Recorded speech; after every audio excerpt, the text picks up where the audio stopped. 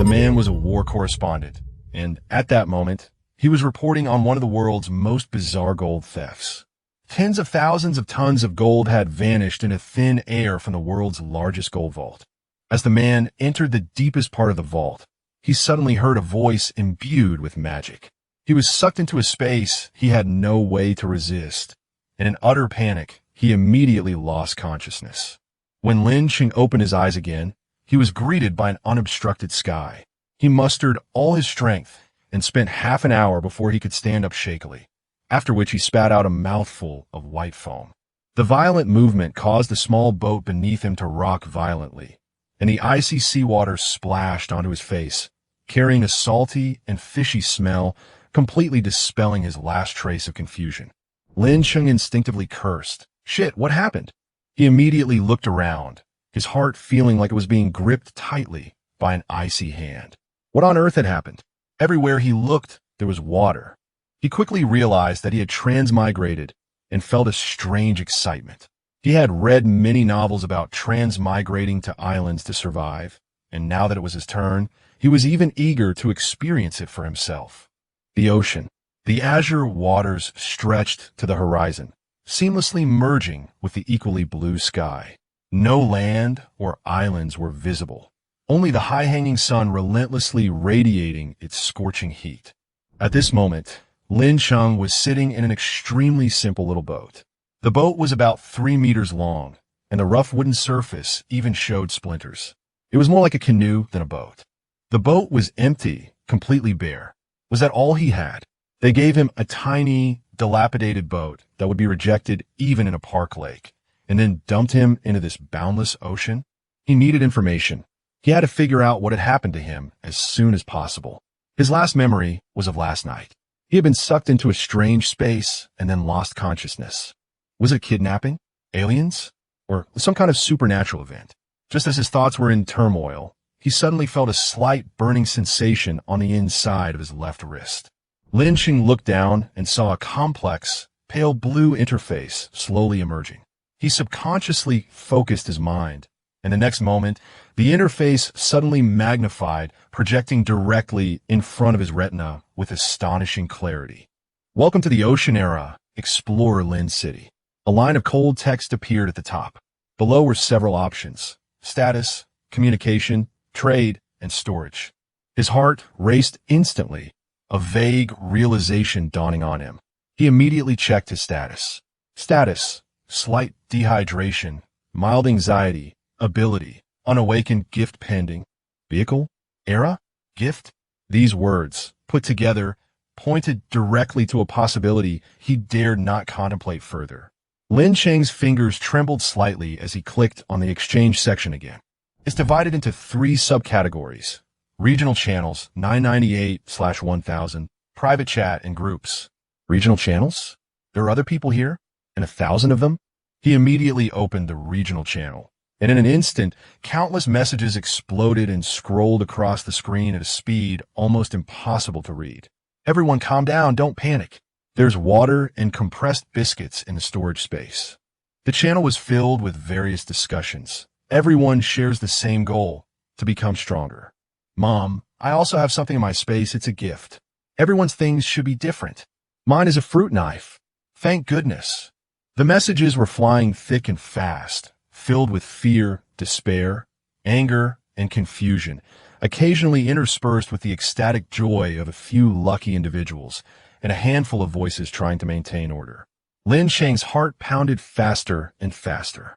He quickly gleaned some key information from the jumbled messages.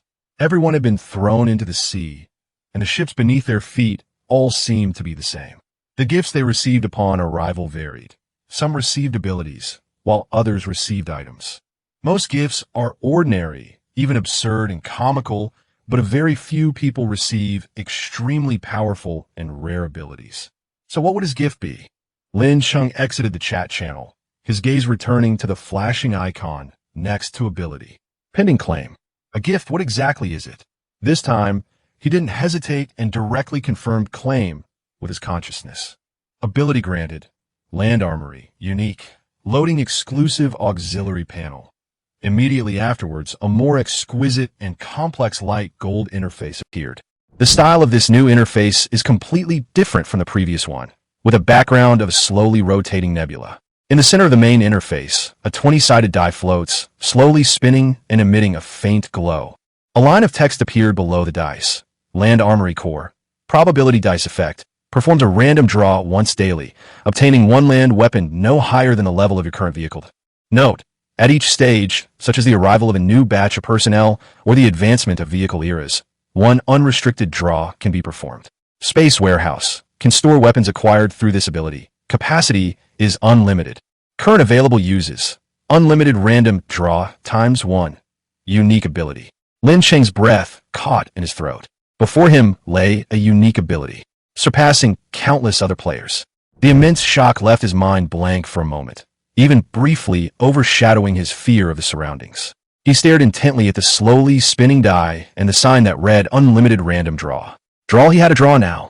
The dice burst into a dazzling light and spun wildly, the numbers on their surface becoming a blurry afterimage, while the nebula in the background swirled rapidly. After a few seconds, the dice gradually slowed down and finally came to a complete stop. Draw complete. Congratulations on obtaining Type 05 155mm self-propelled howitzer, full ammunition and supporting equipment. Before Lin Cheng could react, the warehouse option on the right side of the golden panel lit up. His consciousness almost instinctively probed into it. The next moment, he saw a vast space that defied description. It had no boundaries and was filled with a mist that resembled the glow of a panel. And in the center of the space, a colossal steel beast lay prostrate. The imposing 155mm cannon barrel was slightly raised, its steel body covered in digital camouflage, creating a grotesque contrast with the small wooden boat at Lin Cheng's feet. The Type 05, the world's most advanced self-propelled howitzer, now belongs to him?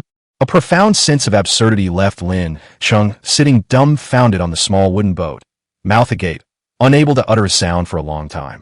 The sea breeze continued to blow, and the small boat continued to rock gently with the waves.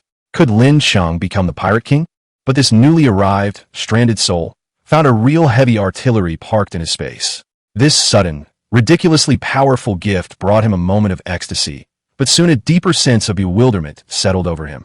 On this unknown ocean, what exactly does this iron lump mean?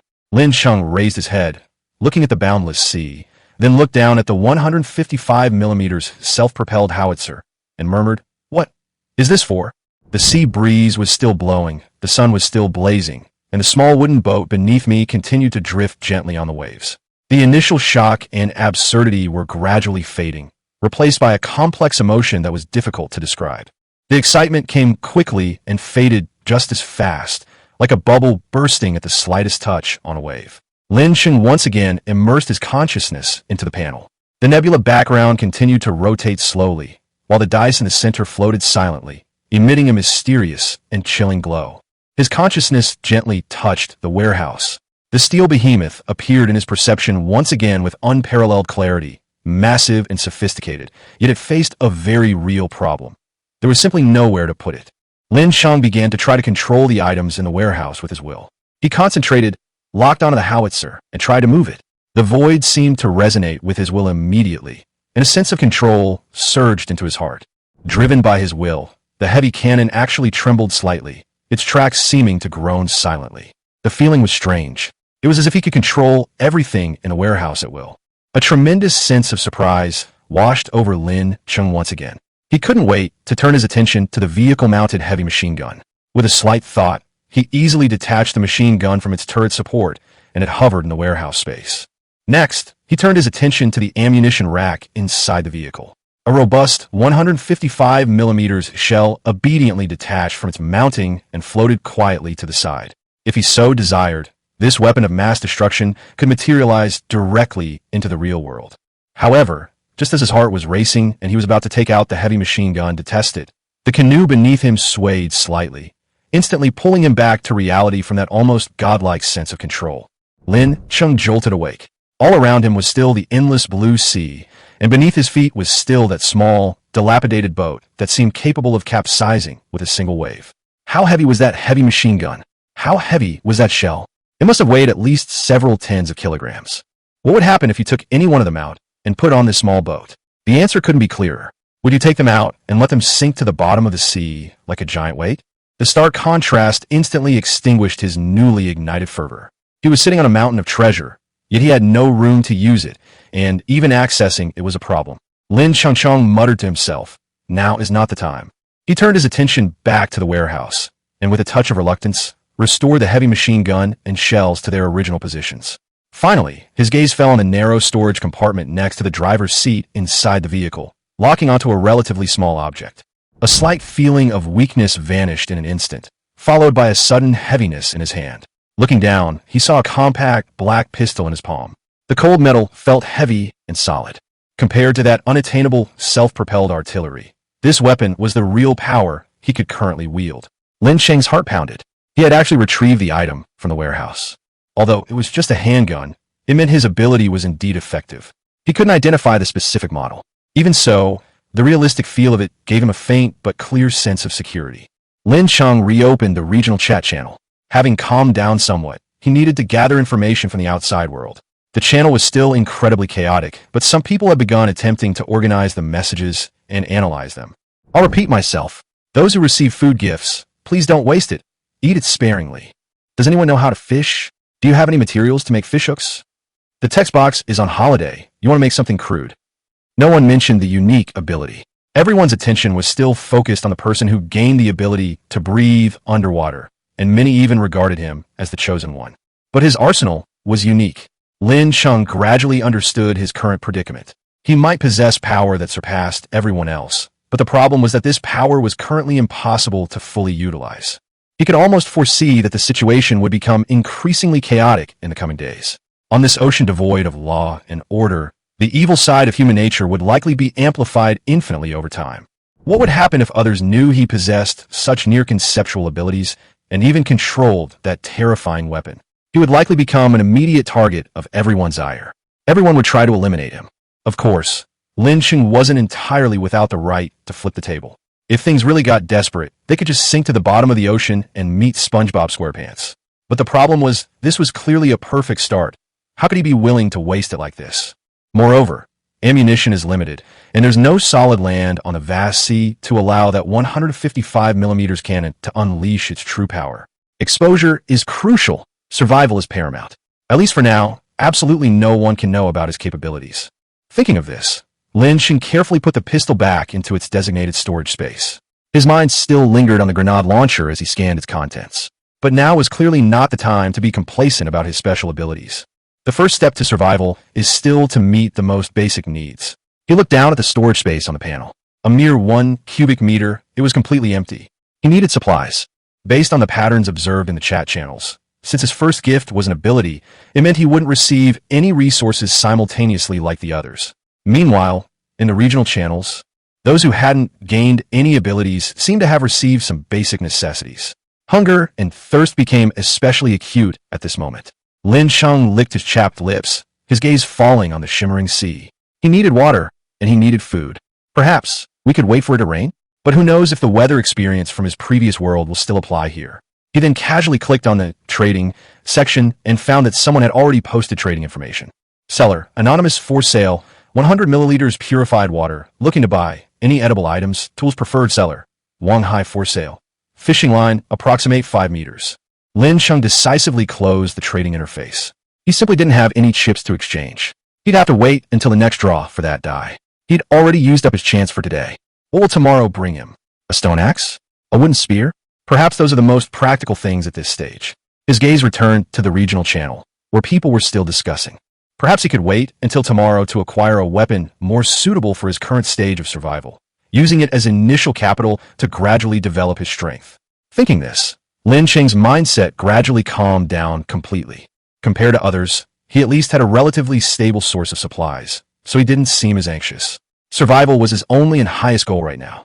The first step to survival is to utilize every available resource, no matter how insignificant it may seem. His gaze returned to the pistol. This pistol was his only readily available immediate fighting force. In this unknown sea, every improvement in self-defense capabilities is crucial. Lin Cheng took out his pistol again. The canoe rocked gently with the waves, making the whole boat quite unstable. In this unknown environment, he at least needed to familiarize himself with his weapon. That way, he wouldn't panic if danger struck. He began to repeatedly grope around, searching for a way to hold the weapon that wouldn't easily slip from his grasp on the swaying boat. Next came the most basic operations: unloading the magazine, loading the magazine, checking the chamber, and switching the safety. He knew almost nothing about firearms and could only learn by trial and error based on vague impressions from movies and television. His movements were clumsy and awkward. Every clanging sound of metal parts striking each other sent shivers down his spine, terrified that he might accidentally discharge the weapon. The consequences of such an accident were unimaginable. "I can't fire live ammunition here," Lin Cheng repeatedly reminded himself. Ammunition was already scarce, and we couldn't afford to waste it. Not to mention, the gunfire might attract monsters, which would only make things worse. Of course, if it attracted a big fish, that would be an unexpected bonus, at least solving the food problem. But what happens after they have food and drink? On this vast ocean, not even a single island can be seen. Too many problems are troubling him, and his thoughts are in turmoil. Ultimately, he simply practiced the grip repeatedly, familiarized himself with the trigger's force, and experienced the sensation of firing, trying to ensure his muscles could react relatively correctly when truly needed.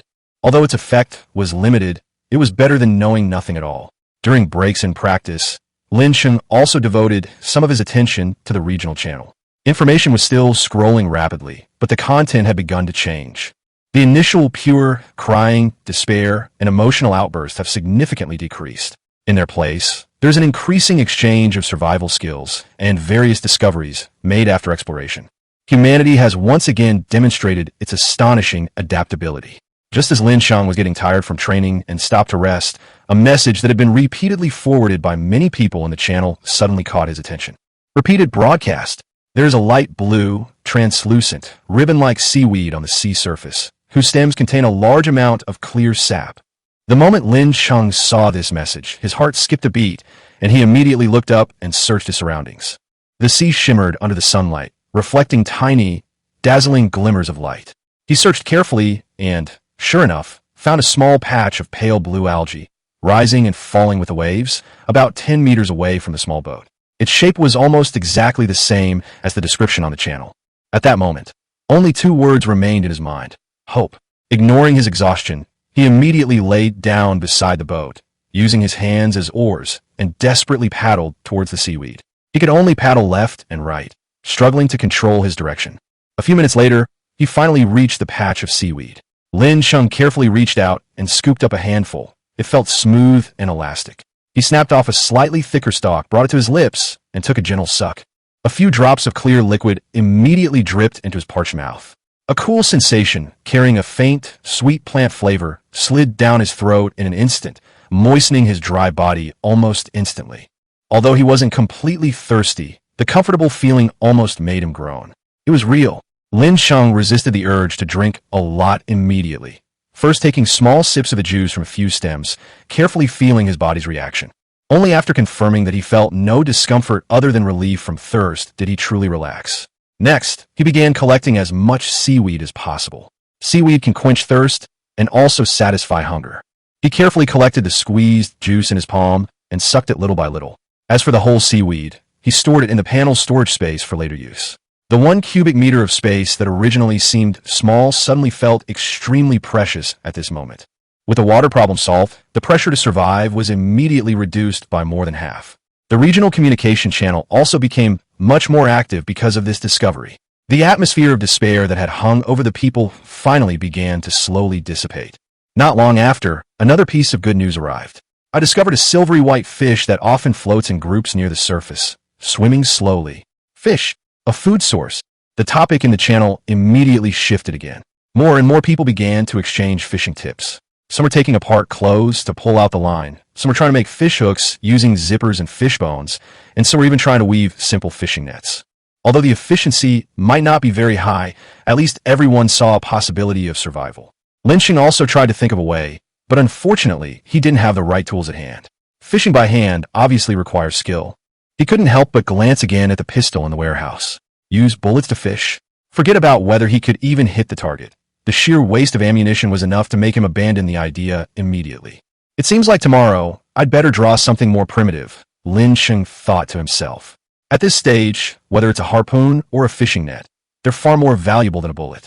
At the same time, a communication atmosphere gradually formed within the regional channels, centered around a small group of people with strong survival skills and a high willingness to organize. A rudimentary form of collaboration built on a strong will to survive had begun to quietly emerge. Lin Cheng spent most of his time quietly observing the screen, trying to absorb every piece of useful information. He saw people showing off their acquired abilities, such as the ability to emit a faint light. He also saw people haggling over food or water. Time passed slowly, and the sun began to set. The sky and the sea were dyed a magnificent orange red. The scorching heat of the day gradually subsided, and the sea breeze finally brought some coolness. This scene inexplicably reminded people of certain scenes in One Piece.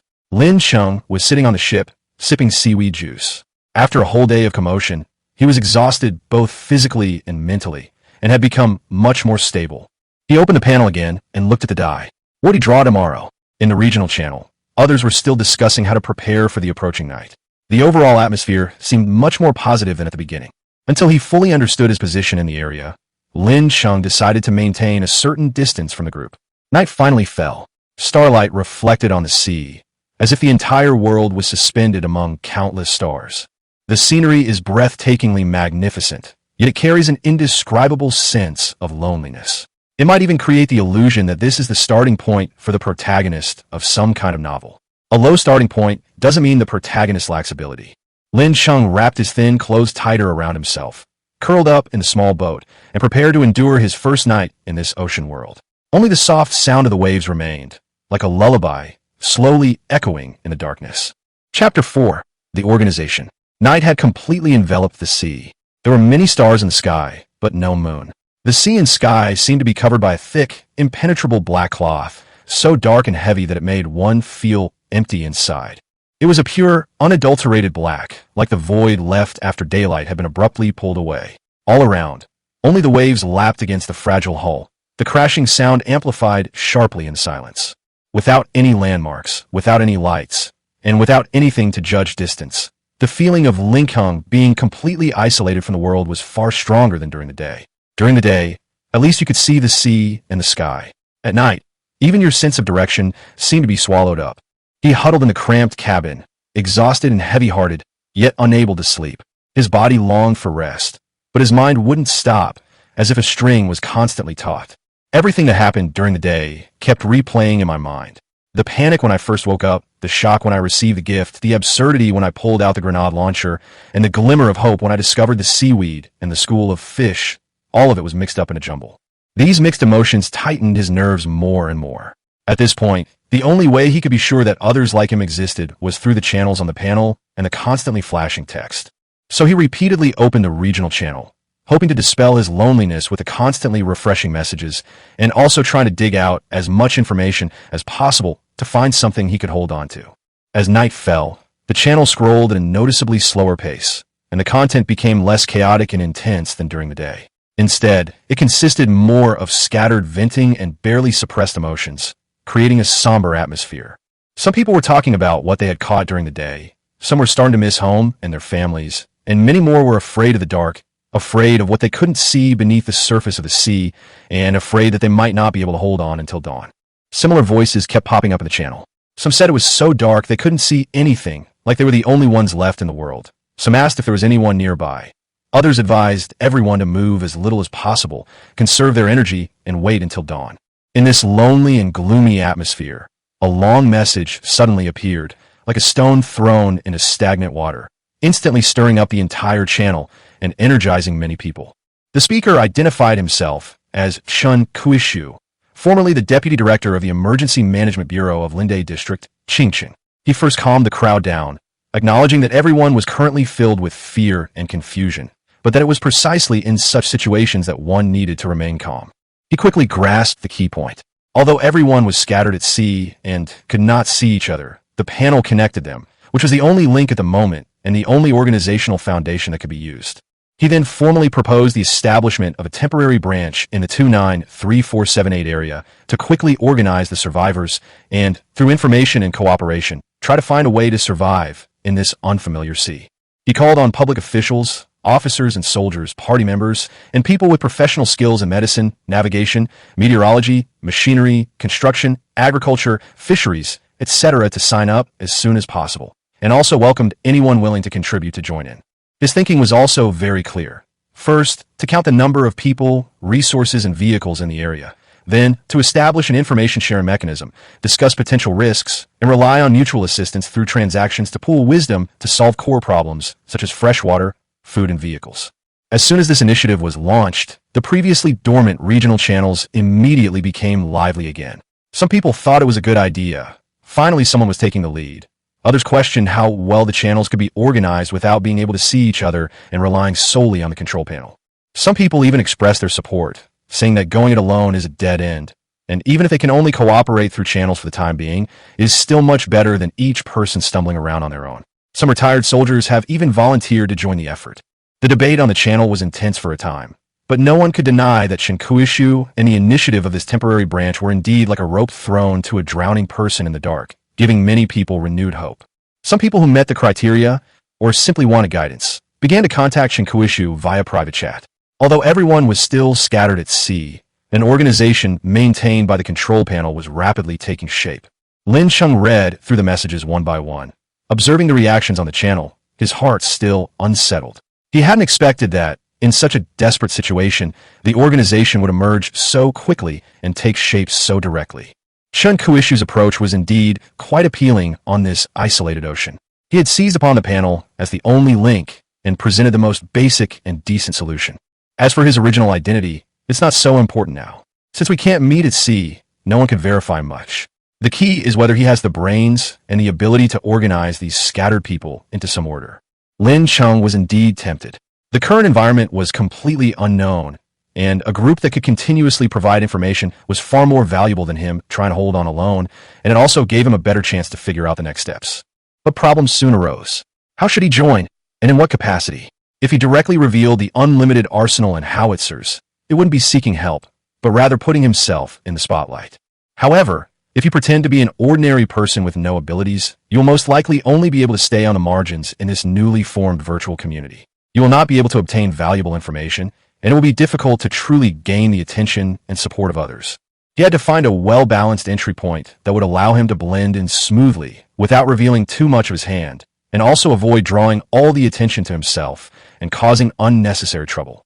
Thinking of this, Lin Cheng's consciousness returned to the corner of the warehouse, where the pistol lay quietly. Compared to a grenade launcher, this thing was much more normal, but in this environment, it was still rare enough and significant enough. At this stage, firearms naturally represent a deterrent force. However, they're not as outrageous as heavy artillery. At least they remain within the realm of human comprehension. People in the channel have already mentioned weapons like axes, so pistols aren't entirely unacceptable. More importantly, when everyone is unable to see each other, the true value of the weapon lies more in the information aspect. As long as the news is released, it is enough to attract attention, but not so exaggerated as to immediately arouse suspicion. Lin Cheng quickly came up with an idea. He could present himself as someone who was lucky enough to get a pistol but didn't know how to use it, and then use the excuse of asking for advice on how to use firearms to make contact with the security team. In this way, he not only demonstrated the valuable assets he had, but also presented his real needs. The whole logic would sound more natural, more authentic, and more likely to be accepted by the temporary branch. Compared to special abilities like underwater breathing or rapid healing, a gun that requires ammunition and training to be truly effective is less conspicuous in long-distance communication, but it's enough to make people take a second look. Moreover, under the guise of learning about firearms, he could also legitimately come into contact with the armed personnel in the group and at the same time observe whether this temporary branch was reliable and worth getting closer to. This move was clearly more prudent than rushing in recklessly. After making up his mind, Lin Cheng did not take action immediately. Instead, he continued to lurk in the channel, silently observing the actions of Shinkuishu and the temporary branch, wanting to see if these people were just making empty promises. Several hours later, Shinkuishu finally announced the preliminary structure of the temporary branch and the names of several corps members, including Chun Weiguo, a retired Marine Corps member who was responsible for compiling security information. Seeing this, Lin Cheng knew the time was almost right. He opened a private chat, found Shinkuishu, and sent him a message he had prepared, expressing his desire to join and his willingness to contribute to the group's survival. In that private chat, he didn't mention the armory or the howitzer. He only said that his initial gift was a pistol with a small amount of ammunition, which might be of some value to the collective in dealing with future threats, but he himself would never use it. He maintained a composed demeanor, frankly admitting he was a novice, possessing the weapons but lacking the knowledge to operate them, which made him feel insecure. He also took the opportunity to suggest that the organization could arrange for Chun Wei-guo or another person knowledgeable in firearms to provide some basic guidance. The message clearly stated its value and addressed a genuine need, without exaggeration or being so subservient as to be virtually invisible. After sending it, Lin Cheng checked it repeatedly to make sure there were no problems before finally letting go. When a message notification popped up, he let out a long breath, but his chest was still pounding. He had already taken his step. Whether he could use it to truly infiltrate the organization depended on the other party's response. He closed the private chat and looked back at the regional channel. The discussion about the temporary branch was still ongoing, and more people were beginning to actively join it. This virtual group, built on the panel, was rapidly expanding its influence. Lin Cheng slowly pulled back to the side of the boat. The loneliness and the darkness hadn't truly dissipated, but within that oppressive feeling, a new layer of anticipation had emerged. He knew he had already cast the mooring line towards that emerging collective. That pistol was his first bargaining chip in getting through that door. To survive, he couldn't rely on himself alone. Even if the organization was currently just virtual, it was the optimal solution for him. Chapter 5. Before the spear could respond, another notification gently rippled through Lin Cheng's consciousness. A thought, it could be extracted, also came from the pale golden panel suspended deep within his consciousness. The words, "Daily random draw available," slowly appeared. Lin Cheng put aside the matter of joining the organization for the time being, because for him, the daily lottery was the only stable way to obtain resources, even if it was always limited by this damned primitive era.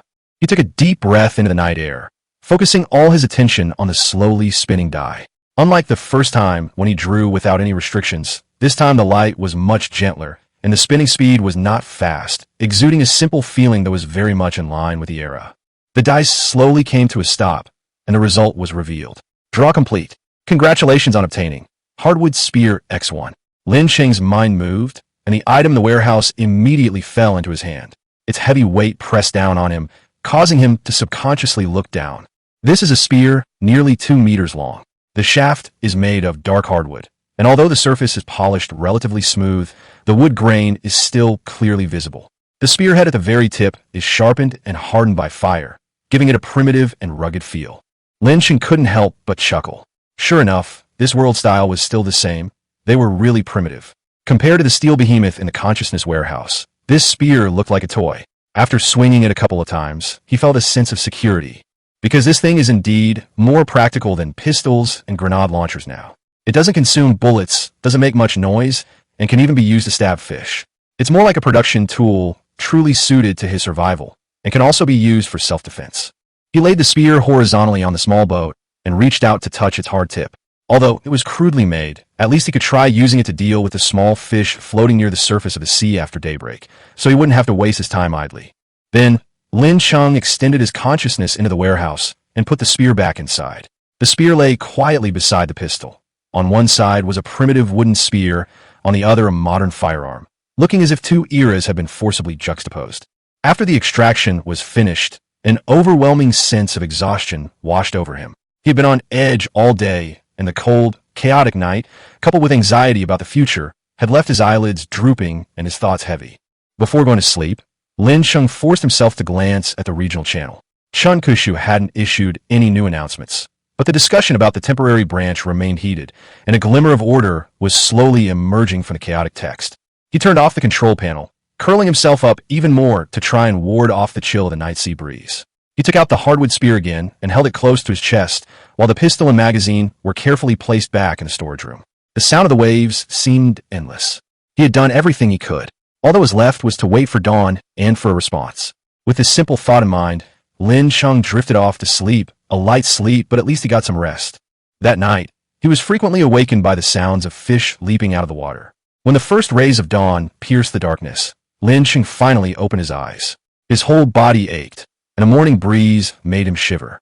He immediately accessed the control panel and quickly saw a private message. The sender was Chun Kuishu, and the time was a little after 4 in the morning. Lin Cheng's drowsiness vanished instantly, and the tension that had been building in his heart tightened once more. The reply was very formal, first confirming that they had received his letter and expressing their welcome for his contributions to the group. After discussion by the temporary branch, it was decided to formally accept him and assign him to the security team. According to the message, Chun Wei-guo would contact him directly and provide him with necessary basic guidance. He was also asked to add Chun Wei-guo as a friend and send his name to the message so that the organization could verify his identity. After reading the entire message, Lin Cheng felt a weight lift from his shoulders. Moreover, he had been assigned to the security team that best suited his current situation.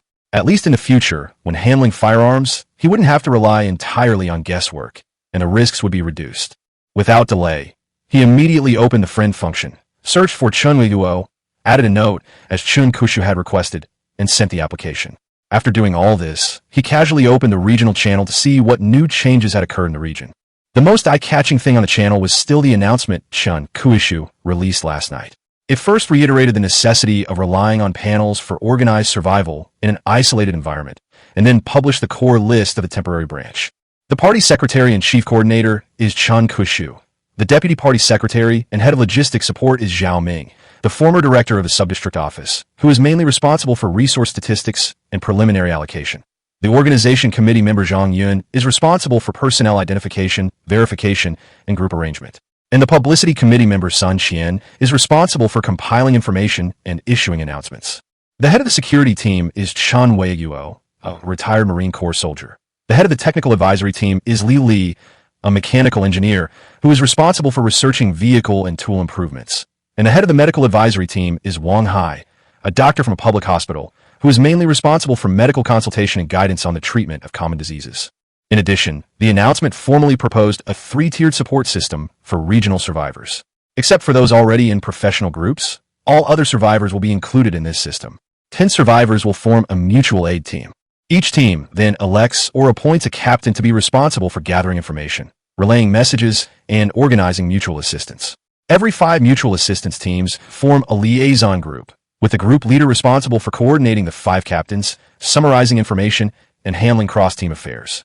All liaison group leaders are directly responsible to the branch committee members. Based on this structure, the branch can theoretically appoint group leaders and team leaders. The announcement also specifically stated the selection criteria for team leaders and group leaders, giving priority to former public officials, party members, people with management experience, and those survivors who have shown positive performance. They also announced the first batch of dozens of team leaders and 6 group leaders, and reiterated the importance of discipline, unity, and information sharing. They also previewed a compilation of survival guides on freshwater collection, food acquisition, and other related topics to be released later. Looking at the entire arrangement, Lin Cheng had to admit that in this desperate situation of starting from almost nothing, this was the best way to unite the scattered individuals as much as possible. The response on the channel was even more enthusiastic than last night. Although there were still a few scattered doubts and questions, the attitude of the vast majority of people had clearly turned positive.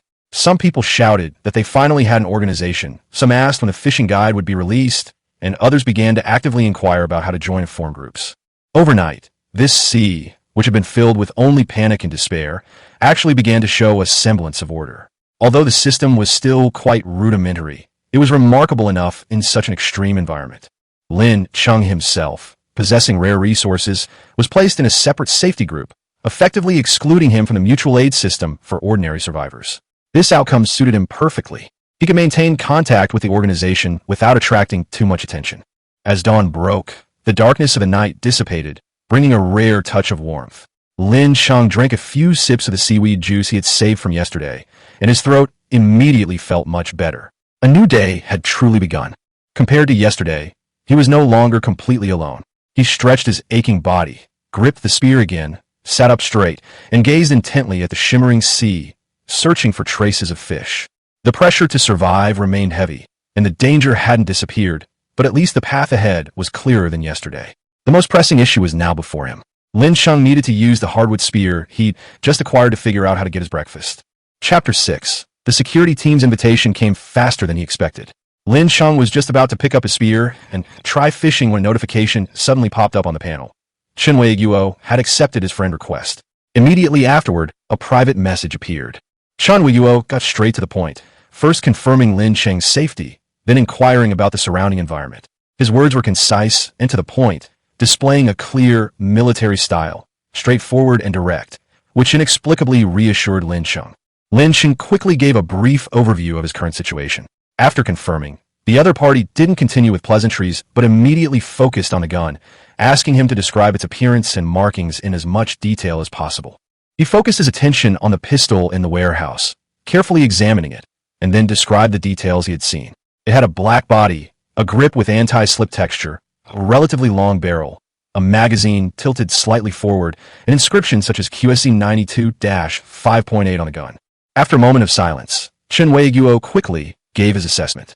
It was a 5.8mm Type 92 pistol, one of the standard issue pistols currently in service. It was semi-automatic with a double-stack, double-feed magazine that held 20 rounds. Its power and practicality were both quite good, making it a very decent weapon. After confirming the model, Chen Weiguo immediately began teaching him the most important lesson. Not how to fire a gun, but safety. Regardless of whether the gun was loaded or not, he must always assume it was already chambered. The muzzle must never be pointed randomly, and safety rules must always be the top priority. As Lin Cheng read, he memorized the key points. Although he was only reading the text through the panel, he could still sense the seriousness in the other person's tone. It wasn't just empty talk. It was the solemnity of someone who had truly dealt with life and death. Next, Chen Weiguo began to teach him step by step how to disassemble the Type 92 pistol. He removed the magazine and then disassembled the slide, barrel, recoil spring, and other components in sequence. The whole process was explained in great detail, and the purpose was clear: to help him understand the structure so that he could easily inspect and maintain it in the future. This was Lin Cheng's first real experience with disassembling a gun. The boat rocked gently, the metal parts were cold and hard, and the springs provided a little resistance, so he was extremely careful with every step. It took him more than 10 minutes to finally disassemble the entire gun. After disassembly, Chen Weiguo had him familiarize himself with the name and function of each component, and then reassemble the gun in the reverse direction.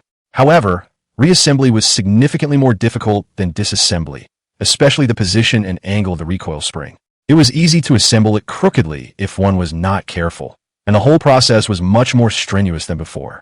Lin Cheng was sweating profusely from the effort, but thankfully he managed to complete the assembly step by following the instructions. With a crisp click, the pistol was finally back to normal. As he reloaded the magazine, a sense of solid accomplishment welled up inside him. Chen Weiguo was fairly satisfied with his progress, but reminded him that whenever conditions allowed, he should practice disassembling and reassembling the parts several times a day. In critical moments, the ability to quickly troubleshoot problems could be the difference between life and death. The conversation then turned to maintenance. Whenever it's taken out for practice, it will inevitably come into contact with moisture. Since there's no professional gun oil available, we can only try to use animal fat as a substitute for now, focusing on rust prevention treatment for the outside of the barrel and the slide rails. Lin Cheng carefully noted down these makeshift methods. Conditions at sea were rudimentary, and many things had to be solved by making do. For him, the question of where to get the grease was also very practical. He needed to find a few fat enough fish as soon as possible. After explaining the maintenance, Chen Weiguo gave him some basic shooting theory. The most suitable positions are mostly seated or kneeling, using the hull of the gun to stabilize the body. When gripping the gun, the wrist should be taut, using stable force to counteract the recoil. As for aiming, the Type 92 uses iron sights. The key is to keep the top of the front sight and the notch level and center it horizontally before pointing this level sight at the target. When pulling the trigger, pre-press the trigger and apply force evenly to ensure a smooth action. The content didn't sound complicated, but it was still somewhat unfamiliar to Lin Cheng. He couldn't say he truly understood much, but at least he had a general idea. Now, he was finally starting to feel a sense of control. After explaining the theory, Chen Weiguo didn't take up any more time, but instead added him to a new internal group. The group was called Regional Temporary Branch, Security Group, Area 293478. Lin Cheng clicked in and saw that there were already more than 20 people in it. The people in the group come from diverse backgrounds, including veterans, security instructors, and outdoor rescue volunteers. Lin Cheng glanced at the members' notes and realized that he seemed to be the only one who actually possessed firearms. After everyone exchanged greetings, Chen Weiguo quickly steered the conversation back to the main topic. The security team's most important task at present is to assess the potential security threats facing the entire region. And the first thing to discuss is the most realistic danger. Some believe the biggest threat currently lies with marine life. Yesterday's small fish were nothing, but no one can guarantee they won't encounter sharks, sailfish, or even more unfamiliar predatory species later on. The disputes and trading traps on the panel could easily escalate into another form of conflict and threat. The group discussion was pragmatic, with no empty talk. Soon, Chen Weiguo began assigning tasks. Some were responsible for compiling unarmed combat and close-quarters defense techniques, others for researching how to make simple weapons and defensive tools, and still others for working with a medical team to compile guidelines for emotional stabilization and conflict communication. As for the identification and response to dangerous marine life, Chen Weiguo personally took the lead, with everyone contributing their expertise. When it was Lin Cheng's turn, the other party didn't rush to assign him complicated tasks, but instead asked him to familiarize himself with the situation and keep the weapons in good working order at all times. Lin Cheng had no objection. Ultimately, his greatest value right now was indeed the deterrent effect of that pistol. These basic organizational tasks were better suited for experienced people. He needed to fill in his own gaps first before he could truly be of help. The internal meeting lasted for nearly an hour. Looking at the professional opinions and operational suggestions constantly flooding the group chat, Lin Cheng's feeling of being adrift at sea alone finally eased somewhat. At least now, he was no longer alone, struggling to cope as he had at the beginning. The discussion temporarily came to a close. He left the group chat and turned his gaze back to the sea before him. Theory, organization, and planning were all important, but for him right now, the most pressing matter was only one thing: to fill his stomach and survive this ordeal. Thinking this, Lin Cheng gripped his spear tightly again, the tip steadily pointing at the occasional flash of silver light underwater. He held his breath, no longer distracted, patiently waiting for his next opportunity to strike. Chapter 7. Live Fire Shooting. The morning light completely dispelled the chill of the night sea, and Shinji began to feel a little hungry. He gripped the spear tightly. Its tip gleamed roughly in the sunlight. Based on the discussions in the channel last night and the experiences shared in the security group this morning, Shinji focused his attention on the small fish that occasionally leaped out of the water. They swim in groups at a slow pace, but are extremely alert, making them quite difficult to catch by hand. He bent down to lower his center of gravity as much as possible to keep the small boat stable, his gaze sweeping across the clear seawater. Soon, a small group of silverfish swam leisurely past the spear. Shinji held his breath, recalling the prediction techniques mentioned by others on the channel. He tensed his arm muscles and slowly inserted the spear into the water. The spearhead was aimed at the fish that was lagging behind in the school. Now, power come from the waist, and the arms thrust forward sharply. Send! The spearhead pierced through the seawater and shot out. The water resistance was much greater than imagined, and the boat's movements were distorted by its rocking. The spearhead grazed the fish's body, only stirring up a small splash. The startled fish scattered instantly and disappeared without a trace. The th attempt failed. Shinji was not discouraged. This was entirely expected. He sheathed his spear, adjusted his breathing, and waited patiently. The school of fish. He knew this was not just about hunting, but also about honing his focus and physical abilities. Over the next half hour, he tried several more times. Sometimes it's an angle deviation, and sometimes it's taking a shot too early or too late. Compared to the geniuses in the channel, Shinji was just an ordinary person. My arms are slightly sore from the continuous exertion. As the school of fish drew nearer, he felt himself enter a state of heightened focus. He ignored the slight rocking of the boat, his eyes fixed only on the chosen target, his body moving almost instinctively. Prick! This time, the feel was completely different. There was a clear sense of resistance at the tip of the spear, followed by a struggling vibration that traveled through the spear's shaft to my palm. It was a success. Shinji felt a surge of joy and quickly lifted the spear out of the water with both arms.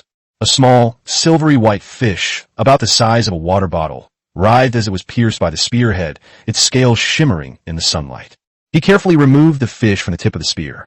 Although it's not large, this is undoubtedly a milestone victory. He obtained his first real protein through his own efforts. He didn't care about anything else and put the raw fish into his mouth, enduring the fishy smell. It has a smooth texture and the taste is definitely not good, but it does effectively relieve hunger after chewing and swallowing. This greatly boosted his confidence. After remembering that feeling, he successfully caught 2 more slightly larger fish. He ate one piece and cleaned the other piece, placing it in the panel storage space for later use.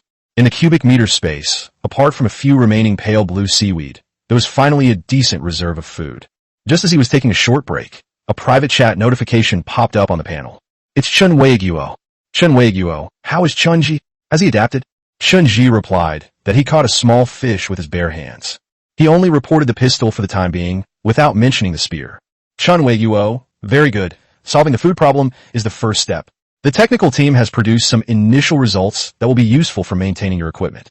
Immediately afterwards, a transaction request popped up. Chen Weiguo initiates a transaction with you. Provided 5 pieces of coarse cloth, 1 simple wooden cleaning rod, 2 bundles of fiber. Required, none. Chen Ji was stunned. Then he chose to accept. A moment later, several items appeared in his storage space. A piece of cloth is made by cutting out a certain type of clothing. The wooden mandrel was carefully whittled with a small wooden stick, and its end was forked. The fiber bundles looked like they were rubbed from seaweed or clothing fibers, barely enough to fit into the barrel of a gun. The items were simple, but they were full of heartfelt sentiment. Then, Chen Weiguo sent a detailed written explanation. A cloth was used to wipe the gun body, and a simple cleaning rod was used to remove gunpowder residue and moisture from inside the barrel. Chen Weiguo, remember, when cleaning, make sure there are no bullets inside the gun. First, use a dry cloth to blot out the moisture several times. Keeping it dry is the most important thing. The technical team is also trying to extract oil from the collected fish. If successful, the rust-preventing effect will be even better. Following the instructions, Chun-Ji disassembled the pistol again and cleaned the inside of the barrel with a cleaning rod. After completing the maintenance, he leaned against the side of the boat, resting while watching the food handling recommendations just released by the regional channel's technical team. The power of the collective is gradually emerging, with various survival skills being rapidly collected and shared. Chen Weiguo, there's another thing I need to tell you. When the branch was compiling information on the personnel, several survivors reported that they had lost control and shouted for help when they first arrived. The duration was not short, but apart from the physical exertion, no dangerous creatures were observed being attracted. Regarding live fire exercises, you can make your own judgment if you feel is necessary.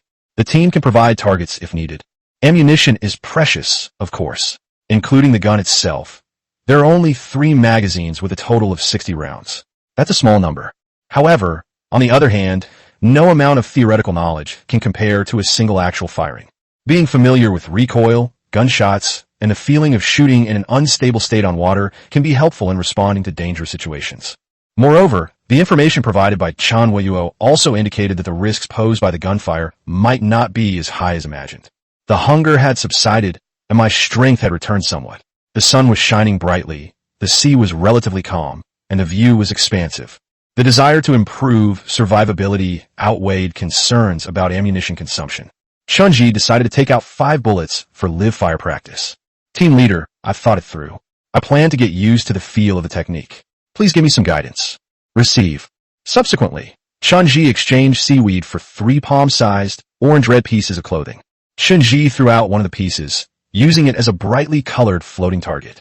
Chun-Ji confirmed once again that the sea was empty. Then, following the instructions Chen Weiguo had given him, he gripped his pistol tightly with both hands on the swaying boat. Keep your breathing steady, keep your wrist taut, and keep your sights level, he muttered to himself as he aimed at the small, orange-red target. Pre-press the trigger with your index finger. Bang! Gunshots rang out on the sea, shaking his eardrums. At the same time, the recoil from his thighs surged upwards, and Chun-Ji clenched his fists tightly. The shot undoubtedly missed, the bullet splashing up small droplets of water nearby. Chun-Ji shook his slightly sore and numb wrist and aimed again. With his second shot, he paid more attention to control, and the muzzle bounced less, resulting in a close miss. On his third shot, he tried to find the rhythm of firing amidst the rocking of the boat, but missed the target. He felt he'd gotten a slight feel for it with the 4th shot. He grasped the technique, and the bullet hit. Chun-Ji threw it even further away. The point was where he had thrown it. He held his breath, tried to ignore the shaking, and focused all his attention on the crosshair and the target. Bang! The bullet whistled out, and the orange-red target exploded with a bang. Another hit. Awesome. A strong sense of excitement welled up in Chun-Ji's heart. Although he only used 5 bullets, this brief practice gave him a direct understanding of the firearm's power, recoil, and the difficulty of shooting at sea. This was far more valuable than mere theoretical discussion, and Chun-Ji immediately reported the results to Chen Weiguo. Chen Weiguo, that's good. Remember the feeling of hitting the target. This exercise should be considered pretty good in military training. Now, clean the firearms immediately, especially the barrels. Chapter 8. Training. The excitement of live fire shooting gradually faded, leaving behind a deep-seated confidence. Those 5 gunshots were not merely the initial mastery of the weapon, but also a declaration. He declared to the ocean that he was not powerless. Feeling the lingering coldness of the metal on his fingertips, He had the energy to turn his gaze to the heavy artillery in the warehouse. Previously, he manipulated warehouse items primarily through mental control, a crude form of grasping. Similar to two invisible, large hands moving directly but not nimbly. He now feels more focused and his senses are sharper. He wanted to explore whether this growth would allow him to break through the initial stage of this simulated human hand. Chunji leaned back on the boat, closed his eyes, and sank his consciousness into the panel warehouse. This time, he didn't rush to move any large items, but instead focused his attention on the fixed pin of the vehicle-mounted heavy machine gun on the turret. Previously, he needed to use his mind to simulate flicking his fingers to operate this, resulting in stiff movements. But now he's changed his mind. He no longer imagined himself having hands, but instead focused his willpower purely into an invisible force, like telekinesis, directly acting on that small, fixed point. With focused intention, it's no longer a clumsy push and pull, but a more direct and essential drive. The fixed pin was smoothly pulled out under his will. It worked. It feels much more amazing than the previous method of simulating a human hand. Chunji's confidence soared, and he continued to try to apply this telekinetic manipulation to other places. He locked onto the machine gun's ammunition belt, no longer grabbing it as a whole, but gently lifting it with an invisible will. Let it meander slowly through the warehouse space, as if carried by flowing water. Chunji could even control the slight rotation of a single bullet. He then turned his attention to a 155mm shell. This time, he was no longer satisfied with simply moving it. Instead, he tried to use his telekinesis to simultaneously sense the temperature of the shell casing and even vaguely perceive the complexity of the fuse structure. He carefully used his telekinesis to envelop the entire projectile, allowing it to float stably. Then he attempted to slowly rotate it, controlling its speed and axis. Precise control is extremely difficult, and the mental energy is consumed like water being released from a dam.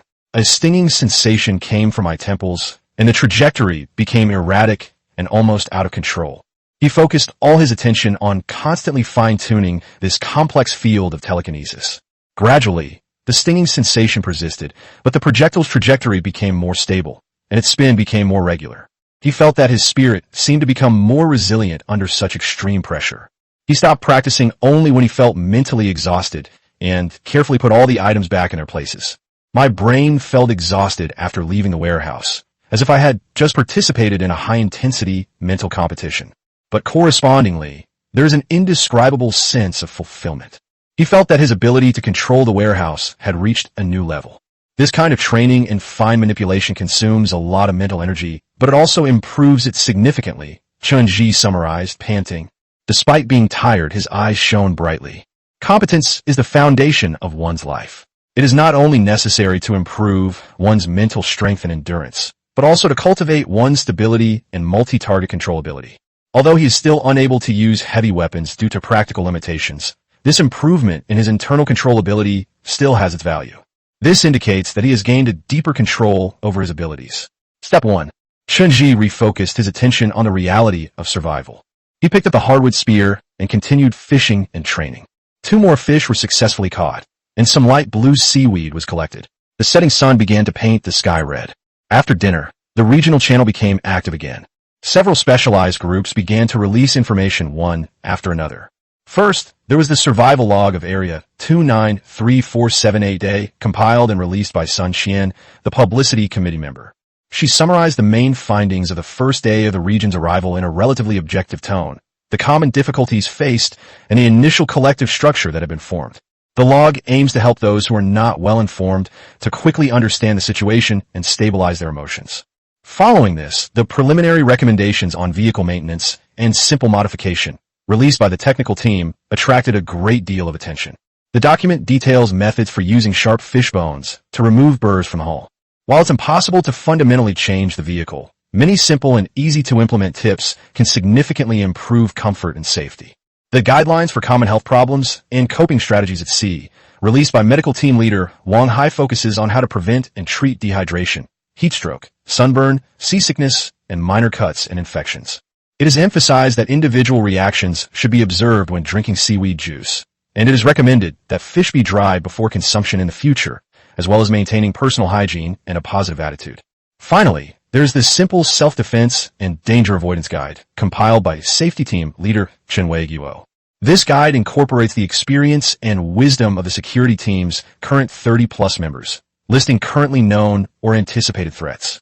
This includes, but is not limited to, the common characteristics and dangers of aggressive fish, venomous jellyfish, and sea snakes. There are also strategies for dealing with severe weather and a reminder to remain vigilant during transactions. Avoid disclosing too much personal information and try to remain restrained in the event of verbal conflicts, coordinating through the team leader or group leader. The descriptions provided by Sun Chong and others on how to effectively counterattack in confined spaces using elbows, knees, and even teeth are very detailed, giving unarmed survivors some means of self-defense. The emergence of this information has given many people who were working alone a sense of support and guidance. The channel was filled with expressions of gratitude to the branch. Amid the release of these professional guidelines, organizing committee member Zhang Yun issued another important announcement. The core message is to encourage all survivors who have not yet joined a mutual aid team to contact each other as soon as possible and complete the team formation. The announcement stated that the information flow of the regional channels will become increasingly complex and important notices may be buried. The three-tiered responsibility system is the lifeline for ensuring information flow, resource coordination, and crisis response. Individuals who fail to integrate into this network in a timely manner will face the risk of information lag and delays. This wave of organization, driven by temporary branches, became powerful. In the channel, many people who were originally observing or used to acting alone also began to connect. A sense of urgency permeates the lines. Chunji glanced at his own security group chat, where they were discussing the newly released guidelines and planning to make further revisions based on feedback. Although his security team was a directly subordinate unit independent of this three-tiered system, he could still sense that this collective was weaving a network with extremely high efficiency. This net may be rough, and it may have various problems, but it is indeed trying to unite. The scattered will to survive into a rope. He had already embedded himself into a node of this network by using the pistol as a stepping stone. Chunji began to think about what to do next. The organization seems to be doing well so far, and his abilities are also, well, let's just say they're being kept secret. Even 1,000 hands wouldn't be able to use all those weapons. Night fell again, but this time, the unease in my heart had lessened considerably. He huddled in the boat, listening to the sound of the waves, preparing to greet the third dawn in this world. Chapter 9, Ripples. When the morning light of the third day shone on Chunji's face, he woke up with a calm mind. The aches and pains in my body have lessened considerably compared to the previous 2 days, and I seem to have begun to adapt to this arduous life of sleeping on a boat and being covered by the sky. He checked. The slight dehydration notification in the status bar on the bottom panel had already disappeared. This is a good omen. He opened the regional channel, ready to gather information as he had the previous 2 days.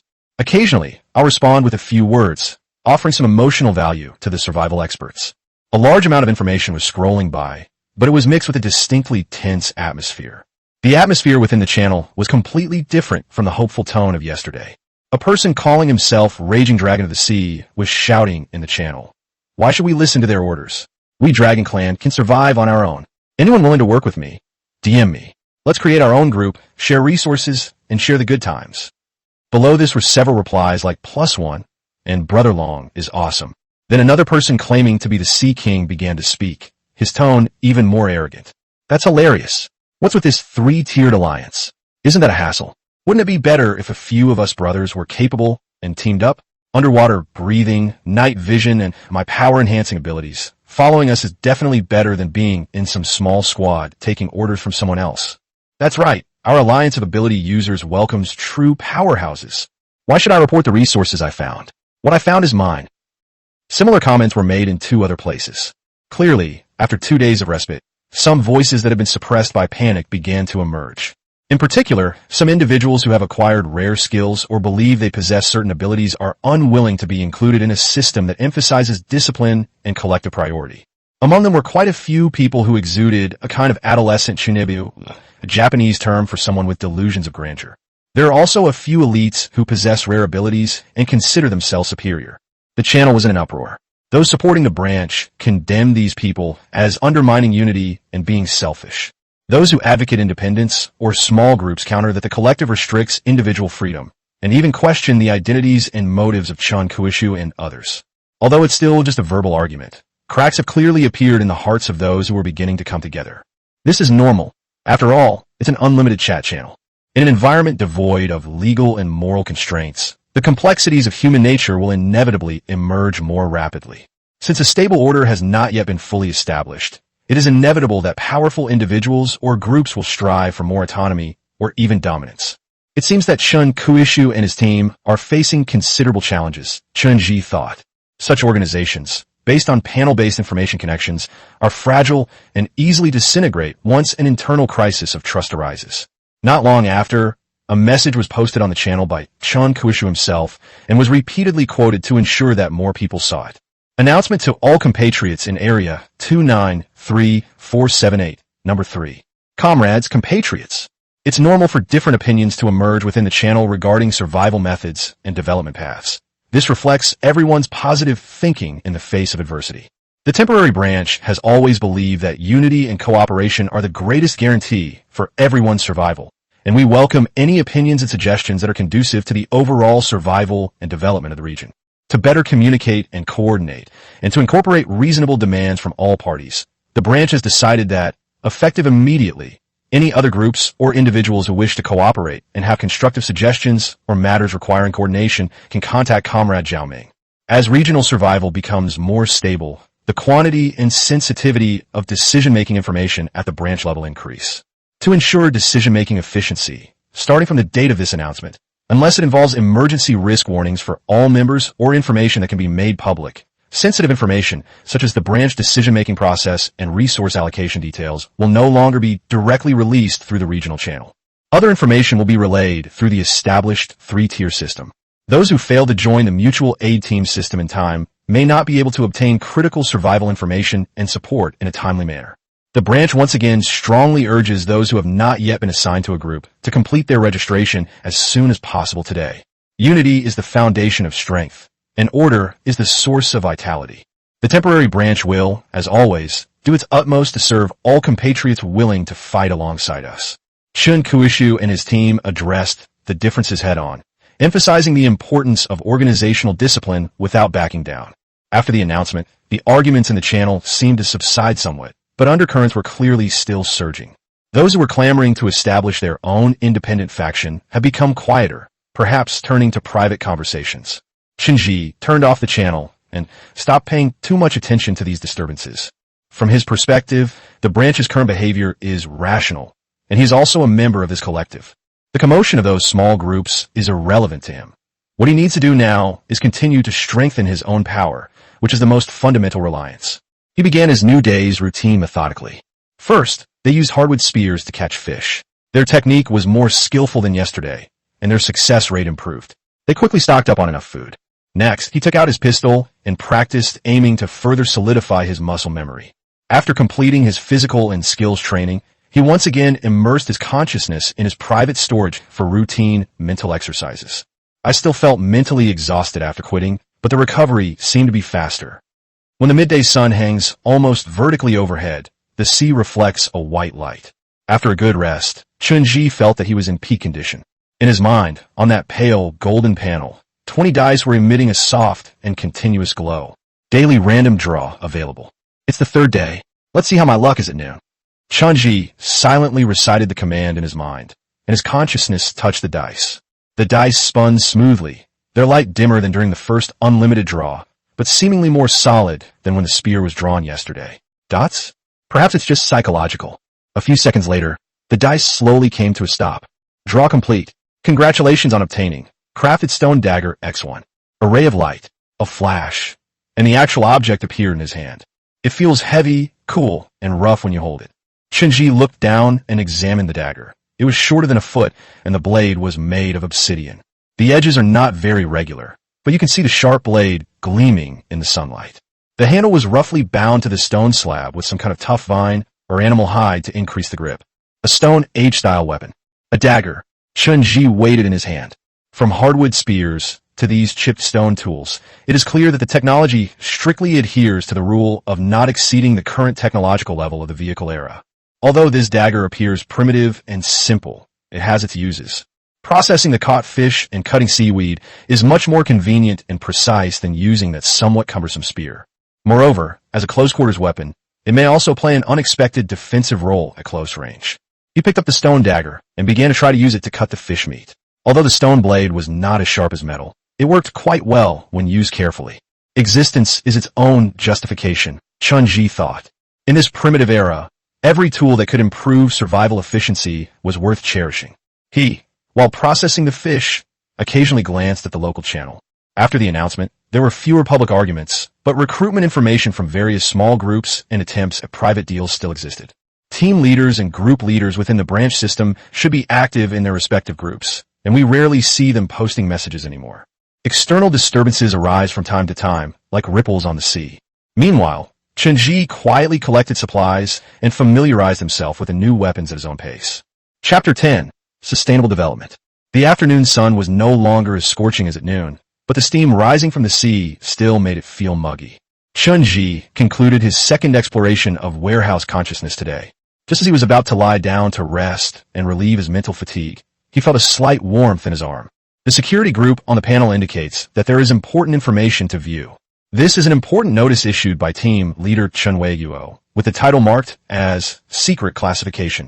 Chun-Ji carefully examined the information. To all directly affiliated groups and liaison groups, the technical group has made a key breakthrough in its research on seagrass, and the relevant technical guidelines are hereby issued. Key Technologies for Sustainable Water Extraction from Light Blue Seaweed, First Edition. The technical team confirmed through multiple observations that this type of seaweed grows in patches.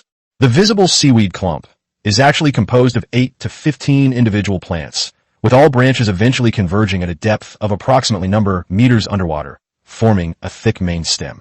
Not all parts of seaweed have drinkable sap. Only the branches floating on the surface are rich in drinkable sap.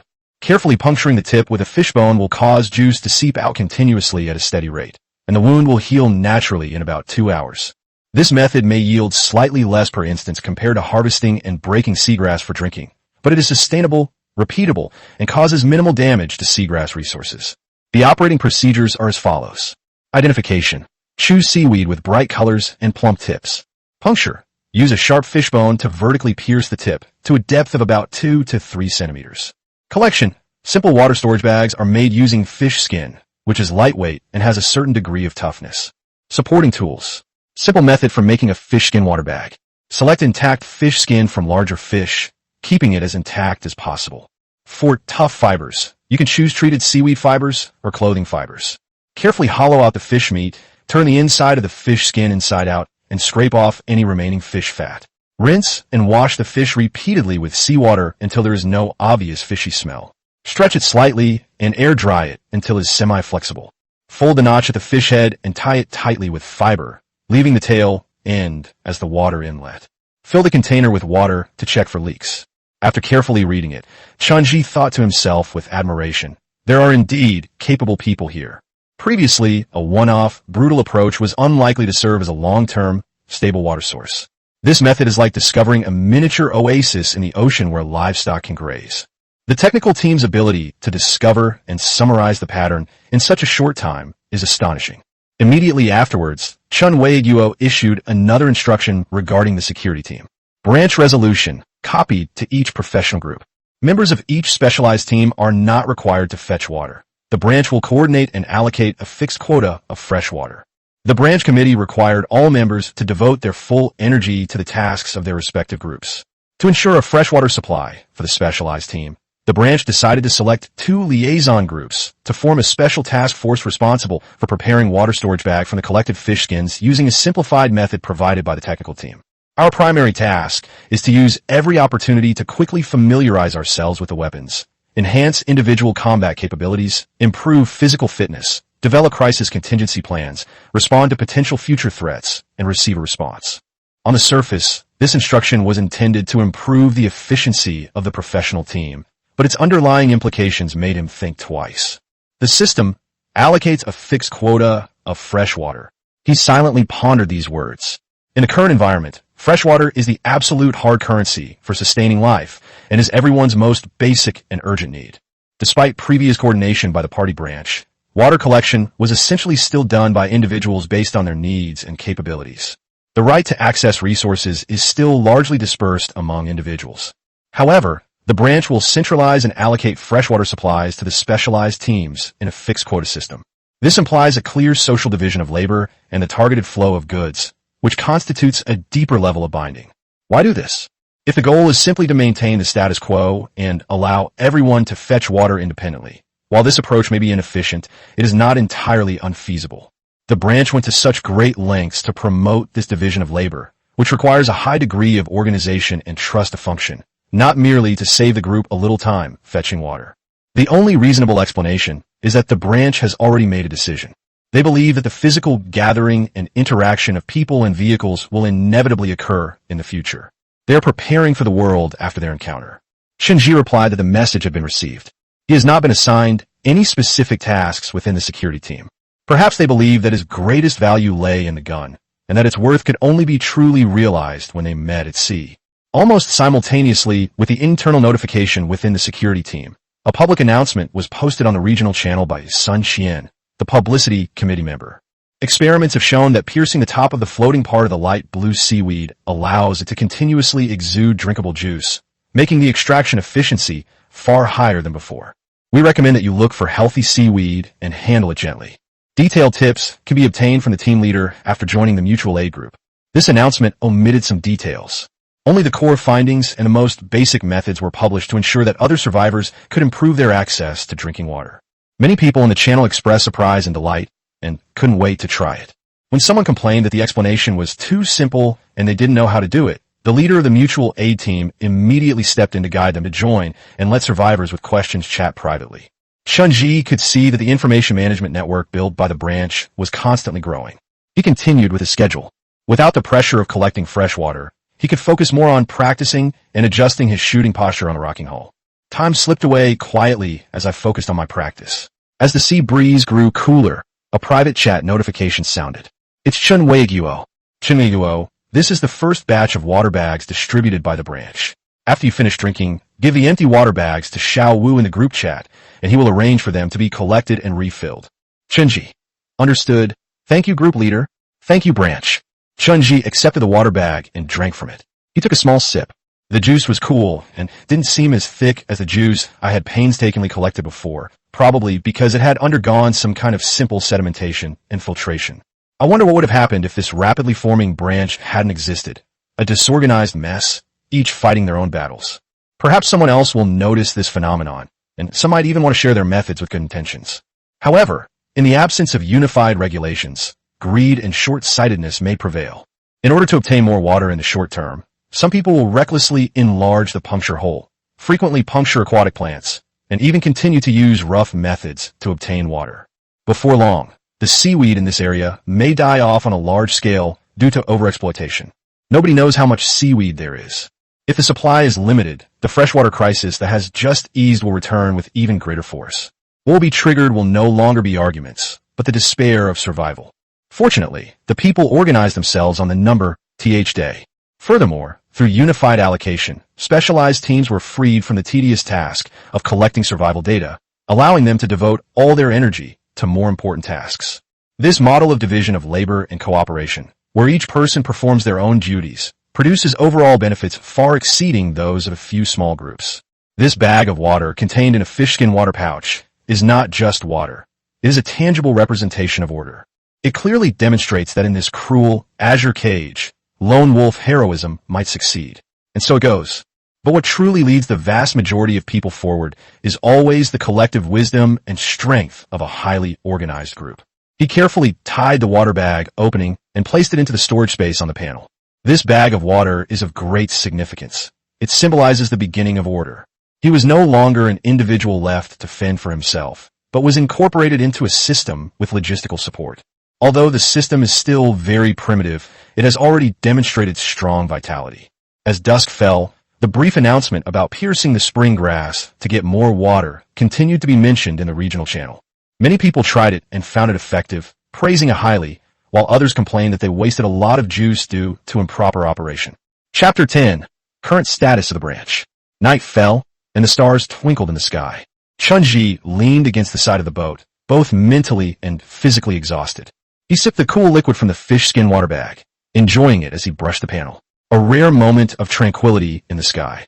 Just as I was watching the latest gossip on the channel, a notification popped up in the branch notice group chat on the panel, indicating that an announcement had been released. Shunji immediately clicked on it. The sender was Sun Qian, the the publicity committee member, and the title was Briefing on the Branch's 3-Day Work Summary and Development Plan, Internal Circulation. The presentation maintained her efficient style. To all comrades in the various professional groups and liaison groups, it has been more than 3 days since we were forced to land in this unfamiliar sea. With the joint efforts of all compatriots, the temporary branch in Area 293478 has initially established an organizational framework from scratch, stabilized basic order, and explored a path to survival. The current situation and future work directions are summarized as follows. Organizational structure and current staffing status as of this evening. Branch and directly affiliated professional groups. The branch committee has a total of 7 members. Logistics support group, leader. Xiaoming currently has 113 members, including a resource statistics group, a materials allocation and transaction coordination group, and a water resources task force. Its main tasks are the statistics and coordination of survival resources and the production and supply of critical materials. Personnel coordination group, leader. Zhangyan currently has 18 members. Includes screening and evaluation team, coordination team, etc., responsible for verifying the information of all applicants and coordinating their placement in mutual aid teams or recommending them to professional groups. Security and protection group, group leader. Chun Wei-Guo currently has 53 members, with the core composition including former active duty military and police personnel and those who have retired within the past 2 years, possessors of offensive weapons, and 47 individuals with special skills and the ability to contribute, plus 6 support personnel. Its main tasks are regional security threat assessment, self-defense skills promotion, and force building. Publicity and information group, group leader. Sun Qian currently has 25 members, including an information collection team and an information organization and analysis team. Its main tasks are information collection and verification, organization and dissemination, and public opinion guidance. Technical advisory group, leader. Lili currently has 58 members. These include professionals from the shipbuilding, handicraft, construction, and manufacturing industries. Its main tasks are to tackle key technical challenges in improving existing vehicles and tools, and to develop survival technologies. Medical advisory group, leader. Wanhai currently consists of 16 members, including former doctors, nurses, pharmacists, and personnel with basic first aid knowledge. Their main tasks are to provide medical consultation, guidance on handling common illnesses, and disseminate health knowledge. Currently, there are 7 liaison groups that have been established and are operating effectively. Among them, groups 1 through 6 are fully staffed, each with 5 mutual aid teams, while Group 7 currently has 2 mutual aid teams. The branch, through its direct, subordinate groups and liaison groups, can effectively mobilize and manage a total of over 600 people. The next key task is to integrate other independent small groups and lone survivors within the region. 2. Core achievements at present. The region has initially established order. The 3-tiered responsibility system has begun to operate, and information channels have been basically opened up. The promotion of sustainable water intake methods and related tools has greatly alleviated regional freshwater pressure and demonstrated the advantages of organization. The release of multiple survival guidelines has improved the overall survival capabilities of the region. Currently, the rate of attrition in our region has slowed down. Today, there were 5 attritions in the region, including 1 attrition within the organization. The current number of survivors in the region is 955. 3. Key tasks for the next stage. Prioritize ensuring a stable supply of basic survival resources. To ensure the preservation and transmission of knowledge, and to prevent the professional knowledge and skills possessed by many comrades from being forgotten, the information group will take the lead, with the cooperation of all directly affiliated groups and liaison groups, to register all professional talents, effective immediately. We should quickly put the key knowledge, experience, and technology we have acquired into written form and store them on the panel in a categorized and grouped manner, so as to do our best to preserve the last legacy left to us by civilized society. The security team continued to strengthen individual combat training, improve defense guidelines, and explore squad tactical coordination plans under the assumption of future rendezvous. The logistics team continues to optimize freshwater production and distribution processes and explore methods for large-scale acquisition and storage of fish and salt. The technical team focused on developing solutions for vehicle reinforcement and expansion and explored the feasibility of using simplified sails, oars, and rudders. The medical team continued to improve the disease prevention and control system and began collecting information on available herbal remedies. The information team strengthened information collection and analysis and closely monitored the movements of unassigned personnel and abnormalities in the regional environment. Each liaison group is making every effort to maintain stability within its group, ensure smooth communication, organize members to study the various survival tips that have been published, and ensure that every member masters them. They are also making every effort to stockpile survival supplies to cope with any possible difficult times. Comrades, compatriots, we are moving from a chaotic period of survival to a new era of orderly development. The road ahead will undoubtedly be fraught with difficulties, but as long as we unite, pool our resources, and preserve our wisdom, we will surely carve out our own path to survival on this blue sky. Branch Committee, a group consisting of more than 60% of the survivors. It is almost a miracle that such a large-scale and well-organized organization could be carried out in just 3 days under extreme conditions of physical isolation. Knowledge Retention Plan. Chunji's gaze lingered on this section the longest. Practical knowledge about ships, machinery, and medicine is indeed a more valuable asset than any rare item on this vast ocean. Systematically organizing and preserving this information is the most important insurance for the long-term survival of the entire region. A strong sense of belonging flowed through everyone's hearts. They were no longer the panicked, disoriented victims they initially were, but had become a collective with a common goal. Individual strength is indeed as insignificant as dust in the face of nature. But when I think about the more than 600 people like myself, each doing their part for the same goal, an indescribable sense of power arises spontaneously. Humans are ultimately social animals. Organization and cooperation are survival traits deeply ingrained in our genes. The confidence and belief given by the group are irreplaceable. Chunji carefully put away the empty water bag, preparing to hand it over to Xiao Wu, the duty officer, the next day. He gripped the stone dagger tightly again and began practicing the most basic chopping, stabbing, and slashing movements by the starlight. As night deepened, after completing his final set of exercises, he curled up and fell asleep. In his dream, he was no longer adrift in solitude, but rather 1,000 sails racing, converging into an unstoppable torrent. Chapter 12. A Major Discovery. I opened my eyes, and the sky was the familiar azure blue. The rocking of the small boat beneath me was no longer unsettling. Chunji did not get up immediately, but lay quietly for a few seconds to feel his body's condition. My muscles are still a little sore, but that's a normal reaction after exercise. I am now mentally clear-headed, and I have recovered from yesterday's mental exhaustion. A new sky, Chunji murmured to himself. He sat up, and the first thing he did was to immerse his consciousness in the panel. The nebula background remains deep and dark, while the 20-sided die in the center emits a soft and continuous light, awaiting its mission. Daily random draw available. It's the 4th day, Chunji thought to himself, his consciousness gently touching the dice. The dice moved in response to the command, their lights swirling with a familiar rhythm. He no longer harbors unrealistic expectations for each draw, as he did at the beginning, and accepts the random nature of the game with a contented attitude of being content with modest gains. The dice slowly came to a stop. Draw complete.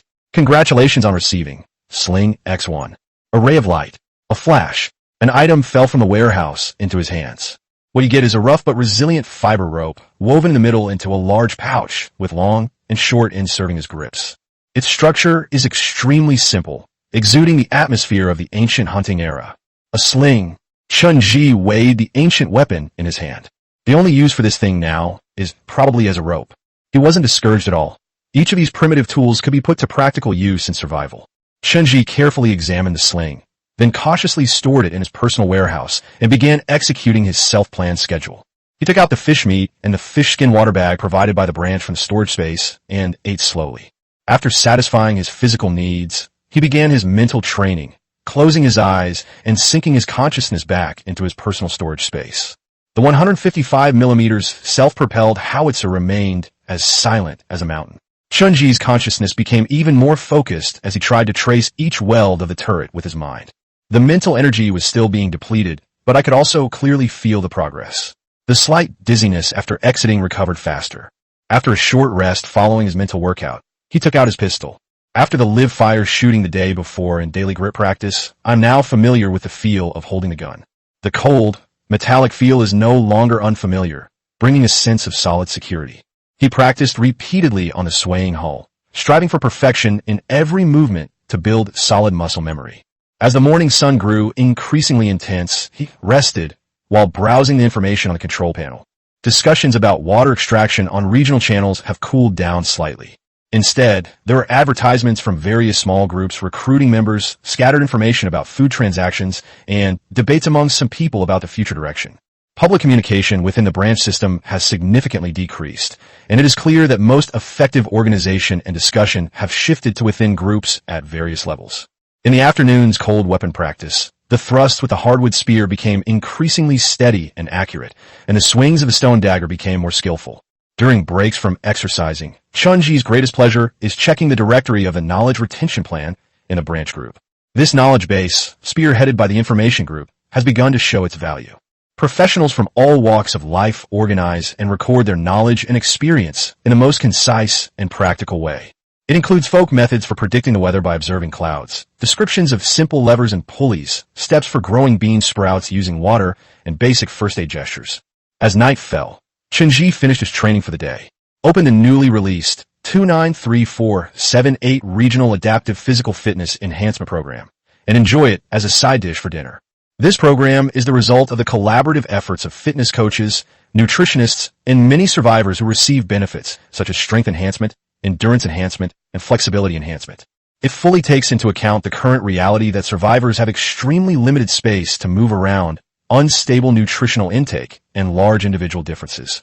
The core of the program lies in using one's own body weight and environment for training. The focus is on enhancing core strength, balance, and flexibility to adapt to life floating at sea.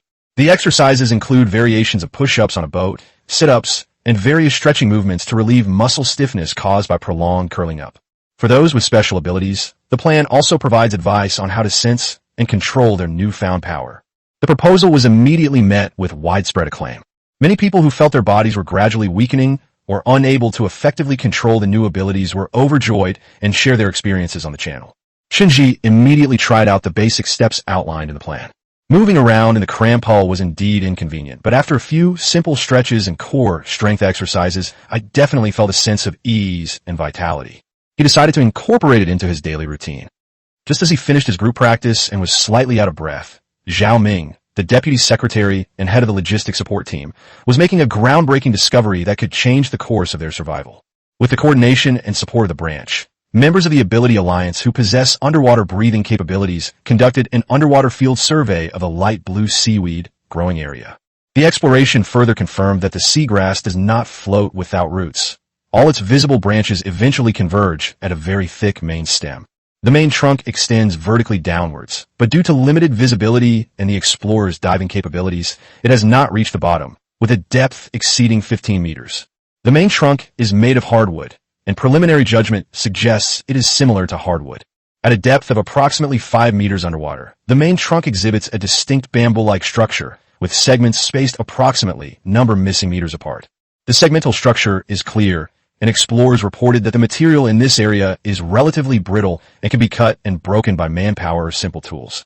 Zhao Ming acted decisively and obtained a small number of segment sample from the Alliance of Ability users through a transaction. According to the initial inspection by the technical team, the segment is hollow, with tough walls and buoyancy. It has excellent physical properties and is easy to cut, grind, and drill. It can be used to reinforce existing canoes, make spear shafts, oars or rudders, or even build a framework for small rafts. Zhao Ming was keenly aware of the significance of this discovery. This main channel could become another key strategic resource for the region, following sustainable freshwater. This is like opening a door to vehicle upgrades for them, who are currently stuck in canoes. If previous guidelines and knowledge represented the enhancement of soft power, then this discovery provides a realistic basis for the potential enhancement of hard power. In the most basic application, binding several sections of this material together on both sides can significantly increase stability and load-bearing capacity. How much would sailing efficiency improve if we could make real oars instead of paddling by hand? Perhaps the day when people meet on the sea is just around the corner. However, its underwater depth and the difficulty of data collection also pose certain challenges to the capabilities of existing vehicles and personnel. The branch committee immediately instructed the technical team to begin researching safe and efficient data collection methods and exploring processing and application technologies. The logistics team began assessing the possibility in terms of further cooperation with external groups such as the Alliance of Capables regarding these resources. Zhao Ming looked down into the deep sea. Beneath that seemingly calm sea surface lies not only the freshwater resources essential for survival, but also the bamboo that holds the promise of transforming vehicles. This sea area seems to be gradually revealing its hidden rules to them. Chapter 13. Meat and Salt. There was no jarring alarm clock, no urban hustle and bustle, only the gentle rhythm of the waves lapping against the hull.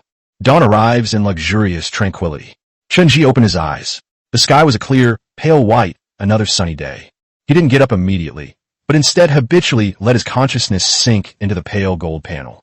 Daily random draw available. Chunji remained calm and undisturbed as his consciousness touched the dice. Draw complete. Congratulations on receiving Hardwood Spear X1. And then a long, hardwood spear appeared in his hand, almost identical to the one from before. It seems that randomness also has its preferences, he muttered to himself, but he wasn't too disappointed. More spears, perhaps they'll come in handy in the future. You can never have too many resources. Chunji plans to try a few more times, and then try anonymous transactions in a few days. Unfortunately, what was reported at the time was only a pistol. Now he has several weapons, but can't bring them out. After tidying up, he prepared, as usual, to check the regional channels and group messages before starting breakfast and training. When he opened the branch communication group and security group chat, he found them bustling with activity. The source was information released by Li, the head of the technical advisory group, in the early morning. Good news! Thanks to the continuous efforts of the technical team, including experienced weaving workers, fishing enthusiasts, and former fishery professionals, the first experimental, small hand-thrown fishing net was successfully made last night by weaving together dismantled clothing fibers and tough seaweed fibers. Preliminary tests show that its mesh size, structural strength, and casting performance all meet design expectations, far exceeding the efficiency of hand-catch fishing. Very good. Ox. The food problem is solved. The branch communication group was filled with jubilation. More detailed follow-up announcements were released this morning by Propaganda Committee member Sun Qian in the branch notice group. In order to quickly transform the results of hand-thrown fishing nets into overall regional survival capabilities, the branch resolution is as follows. A special task force for the production of fishing nets was established, headed by Comrade Li from the technical team. It has a materials processing team responsible for dismantling clothing fibers and collecting and pre-treating seaweed fibers. The weaving team consists of skilled workers who have mastered weaving techniques and are responsible for weaving the key parts of the net. The assembly team is responsible for reinforcing the net edges, installing the fishbone counterweight, and weaving the rope. By adopting an assembly line operation mode, production can be expanded and overall production efficiency can be maximized. The produced fishing nets are distributed to each liaison group first, and each liaison group leader is responsible for selecting mutual aid teams with fishing experience or strong learning ability within their group to form fishing teams to be responsible for fishing operations. The catch was distributed within the group and then proportionally submitted to the branch's logistics group for allocation. The era of individuals relying on spears to catch fish is about to be replaced by organized, efficient collective fishing. Chunji received a private message from Duty Officer Xiao Wu on his dashboard. Comrade Chunji, the branch supplies for today have been distributed. Please check them. A transaction request popped up. After Chunji confirmed it, several cleaned, silvery white sea fish and a large container of water in a fishskin water bag appeared in his storage space. The fish was noticeably plumper and had more water content than the ones he caught himself. This means that from today onwards, all members of the directly affiliated professional teams are completely freed from the task of searching for food and water. The branch provides logistical support for professional talents through its efficient organizational capabilities. This allows them to focus wholeheartedly on their respective professional tasks. Chunji felt somewhat unworthy of the title. Compared to those professionals who were actually producing results, he seemed rather incompetent. Whether it's military training, technological development, information processing, or medical research. He could only console himself that his current abilities weren't very useful yet, and he'd deal with them after he leveled up.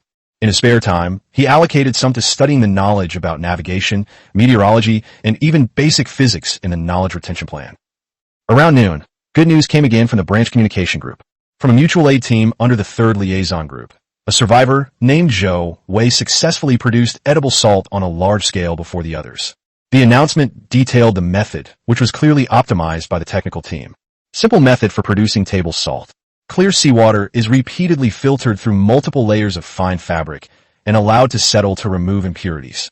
Sprinkle small amounts of filtered, clean seawater onto the surface of the unfolded dark-colored clothing several times, and then expose it to sunlight. After the moisture evaporates, Carefully scrape off the white crystals that have formed on the surface of the clothing. These are coarse salt grains containing impurities. The coarse salt particles are then added back into a small amount of filtered and precipitated clean seawater to form a saturated solution. Place this saturated solution in a flat container and expose it to sunlight again. High-purity edible salt will precipitate out from the bottom. The announcement stated that Comrade Zhou Wei obtained a small number of finished products after 4 days of work. He did not keep it to himself, but reported it to the branch through the team leader and liaison group as soon as possible. After confirming the effectiveness of the method, the branch's technical team immediately decided to promote it throughout the region. Salt. It not only adds flavor and stimulates appetite, but more importantly, it replenishes sodium ions lost through sweat and maintains electrolyte balance. The channel was filled with gratitude and praise for Zhou Wei, as well as excitement about his salt-making attempt. With abundant food and a stable supply of fresh water, there is now even hope for salt production. A sense of living, rather than merely surviving, began to sprout in the hearts of many. Shenji also felt genuine joy. Once the most basic needs for survival were overcome by collective effort, the spark of human civilization began to shine tenaciously anew. These seemingly small advances, when accumulated, form the cornerstone of civilization's reconstruction. In the afternoon, as the sun began to set in the west, a cool breeze brought a touch of coolness. The branch issued provisional measures regarding rewards and punishments. It is clearly intended to encourage more people to contribute their wisdom and strength. However, a large-scale trading system has not yet been established, and rewards and punishments can only be based on moral incentives and records. The rewards are divided into 3 levels. Recognition. Those who excel in information sharing, mutual assistance, and cooperation will be commended and recorded in the internal notices of each group and liaison group. Recognition. For those who make significant contributions, such as providing effective survival skills, discovering important resources, or performing excellently in group tasks, a commendation order will be issued at the branch level. The regional channel will be notified, and a small amount of extra materials will be given as an incentive. Recognition of merits. Those who make significant contributions, such as the development of fishing nets in the technical group or the compilation of defense guidelines in the security group, will be recognized by the branch, recorded in the regional survival log, and given priority consideration in future resource allocation. The punishment is also divided into 3 levels. Criticism. For minor violations of collective rules, spreading negative remarks, etc., internal criticism and education will be conducted and corrections will be required. Warning. For more serious violations, such as repeated violations, malicious attacks on others within the channel, or undermining of team unity, a regional channel notice will be issued as a warning, and resource allocation or trading qualifications may be temporarily restricted as appropriate.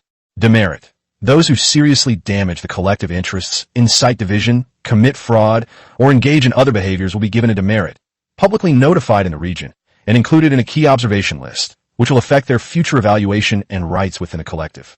The announcement also specifically emphasized that the measures are retroactive. The branch will evaluate individuals who selflessly shared crucial survival information on the regional channel on date, such as the first discovery of drinkable light blue seaweed and the discovery of edible silvery white fish. Their contributions at the time were recognized and praised, and their deeds were recorded in the regional survival log. The purpose of the rewards and punishments measures is to tell everyone what is encouraged and what is prohibited in this new group. Contributions will be remembered, and mistakes must be punished. It's not just a management necessity, but also the shaping of a set of values. Chapter 14. Attrition. Daily random draw available. Chunji's body and mind have gradually become accustomed to the rhythm of this azure sky. He habitually checked his physical condition first. After confirming that he felt no discomfort, he focused his attention on the control panel. Chunji's mind stirred slightly, and he touched the dice. Draw complete. Congratulations on obtaining hardwood round shield. A round shield, about half a meter in diameter, made of thick hardwood and with rough animal hide wrapped around its edges, appeared in his hand from the warehouse. The shield is plain, without any ornate decorations, and has ____ handguards on the back. A shield. Chunji weighed it in his hand. It was quite heavy, giving him a sense of solid protection. His arsenal gradually expanded, featuring defensive wooden shields. He swung it a few times, feeling the weight and balance of the shield, before putting it back into his personal storage. A sturdy shield is more valuable than an offensive weapon in the face of conflict. As usual, he first browsed the regional channels and group messages to get an idea of what was happening in the area overnight. However, the control panel channel seemed to be shrouded in a shadow this morning. What first caught his attention was a short announcement posted by Sun Qian, the propaganda committee member, in a somber tone. After verification from multiple sources, it has been confirmed that 16 survivors in our area 293478 committed suicide together in the early hours of this night. Here, the temporary branch expresses its deepest condolences and once again strongly appeals to all compatriots to cheer up, integrate into the group, and overcome the difficulties together. The channel was filled with complex emotions. There was shock, fear, confusion, and also a sense of sorrow, like the saying the rabbit mourns the fox's death. Why? We're already able to survive, and there's more food. I was in that small group before, and several people in it said they couldn't see any hope. I know one of them. He even said before that he could go home once he built the sailboat. A sense of sorrow, a feeling of loss for one's own kind, enveloped Chunji. Perhaps, driven by hunger and thirst, the instinct for survival might overwhelm them when struggling on the brink of death. Sure. But once the most basic survival needs are barely met, one's mind has the capacity to contemplate deeper and more terrifying questions.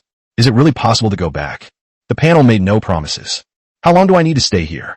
Feeling the swaying, narrow canoe beneath my feet, I thought about the storms and endless seas I might face in the future.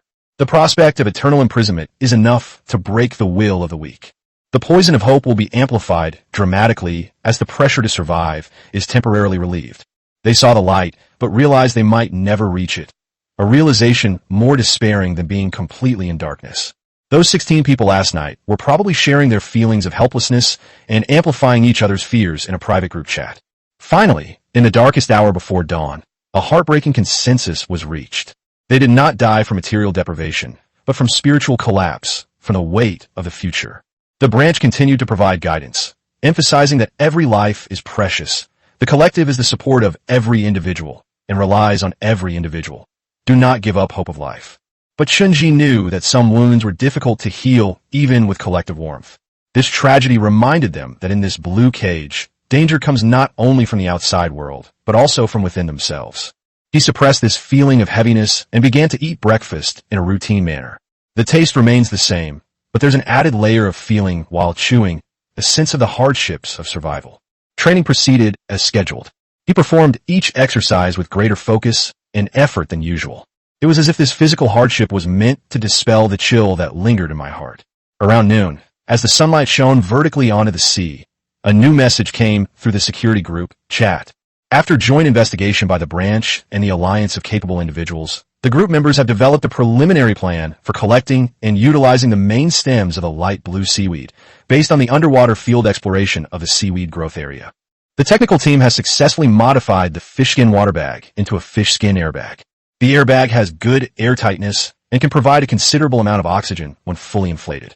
Calculations show that an average adult carrying 3 fully inflated airbags would have enough oxygen to dive to a depth of 10 meters, perform short-term operations, and safely return to the surface. Note that before diving, the canoe must be securely moored to the main stem of the non-target seaweed using ropes. Before diving, all branches at the top of the target trunk must be cleared to ensure the target is clear and to avoid entanglement. The logistics team is ready. A batch of mooring ropes and fish skin airbags are available. Willing and confident safety team members with adequate physical fitness and swimming skills can apply to the service for them. After use, the airbag and rope must be returned for reuse. In addition, the branch has coordinated with the logistics, technical, and security teams to mobilize comrades with tools such as machetes to prioritize the processing of the collected trunks. The first phase will focus on producing a batch of spears or javelins. Once completed, the weapons will be distributed to branch members based on their contribution and the existing weapon inventory, in order to enhance the overall basic defense capabilities. Led by myself, Chun Wei-Guo, and with the assistance of comrades experienced in cold weapons, we will quickly compile and summarize a set of basic techniques and coordination points for the use of spears, guns, and clubs applicable to the current environment, and form them into a simple teaching material. Basic training will be organized after the weapons are distributed. The technical team will then use the collected trunk to attempt to construct side floats and simple paddles for stabilizing the canoe. This message dispelled much of the gloom brought about by the early morning staff reductions. Chunji was somewhat tempted. He was confident that his swimming skills and physical strength were good, and that clearing the branches and breaking the main trunk did not seem like a difficult task. More importantly, he also wanted to do something for the group. Without hesitation, he immediately sent an application to Xiao Wu, the duty officer, to request the ropes and airbags. Soon, a bundle of sturdy fiber rope and 3 treated fish skin airbags appeared in his storage space. He carefully tied one end of the rope to the canoe, then jumped into the sea and firmly secured the other end to the thicker trunk of the tree. The seawater instantly enveloped him, his body feeling icy cold. He began to adjust after a while. He then used a stone dagger to carefully cut off all the light blue branches of the selected seaweed above the water's surface, collected them, and put them into his storage space. Once the preparations were complete, he quickly inflated and secured the 3 fish skin air bladders before placing them into the space. He took a deep breath and dived down the seaweed trunk that stretched vertically into the dark seawater. Sunlight shines through the sea, casting shimmering beams of light on the water. But as they descended, the light quickly dimmed, and all they could hear was their own heartbeat and the gurgling sound of bubbles rising to the surface. The water pressure began to have a noticeable effect on the eardrum. He strained to look down, and the main trunk, like a massive cable leading to the abyss, was faintly visible in the murky water. When he estimated the depth to be close to 5 meters, he saw the crucial structure. On the main stem, there's a noticeably swollen, bamboo-like segment. He then counted down 5 segments, steadied himself, placed his feet on the solid main trunk below, gripped the top of the target segment with both hands, and slowly bent backward by exerting force from his waist. After deflated the 2 airbags, he held them in his hand. A tremor ran through him. The main trunk had been successfully broken. He didn't dare to delay and immediately clung to the section of the trunk, letting it slowly float upwards. With a splash, he broke through the sea, breathing in the fresh air. The sunlight was somewhat dazzling.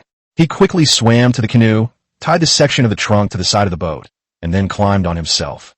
Looking at the wet, bobbing main trunk beside the boat, Chunji felt a great sense of accomplishment. Chunji leaned against the side of the boat to rest, and opened the panel to see if others had also made any gains. Safety notice. A member of the 7th liaison group of our branch went missing underwater while collecting seaweed stems and has been confirmed dead by the panel. Preliminary assessments suggest that the dive may have been too deep or too long, leading to exhaustion or encountering unknown risks such as underwater currents. The branch requires all comrades who are currently conducting or planning underwater operations to relearn and strictly abide by the precautions and strictly limit the diving depth and time. If any airbags remain unused and have not broken, cease operations, return to the surface, rest, and resume operations only after confirming it is safe to do so. Again, we emphasize, act within your capabilities. If you feel any discomfort, immediately abandon operations and surface. Safety first, life above all. All comrades must remember this. Another life lost. And this time, it was an accident that occurred while comrades within the organization were contributing to the collective.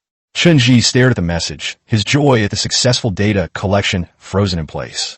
He subconsciously looked at the seawater he had just dived into. The deep blue was now once again filled with the same danger he had felt upon arrival. He belatedly recalled the chilling darkness of the descent, and the urgency of his lungs dwindling as the air in his lungs gradually dwindled.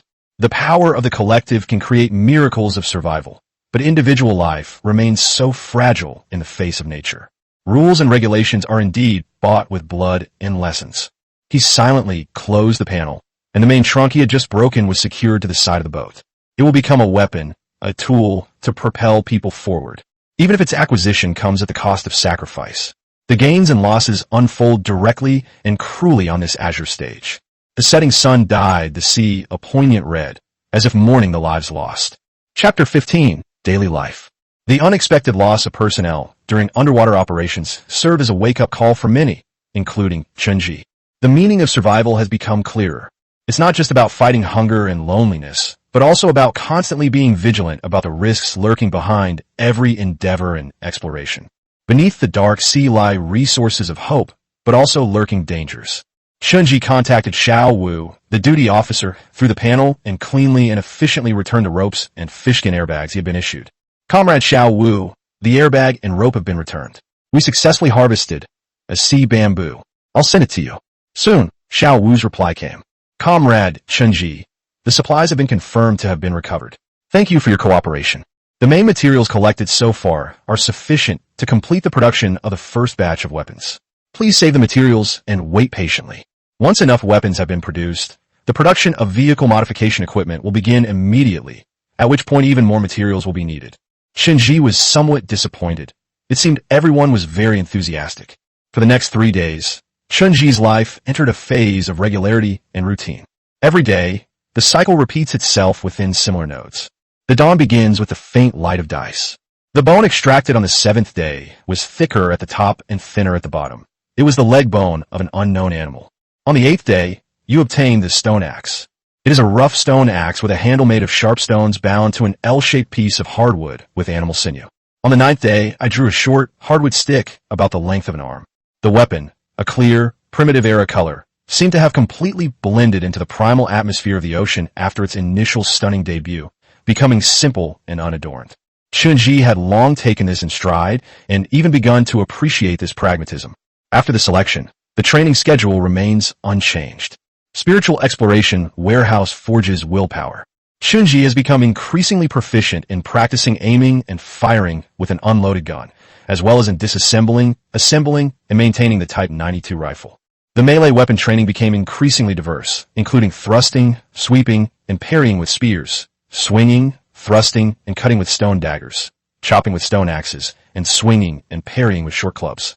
He incorporated the key points of melee weapon use shared in the safety group into his practice.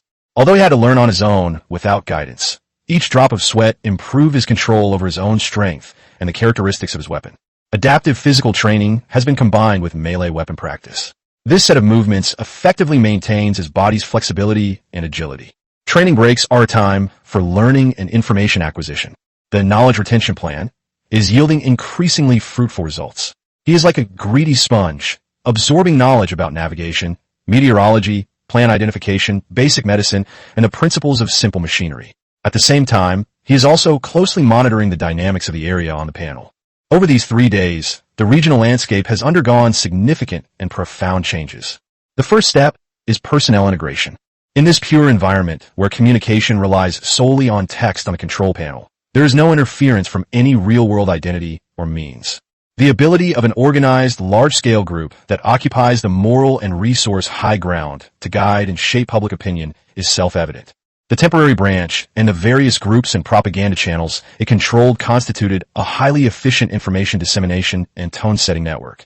Their daily survival logs and detailed technical guides continuously convey the core narrative of unity, order, hope, and collectivism. This systematic torrent of information has created a powerful guiding force within the regional channel, a primary public space.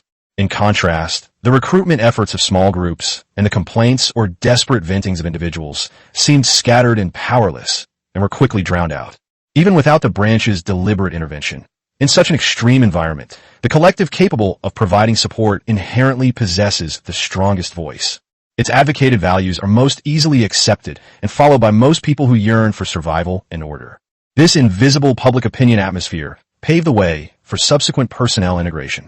The branch's increasingly evident organizational superiority and resource support capabilities have become the strongest absorbent.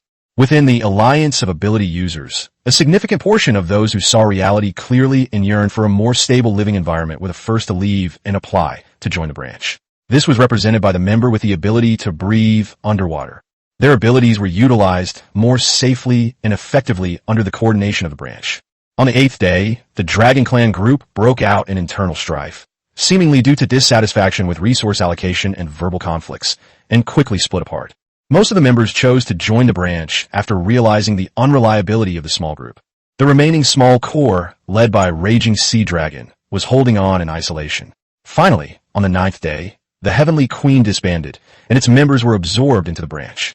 Several other small, scattered groups also disintegrated and merged into the branch within these 3 days, either because their leaders lacked the ability to command respect, due to internal conflicts, or because they could not obtain stable resources for survival. At this point, of the nearly 1,000 survivors in Area 293478, aside from a very few lone wolves who completely shut themselves off and refused all communication, only a few maverick groups remained. A small group of about 20 or 30 people bound together by a certain religious belief. They barely interacted with the outside world, remaining a self-contained entity, responding to all external attempts, including recruitment by the branch, with silence and rejection. It was as if, within the azure cage, they had constructed an invisible mental barrier for themselves. Secondly, there's the progress in obtaining survival supplies.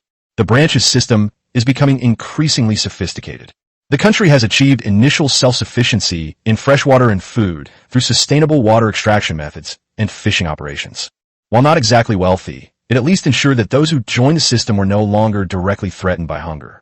The two bag-making groups that were previously set up specifically for water collection have been transformed into dedicated fish skin product groups after the demand for fish skin water bags stabilized. They have begun to produce water bags and other necessities on a small scale in a standardized manner. The production of fishing nets is constrained by a slowdown in the supply of raw materials, such as clothing fibers and seaweed fibers, but progress is still steady. Only expansion has encountered bottlenecks. Salt production entered a period of growth. Zhou methods were continuously optimized, and although the output was still limited, it was already able to supply a small area.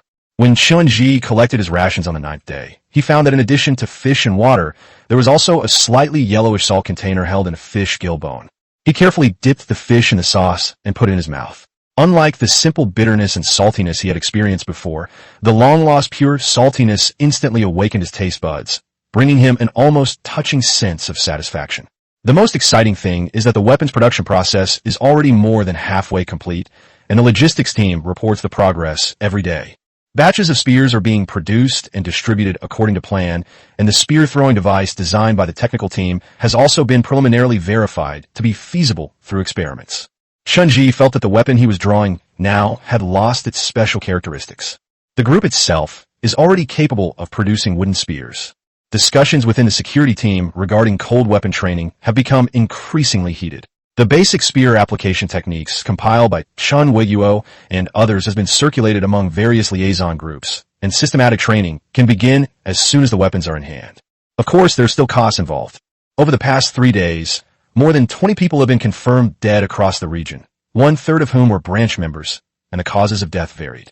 Besides underwater work accidents, there are also accidents such as falling into the water at night, dehydration due to diarrhea, and suicide due to mental breakdown caused by long-term stress. The casualties were calmly listed in the daily briefings issued by the branch, without much embellishment, but this was all the more impactful.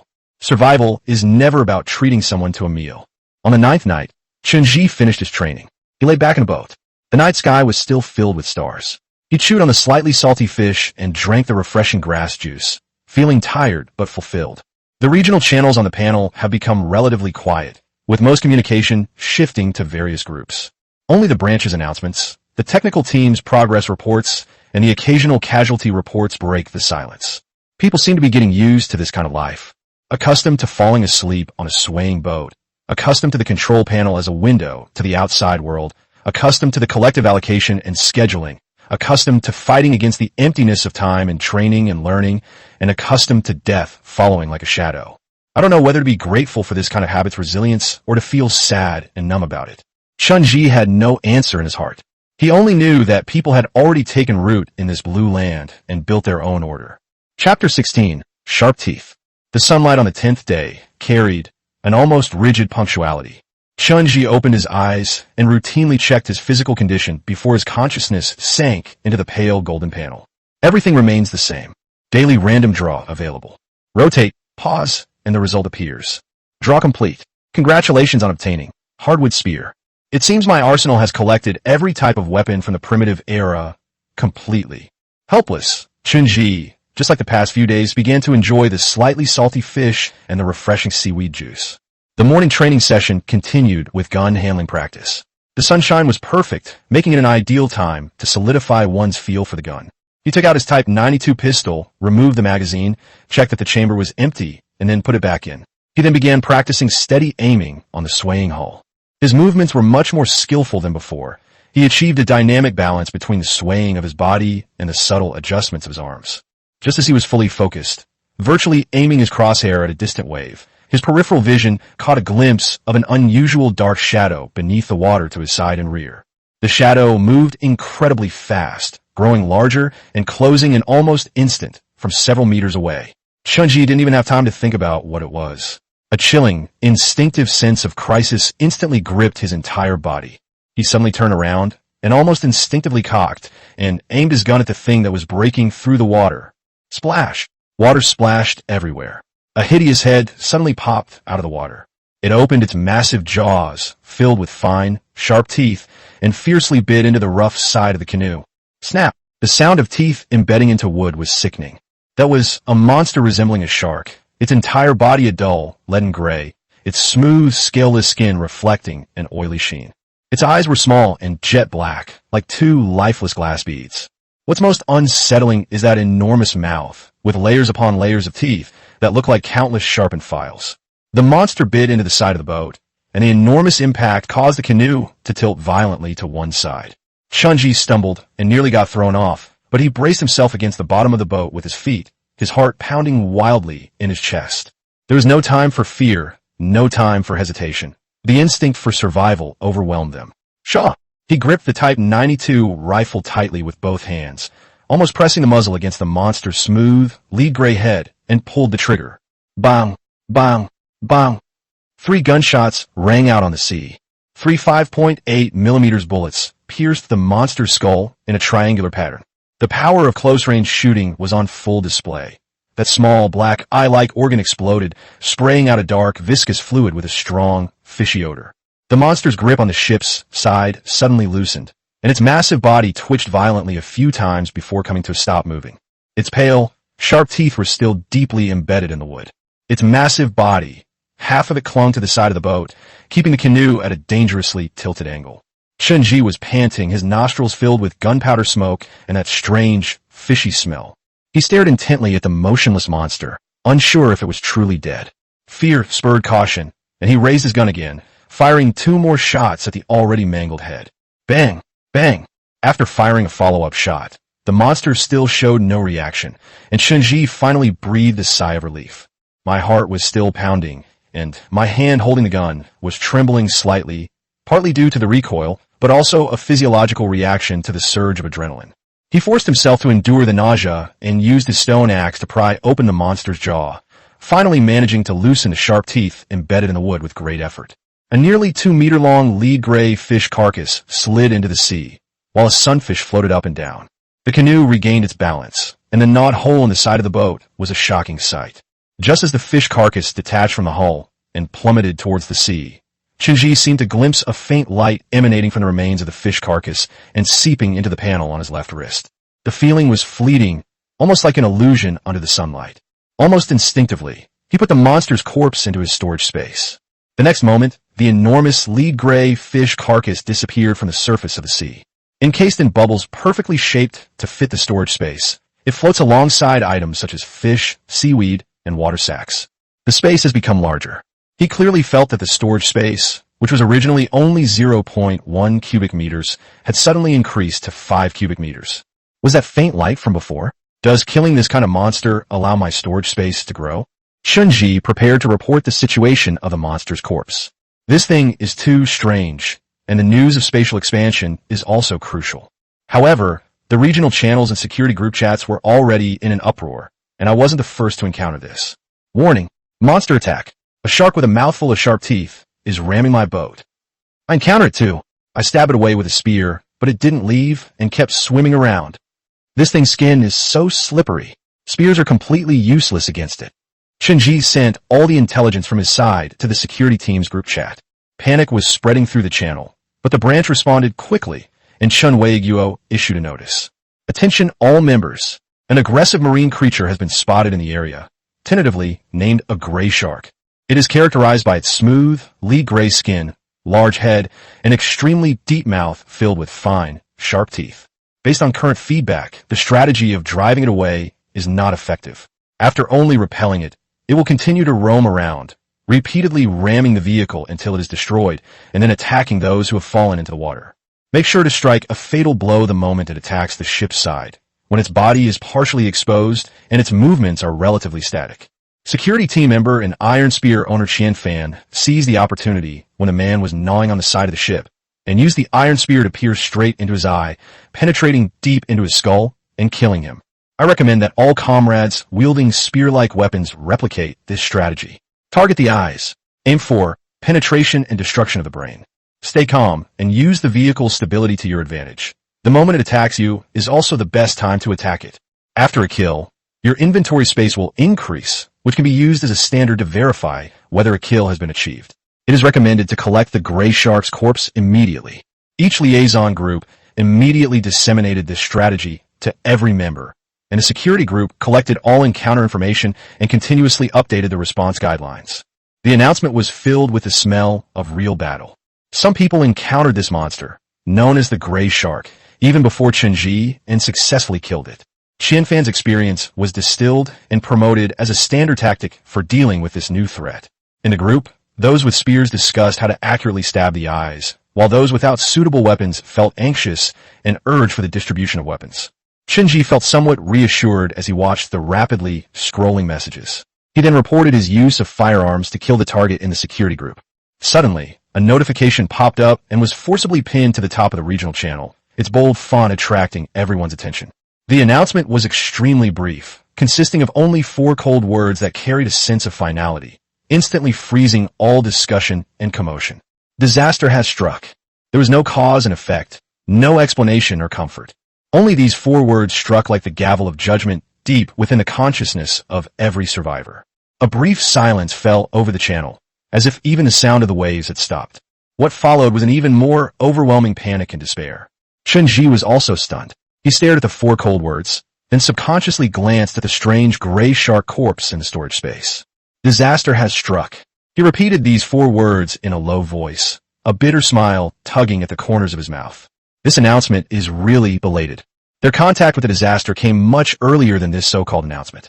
This is not a warning, but a confirmation that they are already in the midst of it. He turned off the noisy regional channel. The lingering smell of gunpowder reminded him of a life-or-death struggle that had just ended. Chapter 17. A Crisis of Trust. The confusion and panic brought about by the global announcement were quickly dispelled by the relentless attacks of the gray sharks. The disaster transformed into monstrous teeth, relentlessly gnawing at the survivors' vehicles and testing the resilience of the newly established order. Thanks to the branch's previous concentrated efforts in making spears and a relatively scientific allocation plan based on needs and capabilities. When the crisis broke out, each mutual aid team had at least a few members armed with spears. This became a key force in resisting this sudden disaster. Under the guidance of the eye-piercing, instant kill strategy quickly issued by the branch and security team, sporadic reports of successful battles began to appear in the regional channels and various groups. It worked. I didn't panic when it bit me. Following Boss Qian Fan's method, the spear went right into its eye and it stopped moving. It almost gnawed through the boat. The wooden spear was hard enough. It twitched a few times after I stabbed it in, and then it stopped moving. Our team's sister Zhang is awesome.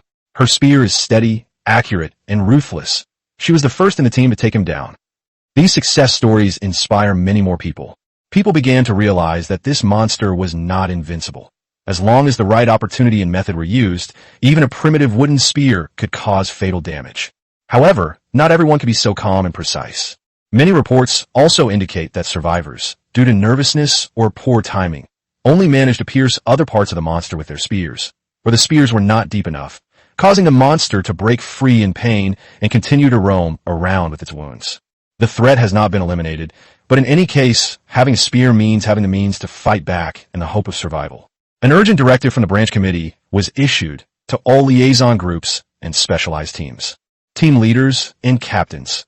In the current situation, the efficiency of weapon circulation is the guarantee of survival. All comrades who have successfully killed the gray shark with their spears and temporarily eliminated the threat, please immediately transfer the spears to your squad members who are currently under threat but do not have weapons. Make sure every spear is on the front lines against the monster, maximizing its effectiveness and preserving our strength. Party members and key personnel must lead by example. Make the limited weapons circulate so that as many people as possible have the ability to defend themselves. In the case of physical isolation, this is the only way to improve the overall survival rate. The instruction received a response from most people. Many survivors, still reeling from the recent kills, gritted their teeth and traded away their life-saving spears under the coordination of their captains or team leaders. Chen Ji also anonymously listed a few spears, contributing a small share of his strength. Although those spears were clearly not made of seed bamboo, Chen Ji couldn't care less. Moreover, with the current complexity of transactions, it's unlikely that anyone would pay attention to such trivial details under the threat of death. The total population of the region continues to decline slowly and steadily at a chilling rate. Every tick of the number signifies the passing of a life, and in the mutual aid group chat, several profile pictures go silent. Panic and stress accumulate in the invisible information network. Just past noon, the crisis of trust still erupted in the most public space, the regional chat channel. One survivor went viral with extremely strong words. "Why won't you give me the spear? Lin Cheng, captain of Team 2, Group 9. Are you doing this on purpose? Just because I didn't give you extra seaweed as tribute? Now you and those guys with spears are cowering in the back. Are you just waiting to watch me die? And Wang Hai, you're killing a fish this morning? Where's the spear? Why didn't you pass it to me? That damn thing here is about to capsize my boat. You guys just want me dead. What mutual aid teams? It's all a lie. Those with weapons can save their own lives, and those without weapons can only wait to die." Words filled with resentment and despair spread through the channel.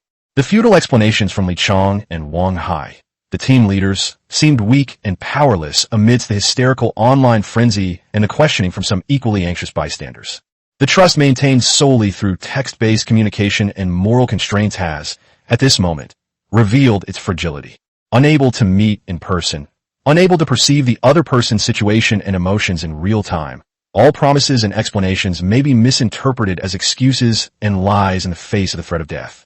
The branch reacted extremely quickly. Within minutes of the start of the verbal battle, the names of branch committee members and key group leaders, including Chen Kuishu, Zhao Ming, and Shen Weiguo, appeared simultaneously on the regional channel. "Chen Kuishu, calm down. I guarantee in my capacity as the branch secretary that we will never abandon any compatriot who is willing to trust the collective. Comrade Zhao Ming is directly contacting your team leader, Zhao Ming. The logistics team has recorded the weapon requirements of Group 9, Team 2, and is coordinating spears across groups. Hold on, Chen Weiguo. The security team has announced that the comrades who have been eliminated and are temporarily safe have been apprehended. Please recall the feelings you had when you held your spears. Pass this strength on to those who need it more." Action followed immediately. Lin Mo, the deputy leader of the information group, immediately listed more than a dozen weapon handover records that had just occurred across squads or even liaison groups in the channel. Obviously, this situation was not limited to the second team of the 9th group. More importantly, through the free sharing of technology and the open and transparent dissemination of information over the past 10 days, the branch has taken concrete actions that have initially established a valuable foundation of trust in the hearts of most members. Despite physical isolation, the daily flow of supplies on the control panel and the efficient coordination of operations have made the concept of collective a reliable reality. The first step in building trust was already successfully achieved through past collaborations. The current crisis is more like a stress test of that trust. As long as the core bond of trust are not completely severed, such waves of trust caused by extreme fear can be quelled if the organization intervenes quickly and handles the situation properly. At this moment, a supplementary notice issued by the security team became a shot in the arm. Important data report. According to statistics, including Comrade Xianfan, the first owner of the Iron Spear to successfully kill a gray shark, all comrades who successfully completed the kill have not encountered a second gray shark so far. Therefore, handing over the spear does not significantly increase one's own short-term risk, but it can greatly improve the survival rate of one's comrades.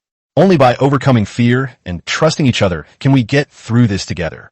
This message largely dispelled the concerns of those who had just completed a kill and were reluctant to hand over their spears.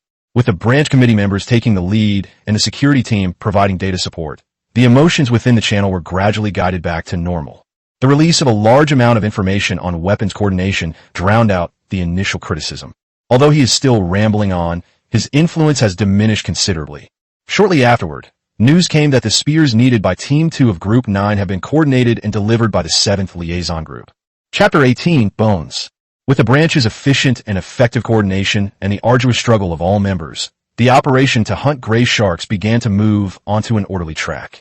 The wooden spears were thrust out in despair, only to quickly circulate to the next comrade who needed them after the crisis was averted. Although panic still lingered, resistance gradually replaced the initial chaos. Battle reports compiled within the regional channels indicate that the gray shark crisis encountered by most survivors has been resolved. The suffocating pressure on the sea surface caused this. The sentence is incomplete and ends abruptly. However, the cost was severe. The total number of survivors in the region has plummeted from nearly 900 to just over 700. Behind the cold, hard numbers lies the loss of more than 100 lives. The death curve is gradually flattening, which means that the most severe and unexpected impact has passed. Statistical analysis shows that most of the victims were physically weak or were members who did not have access to weapons in time when the crisis broke out. They were either too slow to react or lacked the strength, and lost their chance to fight back in the monster's ferocious first wave of attacks. All beings are equal in the face of death. The casualty list also includes names that had made positive contributions. Several mutual aid squad leaders, and the liaison group leader who was ambushed while redeploying weapons across groups. Even Sun Qian, a branch committee member and head of the propaganda group. The announcement briefly explained the situation. Comrade Sun Qian was coordinating supplies through the control panel when the crisis broke out and was unable to detect the threat approaching her vehicle in time. Although she was equipped with a spear, she neglected physical training due to her work. He lost his balance when a monster suddenly rammed into the ship, and due to the suddenness of the incident, he tragically perished. A core member who made significant contributions to regional information flow and morale stability thus perished on this blue expanse. Her passing has left a profound sense of sorrow in everyone who has witnessed her efforts through her writing. Death does not discriminate based on position or contribution, but the organization's resilience is also evident here. Lin Mo, the deputy head of the information group, took over the responsibilities of the group leader. He used to be a librarian. Unlike Sun Qian, he didn't have a charismatic personality, but he was meticulous, calm, and rigorous in classifying information. Upon confirming Sun Qian's sacrifice, he had no time to grieve and quickly took over all information dissemination channels. Efficiency is the best tribute to the deceased. Ensure that the branch's instructions and group reports are clearly, accurately, and promptly communicated to every corner. The entire information system did not fall into chaos due to the sudden departure of the core member. After the massive machine suffered damage to its internal parts, it only emitted a dull hum before starting up again. As the sun dipped westward, it bathed the sea in a layer of amber light. Most areas have temporarily returned to calm, but everyone remains on high alert and dares not relax their vigilance in the slightest. Just then, a member of the third liaison group reported in their squad group chat. A second gray shark has appeared over here. It's at least as big as the first one. Circle. The news was immediately reported up the chain of command. Has the second wave of attacks begun? Or is it just an isolated incident? Soon, more similar reports appeared sporadically, with some members encountering a second gray shark. They are larger and more powerful, but their attack patterns remain unchanged. It's still fiercely charged straight out of the water, attempting to bite the side of the boat. It is precisely this unchanging pattern that gives the survivors, who have already experienced countless life or death trials and summarized their successful experiences, an opportunity. I used the old method, poking it in the eye while it was biting the boat. Done. The first team member to report soon brought good news. Having gained experience from the previous encounter, coupled with clear and effective tactics, many people became more composed and ruthless when facing this larger monster. Crisis also contains opportunities for growth. Then, an even more shocking discovery came from the team members who had successfully killed the second gray shark. While examining the monster's corpse, he was shocked to discover that some blue and white cotton clothing fragments were entangled between the sharp teeth of a larger gray shark. The branch immediately instructed the team member to attempt a more thorough examination of the monster's corpse, while ensuring safety. Within the third liaison group, a member nicknamed Old Mo conducted a rudimentary dissection using a stone dagger and polished fishbone tools provided by the branch, under remote guidance. Old Mo had worked as a fishmonger for over a decade and was extremely experienced in handling fish. The result was chilling, yet also offered a glimmer of hope. Undigested residue was found in the stomach of this larger gray shark. The rubber soles were badly worn, and there were several pieces of human bone fragments that had been corroded by stomach acid but were still vaguely recognizable. The stomach contents of this larger individual and the timing of its appearance clearly indicate that it was among the first batch of gray sharks to successfully attack and devour humans. Successful predation either promotes their growth or activates some unknown evolutionary mechanism. This makes them larger and more threatening. This means that for every one of their kind lost, an even more powerful predator was indirectly created. The crisis has not ended, but is escalating and repeating in another form. A rough estimate was made by combining the sharp drop in the total number of people in the area with the number of confirmed kills. The number of gray sharks that have successfully hunted and are evolving toward a larger size is probably close to 200. But most importantly, it almost definitively shows that the survivors are far more likely to physically encounter each other than previously estimated. Within the area, there are thousands of survivors, but their physical distance is much closer than imagined. Gray sharks can quickly digest their prey and reappear in front of other survivors. This proves that its range of activity is sufficient to cover the area where multiple survivors are located.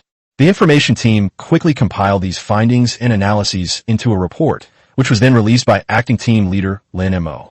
His writing style differs from Sun Qian's. It is more plain, restrained, and clearly organized. To all members, based on the latest findings, we have confirmed that the larger gray sharks that have appeared since evolved from the first individuals that successfully preyed on humans. This means the threat is still evolving, so please remain on high alert. This discovery also suggests that the actual distance between survivors in our region may not be that far. The range of gray sharks confirms that the distance between us may actually be within an interactive range. This brings unprecedented hope for us to break through isolation and achieve convergence in the future. Crisis and opportunity coexist. All comrades who have encountered and successfully resolved the second threat should, while ensuring their own safety, pay close attention to the sea surface and the direction from which the monster is approaching. This is about the future, becoming the first step in our search for each other. Stay vigilant and remain steadfast in your beliefs. We are not scattered, lone stars, but rather sparks that will eventually converge beneath the same sea. After the announcement was released, the atmosphere within the channel became complicated. There was both fear of further potential threats and a hidden anticipation of the encounter. Chapter 19, Waiting for Dawn. Having already easily resolved his own crisis, Chenji turned his attention back to his established training schedule. It was just different from when I was completely immersed in it. The training at this time was more cautious. Each time he raised his gun, his peripheral vision scanned the shimmering sea around him. Each time he swung his spear, his ears caught the unusual sound of the water. Chenji decided to suspend the routine mental training. Exploring the warehouse to temper one's will is certainly important. However, in this situation where powerful enemies surround us and a second attack could occur at any time, maintaining a rapid response is even more crucial. He cannot afford to expend too much mental energy and slow down at crucial moments. Time passed slowly amidst high alert and practice. Perhaps it was luck, but the area where Chenji was located remained calm until evening, and no second gray shark was spotted. He ate the fish meat and hastily finished his dinner with water and salt. The setting sun dyed the sea and sky a crimson hue, as if mourning the lives lost during the day. As night fell, the branch issued a call to action. In order to deal with possible nighttime attacks, all members, especially those who have not yet encountered a second wave of attacks, are advised to be on high alert tonight, and it is necessary to remain on guard throughout the night. After clearing away the small amount of water in the cabin and confirming that there was no immediate danger, Chenji took the Type 92 pistol into his hand. The stone axe lay across his lap, ready to endure a sleepless night. This was a tough night. Without the sight of daylight, darkness amplifies loneliness and the unknown many times over. Each wave crashing against the hull sent a shiver down my spine. However, he was not the only one bearing this pressure. The channels and groups on the panel did not fall silent despite the late hour. The messages that popped up from time to time became a spiritual bond that kept everyone alert. 3 groups, 7 teams. Everything is normal. The sea is calm. No findings have been made at the 5th group, 2nd team. Hold on, brothers, it's almost dawn. Who wants to tell a story? Even old gossip is fine. Let me tell you the time. The panel shows 10 p.m. right now. Thanks, brother, for letting me, a blind and deaf person, know the time. There wasn't much substantial content. It was more about confirming each other's existence and encouraging one another. In this engulfing darkness, the words dancing on the panel became the only proof that he was still alive and had comrades fighting alongside him. Chenji would occasionally reply briefly, joining in this silent vigil. Time slipped by little amidst the waiting and intermittent communication. When a pale golden dye, suspended deep within consciousness, emitted its soft light precisely at midnight. Chun Zik realized that the 10th day had arrived in this tense atmosphere. Daily random draw available. He had no expectations and calmly touched the dice. Draw complete. Congratulations on obtaining Sling X1. Again, a secondary sling. The latter half of the night was even harder to endure, with fatigue and drowsiness constantly eroding the dam of willpower. But everyone persevered, reminding each other in the group chat and splashing their faces with the cold seawater to dispel sleepiness. When the horizon where the sea and sky meet in the east finally begins to appear, a silky, fish-belly-like gray-white. I don't know who first posted this in the regional channel. Look, it's almost dawn. As if by some unspoken agreement, almost all the still active groups and channels fell silent. My gaze pierced through the thin morning mist, landing in that same direction. There were no cheers, only a kind of almost reverent gaze. Watching that grayish-white color gradually spread, turning into a faint golden hue. Finally, the sun, as if breaking free from its shackles, leaped above the sea, showering endless light and heat upon this scarred ocean. The sunlight dispelled the darkness, and it also dispelled the chill that lingered in my heart. They endured that incredibly long night together, witnessing the dawn of the 10th day. In the morning, the tired people took a short rest. At noon, a report titled Summary and Current Situation Analysis Report on the Gray Shark Crisis Phase 1, compiled and released by Lin Cheng, the head of the agency's information team, was presented to everyone. The report uses sobering data to put an end to yesterday's chaos. As of the report's release, 708 survivors have been confirmed in Area 293,478. The Gray Shark Crisis resulted in the tragic deaths of 179 people. Among them, 10 were non-members who had not joined the branch system. A total of 177 gray sharks were encountered and confirmed to have been killed in the second wave of attacks in the area. Thanks to the experience gained in the early stages and effective response, there were no new casualties in the second wave of attacks. The number of gray sharks in the second wave closely matches the number of casualties in the first wave, strongly supporting the earlier speculation. It is also speculated that the other 2 gray sharks in the second wave were killed by outsiders.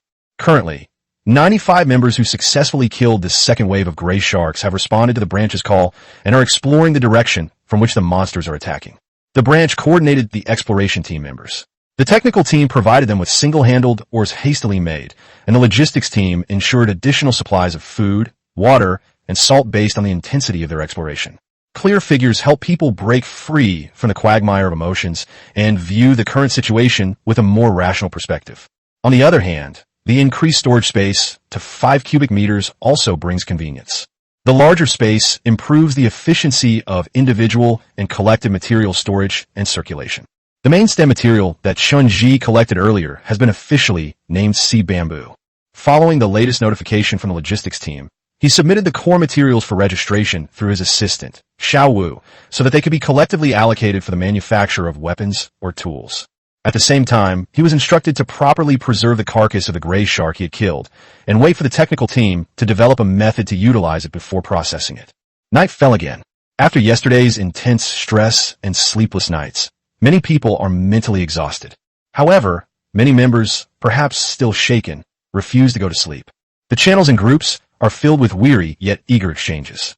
Any news from the exploration team? I really hope they find the person soon. I don't ask for anything else. I'd be so grateful if I could just find another boat to take turns keeping watch at night. Yes, staring at this dark sea all by yourself is so agonizing. Pray for good news tomorrow. A strong desire to reunite spread among the survivors. It's not just about safety.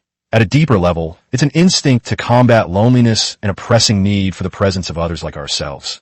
Chun-Ji did not undergo any mental training today. He looked at the expectant words on the channel, and his heart was filled with the same anticipation. He was also waiting for those explorers who rode into the unknown to bring back good news. As the 10th day passed, the pale golden dice lit up again as promised. Chun-Ji felt a stirring in his heart, but he did not immediately proceed with the extraction. Daily random draw available. The notification text floated silently. He remembered that the initial description of the panel was, random draws can be performed daily. So, if I don't apply today, will this opportunity disappear tomorrow? Or can it be accumulated? He wanted to do an experiment. If tomorrow, the 13th day, the dice still indicate that a draw is possible, does that mean that 2 draws can be made? Could even 2 draws be combined in some way? Whether it's drawing a higher quality weapon or obtaining 2 items at once. This idea carries a hint of risk. If it cannot be accumulated, he will have forfeited several draw opportunities. But compared to the potentially greater gains, this risk is worthwhile. He suppressed the urge to draw immediately and forcibly shifted his attention away from the dice. The wait continues. Besides waiting for news from the exploration team, Chun-Ji also felt a growing anticipation for exploring the limits of his own abilities. Chapter 20. The Lone Boat. In the early hours of the morning, the continuous high alert had exhausted most people's energy. The panel displays that chilling message, disaster has struck. The absence of similar announcements, such as the disaster is over, leaves a lingering sense of unease. But the average person's body has already reached its limit. The branch made arrangements after conducting a risk assessment. A temporary night watch team is formed, consisting of members with physical enhancement abilities such as increased endurance and rapid recovery, to be responsible for nighttime vigilance. At the same time, the branch required all personnel who plan to take a break to set the scorching alert level of their respective crisis warning groups to the highest level. Ensure that in case of an emergency, The system can be activated in the first possible moment. Chunji lay on the damp bottom of the boat, looking at the sky. He wanted to persist a little longer. But the fatigue accumulated over the past few days, especially the all-night vigil last night, overwhelmed his last line of defense. My eyelids closed uncontrollably, and I drifted off to sleep without realizing it. Zhang Hai is a member of the 5th Squad under the 10th Liaison Group. He used to be a quiet, fairly robust construction worker. When the Gray Shark crisis erupted, he used the strength he had honed on the construction site to drive away the first gray shark that attacked him with his bare hands. Later, the spears that circulated within the squad ended up in his hands. When the gray shark he had startled reappeared and attacked, he gave it no further chances. He thrust his spear precisely into the eye socket, successfully killing the first gray shark. At this time, most members in the region have resolved their respective crises, and the demand for weapons has decreased. Since no one in Zhang Hai's squad or liaison group urgently needed the spear, it was temporarily kept in his possession. This is why, when a second, larger gray shark appeared. Wielding his spear, he was able to react in the nick of time, delivering another precise thrust the instant the monster began to gnaw at the ship's side, scoring a second goal. After the crisis, the captain asked him if he wanted to explore and investigate where the gray shark had come from. Zhang Hai glanced at the spear beside him, thought for a moment, and replied with 2 words. I'll go. He just felt that since he had weapons and was still physically capable, someone should go and check on things. Afterwards, he received the first batch of oars hastily produced by the branch's technical group. It's a bit rough, but it's so much more efficient than paddling by hand. Guided by the branch information group's simple method of maintaining direction based on the sun's position, he adjusted his direction and began down, resolutely paddling towards the direction from which the second gray shark was attacking. The solitary voyage lasted for nearly 2 days. Apart from necessary rest and meals, he spends most of his day paddling. As far as the eye can see, there is only the boundless sea and sky. The only point of reference is the sun. Exhaustion was relentlessly taking its toll on him, but he gritted his teeth and didn't stop. On the morning of the 12th day, the sunlight was already quite dazzling. Zhang Hai mechanically swung the oar, sweat trickling down his forehead. Just as he was about to stop and take a sip of water, a blurry black dot caught his attention at the end of his line of sight. That silhouette, it looks like a ship. His heart leaped, and his exhaustion was instantly dispelled by a surge of immense excitement. He rowed with all his might, speeding closer and closer to the black. As the distance closed, the outline became clearer. It was indeed a canoe, almost identical to the one he stood on. Is anyone there? Zhang Hai couldn't help but shout in his heart, and he rowed even faster, not even feeling the soreness and numbness in his arms. However, as the distance shortened further, his excitement gradually cooled. The dugout canoe moored on the trunk of the bamboo grove was empty. No one was there. Large patches of blood, now dark brown, remained on the ship's hull, and some clear scratches from sharp teeth were even visible. A deathly silence fell. Zhang Hai stopped rowing and let his small boat slowly approach. He stared silently at the blood-stained, empty boat, not feeling much surprise. This was expected when the contents of the second gray shark's stomach were discovered. But when this cruel scene unfolds vividly before my eyes, the sorrow of feeling for one's own kind and the sense of powerlessness in the face of death remain heavy. He took a deep breath and sent a brief report to his assigned Exploration Operations Coordination Group via the panel. An unmanned canoe has been discovered. The hull is covered in blood and bite marks, and the original owner is likely in grave danger. After finishing his report, he remained silent for a moment, as if to mourn the deceased compatriots. According to the exploration plan, any unclaimed but still usable vehicles discovered should be recovered to replenish limited resources. He maneuvered his small boat, preparing to untie the mooring lines of the empty vessel and attempt to store it in his storage space. However, just as he was about to take action, he noticed an upgrade icon appearing behind the vehicle panel, resembling a gear with an arrow around it, constantly flashing and radiating light. Zhang Hai was stunned, his heart pounding involuntarily. He subconsciously tapped the flashing icon. The next moment, a brand new list interface appeared before his eyes. Vehicle upgrade path unlocked. Available resources and technical conditions have been detected. The following upgrade options can be selected. 1. Double-oared canoe. The enlarged hull improves stability and durability, and the double or significantly increase sailing efficiency. Upgrade requirement. 2 rough canoes. Estimated time, immediate synthesis. 2. Small simple canopy boat. It has a simple canopy roof and a larger interior space, which can accommodate 2 to 3 people. Upgrade requirements. 2 complete 5-section bamboo logs, 2 rough-hewn canoes. Estimated time, 10 minutes. There seem to be more options below, but they appear to be invisible due to insufficient conditions. Zhang Hai stared blankly at the sudden influx of information, feeling somewhat overwhelmed. Vehicle upgrades? Materials? He shook his head, gave up on thinking for himself, and chose the simplest way. He briefly explained the entire upgrade interface that appeared before him, and then sent it to the Exploration Operation Coordination Team via private chat. Around noon, the intense sunlight woke Chun-Ji from his restless sleep. He felt a little dizzy, and his limbs were stiff and sore from maintaining the same posture for so long. Chun-Ji sat up, rubbed his bloodshot eyes, and then it took him a while to fully wake up. He hastily took out some fish and water from his storage space and swallowed it whole, thus solving his breakfast and lunch problem. He then habitually opened the panel to check for new information. While regional channels and several major groups are not as explosive as before the crisis, the information flow is noticeably more active. Much of the discussion revolves around one core keyword: vehicle upgrades. He quickly scanned the information and pieced together the general outline. Starting this morning, team members on the exploration mission have been reporting that they have discovered unmanned canoes while exploring along the direction from which the gray sharks came. And when they attempted to access or retrieve these unclaimed vehicles, without exception, their individual vehicle upgrade interfaces were triggered. The options offered by the interface are similar. The most basic one is to combine two canoes to make a more sturdy and efficient double-oared canoe. The more advanced one requires adding sea bamboo as the main material to make a small canopy boat with a canopy. The branch and technical team have obviously received a large number of reports and are urgently analyzing them. Discussions about the naming of the panel, upgrade conditions, material collection, and priority selection were taking place intensely in various groups. Chun-Ji's heart was pounding. This signifies an impending radical change in survival patterns. Upgrading a vehicle means improved survivability, enhanced resilience to risks, and expanded range of activity. This signifies a faster convergence, and perhaps that time is just around the corner. Not to mention that the covered boats have been shown to accommodate 2 to 3 people, if a fleet could be formed. He felt that a crucial turning point might be approaching today. The branch will inevitably make important strategic decisions based on this new situation. The atmosphere in the area was filled with a mix of anticipation and tension throughout the afternoon. After days of intense discussion, everyone reached a consensus.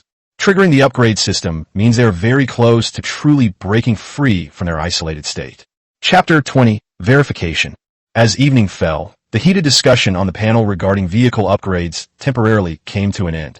Everyone's attention was drawn to the announcement released by the branch committee. The announcement was signed by Lin Mo, the head of the information team. Comrades, the matter of vehicle upgrades is of great importance, involving resource coordination, personnel allocation, and even a fundamental shift in future survival and development models. The branch needs time for thorough analysis and discussion in order to formulate a plan that best serves the collective interest. The statement slightly cooled the emotions that had been boiling over due to the appearance of the upgraded interface. Those who survived for more than 10 days understood that reckless actions in this unregulated sea area could bring unpredictable risks. Following this, the publication of On the Disposal and Preliminary Utilization of Gray Shark Carcasses slightly diverted attention. This standard is the result of the collective wisdom of the technical team, the medical team, and other experienced personnel. The aim is to transform the spoils of this disaster into tangible resources for survival. The guidelines recommend processing gray shark carcasses by dividing them into 5 main parts: skin, bones and flesh, head, liver and stomach, and other internal organs, and provide clear operational procedures. Before processing, first collect the sharp teeth from the gray shark's mouth. We selected the largest and sharpest ones as the main tools for this processing. Its hardness and sharpness are sufficient for cutting work. Carefully cut along the midline of the fish's belly using your sharp teeth, being careful not to puncture the internal organs. First, separate the liver and the fish maw. Care must be taken when handling the liver to avoid gallbladder rupture and contamination of the liver. It is recommended that fish maw not be cleaned or used until coarse salt is readily available, and should be stored separately in a storage space. Encircle the head about 3 finger widths behind the gills, separating it from a body. Apart from the teeth that have already been collected, there are currently no usable parts of the head, so they can be stored for now. Then cut off all the fins and tail of the fish. Locate the boundary between the skin and flesh at the neck incision site, and separate them with sharp teeth. After making a small incision, try to slowly and firmly peel the skin outwards with your fingers to widen the opening. Using skillful force, gradually separate the entire fish skin from the muscle tissue. Gray sharks have tough skin and require patience to handle. Because gray sharks have relatively soft bones, it is recommended that the meat and bones be treated as reserve food and cut into pieces for storage at this stage. For crew members lacking experience or confidence in handling the rocking hull, the intact gray shark carcass can be handed over to the logistics team for coordinated disposal. Finally, it was specifically emphasized that members who possessed the second wave of large gray shark carcasses should wait until they had completed vehicle upgrades and obtained a more stable platform before dealing with them, to prevent the ship from capsizing due to the large size of the corpses making handling difficult. The emergence of this regulation has, to some extent, shifted public attention away from vehicle upgrades and back to current resource acquisition. Got it. Perfect timing. My little one hasn't been touched yet. I'll give it a try. Has anyone peeled this before? I'd love to hear your tips. Liver. Watch out for the liver. Our Mexican team member said that the liver of this gray shark looks really fatty, so it probably has a high oil content. It's a real gem. Oil. Good heavens, if we could render oil, we could get a lot of calories. Has the logistics team started collecting the bodies? This big one looks terrifying. After carefully reading the specifications, Chun-Ji also got to work. The complete, ordinary gray shark carcass in his storage space came in handy. He took it out and placed it on the deck, causing the canoe to sink slightly. Following the instructions, he first painstakingly pried open the giant mouth covered with fine, sharp teeth and used a stone axe to collect the pale, sharp shark teeth. Just as he was about to select a few of the largest ones to use as tools, he remembered that he seemed to have a better dagger. Chun-Ji took out a dagger and began his first dissection of a living organism. The process was not easy. The fishy smell hit me, and my hand recovered in sticky secretions. They were extremely careful when opening the abdomen, and when separating the liver, they held their breath for fear of rupturing the gallbladder. The peeling process was the most difficult. Following the instructions, he used his fingers to pry and tear at the skin along the neck incision. He felt the slippery sensation of his skin separating from his muscles, his back soaked with sweat.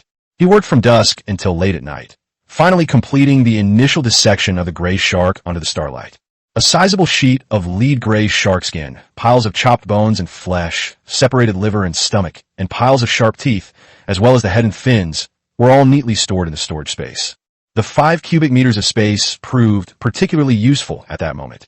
After finishing this, his hands and body were covered in a strong, fishy smell. He quickly washed himself and leaned against the side of the boat.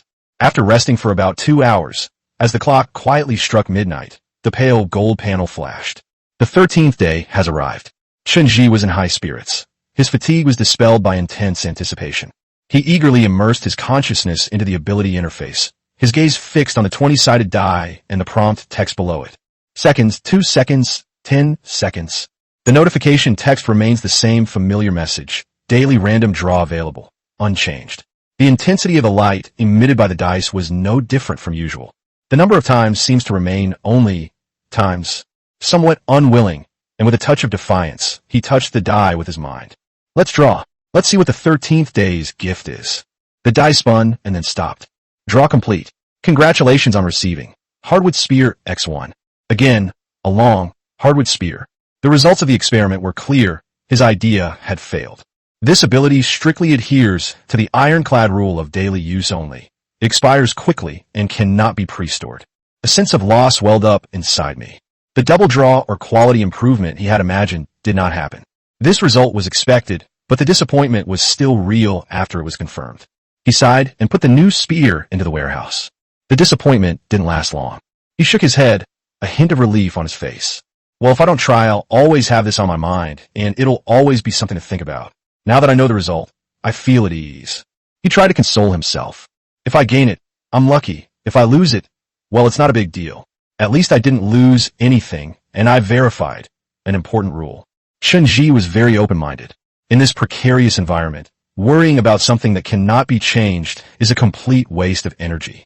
The important thing is to cherish what you already have and strive for what you can in the future. His gaze hardened once more. Let's do it this many times. At least it'll be a stable source. He shifted his attention from the dice and looked back at a regional channel. The place was still bustling with activity, as many people were sharing their experiences dealing with a gray shark or discussing possible vehicle upgrades. Chapter 22, Convergence. He chatted in the channel. A while later, Chun-Ji fell asleep to gentle rocking. The next morning, Chun-Ji, as usual, first checked that the surrounding sea was safe, then opened the panel to receive the new day's rations. In addition to the usual fish, water, and salt, the list now includes a spear. Cheng received it and took it out. The spear, its handle still carrying the scent of freshly whittled wood, fell into his hand. As a registered member of a security team with a handgun, he was placed last in the allocation sequence for this basic weapon. This is a rational allocation of resources, prioritizing the needs of members who require it most urgently.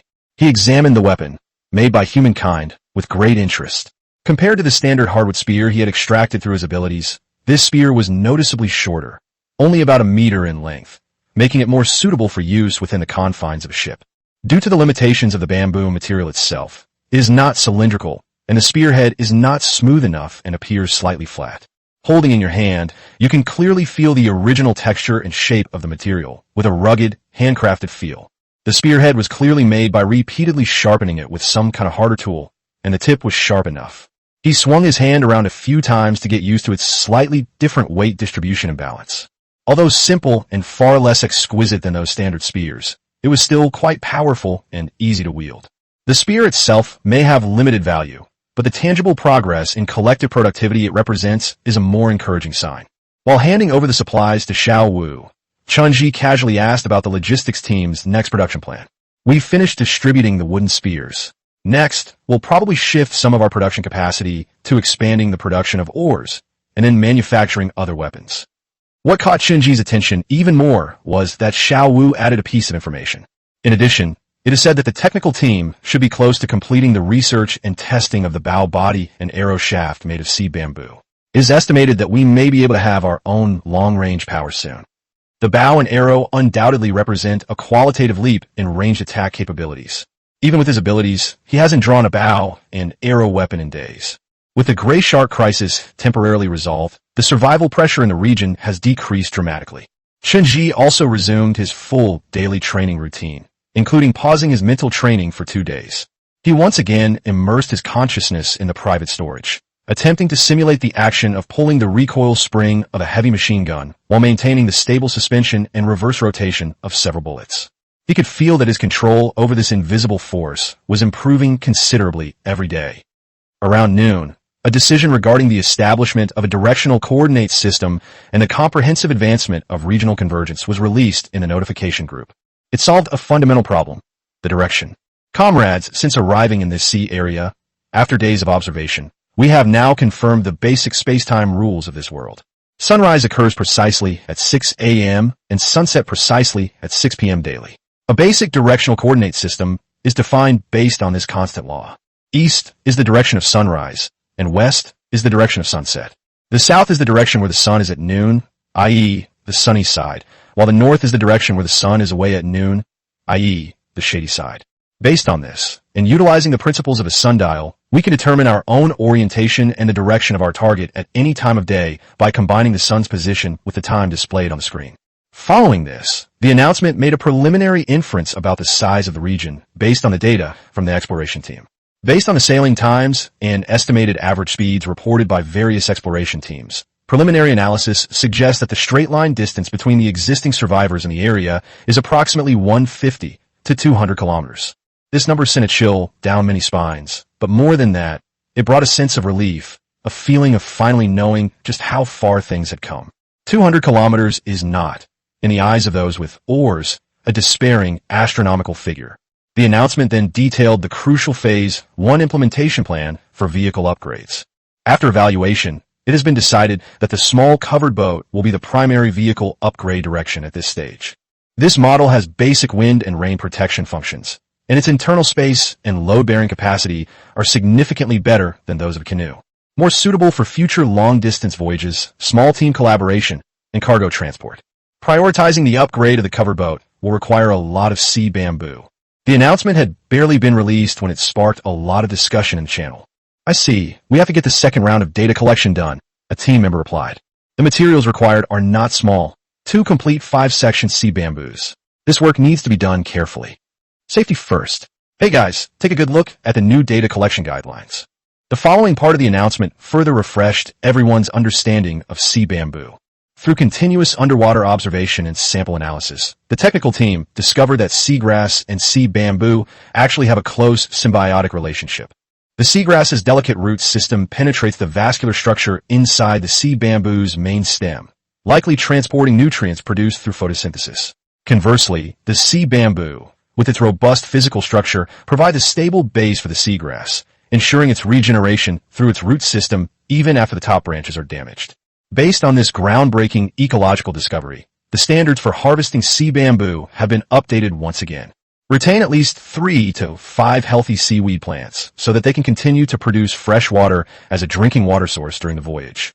In order to completely break down the isolation and achieve reunification, some members of the 4th Liaison Group, the 3rd, the 6th, and the 8th Liaison Group, and the Security Group were selected as the first batch of targeted exploration personnel. Distribute ores, fish and meat reserves, clean water, and salt.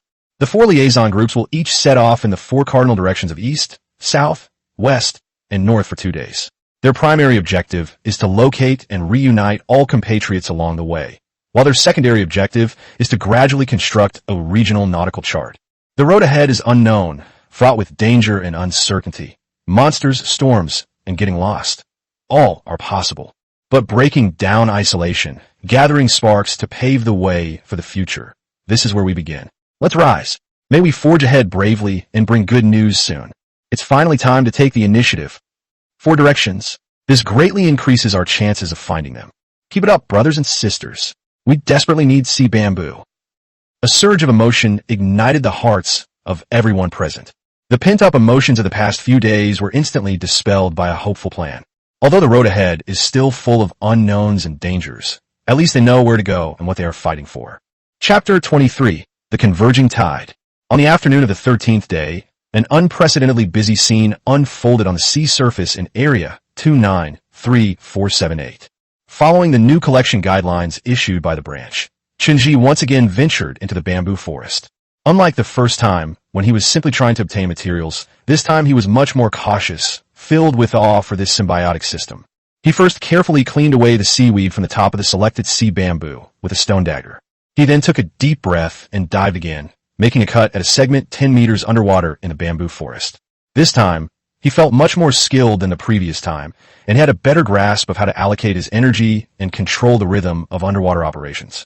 As he stored the second suitable 5-section sea bamboo in his storage space and floated to the surface to breathe, a private chat notification appeared on the panel. It's Chunwei-guo. Chunji, are you collecting data? Yeah, team leader, we just got the second one. Chunji replied. Good. You haven't fallen behind in training, have you? Chunwei-guo asked. No, the physical training and firearms training are proceeding as planned. Chunji omitted the mental training. Very good. Your main task now is to collect as many qualified sea bamboo materials as possible. Chunwei-guo's tone was serious. Your situation is special. The power of your rare item means you can't be satisfied with just a small boat. Chunji felt a stirring in his heart, vaguely sensing something. Sure enough, Chunwei-guo's next words explained the situation. While the technical team decided on the small covered boat as the basic upgrade solution, they also explored a higher-level vehicle upgrade direction, the catamaran covered boat. This vehicle requires 6 dugout canoes, 20 complete 5-section sea bamboo poles, and 8 10-section sea bamboo poles. Chunwei-guo stated the material requirements. It consumes a lot of resources, but its advantages are equally great, including a larger deck area and load-bearing capacity, as well as stronger structural strength. More importantly, stability is crucial to maximizing the accuracy and decisive role of long-range weapons. The branch's vision is that these highly stable vessels will serve as a long-range deployment platform for our region in the future. You will be at the heart of this platform. Chunji felt his heart pounding powerfully in his chest. Catamaran, firepower platform. Understand, team leader. I will do my best to collect the materials. Chunji's reply was filled with unprecedented determination and a sense of purpose. Well, the branch will coordinate the canoe, and the branch will provide 10 sections of sea bamboo. You only need to collect 5 sections. 10 sections would require going more than 20 meters below the surface, which is too dangerous for you. Also, don't rush into the exploration. Focus on your own safety, Chunwei-guo concluded. Putting aside his private chat, Chunji took a deep breath. He plunged back into the water, full of energy. The exploration plan has captivated everyone's attention since its announcement.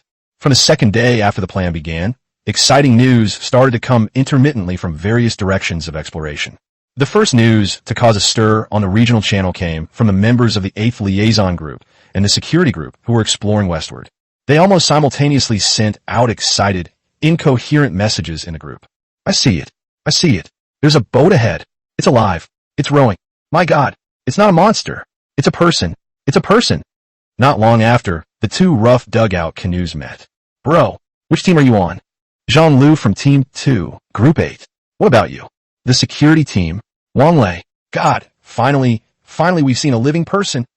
Yes, that's great. That's great.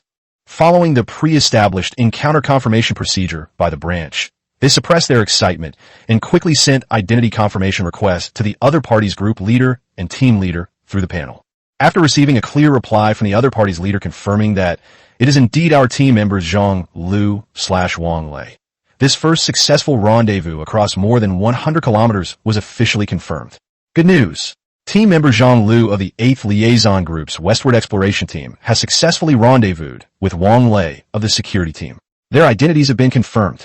This marks a historic moment for our region 293478, breaking free from its isolated state. A momentous occasion. The information team leader, Lin Mo, excitedly released this announcement to the entire region. The entire regional channel was in an uproar. The screen was flooded with cheering, congratulatory, and excited emojis. Even though it was just two people, it proves that the path is open. Hope is real. Then, as if a switch had been flipped, good news began to come from other directions. The exploration teams heading south and east also reported that they had successfully rendezvoused. Each confirmation sparked a new round of cheers in the channel. People share the exciting moments of their encounters through writing. They exchanged water and food, describing each other's disheveled and haggard, yet incredibly excited faces, and sharing their experiences and observations. A vibrant atmosphere, characteristic of society, is beginning to resurface within the invisible information network. However, this jubilant atmosphere lasted less than a day. On the third day of the exploration, at noon, a new report from the Southward Exploration Team cooled their initial enthusiasm slightly, and was quickly corroborated by the exploration teams in the other three directions. As the third liaison group sailed south, they could see a large, continuous wall of thunderstorm clouds on the horizon.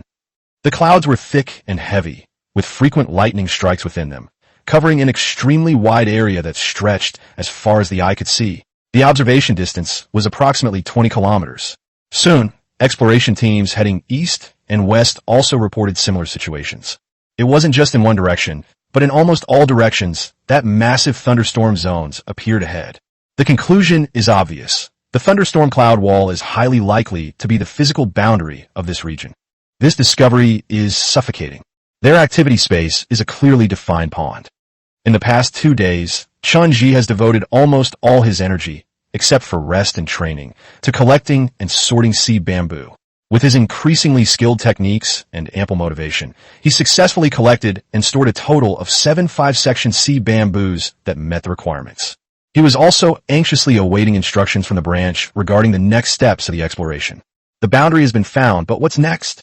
In the evening, the answer was finally revealed. The branch reached a conclusion after analysis and simulation. Attention all members. Based on the combined sailing times reported by all exploration teams and the analysis of observation data on the thunderstorm boundary, the following key information has been confirmed. A holistic, slow, but stable ocean current has been confirmed to exist in this area, with its direction clearly pointing towards the center of the region. The speed at which the ocean current propelled the vehicle to drift, measured multiple times and averaged, ranged from a minimum of about 100 meters per hour to a maximum of 2 kilometers per hour at the storm's edge. Based on the above findings, the branch decided to abandon the previous exploration plan and required all survivors in the area to stop actively paddling in any direction. This ocean current is precisely the path that points us to each other. We don't need to search hard. We just need to drift along towards the center. Furthermore, thanks to the tireless efforts of the logistics and technical teams, oars have been distributed to all personnel as of today. The answer was actually quite simple. They rowed diligently, searching, unaware that everyone was on the same river. The branch's instructions were not yet finished. Discovering the ocean current is the first step. Precise positioning and effective convergence still require rigorous procedures. Tonight, all comrades are requested to remain still, conserve their energy, and rest as soon as possible. Detailed plans and necessary tools will be issued before sunrise tomorrow.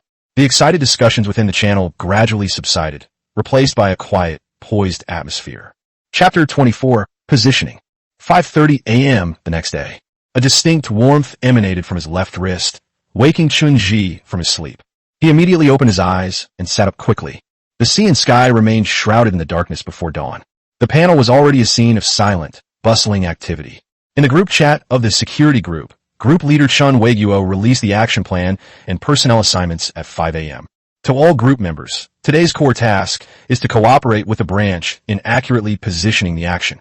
Our group has selected 4 members to form a calculation team, responsible for summarizing and processing the location data of the group members. All other members must strictly follow the operating procedures for measuring drifting direction and speed to be issued later. The key point is to record the solar azimuth angles at 6 o'clock and 6:30. The accuracy of this positioning is directly related to future rendezvous route planning, so please treat it with utmost care. The following was a series of replies saying received, along with confirmation messages from the calculation team members that everything was ready. The atmosphere in the group was tense yet orderly. Announcements from the information group, links to operating procedure documents from the technical group, and notifications from the logistics group regarding tool distribution all flowed rapidly like an invisible current in the quiet of the early morning.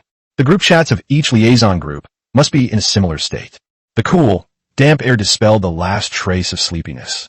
Chun-Ji carefully read the operating procedures that the technical team had just released. The core of the procedure is divided into 2 parts. Measure the bow direction at panel time 6 o'clock and 6:30, which is the angle between the drift direction and the sun direction. The regulations emphasize the need to ensure bow stability and require the use of a protractor to be issued by the logistics team for measurement. Secondly, the real-time current velocity of the current is measured using the distributed 10-meter standard rope. The regulations also include detailed illustrations and instructions on how to make simple directional marks on the bow of a ship. Time slipped by quietly amidst the tense waiting and preparation, and the pale light in the east gradually expanded, tinged with gold. Chun-Ji dared not delay and pointed the bow of his small boat towards the shore. After confirming that everything was correct, he took out a stone dagger and forcefully carved a clear directional line in the center of the bow of the boat. Next, he took out a spear and placed it behind the line on the bow of the boat, intending to use it to observe the shadow. 5:50, 5:55. In the group chat, the group leaders began repeatedly reminding each other. Final 10 minutes for calibration. Make sure the bow is aligned with the drift direction. Confirm the markings. Determine the angle between the direction of the shadow and the engraved line on the bow. The tools are in place. Let's prioritize measuring the angle. 6 o'clock sharp. In an instant, a dazzling golden ray pierced the sea surface. Almost simultaneously, the spear cast a long, thin shadow in the morning light. Chun-Ji's entire body tensed up. Instantly, the sound of the bell ringing, a sensation no less intense than the start of an exam, rang out. He stared intently at the angle formed by the shadow and the line carved on the bow of the ship, and used a stone dagger to trace the shadow and carve it. What followed was a relatively calm, yet tense half-hour. He kept the bow pointing forward, waiting for the second measurement. Even the sea breeze seemed to become gentler. At exactly 6:30, the sun rose higher. The direction and length of the shadows also changed. Chun-Ji focused his mind again and recorded the second angle between the shadow and the engraved line on the bow of the ship. With 2 key angles recorded, all that's left is to wait for the measuring tools. Not long after, a private chat notification sounded, and Xiao Wu, the duty officer, sent a transaction request. Provided, protractor, 10 meters standard rope. Requirement, none. Chun-Ji immediately confirmed it. 2 items appeared in his hand.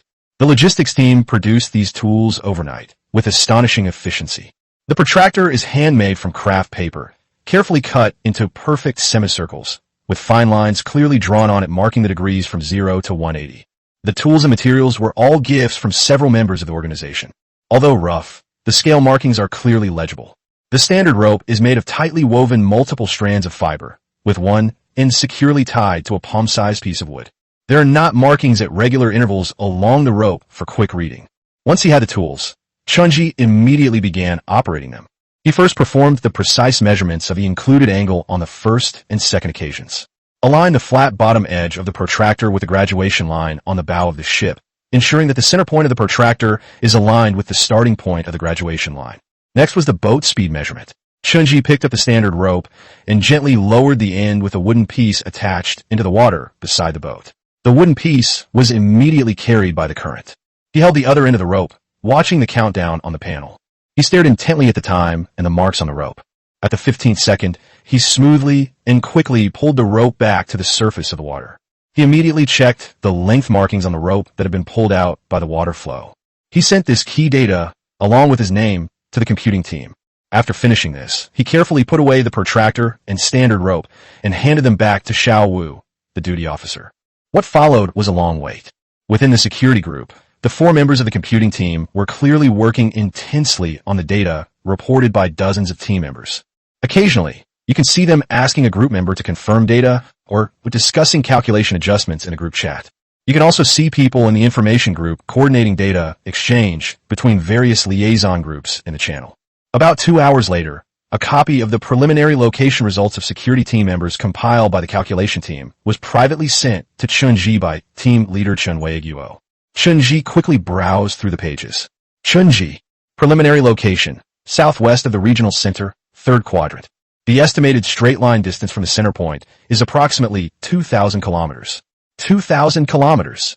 If relying on human rowing, even an ideal speed of 8 kilometers per hour day and night, it would take 250 hours, nearly 10 days and nights, to row continuously. This does not even take into account physical limits, rough sea conditions, and deviations in direction. He is not someone with abilities related to physical enhancement. Just as he was processing the shock of this long distance, another private message came from Chen Weiguo, the security team leader. Chunji, you saw the location data, right? You're a bit far from the center point. There's something you need to know. The branch has assessed that there's a very high probability that a new crisis will occur on the 20th day. Its exact form is unknown, but its threat level is likely no lower than that of a gray shark. Chen Weiguo continued to send messages, his tone grave. Based on this prediction, the branch believes that the risk of the dispersed state of all members who cannot reach the center point on their own within 4 days is extremely high, so the strategic focus needs to be adjusted. The new instruction is that members who are relatively close to each other should prioritize gathering together. The branch will plan the gathering point and priority rendezvous sequence as soon as possible based on the location data just obtained. Only in this way can we gather as much strength as possible before a new crisis breaks out, form local advantages, and unite to survive. Chapter 25, First Gathering. The midday sun shone vertically, reflecting off the sea surface and making it appear dazzlingly white. In the regional channels and several liaison group chats, the information and technical teams are frequently issuing supplementary testing notices and operational guidelines. The channel was a bit chaotic. Some members who hadn't finished their work in the morning were anxiously asking questions, while others were sharing their experiences with measurements taken in the early morning. The atmosphere made Chunji feel like he was back in a dream, taking a makeup exam. The makeup test is scheduled for this afternoon. It's time, which is more than number hours away. In the afternoon, at 10 p.m., Chunji could feel the entire area's panels once again entering a state of silent tension. The scrolling speed of messages in the group slowed down significantly. Although he could not see his compatriots who were working hard, he could imagine them staring intently at the sun, protractor, and standard rope on the sea. After the supplementary testing period ended, the channels and groups became active again. About an hour later, the peak of data transmission and reception seemed to gradually subside. In the afternoon, a private message notification came from team leader Chen Weiguo on the panel. Chunji, the location data has been refined. This is a location map of your area in the 3rd quadrant. Keep it safe. Chen Weiguo sent a transaction request. Chunji confirmed receipt, and a piece of paper appeared in his hand. He unfolded it carefully. This is a quarter-size A4 paper sketch with the edges neatly trimmed. The paper appears to be a simple drawing made with a pencil. The drawing is divided with a clear cross-coordinate axis, and the upper right corner is marked center of area. His current location is in the 3rd quadrant, to the lower left of the center of the area, marked by a prominent black dot. Around this point, there are 5 other, slightly smaller points scattered around it. Each dot is marked with a simple number. The entire vast area of the 3rd quadrant contains 164 points, including him. These papers, along with the previous stationery, were all gifts from a member of the information team on their first arrival. Chen Weiguo's messages continued to arrive. Currently, this is a precious, non-renewable resource. Please handle it with care to prevent seawater contamination. Understood, team leader. I will keep it in mind, Chunji replied. Chen Weiguo paused and added, I am located in the quadrant, which is very far from you. In your 3rd quadrant, there is currently only Wang Hai, the leader of the medical team. He is also a branch committee member, and according to his location, he is quite far from yours, making it difficult to rendezvous in a short term. Therefore, you need to form your own corps in your area. He carefully examined the 5 companions on the map who would soon be his partners. B37, C12, D85, E04, F61. Just as he had begun to digest the information on the blueprints and carefully folded and put them away, another new private message popped up. The sender was Zhang Yun from the Personnel Coordination Group. Hello, Comrade Chenji. Based on the branch resolution and regional positioning data, you are now officially confirmed as the person in charge of the long-range weapon platform in the 3rd quadrant. Your team's composition is tentatively set as follows: number catamarans and number small dinghies. Please work together as soon as possible to unite the 5 comrades around you, establish effective connections, and form a collaborative team. After you have completed your initial rendezvous, the branch will allocate the necessary materials for upgrading your vehicles based on the actual situation. Please provide timely updates on your progress. This news made Chun Ji's heart tighten. He no longer works alone, nor is he merely a member of the security team. He is a special weapons user. Instead, they were given the responsibility of leadership, leading a small team. Received, Comrade Zhang Yun, Chun Ji replied. Without further delay, he searched for and added the 5 companions as friends, based on the map markings and the area roster previously sent to him by the information group. While waiting for a reply, he put the precious map into a corner of his storage space. Soon, all 5 friend requests were accepted. Chunji didn't rush to create a group chat. He first had a brief conversation with each person to understand their basic situation. Hello, I am Chunji from the security team. I have been ordered to coordinate the reunion of the 6 of us. The other party replied quickly, their tone revealing sincerity. Hello, Brother Chun. My name is Wang Hu, formerly from the 9th Liaison Group. Finally, I got your message. I only have a spear, but I do have the strength. The gift is a strength enhancement, so rowing should be alright. From now on, I'll follow your instructions. The number, TH member, a power enhancer, appears to have a straightforward personality. Chunji noted it down and replied, Okay, Wang Hu, conserve your energy and be ready to row to meet up at any time. Wait for my notification. Next is number C12. Hello, Comrade Chenji. My name is Sun Xiao, formerly from Group 5. The other party's reply was rather calm. My gift is enhanced vision. I can see farther and more clearly during the day, and I also have fixed night vision. Enhanced eyesight, a great talent for reconnaissance. Chenji replied, Received, Sun Xiao.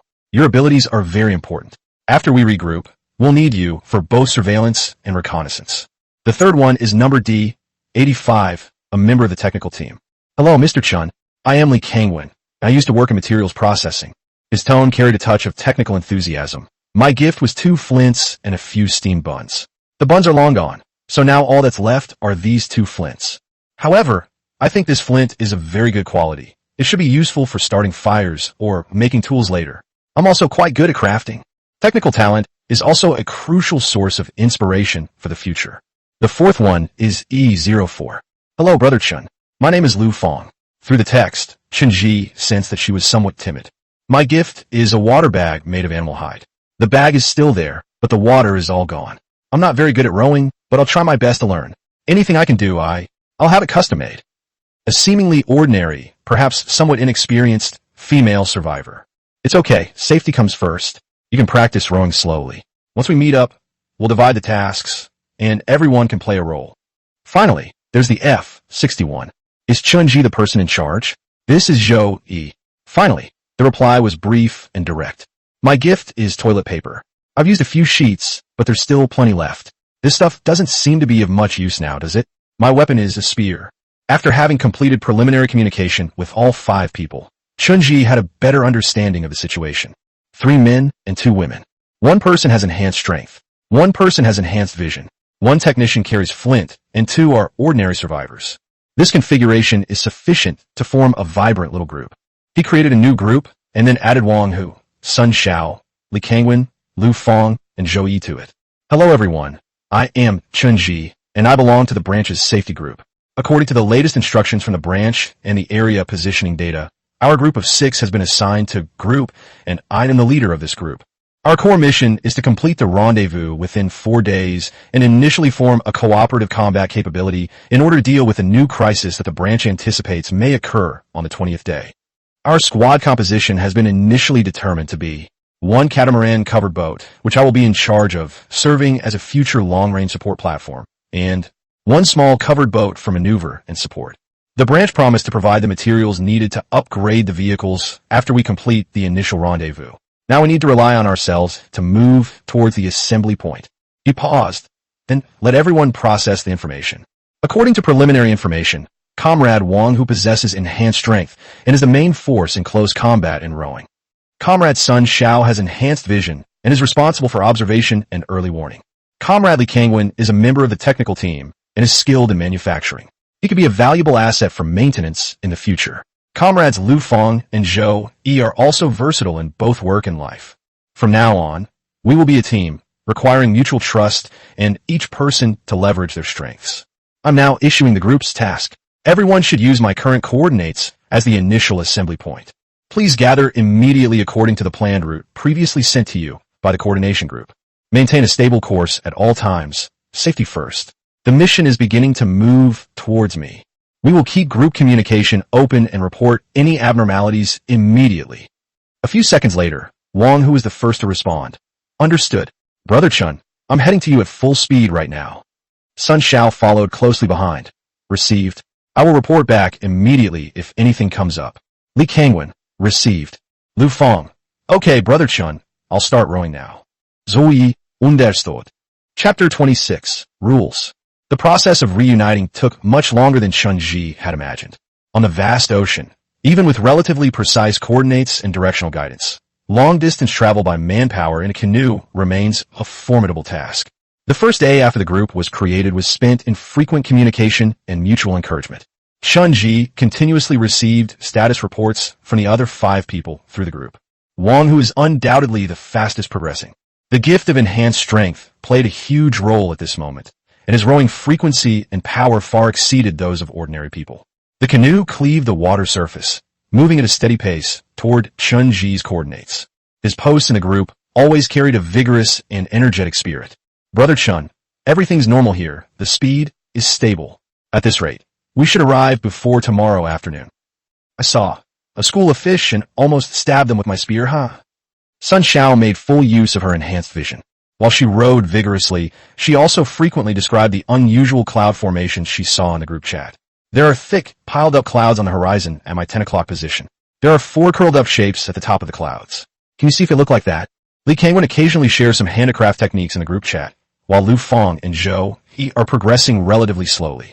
Lu Feng was clearly not yet fully adapted to rowing and life at sea, and her physical strength was also slightly lacking. But she kept trying, and everyone in the group could see her persistence. Zhou Yi became much quieter, only reporting his status on time, which made him seem somewhat socially awkward. Chun Ji closely monitored everyone's condition, knowing that maintaining team cohesion was crucial during this monotonous voyage. He would occasionally share in the group chat the latest information just issued by the branch, or the key points of the initial discussions within the security team regarding the coordination of melee weapons. Meanwhile, within the regional channel, a more profound discussion is taking place. After the initial excitement of the exploration team's successful small-scale reunion, real-world problems began to surface. Although the vast majority of people maintained restraint and cooperation after the loss of order, they still relied on their moral bottom line and the collective identity rebuilt in the past 10 days. However, signs of friction have already emerged. Reports from team leaders and accounts from those involved have appeared on the channel. Some female members on the channel expressed feeling uneasy about the overly enthusiastic attention they received from each other after meeting. Over the past 10 days, the probing remarks made in the channel and group chats have also been frequently mentioned. Secondly, there is the issue of division of labor. After they regroup, how should tasks such as rowing, guarding, collecting fresh water, and processing food be assigned? Relying solely on self-discipline and ad hoc discussions inevitably leads to complaints about who does more and who does less. Similarly, this problem doesn't only arise after the convergence. The team leader had previously reported that a member with rapid healing abilities was deemed suitable for more underwater operations. This sparked resistance from the members. Furthermore, there is the distribution of resources. After regrouping, will individuals share resources such as food, fresh water, and tools? If so, how? Is it distribution according to need or distribution according to work? One group had a minor argument over the distribution of the cash. Although these frictions were previously limited by communication on the control panel and were mostly resolved through the coordination of team leaders at all levels, the problems they exposed cannot be ignored. If this continues, Relying solely on morality, without clear rules and regulations, could very well lead to the collapse of order from within. The calls on the channel are getting louder and louder. Let's be upfront about the unpleasant things so we can get along better in the future. Without rules, nothing can be accomplished. It's alright now that there are few people, but once there are more people, things will definitely fall into chaos without any order. First, draw a clear line. What can be done, and what absolutely cannot be done. The branch was clearly aware of the urgency of the problem. Soon, the temporary management rules for Area 293478, drafted by the committee and jointly prepared by the Information, Security, and Personnel Coordination Group, was released to the regional channel and all groups for discussion by all members. This code of conduct is based on existing global ethical and legal experience, and is adapted to the current extreme marine environment. The code of conduct outlines the members' rights to survival and development, and emphasizes the maintenance of basic order. The content covers several basic aspects. It clarifies that all members enjoy basic rights, such as access to basic necessities, protection of personal safety, respect for personal dignity, and participation in discussions of collective affairs. They also have obligations such as obeying the collective's reasonable allocation, participating in collective labor, safeguarding collective interests, and helping each other. Any form of intentional injury or murder is strictly prohibited. Rape and all other forms of sexual assault are strictly prohibited. Theft, robbery, fraud, and other acts that infringe upon property rights are strictly prohibited. It is strictly forbidden to intentionally harm the interests of others or the collective when facing common danger. Spreading fear-mongering rumors, dividing groups, or inciting confrontation are strictly prohibited. The code establishes the basic principle of combining distribution according to need with distribution according to work. In other words, basic survival supplies should be prioritized to meet the basic needs of all members, provided that the collective has the capacity to do so. Non-basic survival supplies, skill services, weapons, and tools can be distributed and exchanged more based on contributions and labor input. Finally, in resolving disputes, the first step is to mediate within the mutual aid team. If mediation fails, the dispute is reported level by level to the liaison group or committee. Major disputes or violations shall be adjudicated by the committee after a hearing convened by its members. The disciplinary measures have been expanded from criticism, warning, and demerit in the original interim measures for rewards and punishments to include labor education. Collective labor can be assigned as appropriate to create value for the collective. On the channel, various opinions clashed fiercely. Some people feel it's too strict. We've come this far. Why are there still so many rules and regulations? Some countered, it's precisely because things have come to this point that rules are needed even more. Otherwise, how can we survive better? Regarding the provisions on labor education, some people support them, while others worry about how the workload will be determined, who will judge whether it constitutes passive resistance, and whether it will be abused. A consensus has gradually formed regarding the division of labor for night watch and dangerous tasks, based on the allocation of abilities. Some also emphasize that individual physical strength should be fully considered when assigning tasks, and while absolute equality is not required, fairness and reasonableness are necessary. Members of the branch and information group actively guided discussions within the channel, explaining the original intention of the terms. After half a day of thorough discussion, the branch collected opinions from all parties and revised several details of the Code of Conduct. For example, the labor education clauses have added a supervision procedure that requires the implementation of the program must be confirmed and filed by both the team leader and the liaison group leader.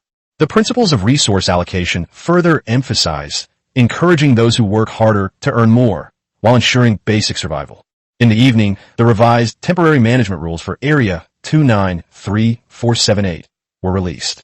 Also released was another piece of information from Zhang Yun, a member of the personnel coordination team. This is an explanation of the principles for completing the temporary adjustment of personnel across the entire region and subsequent coordination. The announcement stated that the adjustment of personnel organization across the entire region, based on location data, has been basically completed. The new group divisions are based on the principle of proximity for quick regrouping and are a temporary measure to deal with potential crises. Except for the various professional groups directly under the branch, whose personnel composition remains stable in principle due to the special nature of their functions. After all other ordinary survivors have reunited, they can return to their original mutual aid squads or contact groups according to their personal wishes. The purpose of this is clearly to maintain the connections and trust built up over the past 10 days while addressing the immediate threat. Avoiding the breakdown of familiar social relationships due to temporary adjustments is conducive to the stability of the larger group after the merger. This provided reassurance to many members who were feeling uneasy about being reorganized after being broken up. After all, there were familiar faces in the original squad and liaison group who have been fighting side by side and encouraging each other for more than 10 days. Such emotional bonds are especially precious in unfamiliar environments. Chapter 27. A heavy responsibility. After completing the initial communication with the 5 crew members and confirming that they had all temporarily stopped paddling to rest, Chun-Ji breathed a sigh of relief. The mental tension eased slightly, but another, more demanding task immediately weighed on my shoulders. He was no longer the lone wolf who only needed to take care of his own little world. As the leader of this group, he is responsible for the safe reunion of these 5 people and their future combat effectiveness. The pressure cooled the slight excitement he had just felt from assembling his team. Chun-Ji rubbed his throbbing temples, forcing himself to cheer up. The branch and group leader Chen Weiguo are responsible for building a remote support platform team. So where do the weapons come from? How are they configured? Are the team members proficient in using them? My thoughts are gradually becoming clearer. He recalled the instructions given by team leader Chen Weiguo. If needed, you can contact Engineer Zheng from the technical team and Sister Chi from the logistics team.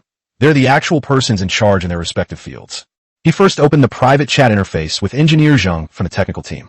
As Chen Weiguo mentioned, this Mr. Zheng's original name was Zheng Qiudong, and he was a seasoned handicraft enthusiast before he arrived. He has experience in making traditional bows and crossbows and cold weapons, and is now a pillar of the technical team for the development of long-range weapons. Everyone is used to calling him Engineer Zheng. Good evening, Engineer Zheng. I'm Chun-Ji from the safety team, currently in charge of the preparatory work for the 3rd quadrant long-range weapon platform. I'd like to inquire about the current progress of the long-range weapon development. Chun-Ji spoke respectfully. After all, he needed someone's help. It's over. A little while later, Engineer Zheng replied, Comrade Chun-Ji, Old Chen mentioned you before. When it comes to ranged weapons, bows and arrows are definitely the most representative. However, the current bottleneck is the materials and bowstring performance. Sea bamboo material meets the toughness standard, but is easy to weaken and break when directly used to make longbows. It requires repeated adjustments, which is too inefficient, and we don't have the processing capabilities at the moment. The current mainstream opinion is to prioritize the development of short bows, trading length for stability and production speed, sacrificing some power and range, and solving the problem of whether or not we have them. Chun-Ji carefully noted down these key pieces of information. The short bow appears to be the most likely bow-type ranged weapon to be obtained in the near future. What about slingshots and the like? He pressed. Slingshot. The structure has been simplified to the extreme. Sea bamboo is used as a frame, with rubber bands and leather pouches attached. The ammunition is made from the teeth of gray sharks. The physical limits are there. There's not much room for optimization. It's just a matter of proficiency. The logistics team should have already arranged for small batch production. You can contact them directly if you need to. Understood. Thank you very much. After finishing his communication with the technical team, Chun-Ji immediately went to Sister Chi, who was in charge of weapons production coordination in the logistics team. Good evening, Sister Chi. I am Chun-Ji, who is in charge of the construction of the long-range weapon platform. Engineer Zheng said that the slingshot has been finalized. I would like to know the specific weapon configuration plan and application process. Chi Jie replied quickly. Your platform has just released the configuration guidelines. I'll send you the preliminary weapon options and instructions. There are currently 4 ranged weapons available for selection. Bows and arrows, slingshots, spear throwers, and slings. Each weapon is accompanied by a detailed analysis of its advantages and disadvantages, the current logistical supply status, and a concise safety operating procedure. In general, the short bow is in the prototype stage, with limited production and limited power and a long training period. The slingshot has been finalized and can be supplied in small batches. It is easy to use, has a fast rate of fire, and ammunition is readily available. When operating it, pay attention to the limit of the rubber band and try to recover the ammunition. Spear throwers can be mass-produced, but the production capacity of matching short spears is insufficient. They are effective against large targets, but the accuracy is difficult to control. When operating them, one must pay attention to the technique to prevent them from slipping out of one's hand. Slings are easy to make and readily available, but they're difficult to master in terms of precision and require extensive training to develop a feel for the action. Chun-Ji repeatedly browsed through the 4 weapon descriptions, his brows furrowing slightly. The situation was more complicated than he had imagined. Each of these 4 weapons has its own strengths and weaknesses. Moreover, apart from slingshots, the other types of slingshots do not seem to be fully mature or suitable for the current environment. Qi Jia's subsequent words quickly confirmed his judgment. Currently, the only weapon that can be stably supplied and ready for immediate combat use is the slingshot. The short bow is still in the sample testing and process solidification stage, and the production capacity of the short spears to match the spear thrower is limited. As for the sling, I personally do not recommend wasting any time on it. Understood. Could you please apply for a slingshot sample for our group first? No problem. I'll arrange it right away. A few minutes later, the transaction with the logistics team was completed. Chunji's storage space now contained a slingshot with a primitive design, along with instructions on how to use it. He took the slingshot in his hand and examined it carefully. The bow is made of sea bamboo, with fiber bindings at the handles for a non-slip grip. The power source is two highly elastic bands from clothing, and the leather pocket is a small piece of tanned gray shark skin. The accompanying demonstration ammunition was the gray shark tooth. Chunji tried pulling the rubber band in the air, feeling the contraction force. This thing looks simple, but hitting the target accurately is probably by no means easy. He followed the instructions to simulate the loading, aiming, and firing process, trying to feel that elusive tactile sensation from the swaying bow of the ship towards the sea. Time slipped away quietly during this process of repeated communication and familiarization with the weapons. When he felt his eyes getting sore, he realized that the sea breeze was even cooler, and it was already late at night. Coordinate, inquire, judge, and make decisions. Communicating with professionals like Engineer Zheng and Sister Qi requires quickly understanding their logic and clearly expressing your own needs. This mental and physical exhaustion far exceeded the level he experienced when training alone before. So even a small manager has so many things to worry about. Chunji recalled the days when he practiced alone and secretly watched others. At that time, he only needed to be responsible for himself, and his biggest worry was the progress of various practice sessions. And now, he carries the hopes of 5 people on his shoulders. His connection with Sister Zhengongqi made him truly feel integrated into a vast organizational system. This pressure weighed heavily on him, but it also subtly spurred an unprecedented surge of energy. Chunji put away the slingshot and forced himself to stop thinking and fall asleep quickly. He needs to rest. There's more to come tomorrow. The next day, Chunji woke up on time as instructed by his biological clock. Despite his poor sleep quality, he quickly splashed water on his face to shake off the lingering sleepiness. He pulled out again. After taking the sling, he opened the group chat and sent a message. Good morning, everyone. How was your rest? Is the surrounding area safe? Wang, who was still the first one to say, Good morning, Brother Chun. Sleep well. There's nothing around. Just waiting to meet up. Li Kangwen. Good morning, Manager Chun. He looks good. Okay. Next we need to clarify the future positioning of our platform. He combined the information he received from Sister Qi and Engineer Zheng yesterday with his own understanding and explained it in detail in the group. According to the branch's plan, after the General Assembly, we will serve as a relatively stable source of firepower. The primary mission is to provide suppression and precision strikes against medium and long-range threats. Chunji highlighted the 4 alternative weapons, emphasizing the current status of weapon supply. Therefore, we need to initially determine each person's weapon preference based on their physical strength and talent. This relates to our future training direction and logistical requests. We can't equip everyone with all the weapons. We must have a focus and a division of labor. Everyone should consider which type they are best suited for. There was a moment of silence in the group, as everyone was clearly processing the information and weighing their own options. Wang Hu broke the silence first. Brother Chun, I'm not good at thinking too meticulously. That spear thrower sounds good. The more force you use, the more powerful it becomes. However, if you don't have many short spears, a slingshot will do. Give me one of each. His choice aligns with his role as a power enhancer, favoring simple and brutal weapons. Sun Shao continued, My eyesight is better, so I might be better suited for weapons that require precision. Between bows and arrows and slingshots, I would prefer bows and arrows. Although Engineer Zheng said the short bow is still in the trial stage, I can start by practicing with the slingshot. Once the bow and arrow are ready, I should be able to get the hang of it faster. There was a slight pause. Yes, Li Kangwen replied. I'm fairly handy, and I'm quite interested in the material handling Zheng mentioned. I could also try archery. Maybe I can participate in maintenance or even improvements in the future. I can also try to help manufacture the short spears needed for the spear throwers. Lu Feng hesitated slightly. I'm not very strong, so a spear thrower definitely won't work. I'm afraid I won't be able to draw the bow and arrow, and the slingshot seems a bit light. Can I try it? Zhou Yi's reply was brief. I'd also like to try a slingshot. The intention is basically clear.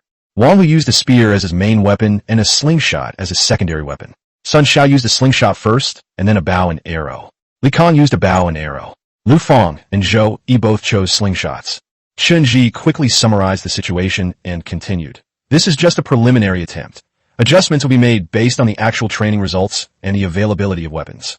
Now everyone continue to move towards me as planned, but be careful to conserve your energy. Safety first. Clear. Receive. After ending the group chat, Chen Ji sent the compiled team weapon configuration proposals to Sister Chi in the logistics team. After finishing this, well, he finally felt a little relieved and picked up the piece of fish he had eaten for breakfast and on. Chapter 28. The Catamaran. Before Chen Ji could even swallow the fish he was eating, the coordination team sent him a document containing background information and past evaluations of the 5 members of the team. Chen Ji continued reading, and the first thing that caught his eye was Wang Hu's information. Registration information shows he comes from a northern industrial city and was originally a construction worker. The initial gift upon arrival is confirmed as a power enhancement. Below are evaluations from his former squad leader and several teammates from the 9th Liaison Group. Comrade Wang, who is straightforward, hardworking, never cheats or shirks his duties, and showed courage during the Grey Shark crisis. Tiger is a very honest person, but sometimes he can't think straight and is very stubborn. However, he will definitely keep his promises. A trustworthy comrade in arms, just with a big appetite. Chen Ji watched, a slight smile involuntarily appearing on his lips. This was completely consistent with his impression of Chen Ji, a reliable and pure fighting force. Next up is Sun Xiao. The information shows that she was once a freelance photographer, and her contribution was for vision enhancement. The former leader of the 5th group commented, Comrade Sun Xiao has keen observation skills, is calm, meticulous, and good at learning. He has discovered small groups of fish many times, and is a well-known fishing expert in the group, making important contributions to the group's survival. He is a bit introverted, but has a clear logic, and can always complete assigned tasks efficiently. Teammates' evaluations mostly focused on things like reliable and not very talkative, but knows what's what. Li Kangwen was originally a technician at a machinery factory, and the gift he received was 2 flints. The evaluations were filled with words like skillful, dedicated, and meticulous. The technical team leader added a note. Comrade Li Kangwen has an intuitive understanding of material properties. It is recommended that we rely more on him in tool making and vehicle improvement. Lu Fang's information is much simpler, an ordinary company clerk. The gift was a water bag made of animal skin. The evaluations mostly focused on a gentle personality, somewhat timid, but with a serious attitude towards learning and a willingness to adapt to the environment. Her former team leader specifically mentioned that Comrade Lu Fang was unable to cooperate effectively due to fear in the early stages of the Grey Shark crisis. But with guidance and encouragement in the later stages, she was able to complete basic tasks such as keeping watch and organizing supplies. Chen Ji kept this in mind. It seemed he would need to be more patient with Lu Fang in the future. Zhou Yi, according to the information, is a college student. The gift he gave was toilet paper. His assessment was the most vague, mostly consisting of little communication, able to complete tasks as required but lacking initiative, and seemingly somewhat detached from the status quo. His former team leader commented, Comrade Zhou, he did not show obvious resistance, but he also lacked enthusiasm for integrating into the group and needs to be actively guided. Closing the documents, Chen Ji's image of the 5 team members became clearer and more three-dimensional. This information corroborated his impressions from his brief encounter, giving him confidence in how to lead the group. He was secretly relieved that, at least for now, there were no obviously problematic individuals within the group, and their personalities and abilities complemented each other. The morning's voyage passed peacefully. Around noon, Sun Xiao sent another message in the group. I can see cirrus clouds on the left side of the sky ahead, and the edges show a certain degree of fibrous structure. Soon, Wang Hu also chimed in the group chat. Hey, I saw it too. Isn't the edge a little fuzzy? Sun Xiao replied affirmatively. Yes, that kind of cloud. Li Kangwen chimed in. I think I saw it too. Is it just that patch of cloud around us? Lu Fang and Zhou Yi also reported seeing similar cloud conditions. This shared observation and confirmation reassured everyone that they were not far apart, giving everyone more motivation to row. In the afternoon, based on the estimated speed, Chen Ji judged that the rendezvous would occur this afternoon and evening. He took out the Type 92 pistol, carefully checked its condition, and repeated the shooting practice he was already familiar with. He intentionally let his soon-to-be-met crew members see the weapon. His information about possessing firearms was limited to the security team and a small group of people. A limited demonstration of strength can better enhance confidence after the merger. The first person to appear at the edge of Chen Ji's field of vision was indeed Wang Hu. His canoe broke through the water much faster than an ordinary person's, like a swift swordfish. As the distance closed, Wang Hu's burly figure, paddling with all his might, became clearly visible. Brother Chun, Wang Hu's loud voice, carrying an irrepressible excitement, pierced through the sea breeze from over 100 meters away. Chunji stood up and waved to him. Wang Hu worked even harder, and the canoe approached at almost sprint speed. With a soft clang, the bow of the boat gently bumped against the side of Chunji's boat. Wang Hu grabbed Chunji's boat railing and steadied the boat. His bronze face was flushed red from excitement and exertion, and sweat streamed down his forehead. He wiped it haphazardly, then grinned broadly, revealing 2 rows of teeth. Finally here, Brother Chun, this road marking is fucking awesome. His gaze swept over Chunji's hand, and he paused noticeably. His pupils contracted slightly, a hint of surprise flashing across his face. But he didn't ask any more questions. His smile just showed a hint of reassurance. You work hard, Wang Hu. Chunji reached out and patted his strong shoulder hard, feeling the solid muscles. Let's rest first, and have some water. We'll wait for the others.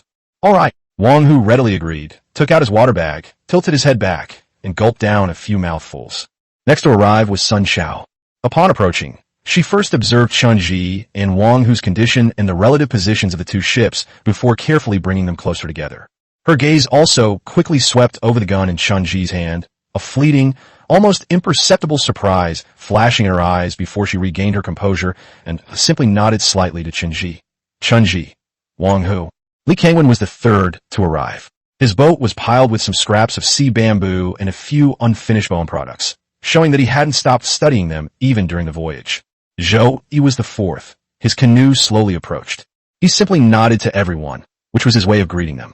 When Lu Fang arrived, the sun was already setting, and the sea and sky were dyed a warm orange red. She looked exhausted. Her face was pale, and her hands holding the oars were trembling slightly, but her eyes were filled with joy and relief at reaching her destination. Brother Chun, Brother Wang Hu, Sister Sun Xiao, Brother Li, she called out to them one by one, her voice weak but with a tearful smile. 6 people in 6 rough canoes finally met successfully in this unknown sea. After a brief period of excitement, Chunji guided everyone to tally up the ship upgrade materials they had on hand. The 5-section sea bamboo for 5 people totaled 18 bamboo poles, exceeding the requirements for upgrading a small covered boat and a catamaran covered boat, with even some spare. However, they only have 6 canoes, while a catamaran requires 6 canoes, and they are still short 2. As for the 10-section sea bamboo, it doesn't even have roots. This material, which requires diving to a depth of nearly 20 meters to collect, is almost impossible for ordinary survivors to obtain.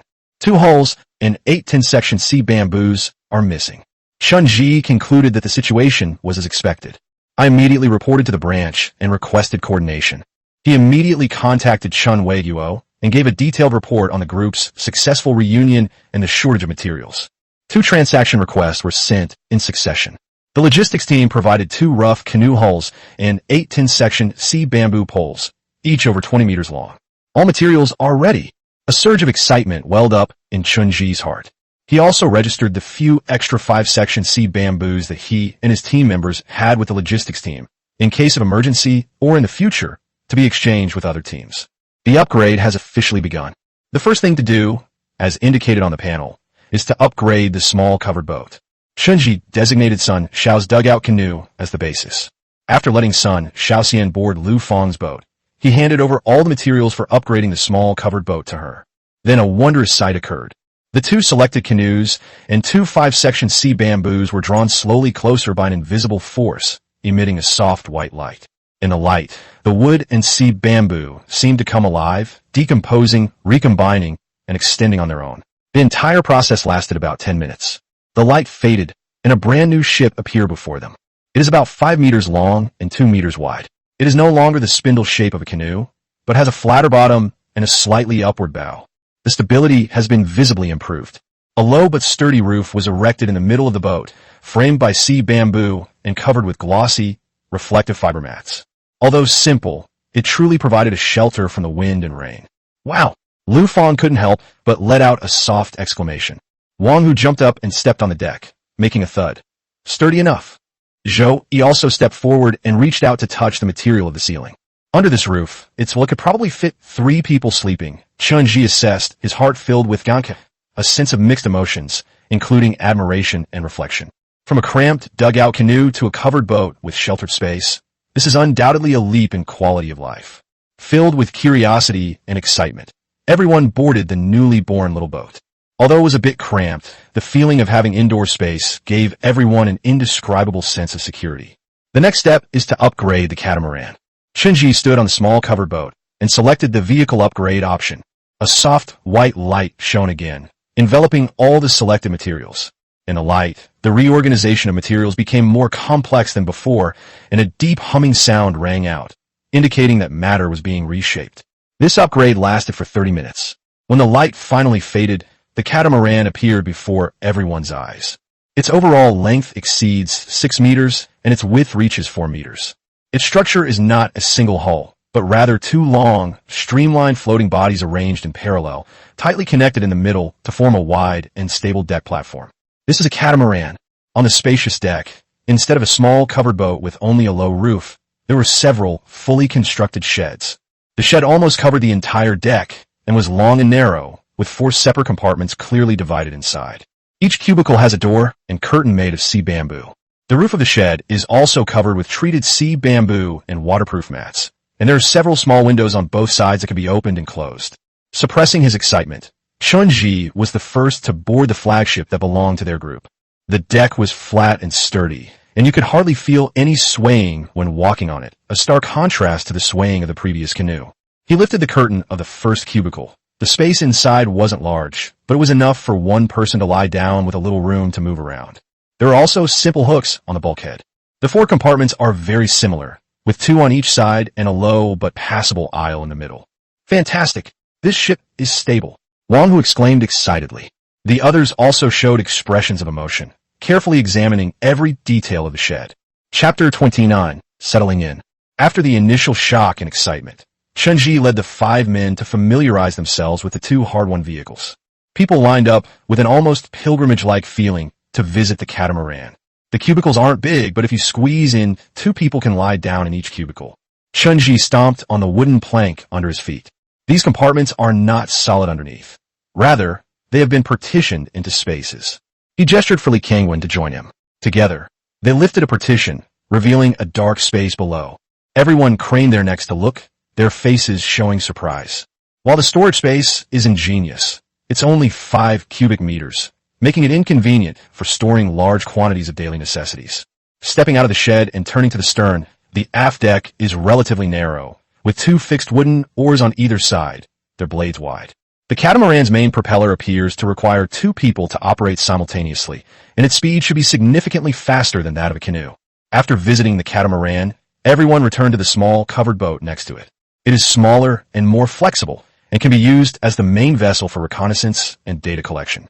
Although the space under the roof can only accommodate 2 or 3 people sleeping, it is still a place to shelter from the wind and rain. After everyone was seated back on the foredeck of the catamaran, Chunji felt it was time to gain a deeper understanding of the situation and clarify the next steps. Now we have a decent home, and maintaining this home requires the efforts of everyone. Before determining the future division of labor within our group, I'd like to understand what everyone mainly did each day in the previous teams. How were resources distributed?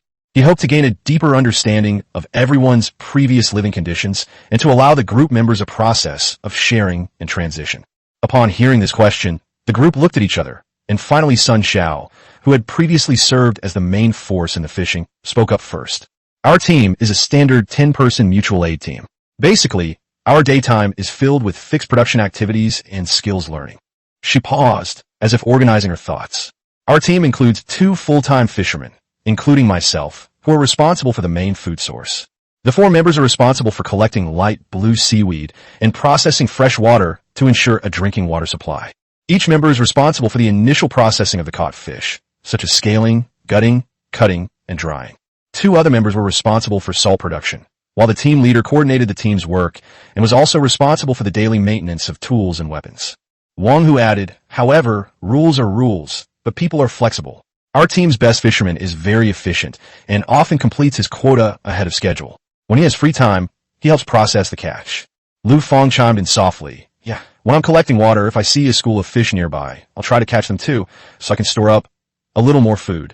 Regarding the distribution of supplies, Our team will also maintain a basic supply reserve for each person.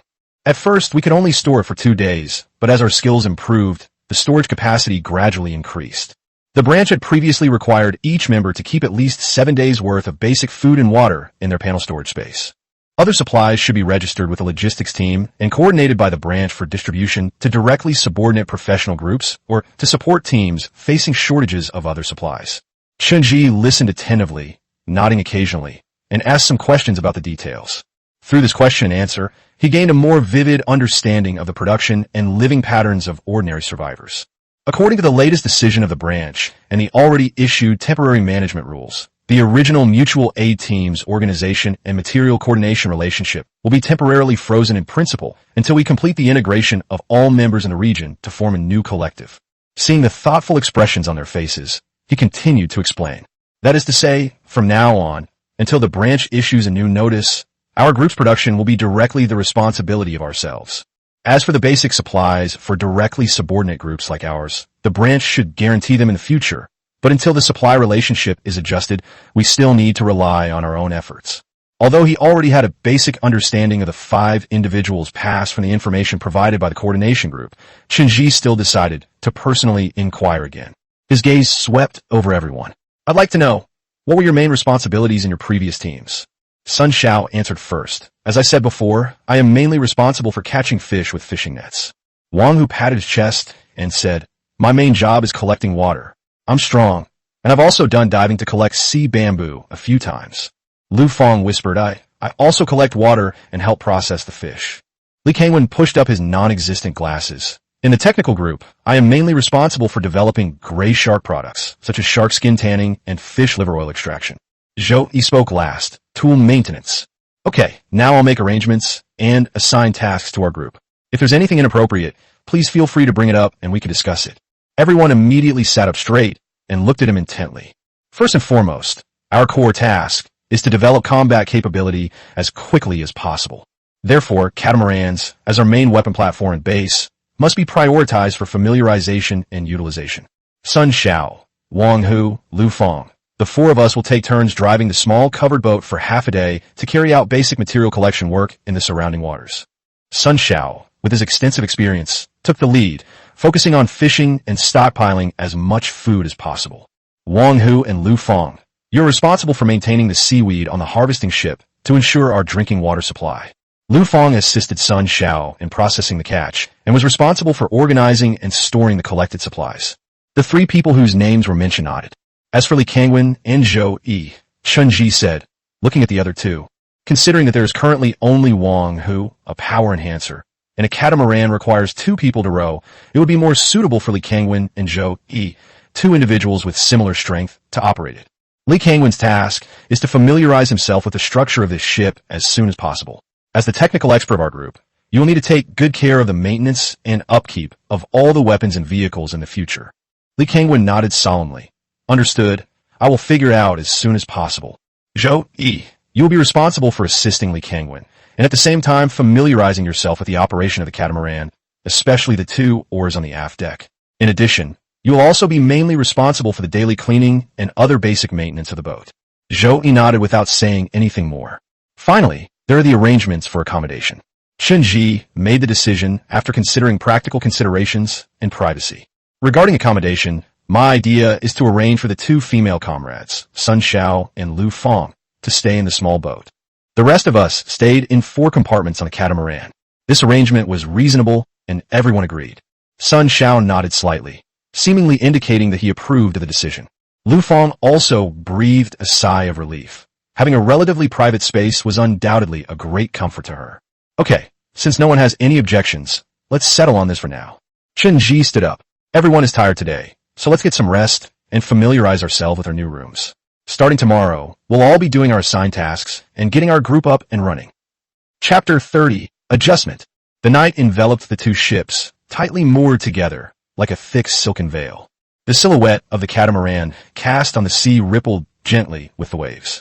Inside the 4 compartments of the catamaran shed, Chunji, Wang Hu, Li Kangwen, and Zhou Yi were browsing the complex information on the panel. Although we're both on the same ship, our communication at this moment is mostly through an invisible network. Shunji could hear occasional low clicking sounds coming from Wang Hu's cubicle next door, presumably from someone who had seen something interesting. Li Kangwen's side was unusually quiet, and Zhou Yi's cubicle was completely silent. His mind was primarily focused on coordinating material resources. His conversation with Xiao Wu, the duty officer, made him realize a real problem. His remote support team is nominally under the security group, but in reality, he's the only member of the security group. Therefore, within the branch's logistics system, Xiao Wu, the duty officer, can only be assigned supplies for the time being. Comrade Shinji, I understand the situation, but right now the coordination and logistics departments should prioritize allocating weapon resources. Xiao Wu's words were tinged with helplessness. With the 20-day mark approaching, we can only wait until these few days are over. The daily expenses of the other 5 comrades will need to be handled by your group. If there's a shortage, you can apply to the group for temporary assistance. Shunji rubbed his temples. This was to be expected. The branch's resources come from a stable system, and in the current context of personnel restructuring, it is already difficult to concentrate efforts to ensure the allocation of weapons. This further solidified his belief that the group must become self-sufficient as soon as possible. In contrast, the news from Sister Chi and the logistics team was encouraging. All the long-range weapons he had previously requested are now ready. Xiao Chun, your group's weapons have been approved. 2 short bows, a spear thrower, and 3 slingshots. The production capacity of the matching short spears and arrows is currently limited. We can only provide you with 10 of each for now. Use them sparingly and try to recycle them as much as possible. There's plenty of ammunition for the slingshot. The supplies have been sent to you. Please check your mail. Chunji took them out to look at. He examined them closely. The 2 short bows had a simple, ancient design, the bow bodies made of multiple pieces of sea bamboo, wrapped with reinforced fiber rope. The spear thrower is about half a meter long, with a groove and a hook at the front end. The 3 slingshots were similar to the samples he had obtained before. The spears and arrows were also well made, with the spearheads and arrows meticulously crafted from polished shark teeth. He did not take out the weapons immediately, intending to wait until dawn the next day to formally distribute them and begin training. Next, he communicated with the personnel coordination team, mainly to confirm the current affiliation of Wang Hu and the other 4 individuals. The other party's response was very clear. The established principle for handling the situation was internal coordination within a group, with each group working independently. To put it simply, before the large-scale merger forms a new, stable collective structure, these temporary groups need to solve most of their daily needs on their own. After closing the private chat with the coordinator, Chunji rubbed his throbbing temples and habitually opened the regional channel. The information flow inside is much larger and more active than it was a few days ago. Looking around, the screen was filled with the joy of a successful rendezvous and admiration for the brand new ships. A quick glance revealed that the groups that had successfully met up ranged from 3 to 8 or 9 people. The ship configurations generally follow a 2-ship formation pattern. Besides the small cover boats that can accommodate 2 or 3 people, there are also cover boats that can be upgraded using 4 canoes and sea bamboo. With a capacity of 6 or 7 people, it has become the main vehicle for many medium and large-scale groups. The entire region seemed to have transitioned overnight from an era of scattered canoes to an era of fleet-based boats with covered decks. The experiences shared on the channel reflect the diverse aspects of life. Some waved and shouted frantically from hundreds of meters away, and became so excited that they became incoherent when they got closer. Some people who were arguing fiercely on the channel actually smiled when they met in person. Overall, after the life-or-death test of the Gray Shark crisis and the adjustment through the collective struggle for survival over the past 10 days, the atmosphere is positive and stable. As someone in the area remarked, those who have survived to this day and completed the reunion are either truly stupid and have already returned to Earth, or have been taught a lesson by reality and have had their eyes cleared. But the truly bad ones aren't so stupid as to jump out and cause trouble when the masses are about to gather. Wouldn't that just be asking for trouble? A mixture of anticipation for the future and apprehension about potential crises permeated the regional channel. Everyone understands that behind the temporary stability lie potentially more severe challenges. As night deepened, the scrolling speed of information on the regional channel slowed down. Chunji also felt a wave of weariness wash over him. He did a final check. After checking all the mooring ropes, he lay down in the relatively spacious and comfortable compartment and fell into a deep sleep, listening to Wang Hu's faint snoring. After a quick wash, the 6 of them gathered on the foredeck of the catamaran and had breakfast with seaweed juice and sashimi. Sun Xiao. Chunji swallowed the last bite of fish and instructed, "You first take the small boat and scout the surrounding area. Pay special attention to the distribution of the fish schools and observe for any unusual activity. Be careful and maintain communication. Understood. Sun Xiao readily agreed, picked up her spear, and nimbly jumped onto the small boat next to her. The mooring ropes were untied, and the oars cut through the calm sea as the boat sailed into the distance. Her enhanced eyesight was most effective in this kind of reconnaissance mission. After Sun Xiao left, Qinji glanced at the 4 people who remained and cleared his throat. All right, now it's our turn to do the work. He thought to himself, and with a thought, took out the weapons stored in his storage space one by one, arranging them neatly on the deck. Everyone's attention was drawn to it. Wang Hu's eyes widened as he stared at the strangely structured spear thrower and the short bow beside it. Li Kangwen quickly stepped forward and carefully picked up the short bow, gently stroking the joints of the bow and the material of the bowstring. This is the long-range weapon that the branch issued to our group. Chunji's voice was steady. 2 short bows, with spear throwers and 3 slingshots. There are only 10 arrows and 10 short spears available for the time being, so they must be used sparingly. The slingshot ammunition mainly consists of shark teeth of this size. He showed the next few shark teeth. Now we will allocate the funds according to our previous agreement. Chunji began calling out names. Sun Xiao, take the short bow when she returns. Li Kangwen, also, the short bow is yours to use and study. Li Kangwen nodded solemnly and gripped the short bow tightly in his hand. Wang Hu, this spear-throwing device is yours. Huh, I've been waiting for it, Wang Hu exclaimed excitedly. He grabbed the spear thrower and stroked it with obvious delight. The remaining 3 slingshots. Qinji looked at Lu Feng and Zhou Yi. Lu Feng, Zhou Yi, you each take 1. Wang Hu, familiarize yourself with the slingshots later. Lu Feng carefully picked up the slingshot and pulled the lever. Feeling the force, a look of both nervousness and curiosity appeared on her face. Zhou Yi silently picked up his own and checked the rubber band and pouch for damage. With the weapons distributed, training will begin. Chunji had already considered the initial training venue. Practice will take place on this catamaran. Kangwen, get familiar with the short bow in the passageway in the middle of the shed. The passageway is about 5 meters long and half a meter wide. Although space is limited, it is stable and can retrieve arrows. Near the stern of the passageway, he suspended several fish skulls of varying sizes using ropes as makeshift targets. Initial training focuses on familiarizing oneself with weapon characteristics, mastering safe operating procedures, and practicing aiming.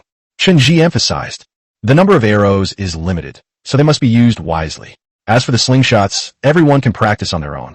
Chunji distributed several bamboo strips, each about the size of a book, to the group as floating targets. Training has officially begun. The catamaran suddenly became lively and bustling. Li Kangwen practiced repeatedly the grip on the short bow and the control of the force used to draw it, trying to find the most suitable way to exert force. He would occasionally stop and carefully compare his work with the key points for the use and maintenance of short bows on the panel. The others, holding slingshots, first pulled the rubber bands in the air, adjusting their stance and arm angles, seemingly calculating the trajectory and descent of the projectiles. Slingshots are definitely the fastest way to learn. Not quite. A moment later, Lu Feng put it on. She pulled the rubber band taut with her tiny shark teeth, closed her eyes, glanced at it for a long time, and then suddenly let go.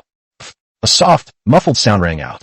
A shark tooth struck the bamboo strip several meters away with pinpoint accuracy. Excellent. Chunji couldn't help but praise. Lu Feng looked visibly excited and began preparing for her next shot.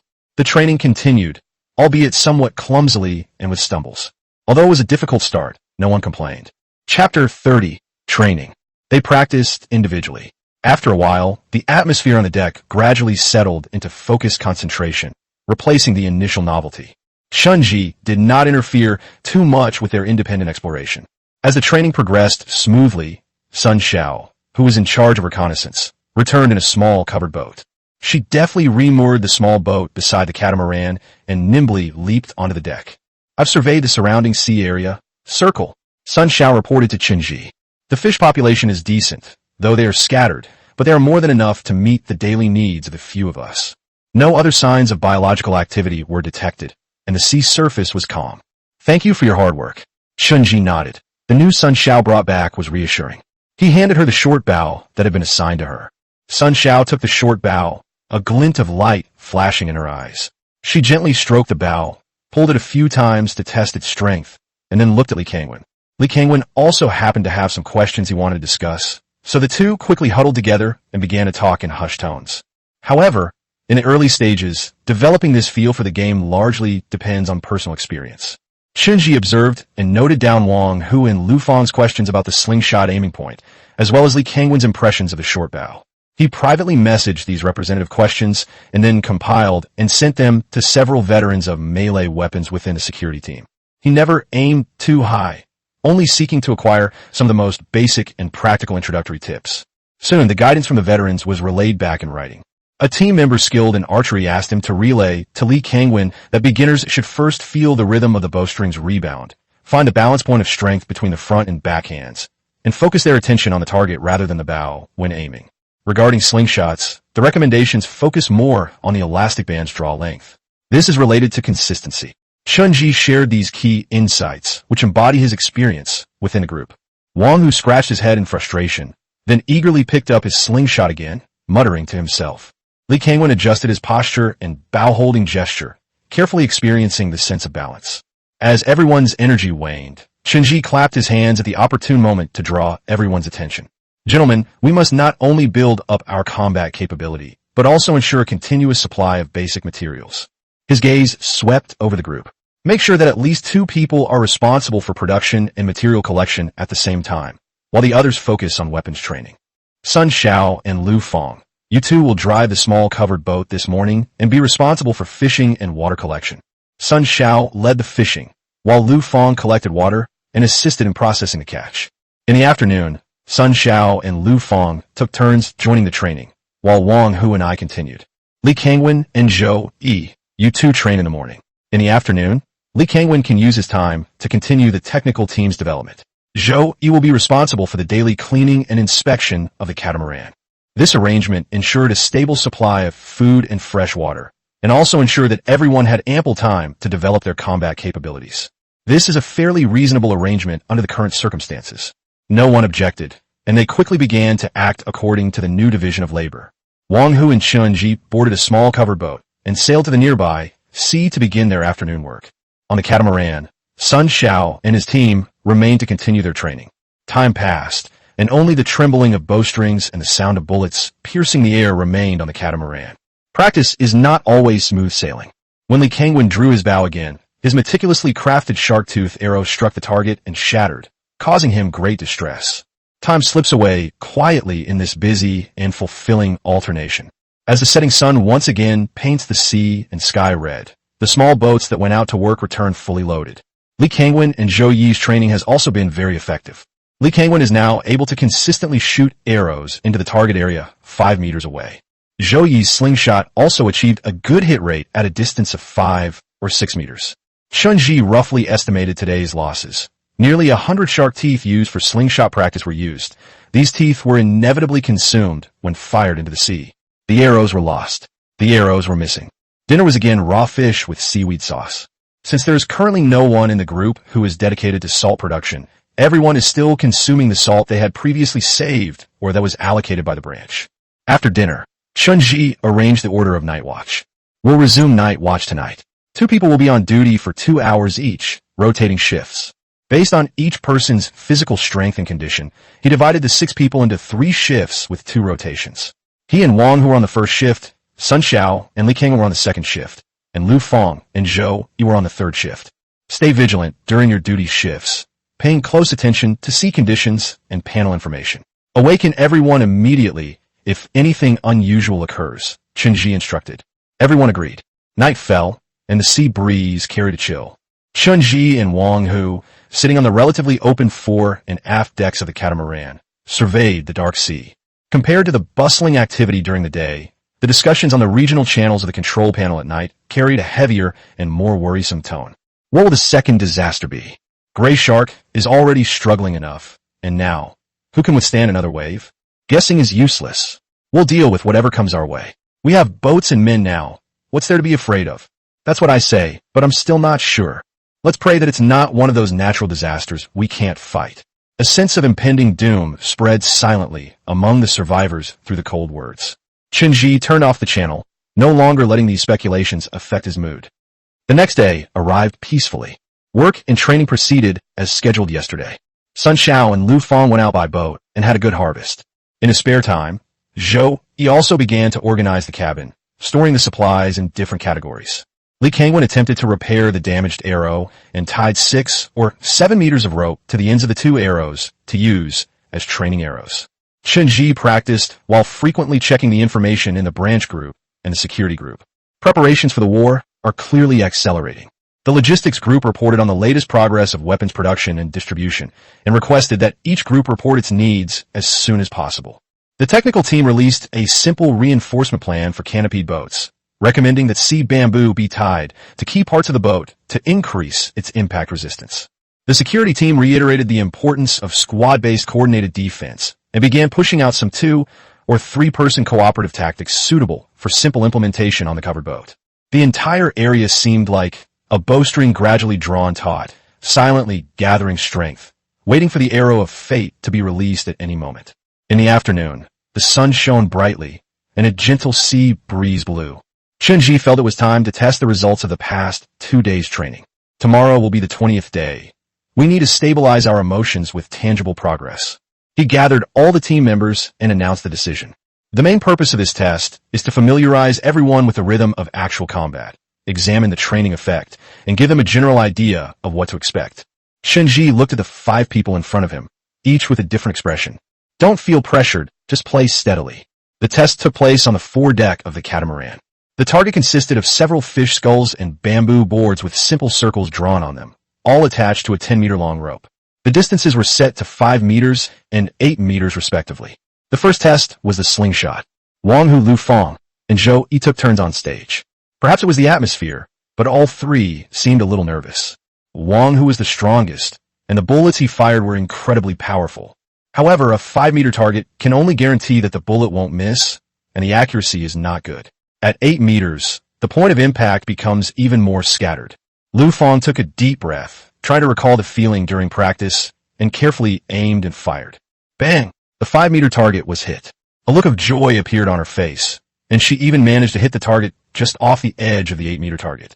Zhou Yi silently completed the series of shooting exercises. His movements were stable, easily hitting the 5-meter target and achieving a hit rate of over 50% on the 8-meter target, demonstrating the most consistent performance. Chen Ji nodded to himself. A slingshot could already create a certain deterrent effect over short distances. Next up is the bow and arrow. Sun Xiao and Lin Cheng stepped forward, carrying short bows and training arrows. Sun Xiao's eyes were focused, and his movements, knocking the arrow, drawing the bow, aiming, and releasing, were much smoother. Whoosh! Whoosh! The practice arrows, tied with ropes, were released one after another, grazing the 5-meter target before disappearing into the water. The arrow flew steadily, without significant deviation or erratic movement, which is quite remarkable for a novice. Lin Cheng was a little cautious, drawing his bow slightly smaller, but he still managed to hit the 5-meter target. Good, Chen Ji encouraged. Such progress in just 2 days is a testament to everyone's hard work. Chen Ji finally walked to the center of the foredeck, facing the floating bamboo plank, and gripped the 9 pistol. He skillfully inspected the firearm, loaded it, and gripped it with both hands, easily maintaining stability amidst the slight rocking of the boat. Bang! The crisp sound of gunfire shattered the tranquility of the sea, causing a slight ringing in people's ears. The wooden target sank into the sea with a thud. Bang! Bang! 2 more shots were fired, and the other 2 wooden targets shattered. The obvious power made Wang Hu and the others widen their eyes, and Lu Feng subconsciously covered her mouth. Chen Ji put away his gun and removed the magazine for inspection. The power of firearms is indeed considerable, but their ammunition is limited, and they can only be our last resort. The demonstration effect of live-fire shooting was immediate. The faint anxiety that had lingered in the group due to the unknown disaster was largely dispelled by the sound of gunfire, replaced by a stronger sense of confidence. Wang Hu's eyes burned with fervor. After the test, Chen Ji did not dismiss everyone immediately, but instead organized a brief discussion. The crisis could come tomorrow.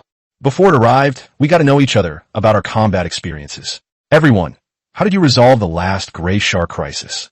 He hopes to further build confidence by sharing real combat experiences. Wang Hu said, "Hey, I didn't have anything with me when I came. As soon as it bit the side of the boat, I punched it until it was stunned, and then I hit it hard on the head. I used a little too much force and almost capsized the boat."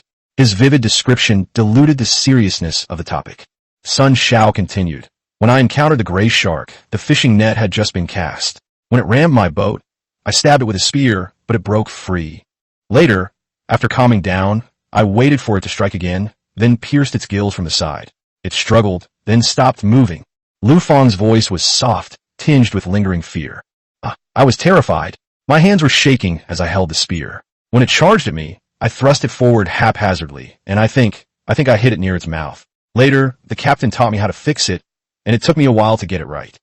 Everyone's experience is different. Some confront it head-on, while others outsmart it with calm and strategy. Without exception, they all survived and contributed to the crisis.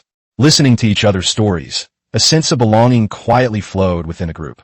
Even when we were short of resources and outnumbered, we still managed to overcome the gray shark crisis. The new crisis that is about to come may be different, but now we have better ships, more weapons, and partners to cooperate with. Chunji looked at each person and said, "We have nothing to fear now." Night fell again. The atmosphere in Area 293478 was completely different from the previous day. There was less bewilderment and more composure. A storm may be brewing. However, Area 293478 is prepared to withstand the impact. Chapter 32. Calm and Tranquil. The night passed slowly under heightened vigilance. As the first rays of dawn fell upon the catamaran's spacious deck on the 20th day, Chunji could almost hear the groan emanating from the taut string in his own heart. The anticipated disaster did not occur. The sea remained calm, with only minor ripples. It was as if the oppressive atmosphere of impending storm on the channel last night was just an illusion. Without needing many instructions from him, the group, which had gained confidence through yesterday's tests and discussions, demonstrated excellent discipline. Wang, who sat at the bow of the catamaran, leaning on his spear, his gaze sweeping across the sea. On the small covered boat moored nearby, Sun Xiao and Lu Fang each stood guard at their respective posts. The bow and stern are not directly related to the previous sentence. Sun Xiao's enhanced vision allows him to see the reflection of light on the scales of a small fish leaping out of the water from 100 meters away. Chunji and Li Kangwen did not participate in external surveillance, but focused their attention on the control panel.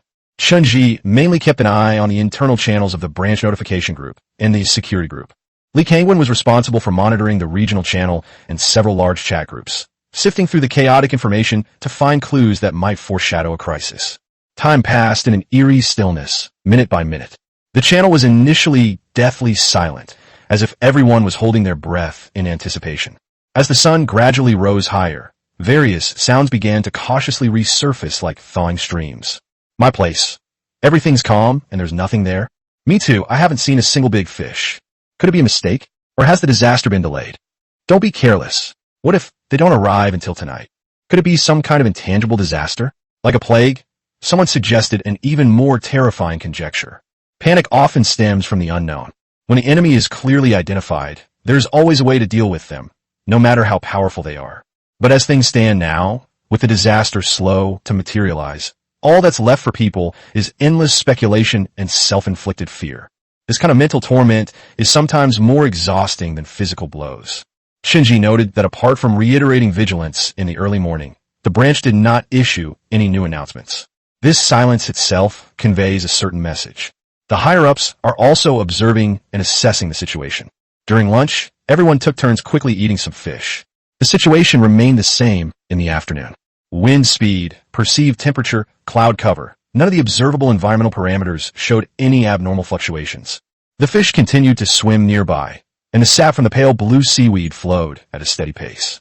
Even from feedback from several groups that were already close to the edge of the area, the wall of thunderstorm clouds blocking the area was quietly stretching across the horizon.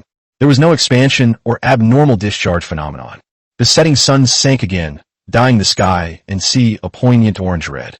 As night fell over the sea, the anticipated 20th day passed completely in this calm and peaceful wait. Nothing happened. Lift the alert and take turns resting. Chunji's voice carried a hint of barely concealed fatigue. Not just physically, but also mentally.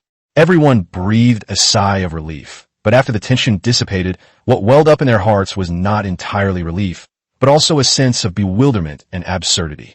They were on high alert, but the enemy didn't even show their face. The next morning, the branch announced the temporary lifting of the regional danger warning. 10 days into the crisis, initial predictions proved incorrect, but it was emphasized that this did not mean the danger had disappeared or the rules had changed.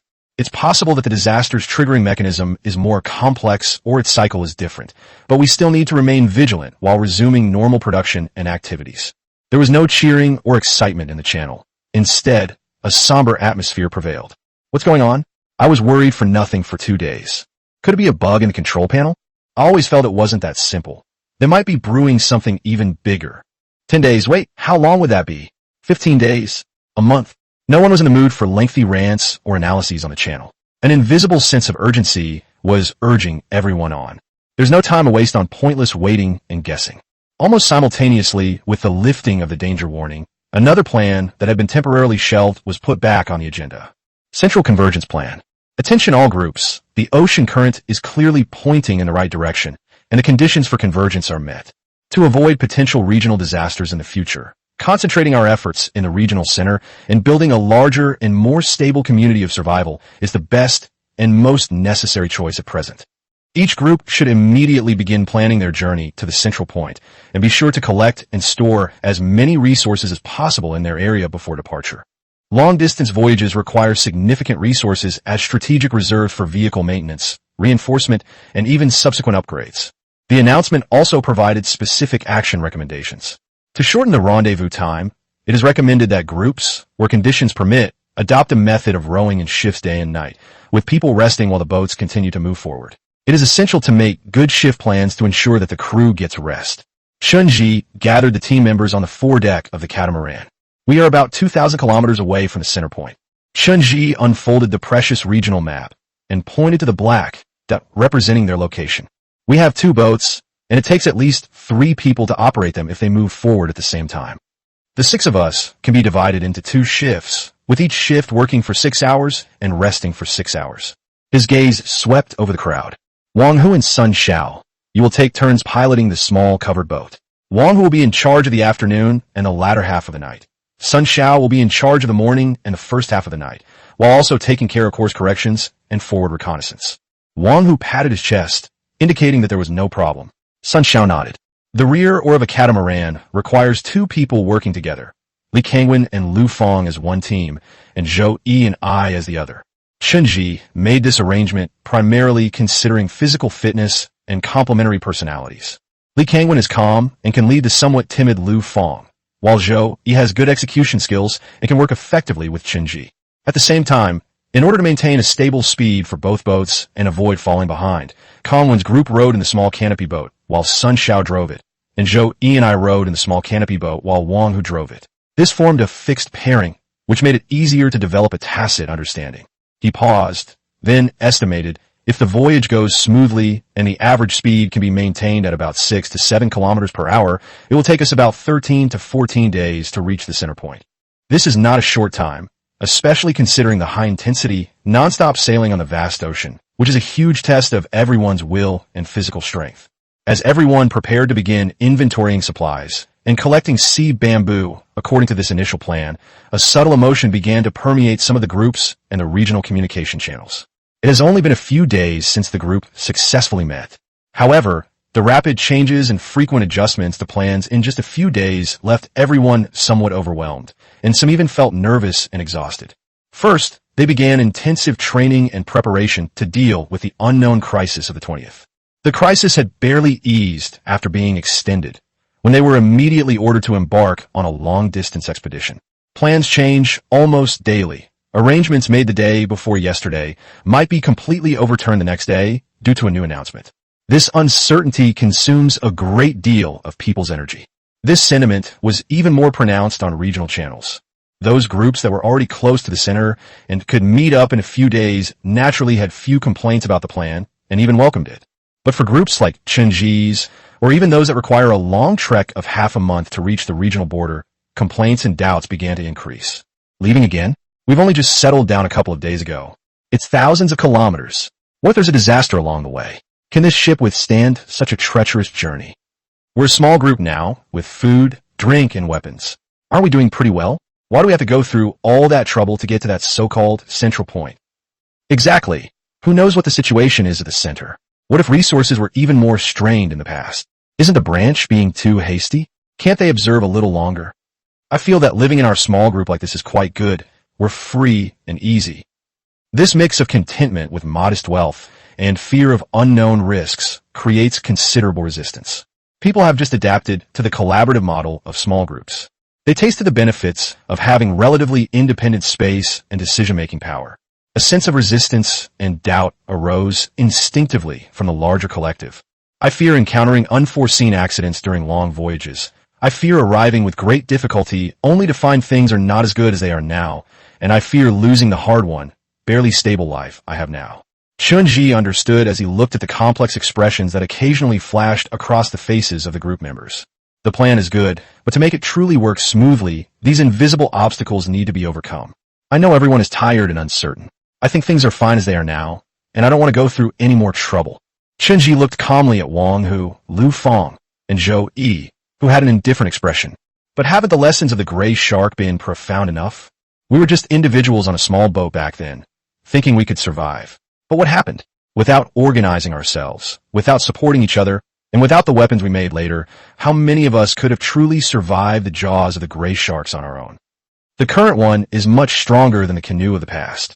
But who can guarantee that the next disaster can be handled by just 6 of us? What if it's not a few gray sharks, but swarms of piranhas? What if it's a storm that can create giant waves? What if it's a plague that makes the seawater rot and stink? These possibilities have been mentioned in previous channel discussions. The central gathering is to pool the strength and wisdom of all of us. Only in that way can we preserve the flame of civilization and protect the lives of each and every one of us in the face of truly horrific disasters. The risks on the road certainly exist, but the risks of staying put also exist, and they may be risks that one cannot bear alone. I don't care about those who are farther away from us. I'm only responsible for the few of us. After Chun-Ji finished speaking, silence fell on the deck. Sun Xiao spoke first. I agree with Group Leader Chen's view. The survivability of 2 ships has its limits, and joining forces is an inevitable choice. Li Kangwen said in a low voice, from the perspective of technology and resource integration, large-scale collectives can indeed do things that our small groups cannot. For example, larger ships and more complex tools. Wang Hu scratched his head and said in a muffled voice, Brother Chun is right. We can't just look at the immediate stability. I'll follow your arrangements. Lu Feng looked at everyone and said softly but firmly, I also feel safer with everyone. I'm willing to go. Zhou also uttered a few words, I'll go with you. Opinions were reached. All right. He stood up. Then let's proceed according to plan. Today, we'll focus all our efforts on collecting sea bamboo from the surrounding area. Lu Feng, you stay here and watch the house. The rest of you, come with me into the water. Chapter 33, Silence. What permeates the invisible network of Area 293478 is a suffocating solemnity, even more so than when we were awaiting disaster. This is an anxiety stemming from uncertainty about the future. The regional channels and various groups, large and small, have almost never been as active as they are now. The information scrolls at an astonishing speed, with new comments pushing previous discussions to the top every second. But this activity also reveals a kind of unsettling restlessness and chaos. It's more like a public debate without a moderator, a cacophony of voices, lacking a clear central theme. The core issue is naturally the grand convergence. However, unlike the previous day when the branch's announcement was issued, when everyone focused more on navigation techniques and logistical preparations, today's discussions have clearly shifted in focus. What truly weighed heavily on Chun-Ji's mind was the silence from above. The branch committee and the heads of its various professional groups have remained silent since yesterday's announcement, reiterating the necessity of the reunification. There were no new guidelines, no explanation or guidance for the escalating discussions within the channel, and not even any of the committee members or group leaders appeared on the public channel to endorse the convergence plan. This silence contrasted sharply with the volcanic eruption of discussion on the channel. Chun-Ji privately contacted Chun Wei-Yuo, the head of the security team. This veteran, known for his swift and decisive responses, offered no reply. This is not normal. The branch's operational efficiency is extremely high, especially when facing major decisions, where it often quickly forms a unified opinion and implements it through the organizational network. It is unprecedented to let huge controversies arising during the implementation process go unchecked after a clear direction has been established. There seems to be some trouble within the branch committee. Chun-Ji leaned against the bulkhead of the catamaran, his brow furrowed as he watched the channels on the panel constantly refreshing, filled with all sorts of emotional comments. This situation is most likely a matter of direction, a fundamental disagreement concerning the future direction of the entire group. The discussions in the channel are no longer simply about whether or not to meet up. The answer to this question was already given yesterday when Chun-Ji mobilized the team. To survive, they must come together. The focus of the debate has now shifted to another level. If we view this world as a game that must be completed, then where exactly does the path to completion lie? What kind of collective do we ultimately want to build that can lead us to our goal? Some observant people began to synthesize all the information from the past 20-odd days, attempting to deduce the rules and intentions of this world in reverse. Think about it. What do we need to upgrade each of our canoes? More canoes. Doesn't this clearly indicate that we need to come together and integrate our scattered individual resources? And there are ocean currents pointing towards the center. It's practically a paved route guiding us towards unity. From the discovery of sustainable water access methods to the successful weaving of fishing nets and the circulation of weapons during the Gray Shark crisis. Which of these challenges wasn't overcome through the integration of collective wisdom and strength? Therefore, teamwork is absolutely the right approach, and it is the way to pass the level. This conclusion is gaining increasing acceptance. Past experiences serve as irrefutable evidence, laid bare before everyone. Going it alone might allow one to survive, but it's impossible to go far on this perilous ocean. Having accepted the collective identity, a more complex question now faces everyone. What kind of collective do we want to form? Fairness, efficiency, equality, freedom, and order. These concepts, which have been entangled in human society for thousands of years, have once again become the core of the debate in the most primitive way in this extreme environment stripped of legal and moral constraints. Since it's a collective, it must have a strong leadership core.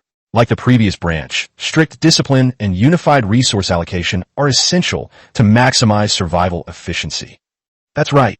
In times of crisis, bickering only wastes precious time. We need a center that can make decisions quickly. How should resources be allocated? Should they be allocated according to need or according to labor? How should the contributions of those with rare and rare abilities be measured? Should those who put in more labor receive more resources? How will the power of discourse be distributed in the future collective? Will it be based on groups or on the number of people? Will groups like ours, which are on the periphery, lose their voice and become subservient once they reach the center because they joined last?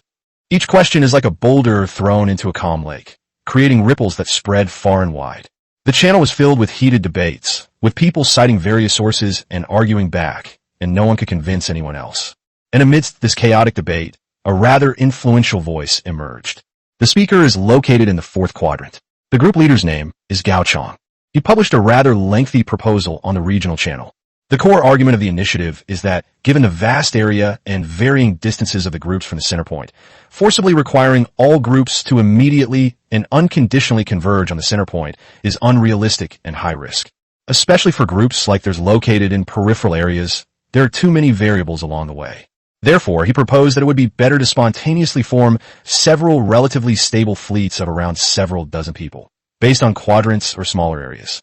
These fleets first completed integration within their respective regions, stockpiling supplies and training their teams. Then, using these well-formed fleets with self-defense and navigation capabilities as units, they proceed towards the center point. We could even wait until the next cycle, for example, assuming the crisis ends on the 30th day, and then decide whether to hold the final grand reunion based on the situation. In his proposal, Gao Chong wrote, "In this way, we can avoid the enormous risks of long-haul voyages and also establish multiple stable footholds at the regional level, avoiding putting all our eggs in one basket." This plan, which involved forming small groups first and then seeking a larger alliance, immediately generated a response. In particular, it gained the support and response of a large number of groups located in peripheral areas who were afraid of long-distance travel. Team leader Gao is right. It's too far for us. What if something happens on the way? I support it. First, manage your own area well, and then talk about joining forces when you have a solid foundation. Multiple centers are always safer than single centers. I support the fleet. In terms of time, both high-level and high-efficiency solutions have a large number of supporters in the channel. The already chaotic public opinion landscape has become even more divided. Chun-Ji watched silently. She was also deep in thought. A notification sound came from the panel indicating a private message. He clicked on it, and there it was, an unfamiliar ID, the note indicating it belonged to a member of the security group named Zhao Xing. Chun-Ji had almost no recollection of him, and the two had never spoken. Zhao Xing's message was direct. Hello, Chunji. I apologize for bothering you, but what are your thoughts on the current debate regarding the convergence within the region? Chunji's eyes narrowed slightly. At this sensitive time, it's intriguing that an unfamiliar group member privately asked him for his opinion on the rendezvous route. Is it simply personal curiosity, or does it represent some force probing the political climate? He hesitated for a moment before replying very cautiously. Hello, Zhao Xing. Our group has prepared the supplies and is about to depart.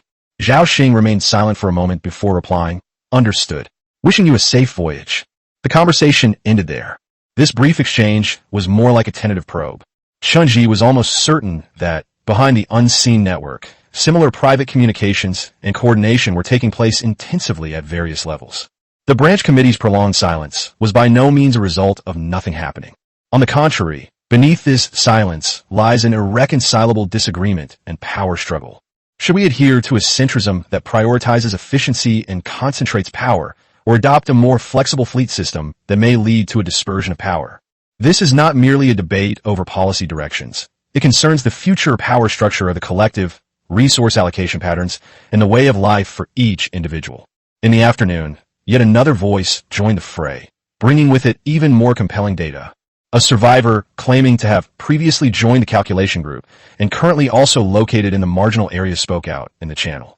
He no longer intended to depart, and he stated his reasons with numbers. There are only 2 of us in my group, a small covered boat. His words conveyed a sense of helplessness. I've calculated that even if we row in shifts without stopping, it will take more than 40 days to reach the center at our current speed. This doesn't even take into account physical limits, directional deviations, or rough sea conditions. This is a mission with no hope whatsoever. His tone was earnest. Please consider practical factors and formulate a more reasonable strategy. What we need is a solution that takes into account the actual difficulties and phases faced by different groups in different situations. This speech was like a bucket of cold water poured on many hot-blooded people who were only concerned with arguing about their ideas. It reveals the cruelty of the Central Convergence Program to marginalized groups. Not all groups have multiple people available for shift work. What could those with only 2 or 3 people do when faced with a voyage that could easily take dozens of days, but despair? Chunji closed the panel, feeling a deep sense of exhaustion.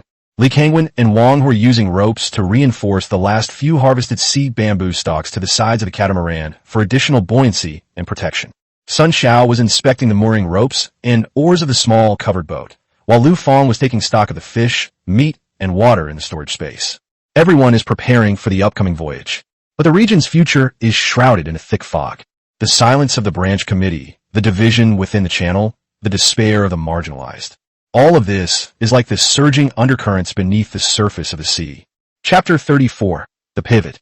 Evening. The lengthy article captured everyone's attention. The article begins by affirming the efforts and explorations made by everyone for the collective survival. To all compatriots in Region 293478.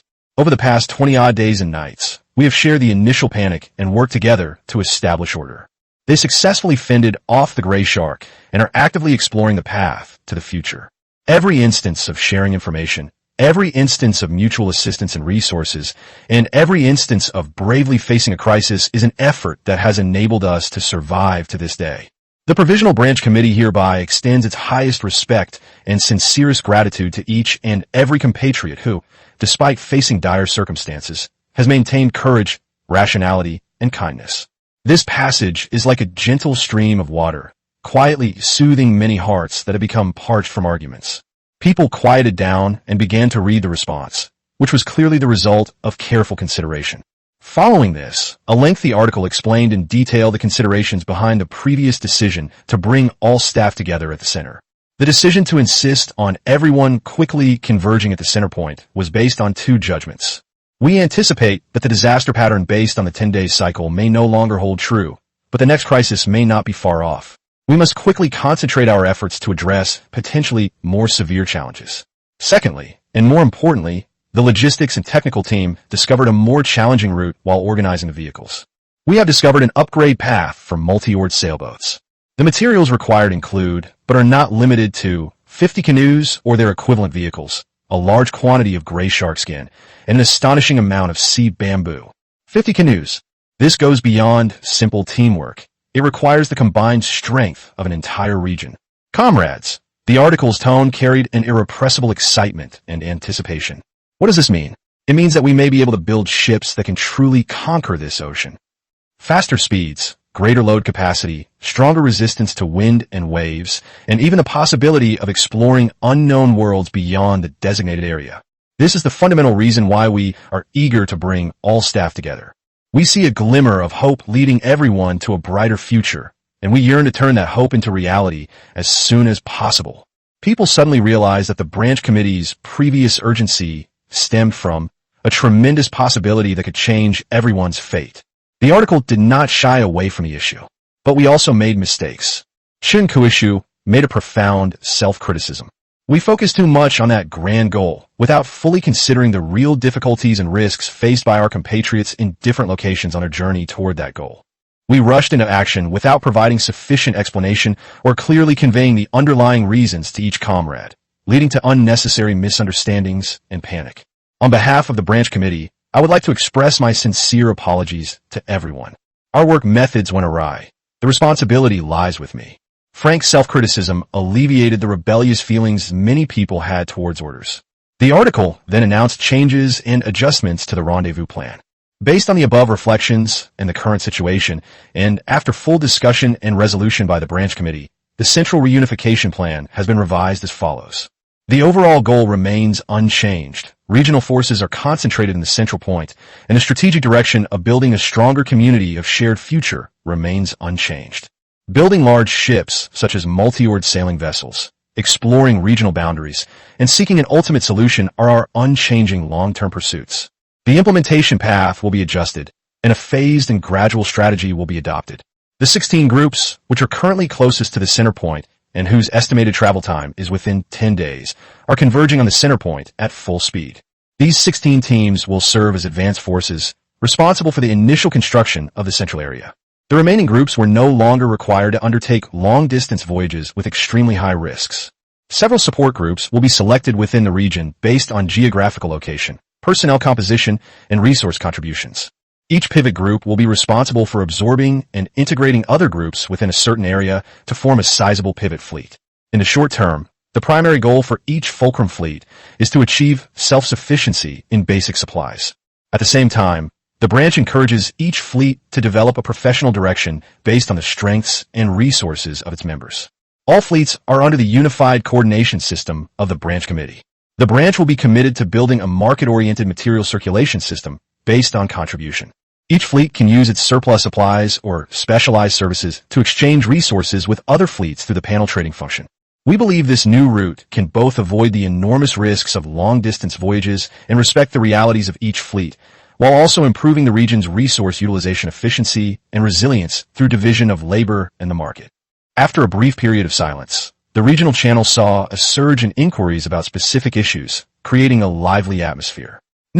In extreme circumstances, people who have undergone compulsory education become extremely pragmatic. People are happy to follow rules that are truly beneficial to survival. Just then, Chunji's private chat notification went off. It's Chun Weiguo. Chunji, have you read the announcement? Just finished reading it, Chunji replied. What do you think? Chunji paused for a moment. Very pragmatic, especially the multi-oared sailboats, although it was expected that there would be even larger ships. Chun Weiguo got to the point. Based on the new plan, your group's position, and your abilities, your group is qualified to serve as the third quadrant pivot group, and you'll be the leader of that pivot fleet. Despite having a premonition, Chunji was still shaken. You need to recruit 6 groups from the surrounding area to form a fleet together. Chun Weiguo continued, and then passed over a simple roster. This is the basic information and list of leaders for the 6 groups. Among them were members of the original calculation team, key members of the logistics team, and doctors. Contact them as soon as possible to complete the initial integration. Your items are unique, and only a large group can maximize their effectiveness. Therefore, once the fleet is formed, you should head to the center point as soon as possible. With a central point of over 100, the branch committee won't be satisfied with just a multi-oared sailboat costing $50. Chunji received the roster and quickly glanced through it. There are 6 groups, with members ranging from 2 to 4, totaling 18 people. With the addition of their group of 6, the soon-to-be-established autonomous fleet will have a total of 24 people. Sun Xiao, Wang Hu, and the other 4 have finished their work and gathered around. their eyes filled with inquiry. Clearly, they had also seen the branch's long article. Chunji looked around at everyone. The branch's new plan has been released. Our voyage plans have changed. We're too far apart, so let's not head directly to the center for now. My new mission is to act as a fulcrum, integrating the 6 surrounding groups to form our own fulcrum fleet. I have been appointed as the fleet's leader. The news broke, and the reactions of the individuals varied. Wang Hu's eyes lit up, and he rubbed his hands together excitedly. Great news, Brother Chun. With him as the fulcrum, we've finally secured our territory. Lu Fang seemed a little nervous and asked in a low voice, Then, will we have to row for a long time? Long-distance rowing will be suspended for now. We'll discuss it again once the fleet is assembled. Chun replied to Lu Fang's question, reassuring her. Chapter 35, The Fleet. Chunji didn't need much mobilization. The new goal revitalized the team. Wang Hu, Li Kangwen, and Sun Xiao, you are in charge of thoroughly inspecting and reinforcing all the catamarans and small boats with bamboo slats to ensure the structure is completely secure. Zhou Yi and Lu Fang, clean the boat inside and out thoroughly. Everyone agreed in unison and immediately dispersed to do their own thing. After a few days of working together, his small team has begun to demonstrate its ability to execute tasks. After arranging the group's affairs, Chunji prepared to fulfill his primary responsibility as the person in charge of the pivot point. Establish connections with 6 groups that need integration. The roster sent by team leader Chen Weiguo was very concise, listing the numbers of the 6 groups, the number of members, the names of the leaders, and their outstanding characteristics or resources. Group H05, 2 people, led by Qian Xiuying, a key member of the logistics team, who is skilled in material management and distribution. Group L09, 2 people, led by Han Lei, specializes in fish skin tanning and processing. Group G11 consists of 3 people, led by Zhao Deming, a former member of the calculation team, who is skilled in data analysis and route planning. Group K14 consists of 3 people, led by Feng Lily, and the group has expertise in salt production. Group I22, for people, led by Wu Jianjun, includes community Dr. Zhou Wen. Group J38, for people, led by Zhang Tao, has good physical fitness and is skilled in diving and collecting sea bamboo, calculation, harvesting, medical treatment, salt production, processing. It covers almost every crucial aspect required for the normal operation of a small group. The branch clearly put a lot of thought into selecting the supporting groups, so that each fleet could quickly form an internal circulation capability. Based on the information on the roster, Chunji added 6 group leaders as friends. While waiting for a reply, Chunji didn't sit idle. He conceived a preliminary integration plan and a meeting point. Soon, all 6 friend requests were accepted. After a brief chat, Chunji created a new group named Third Quadrant Second Pivot Fleet and added all 6 leaders to it at once. Good evening, everyone. I am Chunji, a member of the branch's safety team. Based on the branch's latest resolution, I have been appointed as the head of this fleet and will temporarily coordinate and integrate initial matters. I am very happy to work alongside everyone.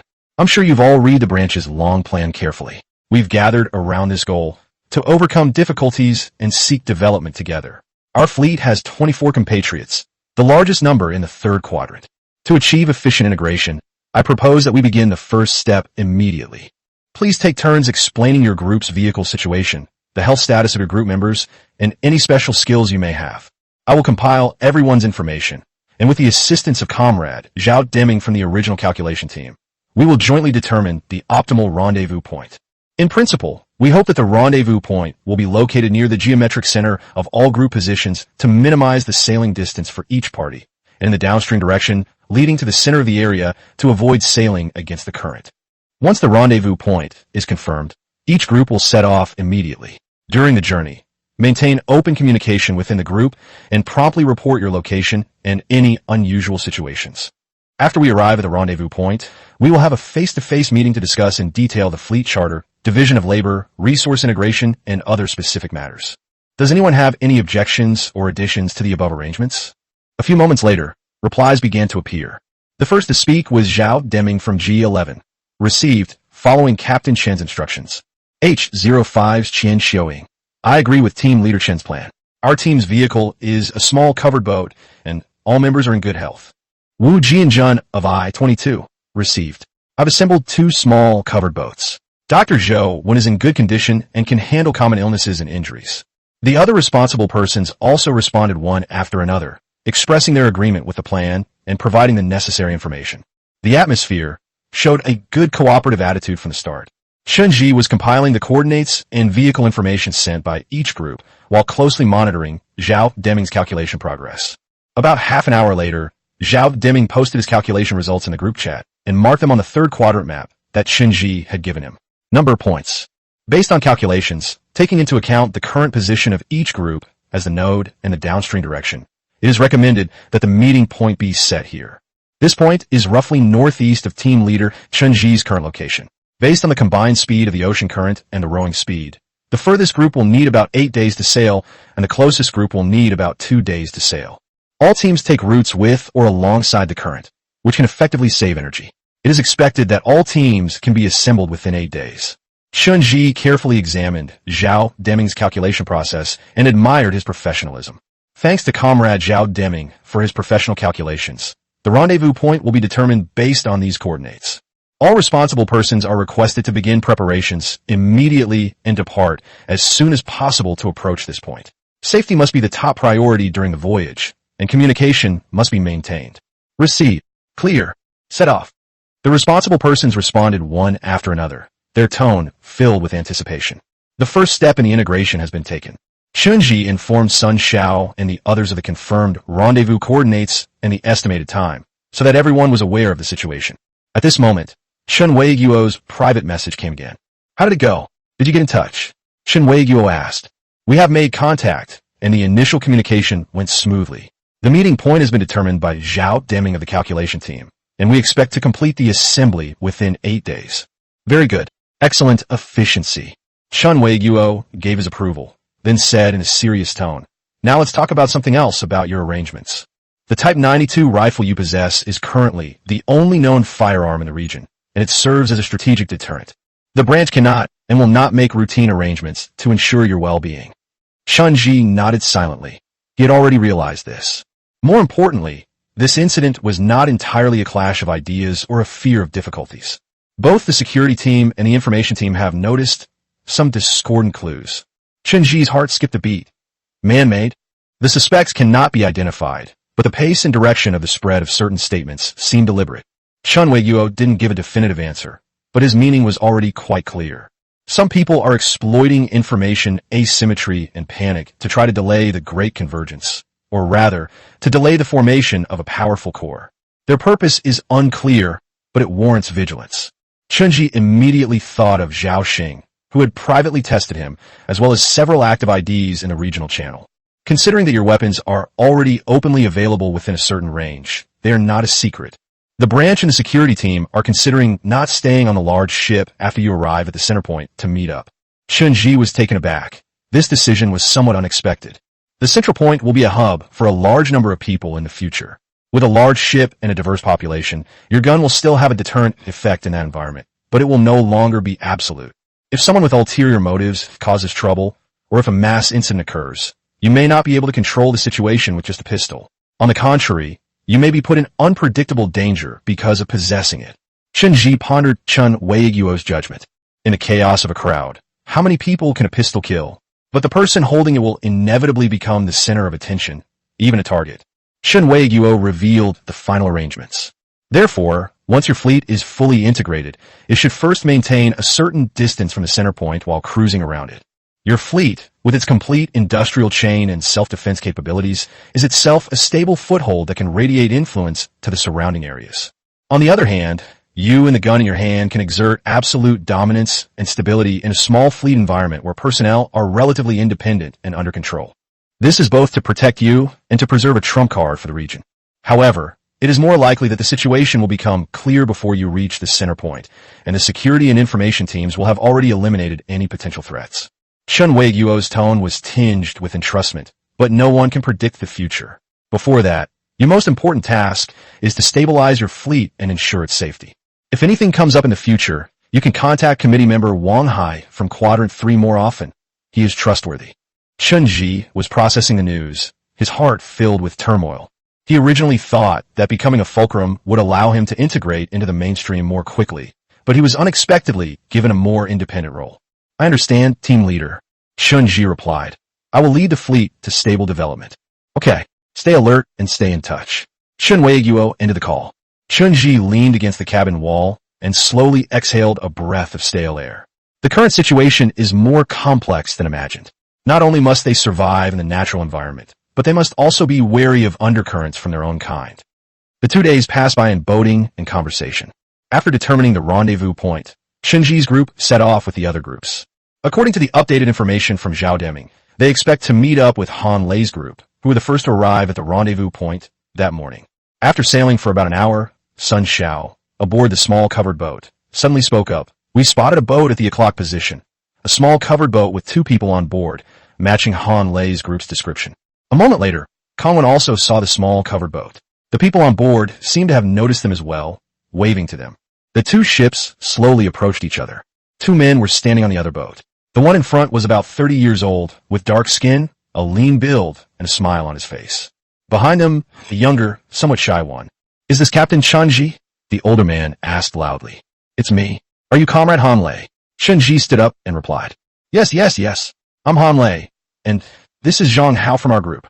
Han Lei introduced enthusiastically, while skillfully bringing the small boat he was in alongside to a safe stop. He nimbly reached out and shook hands firmly with Chun-ji. His hands were rough and strong, clearly those of someone who did a lot of work. Finally, I met you all.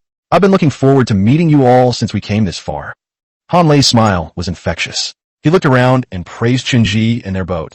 Team leader Chun, you've tidied up this boat really well. You too, Chun-ji replied with a smile. A glance swept over their boat. Though simple, it was clean and orderly, with several processed fish skins drying on the sides. There are only 2 people in our group. We don't have any other skills. We just deal with fish skin and seaweed a lot. Han Lei patted Zhang Hao on the shoulder beside him.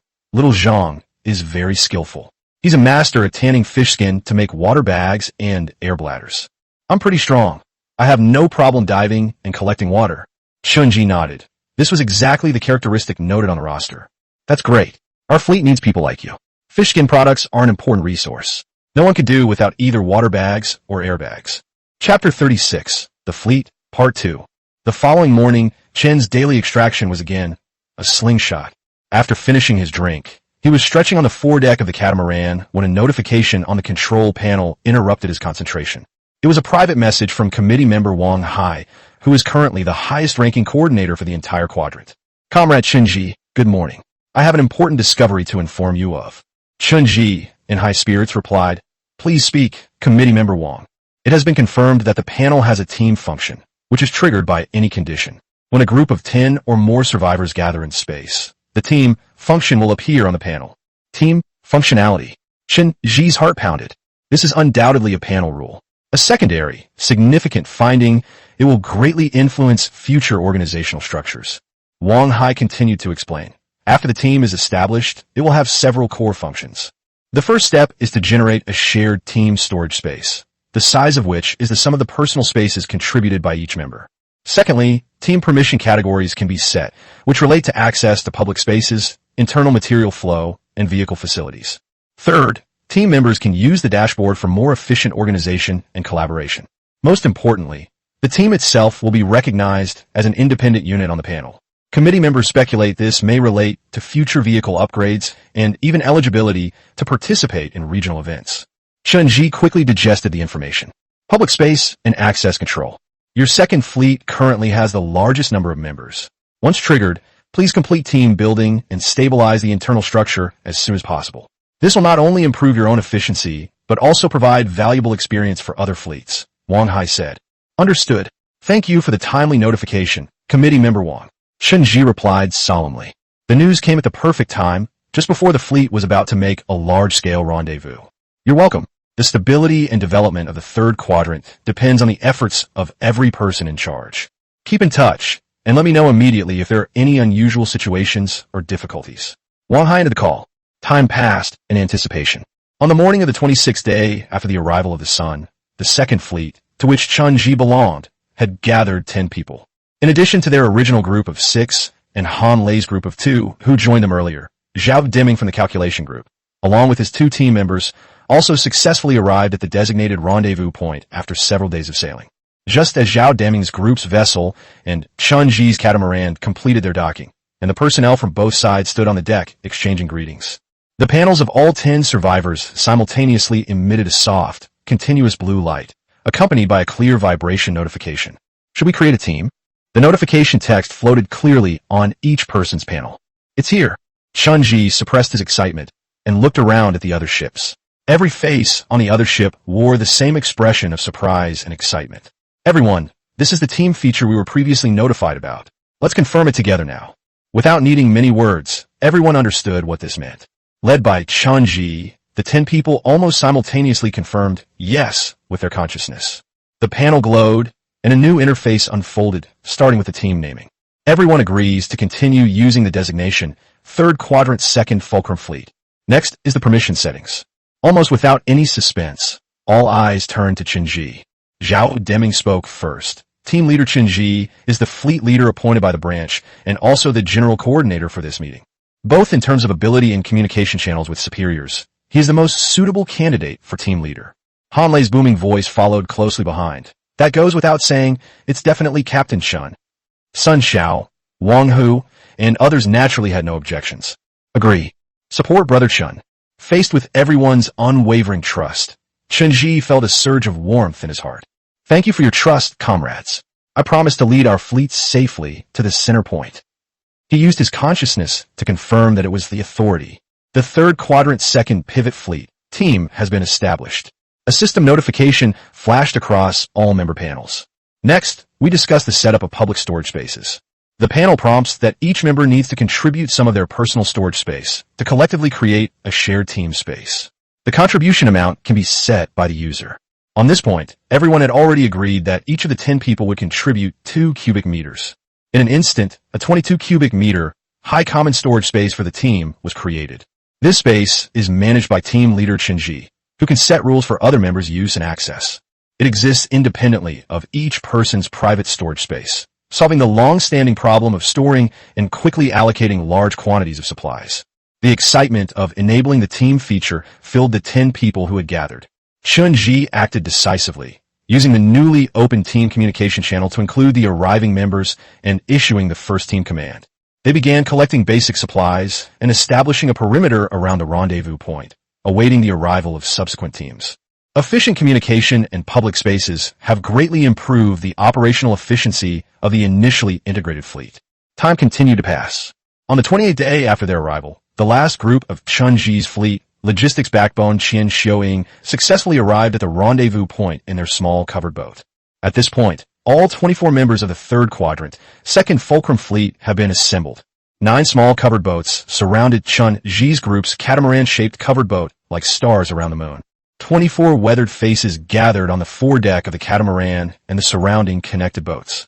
At this moment, a heartfelt joy spread through the crowd. Someone took out coarse salt and distributed it to everyone to dip the fish in, and then someone else took out seaweed juice in a bamboo tube. There was no wine, no delicacies, but this moment of reunion surpassed any feast. They shared their experiences with each other. Laughter and conversation echoed so vividly across the sea, dispelling the loneliness and tension of days of drifting. Chun-Ji also participated in the celebration. This emotional exchange and sense of collective identity are beneficial to the new fleet. After the celebrations, the next step was to integrate the fleet. The fleet of 24 people consisted of 9 small, covered boats and 1 catamaran. Its loose structure made command inconvenient, and resource allocation was cumbersome.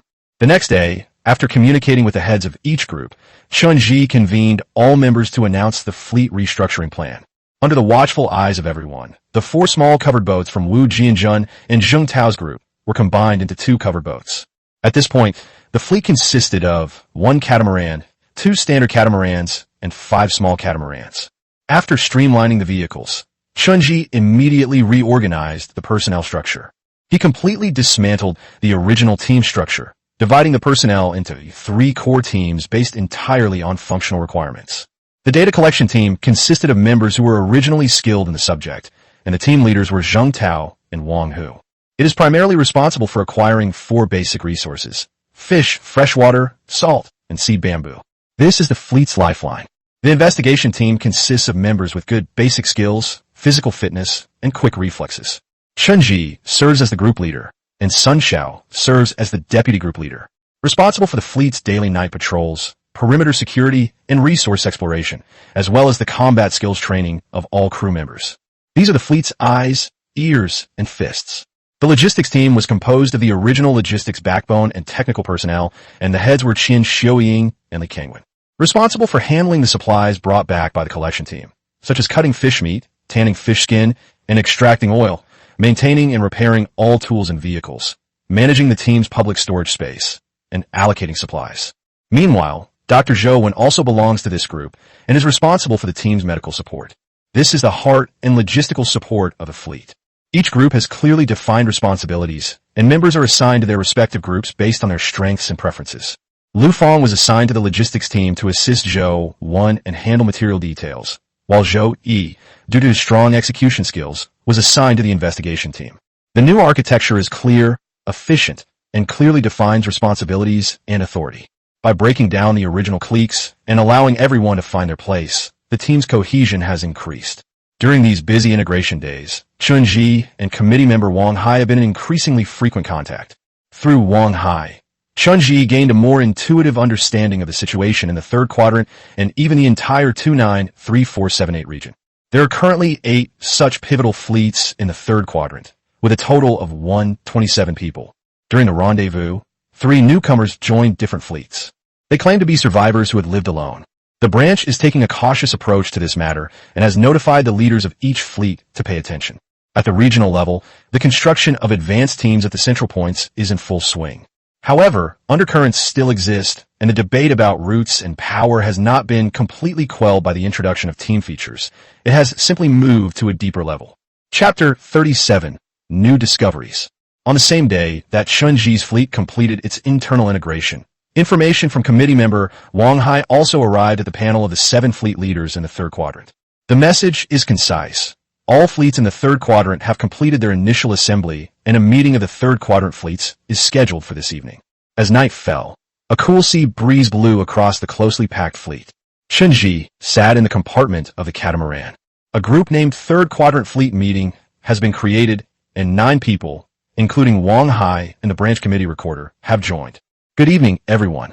As the meeting chair and the highest coordinator for the quadrant, he spoke first. First of all, congratulations on the completion of the initial integration of all 8 fleets in our third quadrant. This is an important step for us to meet future challenges. After a brief opening, Wang Hai got straight to the point and reported on the situation at the central point. According to the latest report from the Central Point Committee, the integration and construction of the central area is progressing rapidly. Currently, a mixed formation with a certain scale and function has been successfully established, with the branch's advance force as the core.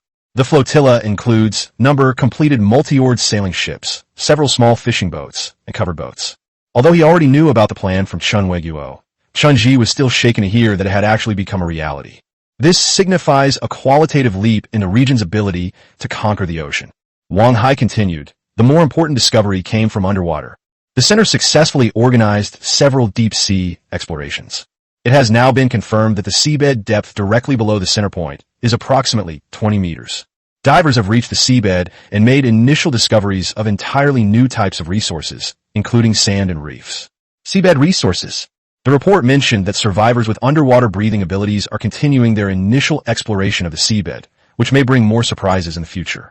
After introducing the encouraging progress at the central point, Wang Hai changed the subject and began to convey the branch's resolution regarding the organizational structure of the Central Point's fleet. Comrades, with the gathering of personnel at the Central Point, the original fleet structure can no longer meet the management needs. First, the original temporary branch committee structure remains unchanged, continuing to serve as the highest decision-making core in the region, responsible for grasping the overall direction and coordinating cross-quadrant affairs.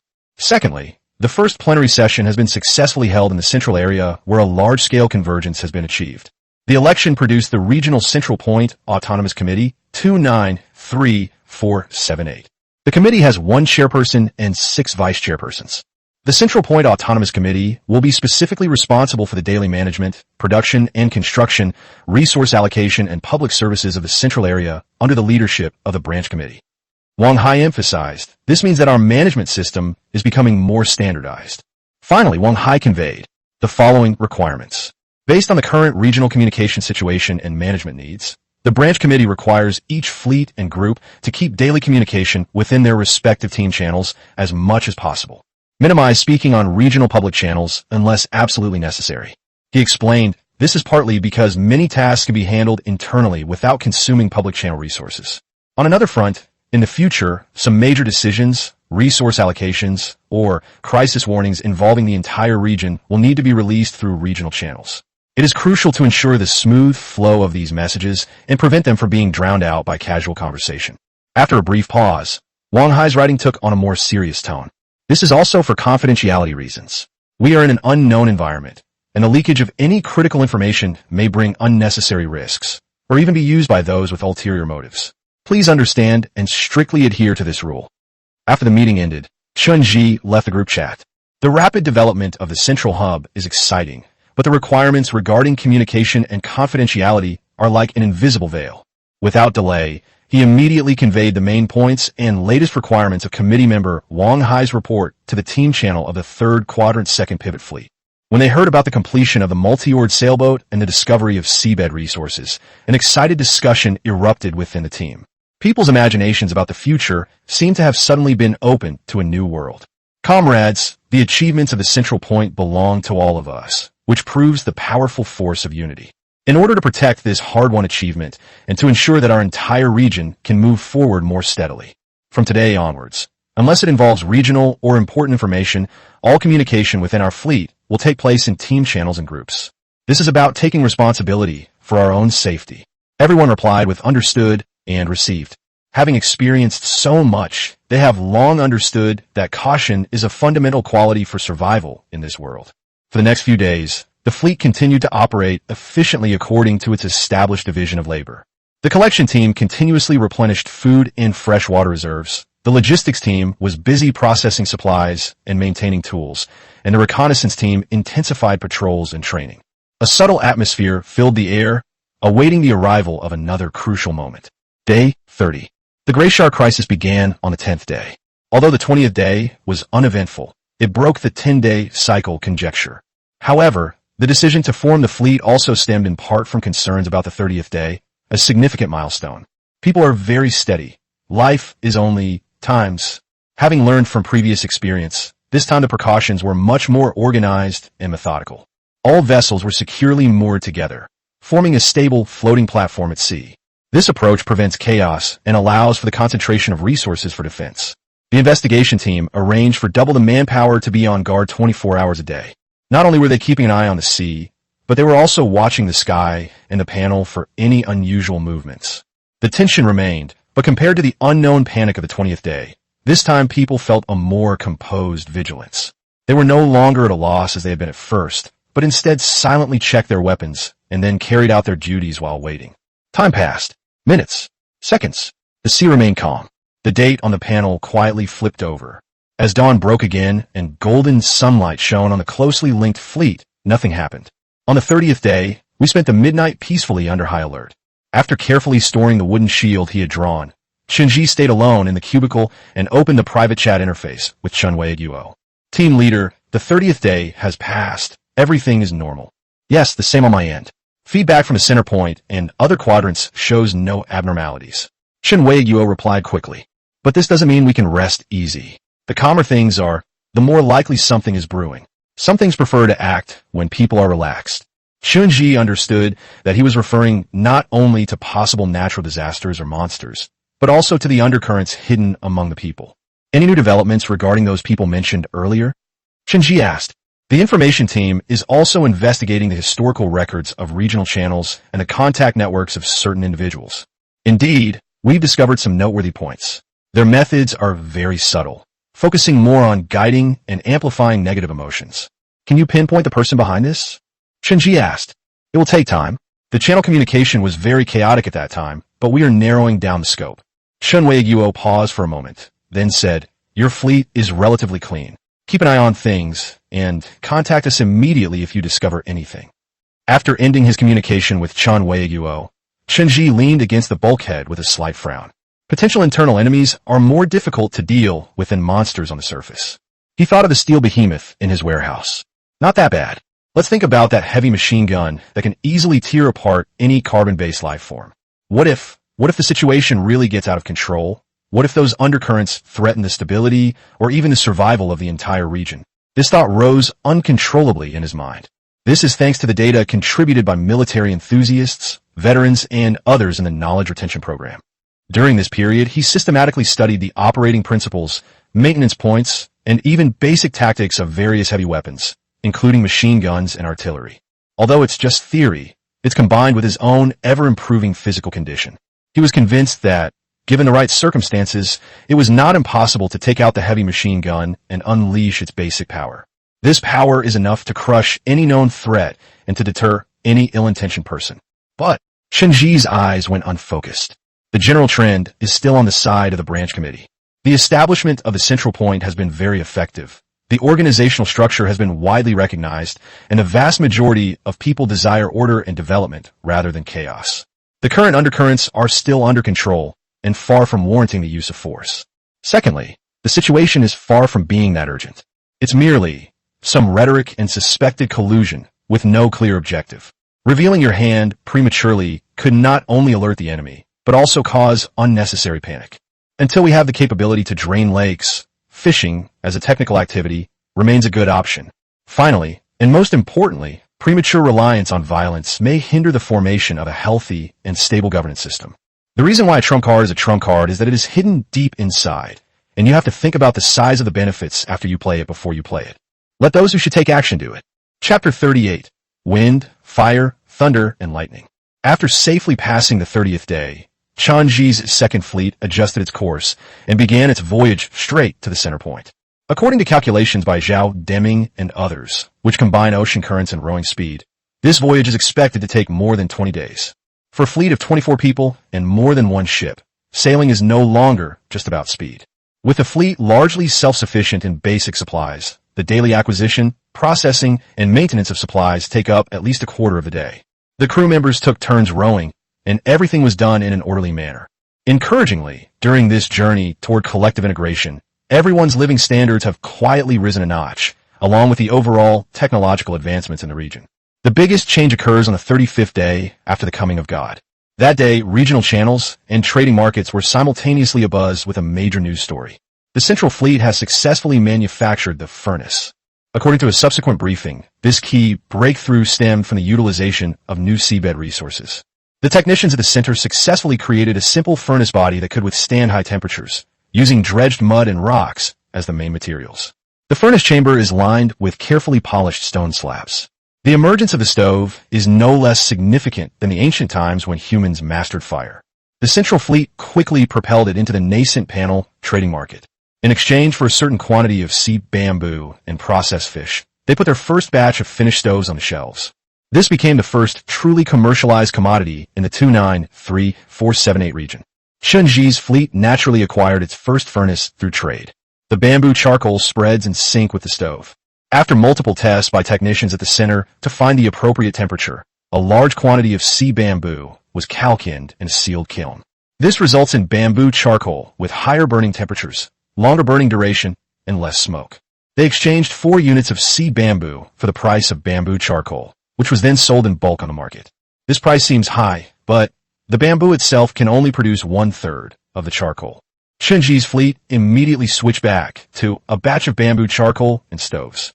The combination of fire and charcoal ignites not only the hearth, but also the flames of civilization's revival. Ready-to-eat food has become the most direct and universally beneficial form of welfare. The smoky aroma of grilled fish and the piping hot seaweed soup. These long-lost flavors not only greatly satisfy my taste buds, it significantly reduces gastrointestinal discomfort caused by raw food and improves nutrient absorption efficiency. Everyone's spirits and energy were invigorated by it. But the changes brought about by high temperatures go far beyond this. Pottery began to appear, though initially it consisted of crude bowls, basins, and earthenware pots for steaming and boiling. They solved the container problem for food storage and processing. Animal glues, such as fish maw glue, are produced by boiling at a controlled temperature. Its high bonding strength led to its rapid application in tool and weapon manufacturing. Even a simple device was designed to heat seawater with a flame and collect the distilled water by condensation. As a result, production efficiency has seen a leap forward. The branch committee astutely seized the window of opportunity brought about by technological breakthroughs and successively launched upgrade initiatives across the entire region. The first is the plan to replace the stone spears. Wooden spears were replaced by sharper and stronger stone spears, thanks to better adhesives and spearhead designs. The basic combat capabilities of all fleets have been enhanced.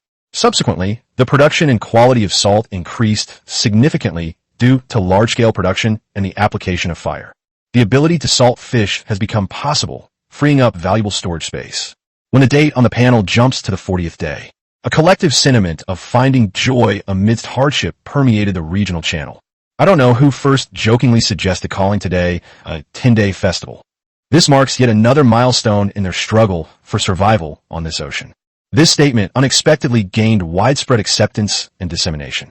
While maintaining necessary vigilance, a more or less relaxed atmosphere has emerged within each fleet. People shared their food and exchanged stories, as if they were truly celebrating a simple, yet precious festival. Chunji's fleet also held a small celebration in the evening, amidst the aroma of grilled fish, to relieve the fatigue of days of sailing. However, what's meant to happen will happen.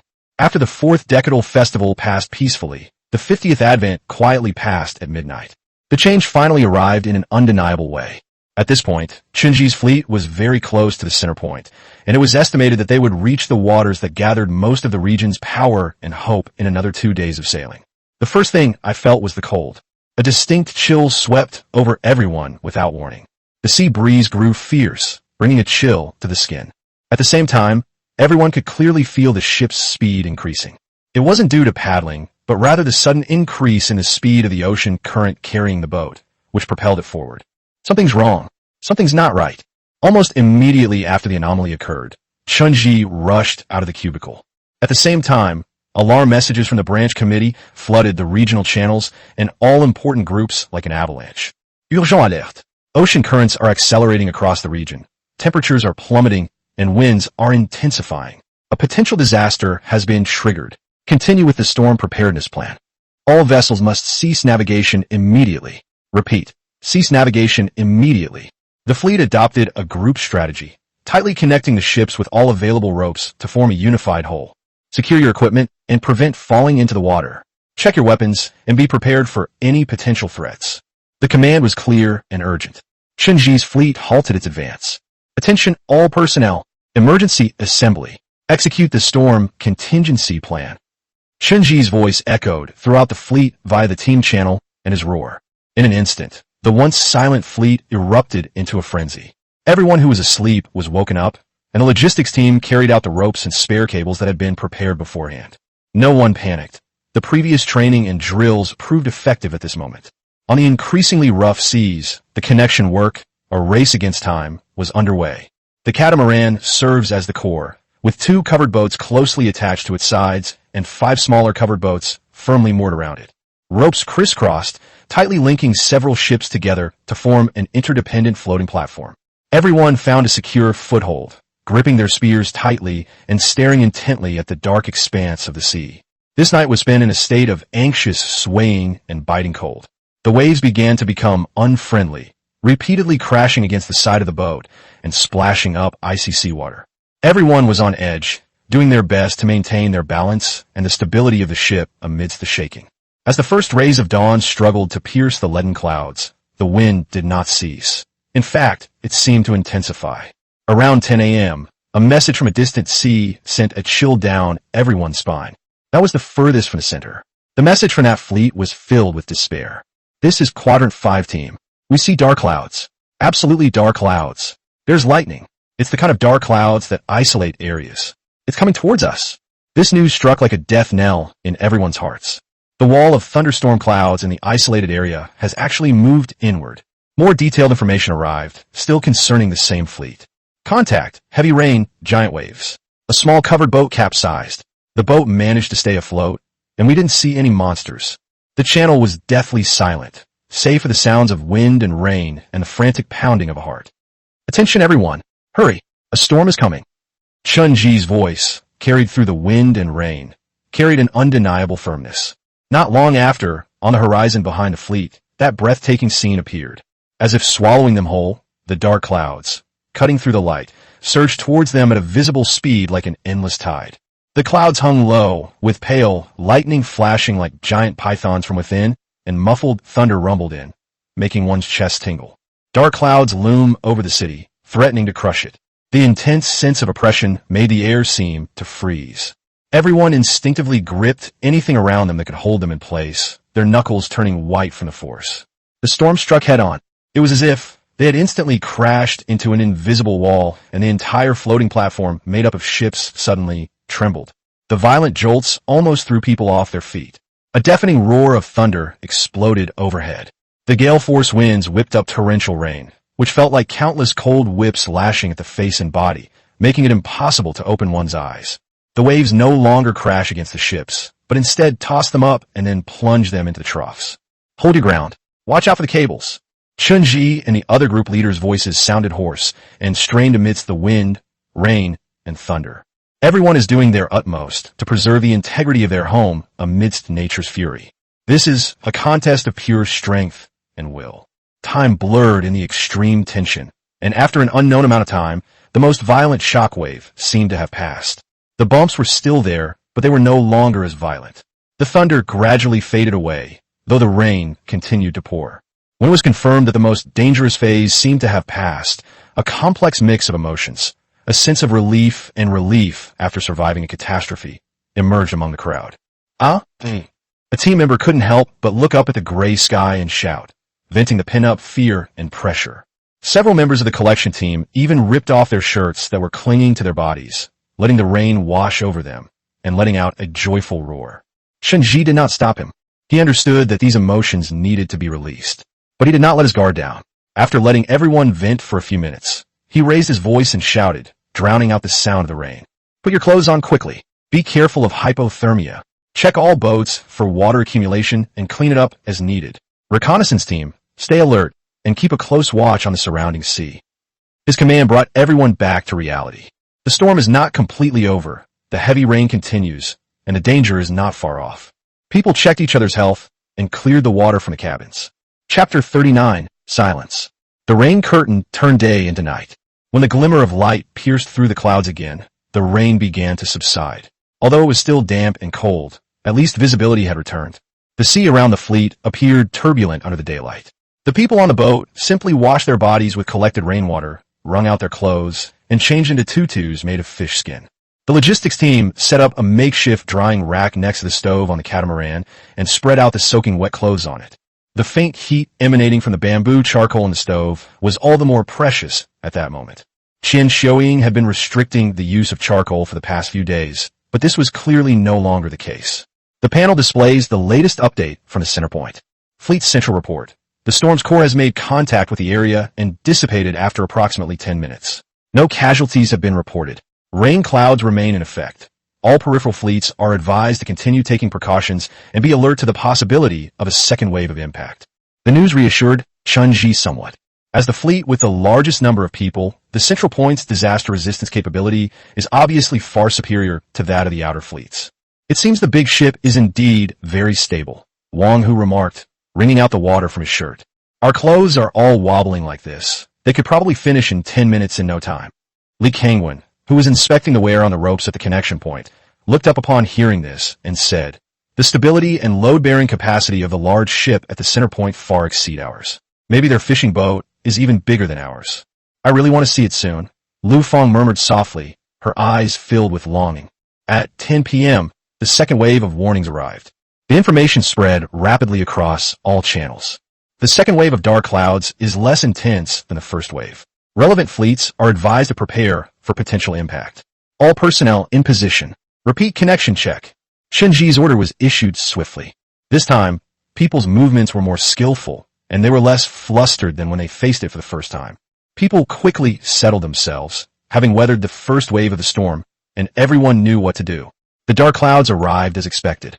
The distant horizon was once again stained in ink, and lightning churned in the clouds.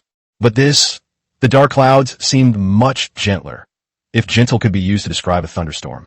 As dark clouds loomed overhead, the rain intensified suddenly, and the wind and waves became turbulent again. The thunder was deafening, and lightning flashed across the sky, but it lasted even shorter. A few minutes later, the suffocating dark clouds passed. "It's over," someone shouted, their voice filled with obvious relief. "Stay vigilant. Don't let a guard down." Chunji's voice rang out. In a disaster, the most dangerous time is often not when the disaster occurs, but when people think the disaster is over. The rain continued, turning from heavy rain to light rain, and then from light rain to an almost invisible drizzle. People took turns resting, while the investigation team maintained double-post vigilance. The sea remained restless, waves shoving the fleet, but the violent force had vanished. As the date on the panel quietly turned past midnight on the 50th day, another change occurred. That was a moment that was almost perceptible to humans. A few seconds ago, fine rain was still pattering across the boat, awning, and the sea. A few seconds later, the rain stopped. It wasn't a gradual cessation, but an abrupt stop. Almost simultaneously, the thick rain clouds that had shrouded the sky for days began to dissipate at a visible speed, as if the curtain on a stage had been quickly drawn back. The starry sky spread out unreservedly across the pitch-black canvas of the entire day. The wind stopped. The sea calmed down at an astonishing speed. The waves gradually subsided, leaving only barely perceptible ripples around the fleet. The whole world fell silent. This is too bizarre, Wang Hu said in a low voice, as if afraid of breaking the silence. Sun Xiao stood at the bow of the ship, gazing up at the starry sky. The clouds have really all dispersed. And, did you feel it? The ship isn't rocking anymore. The catamaran and all the vessels it was connected to were now floating steadily on the sea, and if it weren't for the occasional slight swaying, one would almost think they were on land. Everyone in the panel's regional channels sensed this anomaly. The rain has stopped. The clouds have dispersed. It's calm here too. Something's not right. This calm is a little unsettling. Where are the waves? What? Not a single wave. Ocean currents. The ocean currents are gone. Our ship isn't drifting at all. Messages from all quadrants confirm that this is not a localized phenomenon. The entire 293-478 area entered this eerie state of absolute calm after midnight on the 50th day. Chunji immediately contacted Zhao Deming and Zheng Tao, measure, to see if the ocean current has really stopped. Soon, the news arrived. When the standard rope is placed in the water, the wooden piece remains almost still. The ocean current pointing towards the center, the current that had guided them closer together towards the center point disappeared. Arrange the regular night watch shifts, and everyone else should get some rest, Chunji ordered.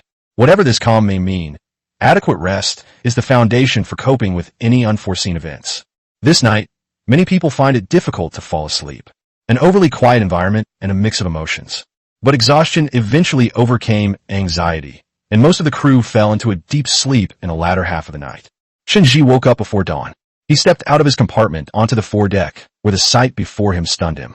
The sea surface was completely calm, literally a mirror. The sun's rays cast a straight path of light on the sea, its perfect reflection unbroken by any wave. The fleet remained silently afloat on the mirror-like surface. He looked at the panel. The discussion in the regional channel had been going on all night. All the fleets encountered the same situation. This means that not only have the ocean currents stopped, but the sea breeze has also disappeared. This violates their understanding of the laws of physics. Brother Chun, something's not right. Wang Hu rubbed his eyes as he came out. Is this still the sea? This is clearly not the high we know. Sun Xiao's voice came from the side. She's been up for a while now, observing her surroundings. This sea, it's like it's dead. The most troublesome problem is navigation. Without ocean currents, we lose our directional reference at night, and we also lose the help of the current, so we can only row to the center point, Li Cheng once said. Breakfast consisted of dried fish and seaweed soup that had been baked the night before. People ate in silence, their gazes occasionally drifting to the unusually calm sea, creating a somewhat somber atmosphere. Around 8 a.m., the branch committee released a comprehensive report. This is a comprehensive summary and current status report of the disaster over the past 24 hours. To all compatriots, regarding the disaster on the 50th day and its subsequent developments, the branch committee hereby reports as follows. The panel confirmed that the storm resulted in the tragic deaths of 20 compatriots. According to reports from various fleets, 13 of them were members already incorporated into the organization. 5 small covered boats and 1 covered boat were lost. This event has been confirmed as a climate disaster, and its triggering mechanism is strongly correlated with the timing of the event. It manifests as thunderstorms and black clouds that sweep inward from the regional boundary, accompanied by heavy rainfall, giant waves, and a sudden drop in temperature. 2 impacts have been observed so far, with an interval of about 12 hours. The storm core is short-lived but highly destructive, followed by prolonged rain cloud coverage and a wide-ranging impact. The calm that followed the disaster was an important part of the event. Preliminary confirmation indicates that the current pointing towards the center has completely disappeared, and the sea surface is calm. The duration of this state is unknown, and it may become the new normal in the region. Sun-based daytime navigation methods remain effective. A star-based nighttime navigation method is under intensive development, and a simplified solution is expected to be available within 3 days. Before the plan is finalized, it is recommended that all fleets avoid sailing at night as much as possible. Absolute calm may conceal unknown risks. Therefore, we must remain vigilant, especially in observing the underwater situation. As of the date of this announcement, the Central Point has gathered 12 fleets, totaling 388 compatriots. It has formed a comprehensive large fleet with multi-mast ships and sailing ships as the core, supplemented by various types of covered boats and fishing boats. Basic living facilities have been initially completed. The report was long, but contained a wealth of information. If star navigation hadn't been developed, we would have had to stop the boat at night, but rowing would have been even more troublesome. Zheng Tao patted his arms, which were a little sore and numb from days of rowing. What used to be a journey downstream might now take half a day longer. Qian Xiaoying mentally calculated the supplies. Food and fresh water are enough, but the consumption of bamboo charcoal may increase. As Chunji listened to the discussion, his gaze fell on the last part of the report. 12 fleets, 388 people. That was a true community, a human settlement built in the vast ocean. Our plans remain unchanged. Chunji concluded, continue to the center point. Zhao Deming, recalculate the route and time required. Qian Xiaoying, take inventory of supplies and prepare for another 2 to 3 days of sailing. The rest of you, check the ships and weapons. We cannot let our guard down in this calm. For the next 3 days, the fleet sailed on this calm sea. There were no waves. The sea was so calm, it was almost unsettling. Paddle became strenuous. Without the aid of the water flow, each stroke required real muscle strength to propel the water forward. The ship's speed decreased significantly. The silence was so profound that even the usual sound of the waves had disappeared, leaving only the sound of people breathing. Some people began to show mild anxiety in their status bar, feeling uncomfortable with this unnatural calm. On the evening of the second day after the storm, a simplified star navigation plan was released. That was an illustrated guide that marked the azimuths of several bright stars in the night sky at different times, and how to use them to determine basic directions. Finally, we don't have to be blind anymore. Wang Hu muttered to the other reconnaissance team members. They then consulted the star map on the panel, searching the night sky for bright stars to guide their way. The third day, which is the day when we were expected to arrive at the center point. From early morning, the atmosphere on the fleet was noticeably different. People are waking up earlier than usual, eating, tidying their belongings. Everything exudes a sense of ritual. Even the usually silent Zhou, he repeatedly checked his equipment, wiping his stone spear and slingshot again and again. We should arrive today, Lu Fong whispered to Sun Xiao during breakfast, her eyes sparkling with anticipation. Sun Xiao nodded, his gaze fixed on the direction the fleet was heading. With the best eyesight, she was naturally the first person likely to spot the center point of the fleet. The voyage continues. On the calm sea, a line of 8 ships moved forward.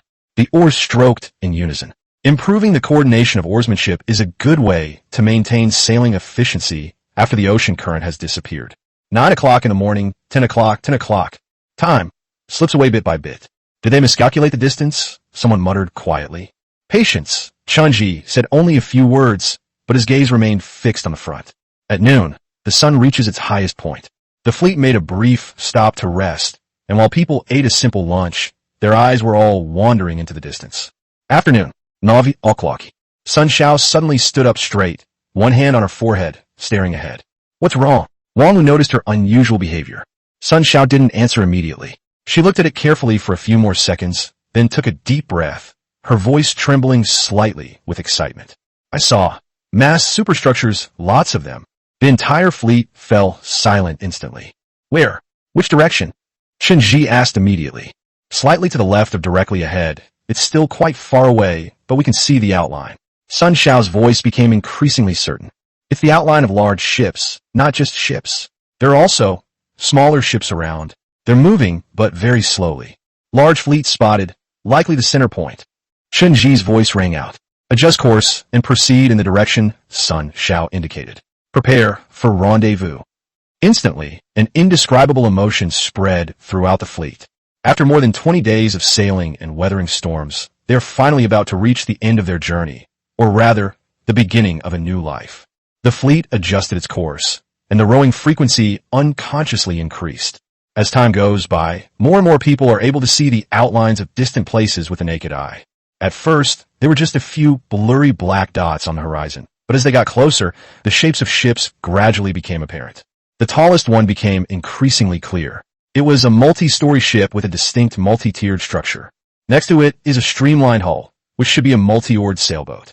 Around these large ships, numerous small and medium-sized vessels circled and circulated like satellites. The magnificent ship is not a traditional wooden ship, but a multi-layered structure built of sea bamboo. It appears to have 4 floors, with a lookout tower on the top floor. The hull. More than 10 oars extend from its side. Although it is still at this moment, one can imagine the magnificent sight of its sailing. Multi-oared sailboats have a longer hull, and their sails are rolled up on the mast. The oar windows on both sides of the hull are neatly arranged, making this a vessel truly designed for long voyages. Surrounding these large ships were various covered boats, small fishing boats, and several vessels with similar catamaran structures. All the boats were in good order. Some were moored, some were moving slowly, and all maintained a safe distance from each other. "My God!" Wang Hu exclaimed, his mouth agape. Lu Feng gripped the gunwale tightly, her eyes slightly moist. Chun Ji remained silent. Their small fleet was finally about to merge into the larger ocean. "Slow down and send out the identification signal," Chun Ji ordered. The fleet slowed down. They waved identification markers as per prearranged instructions. In the distance, a large fleet of ships broke away from the formation and sailed towards them. A person stood at the bow of the ship, holding a similar flag. Chapter 40, The Meeting. Led by a guide ship dispatched from the center point, Shinji's fleet sailed into this territory that humans had carved out in a vast ocean. The closer you get, the clearer the details of the scene, which consists of multi-sailed ships and multi-oared sailboats, become. The ship is about 30 meters long and 10 meters wide at its widest point, and the texture of the sea bamboo can be seen. The 4-layer structure is clearly visible, with the bottom layer having a dense array of paddle windows arranged along both sides. The upper 3 floors have numerous windows, and the top floor has a spacious deck with an observation tower. Additional buoys and collision protection structures are strapped to the outside of the hull, giving the overall impression of sturdiness. Multi-oared sailboats present a different kind of aesthetic. It is more slender, with smooth lines, and its length is estimated to be over 30 meters, but its width is only about 6 or 7 meters. The single mast stands tall, its suspended sail appearing to be made of gray shark skin, a matte dark gray that gleams in the sunlight. There are oar windows on both sides of the hull, and the oar blades are now neatly retracted into the cabin. Its bow features a distinctive wave-breaking design. Surrounding these 2 giant ships is a maritime community of vessels of various shapes and sizes. There were catamarans with canopies similar to Chun Ji's fleet, as well as a greater number of canopies and fishing boats. In the panel, fishing boats are another upgrade path, a type of twin-propeller straight boat with a large-capacity fish hold and fishing nets produced by the panel. Most of the ships were moored and anchored, forming a relatively orderly circular array around the 2 large ships. The guide ship led them to the outer edge of the array. Following the instructions sent from the center point via the panel, the fleet moored at a safe distance from adjacent vessels. Shunji arranged for Sun Xiao and Wang Hu to temporarily manage the fleet and boarded the guide ship to head towards the main ship. Shun Wei Guo was waiting for him. The boarding bridge to the ship is made of sturdy bamboo rafts, and you can feel the elasticity of the structure under your feet when you walk on it. Once on the main deck, the view suddenly opened up. The foredeck area is almost equal to the total deck area of their entire fleet. The area above is neatly organized with dried fish and seaweed, and people mending fishing nets and tools. The interior of the ship is more complex than the exterior. The passageway was narrow but clean, with cabins separated by bamboo curtains on both sides. The air was filled with the smell of the sea, the aroma of cooking, and an indescribable human touch. That's the smell produced by many people living together for a long time. Shunji was led to the 3rd floor, outside the cabin. This cabin is relatively private, with a bamboo sign that reads Safety Team, hanging on the door. The guide knocked on the door. "Please come in." Shunji pushed open the door and entered. The cabin was small, about 8 or 9 square meters, and the furnishings were extremely simple. A bed woven from sea bamboo and rope, a table and 2 chairs made of the same material, a regional nautical chart made of fish skin hanging on the wall, and some objects that look like maintenance tools. Shun Wei Guo is about 30 years old, and his skin is a bronze color from long-term exposure to wind and sun. There were wrinkles at the corners of her eyes, but Her eyes were sharp and bright, though slightly bloodshot, revealing her fatigue. He wasn't particularly tall, but he stood straight with broad shoulders, exuding a calm and capable air. He was wearing a dark training uniform, which was somewhat faded but clean and neat. "Comrade Shinji, you've worked hard." Shunwei Guo was the first to extend his hand, a smile on his face. "It wasn't easy for you to come all this way. Please have a seat." As they clasped hands, Chunji could feel the roughness and strength in the other person's palms. "Hello, Team Leader Chun." Shinji sat down opposite him and noticed that besides some parchment and bamboo slips, there were also several bamboo cups and a small earthenware pot on the table. Shunwei Guo picked up the ceramic pot and poured water into the two bamboo cups. Distilled seawater has almost no taste. He drank it first. He let out a deep breath, as if the saliva had washed away a lot of his fatigue. "How was the journey? Was it smooth?" The simple greetings began with about sailing and storms. Chunji gave a brief report on the fleet's situation. Chun Weiguo listened attentively, nodding occasionally without interrupting. "You did a good job," Chun Weiguo commented after listening. "The contingency plan was executed effectively, and the personnel were well trained. In particular, your response to that storm was more stable than some other fleets. You've clearly put in the effort beforehand." After this conversation, the atmosphere in the cabin eased somewhat. Chunji knew it was time to get down to business. "Team Leader Chun," he said carefully, "has any conclusion been reached regarding those discordant voices in the regional channel before?"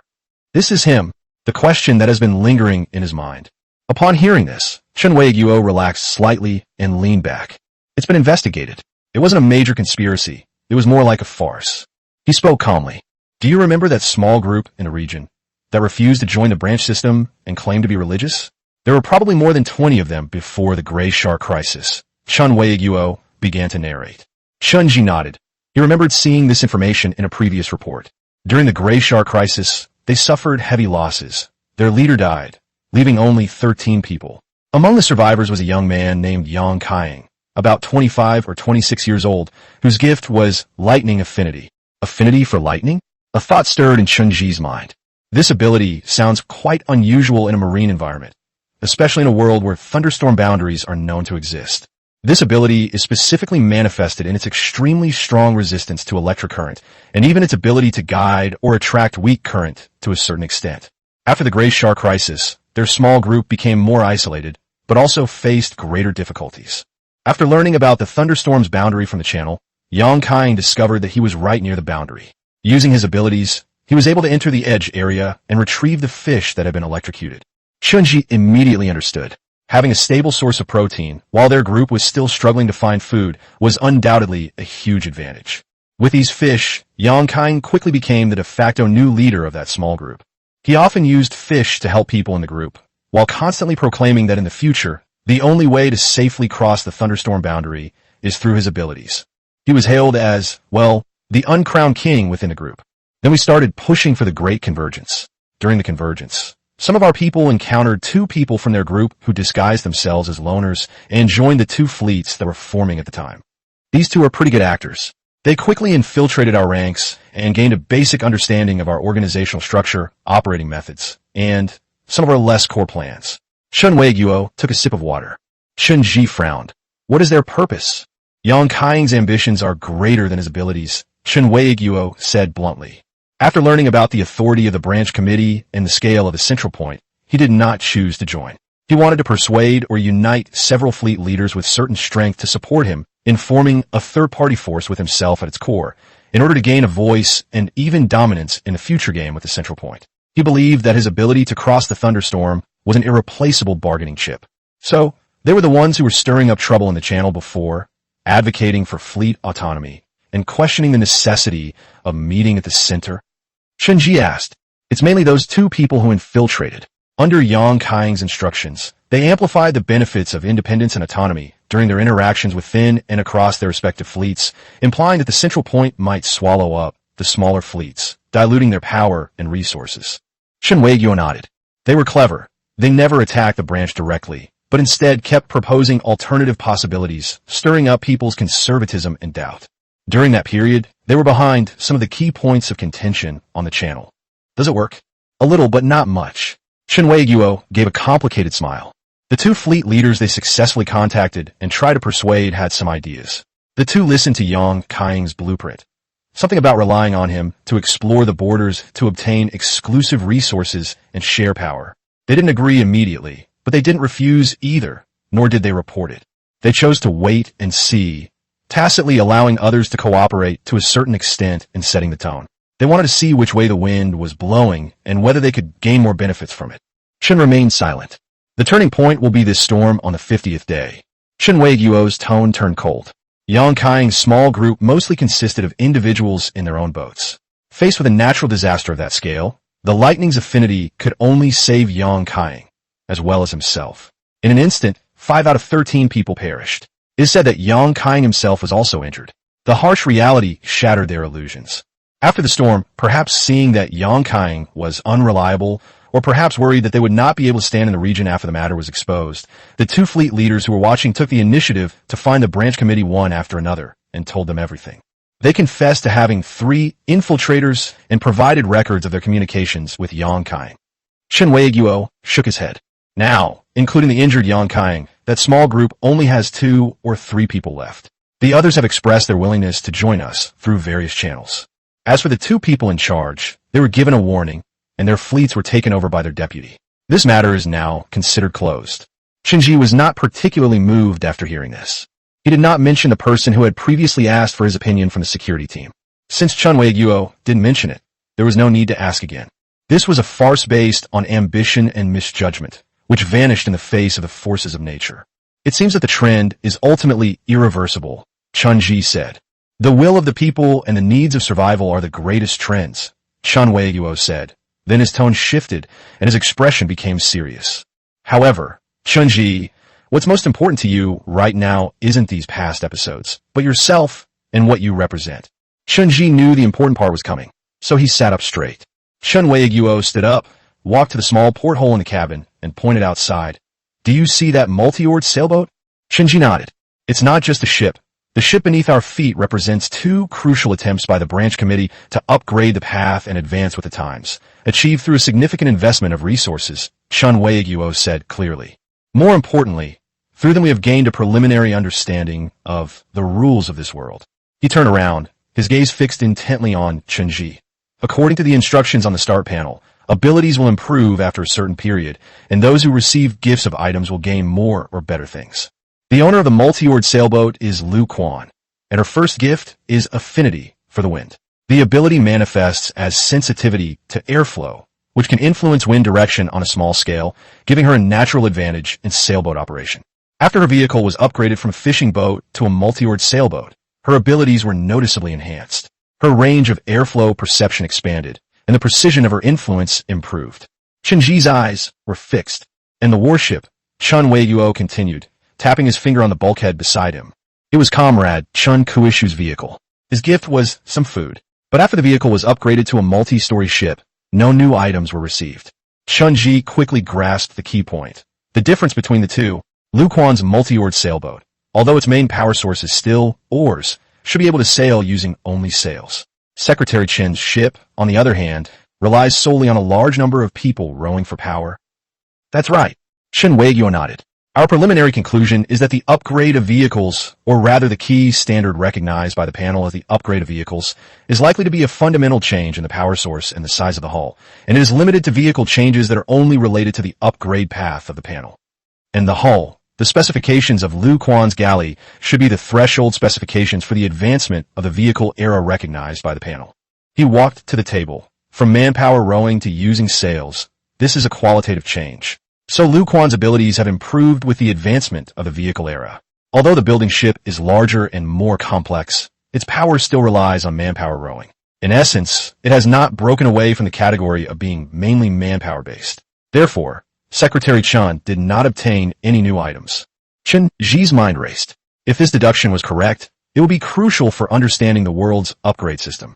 So that galley represents our region entering the age of sail, while the multi-sailed ship might just be the pinnacle of the oar-powered era? Chen Ji said slowly. That's one way to understand it, Chen Weiguo said, sitting back in his chair with a serious expression. Although it is only a preliminary conclusion, it has already pointed the way. We need more vehicles with new power as their core. Chen Ji felt his heart racing. Chapter 40, Choice. Outside the window, the multi-oared sailboat stood on the calm sea. The age of sales. These 4 words weighed heavily on his heart. We need more vehicles powered by new energy sources. Chun Wei-Guo's voice brought him back to reality. But resources are limited. The cabin was quiet for a moment, with only the faint sounds of voices in the distance and the slight creaking of the bamboo structure. Chun Wei-Guo sat back in his chair, placed his hands folded on the table, and looked deep into his mind. Chun-Ji, we've all seen your performance on the way here. As the person in the security team, or rather, the one with the most advanced weaponry in the entire area, your abilities have been recognized, and gaining support within the team shouldn't be a problem for you. He paused, his tone becoming serious. But the reality facing the entire branch committee is that, with all the resources currently gathered at the central point, this batch can only support 3 more vehicle era advancements. 3 spots, Chun-Ji repeated in a low voice. There aren't many people on the shortlist. They're all key figures in their respective fields, including those who have made technological breakthroughs, model workers who have contributed a lot of resources to the collective, and those with potential like you. Chun Wei-Guo looked directly into Chun-Ji's eyes. But even so, 3 spots are still far from enough. Resources must be used in the direction that will best promote the overall progress of the region. Chun-Ji did not respond immediately. He understood this logic. Under the pressure of survival, collective resources must be utilized to the maximum extent. This is not just a matter of fairness, but a matter of life and death. So, Chun Wei-Guo leaned forward slightly. I need to know your thoughts. Do you want to try for one of those spots? Chun-Ji remained silent, his fingers unconsciously stroking the rough edge of the bamboo cup.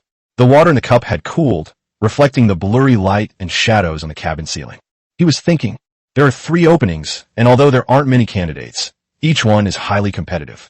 Technological breakthroughs can bring direct progress to the region, while model workers have a broad mass base. Although Chun-Ji performed exceptionally well, he was ultimately just one of the many who excelled. Given such a scarcity of resources, the choices made by the branch committee members will be very pragmatic. Who can bring the most direct benefits? He wasn't sure. Chun-Ji raised his head to meet Chun Wei-Guo's gaze. If I want to fight for it, what do I need to do? His voice was steady, but he was already making other plans in his mind. You need to gather enough vehicle resources to make up the equivalent of 50 canoes. 50 articles? Chun-Ji raised an eyebrow. This is a requirement of the panel upgrade path. As mentioned before, the multi- or sailboat panel requires 50 canoes as basic materials. Chun Wei-Guo explained, the branch committee can provide other resources, but you need to raise the materials for these 50 canoes yourself. He paused briefly, then added, it could be a deal. It could be persuading other fleets to support it, or it could be any other way that doesn't break the rules or violate regulations. The team can provide some assistance in this regard, but you must take the lead in gathering the core resources. Chun-Ji nodded slowly. He understood this approach. Given limited resources, it was impossible for a group to feed people directly. The requirement to raise these resources independently serves 2 purposes. Firstly, it assesses the candidate's abilities and reputation. Secondly, it helps to garner public support and gain broader recognition for those promoted. Collective support is available, but individuals must prove they deserve it. It's fair, and it's realistic. Silence fell once again inside the cabin. Chun Wei-Guo didn't urge him, but waited quietly, his gaze fixed on the nautical chart on the wall. The marked routes, resource points, and fleet positions formed a complex network for survival. Chun-Ji's thoughts were racing. 50 canoes. This is equivalent to gathering basic vehicle resources for 50 people. It also means that he needs to persuade many people to contribute their valuable resources to support him. Each vehicle is a mobile home, and the difficulty of gathering so many resources is unimaginable. Trade? Although the trading market in the area was in its early stages, it mainly traded food, tools, and daily necessities. What kind of leverage and personal connections would he need to gain the support of other fleets for his promotion? Even with support from the group, it would be extremely difficult and time would be tight. Other candidates wouldn't wait. Chun-Ji tapped his fingers lightly on the table. Chun Wei-Guo watched Chun-Ji deep in thought without urging him. He understood the weight of this decision. After a long while, Chun-Ji raised his head, his eyes gradually focusing. For him, there was actually another path. From the day of his birth, it was buried deep within his storehouse. Chun-Ji's mind flashed through the images of the weapons in the warehouse. Wooden spears, bone clubs, daggers, and round shields. These are not one-time gifts. It is a continuous output. Chun Wei-Guo noticed the change in Chun-Ji's expression, but didn't say anything, just waited quietly. Chun-Ji did not directly answer the question about 50 canoes, but slowly said, Team Leader Chun, I have another idea. Chun Wei-Guo's eyes narrowed slightly. Go on. Chun-Ji thought to himself. He moved, his right hand making a grasping motion in the air. A wooden spear appeared out of thin air in his hand. The spear is nearly 2 meters long, made of dense wood, and the spearhead has been deliberately sharpened and carbonized, giving it a deep black color. The craftsmanship of the spear is distinctly different from that of stone spears made in the region today. Chen Weiguo's gaze fell on the spear, but he remained silent. This is my ability. Chen Ji emphasized the last 2 words. He paused, observing Chen Weiguo's reaction. Chen Weiguo's gaze fell on the spear, his brows furrowing slightly. As a seasoned security officer, he instinctively felt familiar with the spear Chen Ji had pulled out. Chen Ji continued, "This is the TH item." He placed the wooden spear horizontally on the table, then reached out a second time. A second wooden spear appeared, and Chen Ji leaned it against the wall. The third one, the fourth branch. 4 styles. The wooden spears, identical in craftsmanship, stand side by side. Chen Weiguo's breathing slowed down almost imperceptibly. He reached out and picked up the first spear, carefully examining the carbonization of the spearhead and checking the texture of the shaft. "All of this is your ability?" Chen Ji took out his dagger again, placing it on the table. The blade is over 20 centimeters long, and there are obvious forging marks on the blade. "A stone dagger," Chen Ji said. Next was a thick bone rod, thicker at the top and thinner at the bottom, with obvious wear marks at the end. Finally, there is a round shield with a skin on its surface. Chen Weiguo had already stood up completely. He put down the wooden spear, his gaze sweeping over the dagger and bone club on the table, and the round shield and spear leaning against the wall. Chen Weiguo's voice was somewhat hoarse. "It seems that during the Gray Shar crisis, those special spears were released by you." Chen Ji replied calmly. He paused, then changed the subject by looking at Chen Weiguo. "I believe these weapons are linked to the era of vehicles." Inside the cabin, a hush fell. Chen Weiguo slowly sat back in his chair, his gaze sweeping over the weapons as his mind raced. The capability to continuously produce high-quality weapons. This is a production line. In a world facing gray sharks and unknown threats, weapons are also essential for survival. Moreover, according to Chen Ji, this is a continuous output. This means that the value of this ability will increase over time. If we can acquire these weapons now, what about in the future? Could it be ironware? Or even firearms? Chen Ji did not mention anything about the pistol, and Chen Weiguo wisely did not ask. Chen Weiguo raised his head, a resolute glint in his eyes. "Chen Ji," his voice regained its usual composure, but with an added air of solemnity. "You don't need to worry about the quota." Chen Ji felt relieved, but his expression remained unchanged. "I'll talk to the branch committee. Your value warrants direct support for your promotion." Chen Weiguo said decisively. "Arrange for your vehicle upgrade within 3 days." He stood up and walked up to Chen Ji, his gaze deep. "But Chen Ji, there's something I must make clear." Chen Ji listened attentively.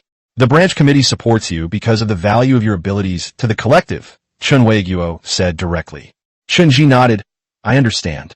"So," Chen Weiguo patted Chen Ji on the shoulder, "you don't need to worry about supplies. The branch committee will take care of it. But you need to control people's hearts yourself. Weapons are ultimately used by people, and you are the one who controls the source of these weapons." Chen Ji nodded solemnly. "I will handle it well." "Okay." Chen Weiguo withdrew his hand. "Go back to the fleet and make arrangements. Wait for my news." "Yes." Chen Ji left those weapons behind. "You can keep these here," he said. Chen Weiguo nodded without refusing. He also needed these samples to convince the other members of the branch committee that Chen Ji was worthwhile. "Leave the safety group compartment and walk through the narrow passage to the deck." Chen Ji stood at the edge of the deck and took a deep breath. The branch committee valued the weapons he could continuously produce. He used this value to gain resources and support. "Fair enough." I gently pressed my palm against the railing, feeling the rough texture of the bamboo through my hand. He looked in the direction of his fleet, silently calculating in his mind. Chapter 42, Reorganization. The guide boat cuts ripples on the sea surface, and the sound of the oars hitting the water is clear and rhythmic. On his way back to his own fleet from the tower ship, Chen Ji thought about many things. He sat at the bow of the boat, his gaze sweeping over the scattered ships around him and landing on the familiar fleet in the distance. 8 ships were closely moored together. Fingertips rubbed the rough surface of the boat's rim. Next, they will face their own team. The guide ship gradually approached. Sun Xiao was standing on the foredeck of the catamaran, wiping the tip of a stone spear. Wang Hu carefully inspected the ropes connecting the boat. Lu Feng and the others were arranging the seaweed for drying, while the others were either resting or busy. Everything was in perfect order. This is his team, which has grown from the initial 6 members to the current 24. The guide boat approached, and the bamboo raft was placed on the catamaran's gunwale. Chun-Ji stood up, thanked the crew of the guide's ship, and then stepped onto the deck of his own fleet. Brother Chun, Wang Hu put down the rope he was holding and walked over quickly. How's it going? What's the situation at the center point? Sun Xiao put down his stone spear and approached, and Lu Feng and several other team members also gathered around. All eyes were on Chun-Ji, filled with anticipation and also with a hint of nervousness. Chun-Ji looked around. These were the people who had fought side by side in the storm, who had stood guard together through the night. Gather everyone first, Chun-Ji said calmly. Assemble on the foredeck of the catamaran. I have something to announce. People who were resting or organizing their belongings inside the cabin came out, and the reconnaissance team members on guard also temporarily withdrew. 23 people were gathered around the foredeck of the catamaran, while people were standing on the nearby covered boats. Chun-Ji stood in front of everyone. His gaze slowly swept over each face. For the past 20-odd days, they had all been a part of this team. Comrades, he began, his voice low but clear enough to be heard. First of all, thank you for your hard work. After more than 20 days of sailing, we reached the center point. We weathered a storm. We have all persevered, and today we have finally reached the heart of this region, this seaside home built through the collective efforts of everyone. This is our victory, he said. It is everyone's victory. A chorus of approval rose from the crowd. Some nodded gently. Recalling the nights they gripped the rope tightly in the storm, the days they rowed with all their might under the scorching sun, and the moments they gazed at the stars. Chun-Ji continued. According to the original plan, the original team relationships were frozen. Our team was temporarily formed to ensure a safe arrival at the center point and to look out for each other during the voyage. Now that goal has been achieved. He paused, noticing a slight change in the expressions of some people. So according to the policy, if anyone wants to return to their original mutual aid team, or has other arrangements, they can bring it up now. Chun-Ji's voice was calm, without any hint of coercion or attempts to persuade them to stay. I will do my best to help everyone coordinate. This is everyone's right, and it's what we agreed on back then. There was a moment of silence on the deck. The first to speak was Zhao Deming, the man who had been in charge of the navigation channel calculations. His voice was hesitant. Captain Chun, my former squad leader, saved our lives. He took care of us for the first few days. If it weren't for him, I don't think I would have survived. I want to go back and be with them. Chun-Ji nodded. Okay, I will help you coordinate your return to the team. After the first person, several others expressed similar thoughts. Chun-Ji listened patiently and took notes. After this group finished speaking, there were still 18 people on the deck who had not yet expressed their opinions. Chun-Ji looked at them and slowly began to speak. Next, I'm going to talk about my own plans. All eyes were on him. I'm planning to push for a vehicle upgrade, Chun-Ji said directly, from a catamaran to the next generation level. Wang Hu's eyes shone brightly, and Lu Feng gripped the seaweed tightly in her hand. He walked forward. Step. The upgraded vehicle is designed for combat. It will be subject to comprehensive militarized management, stricter training, clearer discipline, and higher combat requirements. Fighting means danger, Chun-Ji said calmly. It means potentially facing monsters more terrifying than gray sharks, potentially getting involved in more brutal conflicts.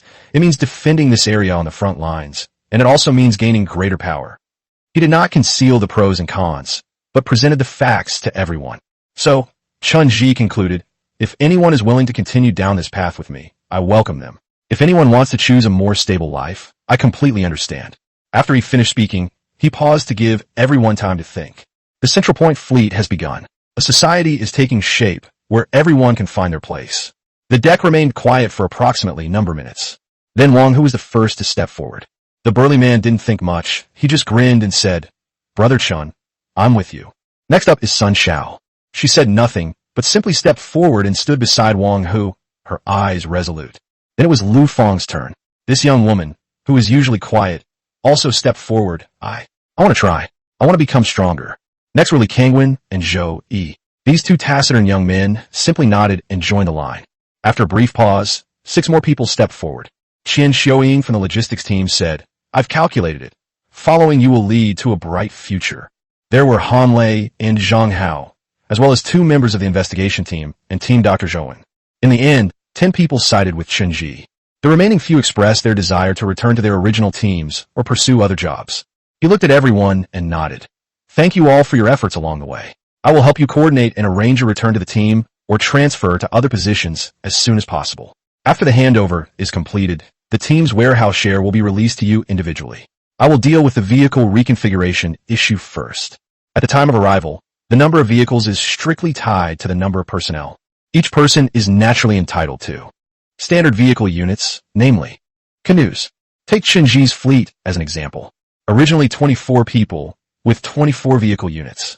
Shinji initially received 2 vehicle units from the branch committee, and later, Zhao Deming and Feng Lily's group each submitted number vehicle units. This part is listed separately. The actual number of vehicles was 8.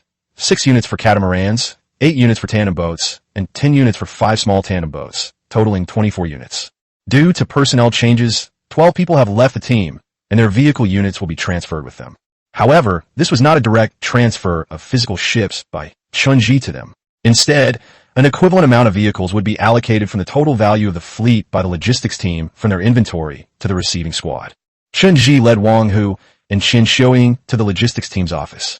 It's a section partitioned off from a large cabin on the second floor of the ship, containing several bamboo tables and chairs. There are already 3 or 4 people queuing in the cabin, and it seemed they weren't the only ones. The fleet was being reorganized. The person in charge of registration was a woman in her 30s with her hair tied in a neat ponytail. Several thick registers were spread out on the table in front of her. The registers were made of bamboo strips and filled with dense records written in charcoal. Next, the woman's voice was tired but clear. Chunji stepped forward. The third quadrant, second pivot fleet, is applying for vehicle reorganization registration. The woman squinted and raised her hand to slide in the air, clearly checking records on the panel. Chunji's team, originally comprised of 24 people, with 8 vehicles, 1 catamaran, 2 covered boats, and 5 small covered boats. Confirmed. Confirmed. Chunji nodded. There are personnel changes. 12 people are staying in the team, and 12 people have applied to leave. The woman quickly took notes, then asked, "What is the specific list of the 12 people who stayed behind?" Chunji gave his name. Woman. Check mark. All right. She looked at Chunji. Your team has 12 people left. Captain Chun has 2 additional support units. 2 of the 12 who left the team have their vehicles registered and handed over. The adjusted unit size is 14, requiring the release of 10 vehicle units. You assess the existing fleet and see which ships to retain. Chunji and Chen Xiuying exchanged a glance. Chen Xiuying immediately spoke up. We want to keep the catamaran and the 2 covered boats. The rest can all be released. Okay. The woman quickly took notes. Your team's current vehicle value has been adjusted to 14 units. Next came the tedious registration procedures. Every personnel change must be recorded, and every vehicle transfer must be confirmed. Chen Xiuying carefully checked each number. It was already noon when the registration was completed. The registrar handed Chunji a bamboo plaque, which served as proof of the team's organization. The bamboo plaques are engraved with complex symbols and numbers. Take these, the female registrar said. My colleagues will accompany you outside to issue vehicle passes to those who are about to leave the group. Thank you. Chunji accepted the bamboo plaque. Back on the fleet, Chunji immediately summoned everyone and announced the reorganization plan. All the small covered boats have been handed over to the logistics team, he said. The other ships will be retained. For the 12 comrades who have left the team, your vehicle units will be transferred with you. This comrade from the logistics team will issue you a registered vehicle certificate. The 12 people who were leaving nodded and followed the logistics team to the ship for temporary accommodation. In the afternoon, the vehicle handover began. The logistics team sent 6 staff members. The 5 vessels of Chunji's fleet were driven away. They were unmoored, inspected, registered, and then rowed away by the logistics team. This process was somewhat bittersweet. These ships accompanied them for more than 20 days, sheltering them from the storm and carrying their hopes during the voyage. Lu Feng stood on the deck watching the last small boat being rowed away. Chunji patted her on the shoulder. Out with the old, in with the new. After the handover was completed, Chunji's fleet was left with only 3 ships. As dusk approached, the setting sun bathed the entire fleet at the center point in a golden red hue. The silhouettes of the warships and oar-powered sailboats appeared particularly majestic in the setting sun. This would be his new beginning. As night fell, the fleet at the center point lit up with scattered lights. That was the light from the stove, faintly shining through the leather curtain. He could hear Wang Hu snoring from the next cabin, and he could also vaguely hear Sun Xiao and Lu Feng talking in hushed tones. These sounds made him feel at ease. Chapter 43. Overview of the center point. Chunji woke up just as dawn was breaking. At the center point, I slept soundly that night, and upon waking, I could feel the presence of hundreds of people living together around me. Chunji returned to the ship. The early shift guards were walking on the deck, and in the distance there was a faint sound of oars paddling, and it seemed that someone was tapping bamboo with a distinct rhythm. The passageway of the ship is already bustling with activity. Several early rising crew members were carrying bamboo tubes to fetch water, talking in hushed tones. Some people carried repaired fishing nets onto the deck, while others carried baskets of fresh seaweed. It seemed the collection team had already begun their work. There was a smell of cooking in the air coming from the lower-level cabins, which must have been the communal kitchen. Chenji walked along the passageway toward the stairs. The bamboo steps have a slight springiness when stepped on, but are very sturdy. He went up to the second floor, where there were even more cabins, each with a wooden sign hanging on its door. Logistics team, technical office 2, medical room, tool room. It's like a small sea town. Comrade, Chenji. The voice came from behind. Chenji turned around and saw Chun Wei-Guo walking out of the cabin. He looked like he hadn't slept well the night before. His eyes were bloodshot, but he seemed to be in good spirits. He was holding a roll of fish skin in his hand, covered with densely drawn pictures and words. Team Leader Chun. Chenji nodded in greeting. Up so early? Chun Wei-Guo walked over. Perfect timing. Today I've arranged for you to learn about the situation at the central point, and then we'll discuss the specific plans for the ship upgrade. Shall we begin now? Have breakfast first, Chun Wei-Guo smiled. Then I'll take you to see Director Sun Boming. He's the Deputy Director of the Production Department of the Central Point Autonomous Committee. He's quite familiar with the situation of the entire Central Point. Breakfast is served in the common dining area on the lower deck of the ship, which has a dozen long tables and benches. People were already eating, mostly key members of their groups and early shift workers. The food was simple, the same 2 dishes as always, grilled fish chunks and seaweed soup, served in generous portions and piping hot. Chunji received his share and sat down at an empty table with Chun Wei-Guo. Chunji took a bite. A piece of fish grilled to a perfect crisp on the outside and tender on the inside, with just the right amount of saltiness. How is the Autonomous Committee doing? He asked. It's running more smoothly than expected, Chun Wei-Guo said in a low voice. Major decisions are made by the branch committee, while routine affairs are handled by the self-governing committee. The efficiency is quite good. Just then, a middle-aged man came over carrying a tray. He was about 30 years old, with thinning hair and a gentle smile on his face.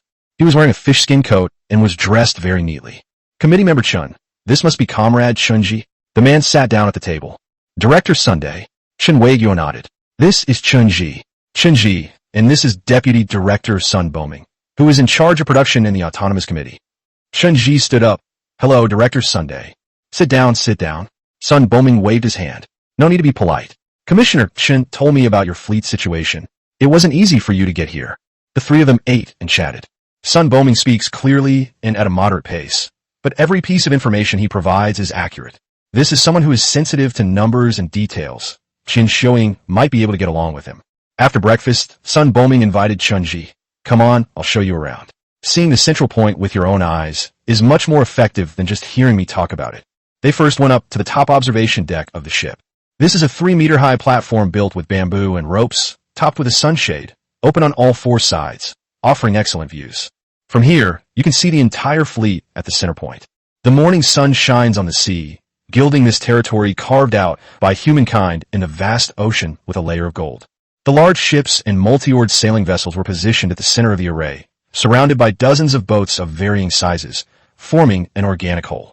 Further out, the sea was calm, the eerie calm that followed the thunderstorm still lingering. That direction is the absolute center of the area, Sun Boming said, pointing to the waters to the northeast. Before the thunderstorm, there was a wave-free area with a radius of 50 meters. Sun Boming explained, the ocean currents would subside there, and the wind and waves would also weaken, so we judged at the time that this might be the regional center. What happens after the thunderstorm? Chenji asked. The changes are more obvious now. During thunderstorms, that area is unaffected by the storm, like the eye of a typhoon. After the storm, the water depth at the absolute center becomes extremely shallow, with the shallowest point only 2 meters deep. We simply laid several damaged boats on the ground there as fixed working platforms. He unfolded the fishskin paper in his hand, on which was drawn a detailed map. Now, based on those beached-covered boats, we will begin to build sea bamboo platforms and boardwalks, planning to create a sea base that can accommodate ships for loading and unloading supplies. Chenji carefully examined the map. At the center is a circular platform with a diameter of 30 meters, with a frame made of thick sea bamboo and bamboo rafts laid on top. Several walkways extend outwards from the platform, and a watchtower and sheds are planned in the center of the platform. The workload is considerable, Chunji said. Indeed, Sun Boming nodded. But it's worth it. With this fixed base, people can rest with their feet firmly on the ground, and the boost to morale is immeasurable. Chun-Ji leaned on the railing, his gaze shifting from the blueprint to the distant sea. He saw large areas of darkness. Those are sea bamboo forests, Sun Boming said, following his gaze. Within a 5-kilometer radius of the absolute center point, dense sea bamboo forests grow on the seabed. Before the thunderstorm, we mainly relied on divers to cut them down. After the thunderstorm, he paused, a hint of emotion in his voice. Many sea bamboos have been broken and floated to the surface. Now we send out collection teams every day to salvage the broken sea bamboos in that area. If a large amount of materials can be obtained steadily every day, the construction speed of the central point will be very fast. The bamboo forest also has a rich ecosystem, Sun Boming continued. Preliminary exploration has revealed more than 100 species of shrimp, shellfish, fish, and plankton. Some shrimp and shellfish are edible, while others can be used to make tools. A relatively stable food chain has formed there, which is an important source of food and raw materials for our future. There might be more corn to eat in the future. Someone gifted us a few raw corn cobs, and we tried sprouting a few kernels a few days ago. Sun Boming paused, then added briefly. After descending from the observation tower, Sun Boming led them on a tour of several key handicraft production areas at the center. First, there are fish skin product workshops. These are several workshops converted from covered boats, moored next to the multi-story ship. Stepping inside, the air was filled with the smell of fish. 7 or 8 people were busy at work. Some were scraping off the remaining fish meat from the fish skin. Some were cutting the leather with stone knives, and some were sewing finished products. Fish skin products are our oldest handicraft industry. Sun Boming picked up a semi-finished product. It was a water bag, with the seams glued with fish glue and reinforced with stitches. As you know, the earliest ones were just water bags and air bags, but their uses have become more and more extensive over time. Vests, leather jackets, boots, curtains, ropes, paper, etc. Now fish skin products cover a variety of finished products, including clothing, skin coverings, and ropes, said Sun Boming. But the most crucial material is still the canvas. He walked to the back of the workshop, where several large leather sheets hung alone. The leather is dark gray, thick and tough, with fine scaly textures on the surface. Gray shark skin. Sun Boming touched it with his hand. The canvas material recognized by the panel must be the skin of fish of the size of gray shark or larger, and such skin is still limited. Chun-Ji carefully examined the shark skin. Indeed, its thickness, toughness, and area are far superior to ordinary fish skin. Next is the sea bamboo products area. This place is larger, and the air is filled with a fresh fragrance, as well as the aroma of roasting. The variety of sea bamboo products exceeded Chun-Ji's imagination. There are simple tools, daily necessities, production tools, and more complex structural components. Sea bamboo has risen to become the industry with the most varieties and the most practical applications. Sun Boming picked up a basket woven from thin bamboo strips. It was finely crafted and sturdy. Especially after the fire was lit, the development of sea bamboo products progressed by leaps and bounds. He pointed to the workshop. In one corner, there were several earthen stoves, their fires burning brightly. Several workers are roasting bamboo with fire. We have now figured out a complete process for processing sea bamboo. From felling, drying, roasting to processing, every step has standards. Finally, there are pottery and stone tool workshops. This area is much smaller. In the pottery section, a simple potter's wheel rotates manually. The workers are shaping clay. Their technique is still quite clumsy, but the basic shapes of bowls and jars are already visible. There were several pottery pieces that had already been fired nearby. They were rough, heavy, but usable. Pottery is a newly developed product. Sun Boming picked up a ceramic bowl and tapped it, producing a dull sound. The main problem is temperature control. The technical team is improving the kiln structure, but it will take time. Several other workers sat on bamboo stools and used stone hammers to strike stone slabs, making stone knives, stone axes, and stone spearheads. Stone tools are mainly tools, Sun Boming said. They are produced in small quantities, but they are very important. It's just that we lack professional stonemasons. It was already noon when we finished the visit. Chun-Ji gained an understanding of the situation at the center point. Here, there is a vibrant, upward-moving life force. Lunch was again served in the communal dining area. This time, Chun-Ji met with more members of the self-governing committee. Chun-Ji and the others. They met and had a brief exchange. After the meal, Chun Wei-Guo took Chun-Ji back to the security team's cabin. So, what's your impression of the center point? Chun Wei-Guo closed the door and poured Chun-Ji a glass of water. It's better than I expected, Chun-Ji said frankly. The organization is very orderly, production is well planned, and everyone is united. There's a price to pay for all of this, Chun Wei-guo said simply, then sat back in his chair with a serious expression. All right, let's get down to business. It's about your ship upgrade.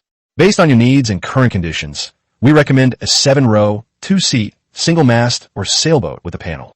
That is, there are 7 rows of oars on each side, with 2 seats per oar, which means that the whole boat can be equipped with 28 oarsmen. During normal navigation, only half a person's hands are needed, with people taking turns to rest. When sailing at full speed or in combat, everyone can use the oars for greater power. The bow has a combat platform, and the sides are raised with firing ports and spear holes. The stern has 2 decks and a command post. The cabins are divided into 2 levels. The lower level is the rower's cabin and storage compartments, and the upper level is the living quarters. How many resources are needed to build it? Shenji asked. You don't need to worry about it. Just include your remaining 14 units, Chun Wei-guo said. Resources will be coordinated by tomorrow. Chun Wei-guo took out some parchment paper from his spatial storage. Regarding the crew, he said, your team currently has 10 people, and we need to add more. This is a list of suitable personnel for your ship's positions at the central location. Everything has been agreed upon, and you can choose from it. The coordination team will send you the detailed information. Shenji took the list. The fishskin paper neatly listed names, ages, and original squad affiliations. Some names are followed by notes. Brave during the Grey Shar crisis, assisted in rescue efforts during the storm, and diligent in training. He carefully reviewed the materials, realizing that selecting crew members was no small matter, as it concerned future combat effectiveness and team cohesion. I'll consider it, and send you the list tomorrow. Okay. Chun Wei-guo nodded, then changed the subject. There's one more thing about future plans. Currently, we have tower ships and multi-oared sailing ships. In addition to your ship, we will have 3 more oared sailing ships and another tower ships in the future. Chun Ji raised an eyebrow. Your ship doesn't take up a quota, Chun Wei-guo continued. The other warship will be even larger than this one. These 7 large ships will form the core fleet of our region. Are there enough resources? These large ships will consume more than a third of the vehicle units in the entire area. Chun Wei-guo looked up at Chun Ji. But it's worth it. Putting aside everything else, the space alone is enough to accommodate everyone in the entire area. Chun Ji understood the significance of this plan. Increased habitable area means a more comfortable living environment, higher management efficiency, more effective resource allocation, and stronger collective cohesion. He stood up and walked to the porthole. Chun Ji, this world is constantly changing. After the storm, the ocean currents stopped and the sea was eerily calm. We don't know what will happen next, but one thing is certain. The era of individual boats is over. The future belongs to the big ships, to those who can unite and steer the waves. He turned to look at Chun Ji. Lead your team well. Chun Ji stood up and met Chun Wei-guo's gaze. I will. The sound of a bamboo tube being struck at the center point came from outside the cabin. It was 2 o'clock in the afternoon. Chun Ji took his leave. He walked along the corridor towards the stairs, his mind already planning the selection of crew members, the training of the team, and the integration of weapons. There's so much to do. Chun Ji stepped off the ship and onto the floating bridge connecting to the guide ship, preparing to go and take another look at the oar-powered sailboat. He took a deep breath. The air was thick with the smells of carbon, fish, and smoke. This is the scent of a human. Chapter 44. The New Ship. It was already evening when we returned to the catamaran. Scattered lights appeared on the ships and galleys, casting dappled patterns of light on the sea. When Chun Ji boarded the deck, his team members were busy at work. Sun Xiao and a few others were organizing supplies, while Wang Hu, Li Kangwen, and others were inspecting the ship's condition. Qian Xiaoying was writing and drawing on a piece of fish skin, presumably making a supplies inventory. Brother Chun is back. Wang Hu was the first to spot him. The others also stopped what they were doing and gathered around. 10. Both eyes were fixed on Chun Ji. Chun Ji looked at these faces that had chosen to follow during the restructuring. Wang Hu's steadfastness, Qian Xiaoying's meticulousness, Lu Feng's resilience, Zhou Yi's silence, and Zheng Tao's steadfastness. Everyone has their own unique qualities. It's settled. Wait for my news tomorrow. A boat will take you there. Chun Ji's voice was calm and firm. A series of low gasps. So fast, Wang Hu murmured. Really efficient. In addition, Chun Ji continued, we also need to add more players. Add something? Sun Xiao asked. Yes. Chun Ji pulled out a list from his pocket. We need more personnel and rowers suitable for combat positions. We need to make a selection from them, and we need to add at least 30 more people initially. Tonight we will get up and choose. The details have been sent to the channel. Everyone will receive their share in the team channel. Note that we are choosing our comrades, those with whom we will live and die in the future. The catamaran's foredeck was raised. Under the dim light of a fish oil lamp, Chunji looked at the list. Chun Zixian explained the selection criteria. We need people with excellent physical strength, but more importantly, we need people with good character, who are brave but not reckless, and obedient but not blindly obedient. He pointed to a name on the list. Take Wu Qi, for example. He's 25 years old, grew up by the sea, and is skilled in sea condition assessment, fishing, and boat operation. He's been praised for his composure and reliability, and acted decisively during the Gray Shark crisis, switching weapons without hesitation. This one is good, Wang Hu said immediately. He's a real man. Sun Xiao nodded. I agree. Besides, he seems to have good physical strength and stamina. Next, everyone looked at their own panels and selected suitable people. The first person to speak was Wang Hu. I have high hope for this one. Zhao Taizi, 28 years old. His specialties are physical strength, tool handling, and engineering. He assisted in reinforcing structures during a storm. This guy is strong, Wang Hu grinned. Paddling will definitely be fun. One name after another, 12 people discussed and reached an agreement. Shinji rarely interrupted, simply taking notes and occasionally offering guidance. The sentence ends abruptly, seemingly mid-sentence. Everyone had different priorities. Wang Hu valued physical strength and courage. Sun Xiao valued professional skills. Qian Xiuying valued a stable personality, and Zhou Yi valued combat awareness. But regardless, everyone was seriously considering their choices. The discussion continued late into the night. The fish oil lamp was refilled 3 times, and the other ships on the sea gradually turned off their lights, and the center point fell into a deep sleep. After discussion, Chunji narrowed down the list to several dozen people. That's all. Chunji put away the list and rubbed his eyes. I'll submit the list tomorrow morning. Everyone please rest first. Brother Chun, aren't you going to sleep? Wang Hu asked, yawning. I'll tidy up a bit more, Chunji said. You guys go to sleep first. There's a lot to do tomorrow. The team members returned to their cabins to rest one after another. Chunji carried the oil lamp and returned to the cabin. The list was finalized around 2 a.m. The 32 individuals come from diverse backgrounds, encompassing physical endurance expertise and fisheries professional skills, and all of them are described as reliable, resilient, and responsible. Chunji copied the list onto the panel in fish paper. I dozed off for a moment. A little while later, the eastern horizon began to lighten with the pale dawn. Daylight broke. A new day, a new beginning. At 8 o'clock in the morning, Chunji boarded the ship again. He seems to be in good spirits. Shun Weiguo was waiting for him in the security team's cabin. Seeing the bloodshot in Chunji's eyes, he asked, "You've been up all night?" "Almost." Chunji handed over the list. "It's all chosen, 32 people." Shun Weiguo took the list and looked at it carefully. He read very slowly, pausing for a few seconds after each name, as if recalling information about that person. "Good selection," he commented. "They're all capable individuals. Send me the panel." He put away the list. "Let's go to the meeting room.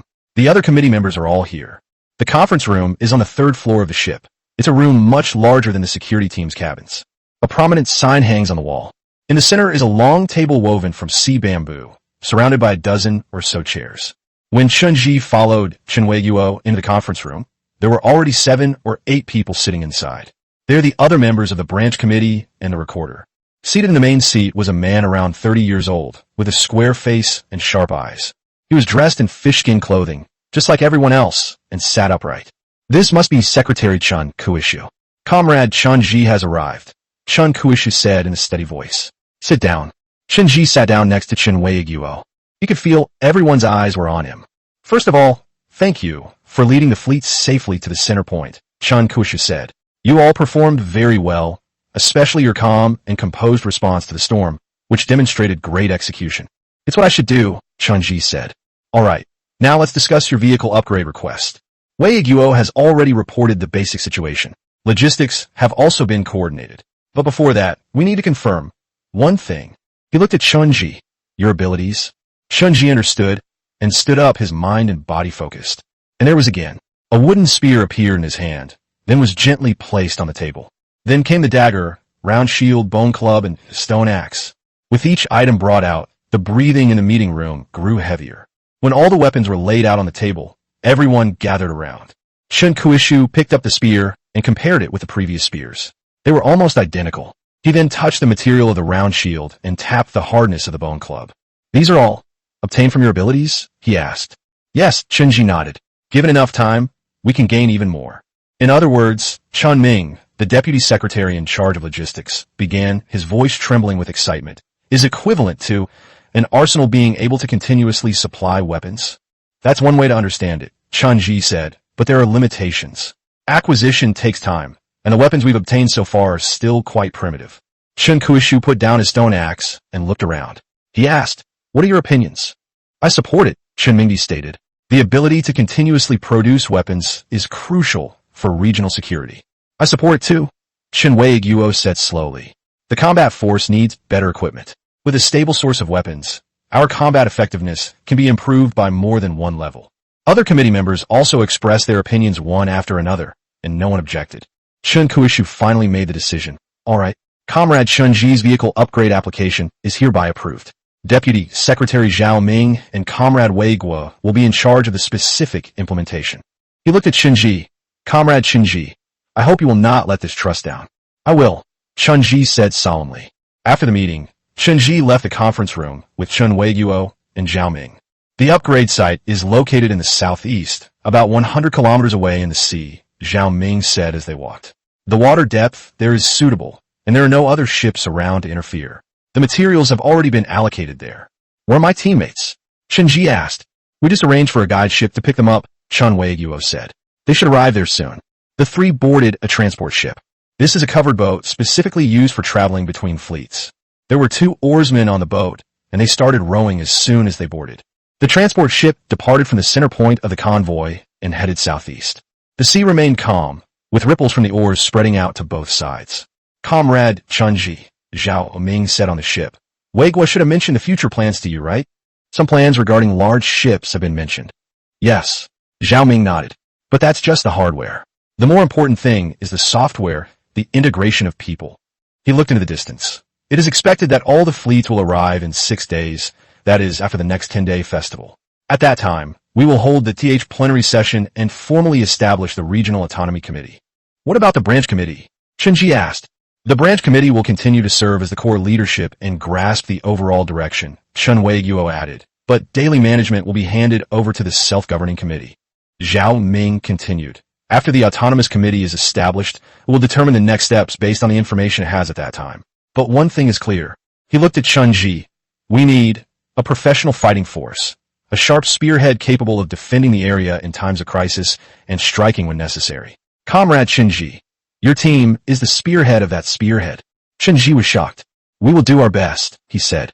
Zhao Ming's tone became serious. "The branch committee supports you not only because of your ability, but also because of your performance. Your composure in the storm, your decisiveness in navigation, and your fairness during the reorganization. These qualities are more valuable than ability." The ferry continued its journey. About 15 minutes later, an open body of water appeared ahead. It was approximately distance missing kilometers from the convoy, with moderate depth and no other vessels in sight. In the middle of this body of water, Chun Ji saw his catamaran and 2 covered boats. "They've arrived," Chun Wei-Guo said. The transport ship approached. Chun Ji boarded the catamaran, and Wang Hu immediately came to greet him. "Brother Chun, is the upgrade about to begin?" "Yes." Chun Ji nodded. "Right now." He turned to Zhao Ming. "Secretary Zhao, may we begin?" Zhao Ming stood on the transport boat, looked around, and nodded after confirming that the conditions were met. One vehicle after another was released from the panel. A dugout canoe piled high with sea bamboo. A covered boat carrying shark skin and fish skin. More than 20 vehicles, fully loaded with various materials. Sea bamboo, ropes, leather, and stone. These vehicles clustered together around the catamaran, forming an array. As the last vehicle landed and the splash subsided, Zhao Ming looked at Chun Ji. "The materials are all ready. If everything is correct, we'll begin the promotion process." Chun Ji took a deep breath. Everything was ready. The panel expands. Promotion begins. In an instant, the change occurred. A flash of white light appeared, and the sea bamboo seemed to come alive. Each stalk rose from the vehicle, arranging itself in the air, its skin unfolding, its stones moving. The vehicle began to disintegrate, being systematically broken down into basic components. All the materials are being reorganized. Materials danced and combined in the air. The hull deformed and grew, as if 2 invisible hands were reassembling all the materials into a completely new whole according to the design plan.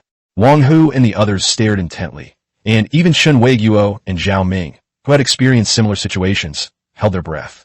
Time, minutes, seconds passed. The ship grew longer and longer, 15 meters, 20 meters, 25 meters, until it finally stopped at around 30 meters. The width also increased. 3 meters, 4 meters, 5 meters. Finally, it stabilized at 6 or 7 meters. The mast was erected inside the hull. At first, it was just a bare pillar, then a crossbeam appeared, and ropes automatically wrapped around and secured it.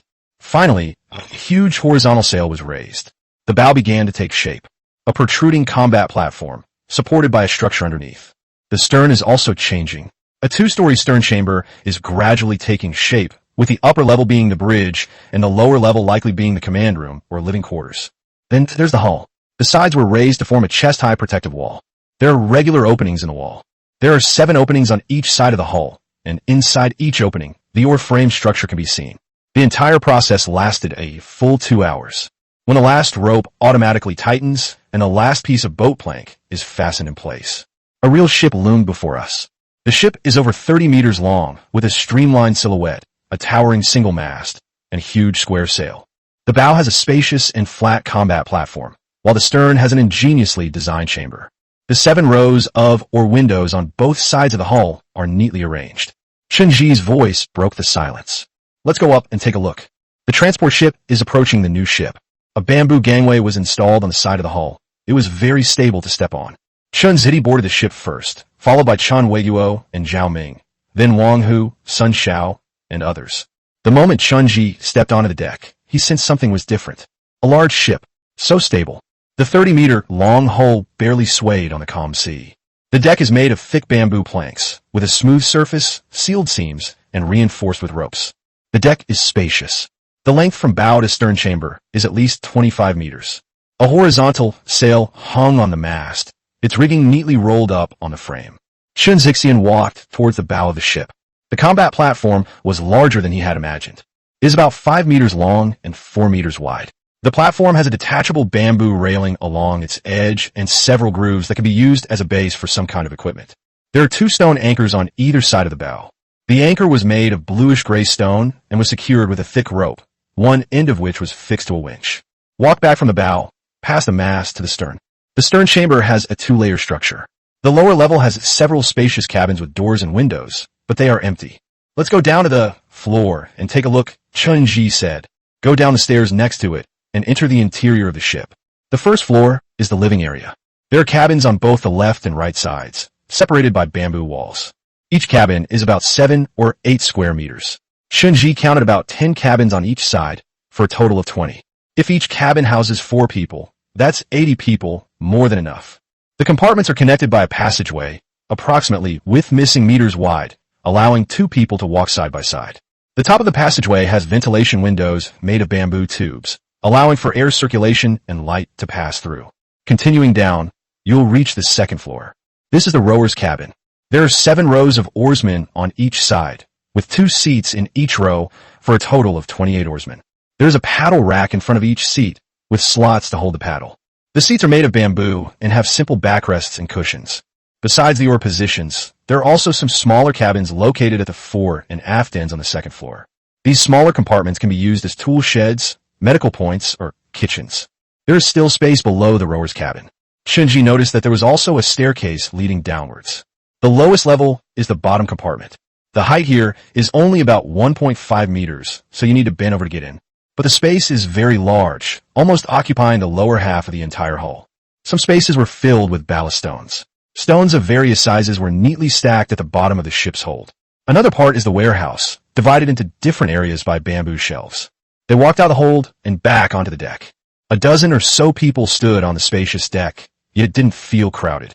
Sunlight streamed through the gaps in the ropes, casting dappled shadows on the deck. Chapter 45, Iron and Seed. There was a constant commotion on the deck.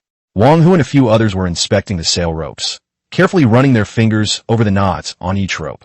Sun Xiao stood on the bow platform, leaning on the railing and gazing into the distance.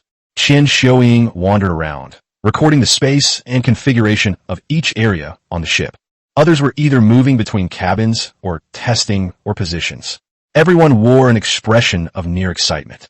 From canoes to covered boats, from catamarans to today's galleys, each upgrade brings an increase in the chances of survival.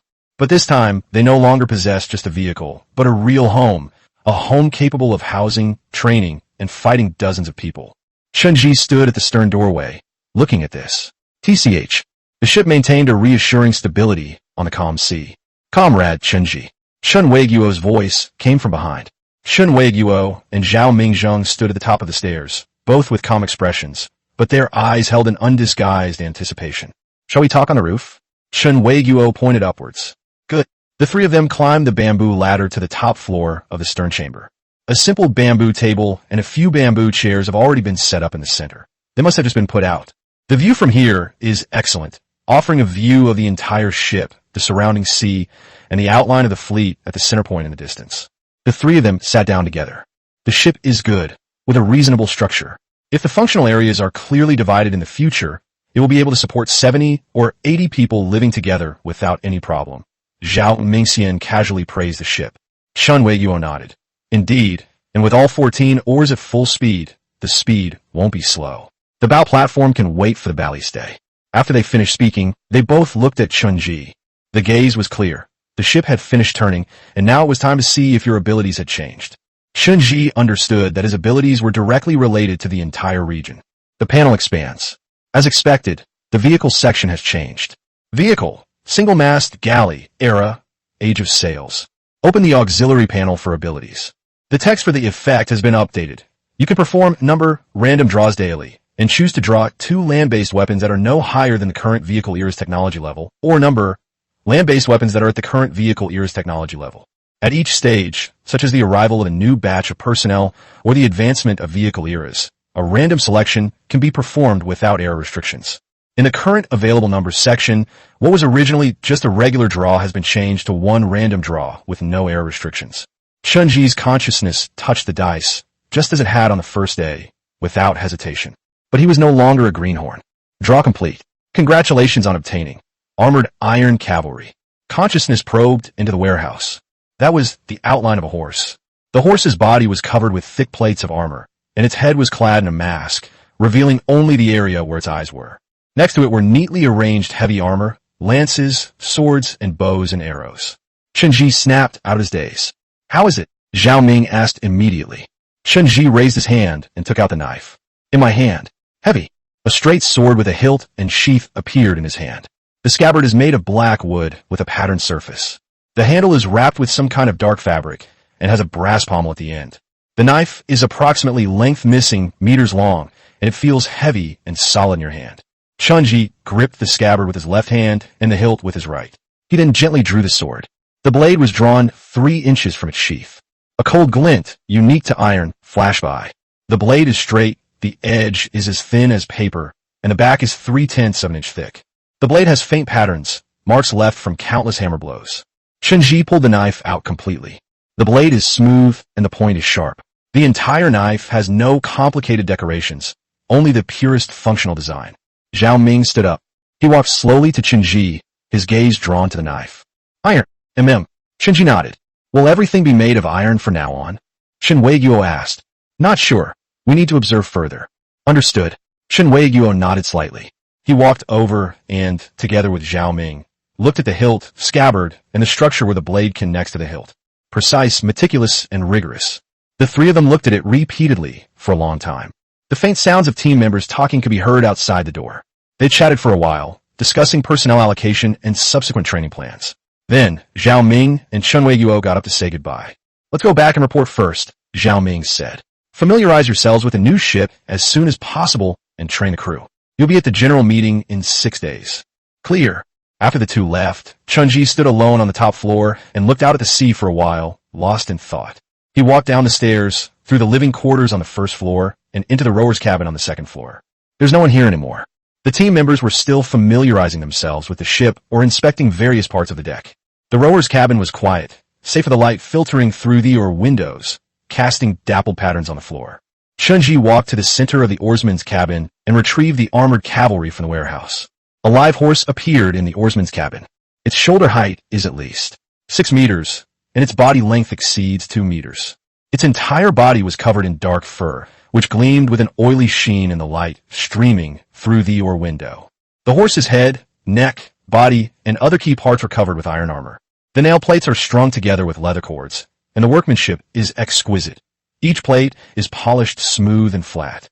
The horse wore a mask on its head, revealing only its eyes and nostrils. On the horse's back were secondary saddles. The saddle itself was very thick, made of leather and fabric, and hanging beside it were a bow case, a quiver, and several small bags. The warhorse's four hooves were firmly planted on the ground, without any movement, and it simply watched Chun-Ji quietly. The warhorse's eyes were very black, a clear, deep black. It looked at Chun-Ji, its eyes devoid of wildness, only filled with a calm gentleness. Chun-Ji slowly extended his hand. He spread his palm out in front of the horse. The warhorse lowered its head, its nostrils flaring, and gently sniffed Chun-Ji's palm. The warm breath tickled my palm. Then it stuck out its tongue and licked Chun-Ji's palm. The movements were very light and gentle.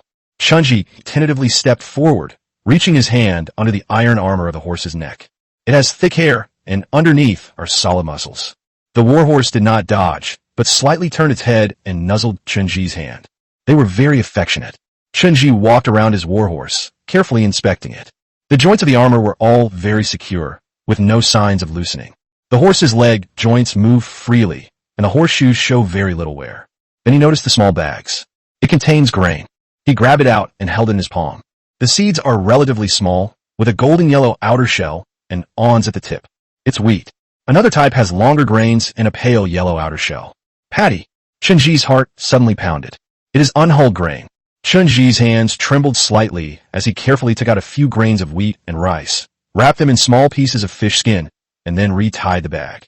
Chun-Ji returned the warhorses to the warehouse. The panel interface was opened. He sent the few grains of rice he had just wrapped to Chen Wei-Guo. I left a brief note asking him to contact them and see if it was possible to grow the plant. Chun-Ji did not receive a reply immediately after sending the message. If the grains he just sent out can be grown, their significance will far exceed their tiny size. In this marine world, cultivatable food represents a whole new range of possibilities. This signifies a leap towards agricultural civilization. This means the acquisition of starch and sugar. It means staple food. Although it is still unknown whether these seeds can grow in the sea area or how to plant them, at least there is hope. No. A moment later, Chen Wei-Guo replied on the panel, I have forwarded this to Secretary Zhao and Team Leader Li of the technical group. I will organize the experiment immediately. Also, Secretary Zhao asked me to convey. This object is heavier than a weapon. Thank you for your hard work. Chapter 46, The Saw's Hark. Chun-Ji was certain that the branch committee's level of attention was within his expectations. He turned his attention back to the matter at hand, namely the people who were about to arrive on the ship. In the afternoon, several transport ships came into view. They're here, Sun Xiao, who was standing on the top floor of the stern looking out, reported loudly. Chun-Ji and Sun Xiao emerged from the stern, while Wang Hu, Qin Xiuying, and others gathered at the ship's side. 12 pairs of eyes watched the approaching boats. 40-odd people, dressed in colorful fish-skin clothing, all had their eyes fixed on the brand-new oar-sailed ship. The transport ship approached, and the gangway was lowered. The first person to board the deck was a dark-skinned, stocky young man, about 25 or 26 years old. Chun-Ji stepped forward. He said, Welcome, I am Chun-Ji. I know you, Captain Shan. The young man grinned, revealing a mouthful of white teeth. Wu Qi, formerly a member of the 2nd Quadrant 4th Fulcrum Fleet, reporting for duty.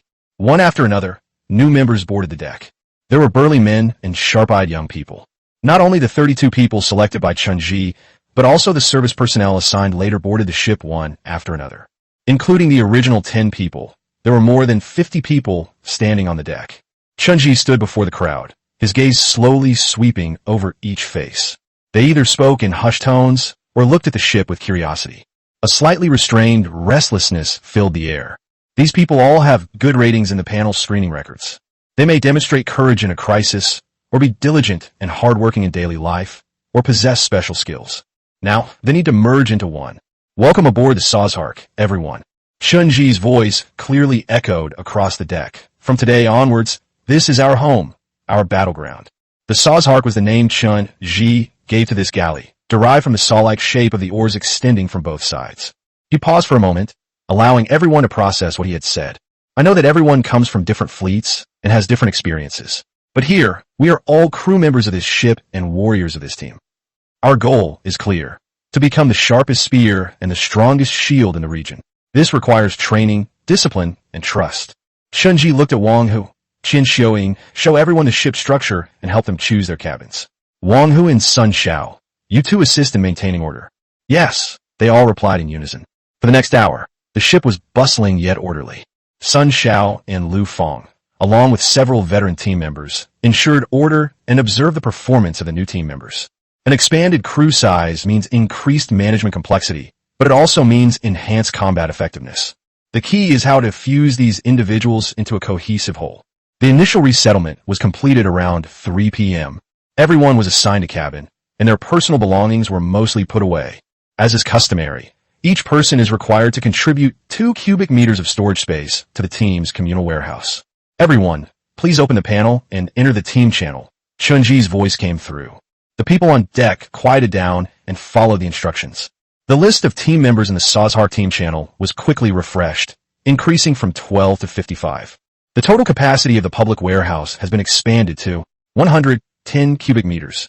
Okay, after the integration was complete, Chunji addressed everyone. You're free to do as you please for the rest of the day, familiarize yourselves with the ship, and get to know each other. Dinner will be served on deck. Tomorrow morning at 6:10, everyone except service personnel will assemble on deck to begin acclimatization training. The crowd dispersed, but the atmosphere became noticeably more lively. Wang Hu quickly struck up a conversation with several equally robust men. They even started gesturing like they were paddling. Sun Xiao and Li Kangwen were surrounded by several people interested in archery, who asked them for details. Zhou Yi, the quiet young man, also found common ground with the other new members. The three of them squatted by the side of the boat, gesturing with their hands. At dinner time, more than a dozen small stoves were set up on the deck. Bamboo charcoal burned in the stove, making a soft crackling sound, and the orange-red flames dispelled the chill of the sea. The crew members took out food. The meal tonight is more lavish than usual. In addition to grilled fish and seaweed soup, staff also distributed specially rationed shellfish and distilled water. People sat around the fireplace, and the atmosphere gradually became harmonious. The sense of unfamiliarity slowly melted away under the influence of food and warmth. Some people began to share their experiences with previous fleets. Others recounted the thrilling encounters with gray sharks or the unity and mutual assistance during storms. Chunji also chose to sit by a stove with several new crew members. Brother Chun, what will we mainly be doing from now on? A man asked. Training, combat, and defending the area, Chunji said succinctly. Specific tasks will be arranged later. But one thing is certain, we must become the most elite force. After dinner, it got dark. Chunji did not rest immediately. He contacted 3 of the men with military service experience through the panel and asked them to come to the small conference room in the stern. This is a cabin of about 10 square meters, with only bamboo tables and chairs, which looks rather simple. Chunji came before them. Zheng Hua, a retired army soldier, Li Weiming, a retired armed police officer, and Zhou Shengchuo, who served on the border. Please have a seat, everyone. Chunji gestured. I invited you here to hear your thoughts on the training. Zheng Hua spoke first. Captain Chun, then I'll be frank. The quality of the personnel in this team is uneven right now, and to build up combat effectiveness, we must start from the basics. Then what should we do? Chunji asked. Let's start with formation training, Zheng Hua said decisively. We'll cultivate obedience, teamwork, and discipline, at least number hours a day. Li Weiming added. We must also pay attention to cabin cleanliness. Cabin cleanliness is not a trivial matter. It relates to environmental hygiene and combat readiness. We can establish cabin cleanliness standards and conduct regular inspections. Zhou Xingtong continued. Although the sea is calm now, sea training is different from land training. We must pay special attention to balance and adaptability. Weapon training should also be conducted in stages, focusing on coordination and tactics. Li Weiming nodded. There also needs to be physical training. No matter what you do, you need endurance. There should be a fixed training time every day, and the service personnel can't be left behind. At least they should take turns training. Chunji listened attentively, occasionally taking notes on the panel. These suggestions are all practical and meet the team's current needs. He lacks a professional military background, so the experience of these retired personnel is invaluable. Okay, after the 3 had finished speaking, Chunji looked up. Starting tomorrow, we'll follow this approach. We'll work together to develop an overall training plan. Li Weiming, you'll be in charge of the housekeeping standards. Zheng Hua and Zhou Shengchuo will focus on weapons and physical training. He paused. Then he continued, but there's one thing, training should be gradual. Don't start with intensity and break people down. Our medical support capabilities are limited. Understood, the 3 replied in unison. In addition, Chun Ji continued, I need to select 14 people for specialized rowing training, and then select 5 more to explore the use of the sail. You should observe carefully during the training and recommend suitable candidates. Oarsmen need to be physically strong and have a good sense of rhythm, Zhou Xingtao said. Sailors need to be agile. That's right. Shinji nodded. After training starts tomorrow, keep an eye out. At 9 p.m., after the 3 left, Chunji organized a newly completed training outline. The training is divided into several sections. Morning exercises mainly involve drills. The morning session focuses on physical fitness and basic weaponry, and the afternoon session covers specialized skills and tactical coordination. Daily training time should be controlled to around 8 hours, leaving enough time for rest and study. There is no specific time allotted for learning combat knowledge, basic maritime knowledge, and regional rules, but there will be regular spot checks. Most of the team members have already rested, with only the sentries on duty at the bow platform and stern. It was late at night. Chun Ji returned to his room in the stern. His cabin was on the upper deck of the stern, with simple tables and chairs and a bed fixed to the wall. At 6 o'clock in the morning, the sky was just beginning to lighten. There are already more than a dozen people on the deck. Zheng Hua and several retired personnel were organizing training equipment and marking the training area with ropes. Good morning. Chun Ji walked over. Good morning, Captain Chun. Zheng Huali responded. We came early to prepare. At 6:10, the sharp and urgent sound of a bamboo whistle broke the tranquility of the early morning. A crowd quickly gathered on the deck. Apart from the service personnel and Chunji, the 40 people lined up in 6 rows on the deck. Although the spacing between people in the queue was not large, at least everyone was in their designated positions. Some were sleepy-eyed, some were energetic, some were nervous, and some were expectant, ready to form ranks. Zheng Hua walked to the front of the formation, his expression serious. Attention everyone, form 4 columns, using me as the reference point. Assemble. The crowd, a moment of chaos. Some people pushed forward, some stepped back, and some looked left and right for a spot. It took almost minutes to barely get a place to stand. Attention! Zheng Hua shouted the order. Look at the way you're all standing. Zheng Hua said bluntly. You have no posture. Heels together, toes pointing outwards at a 60-degree angle, legs straight, stomachs slightly tucked in, chest naturally out. He explained and demonstrated, while the 3 instructors corrected each student's posture one by one. Relax your shoulders.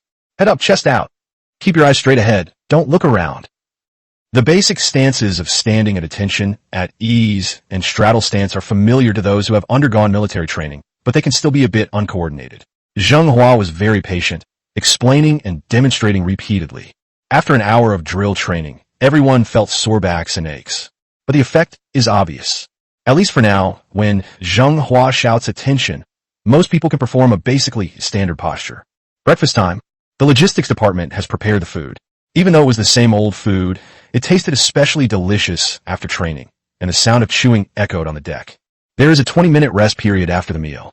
The morning training sessions were conducted in designated areas on the deck.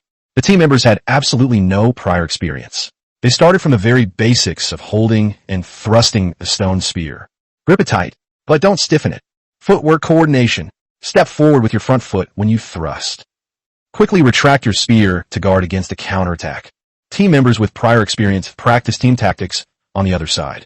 2 people, a group, offense, defense, practicing coordinated thrusts and defensive maneuvers. Chun-Ji observed from the stern.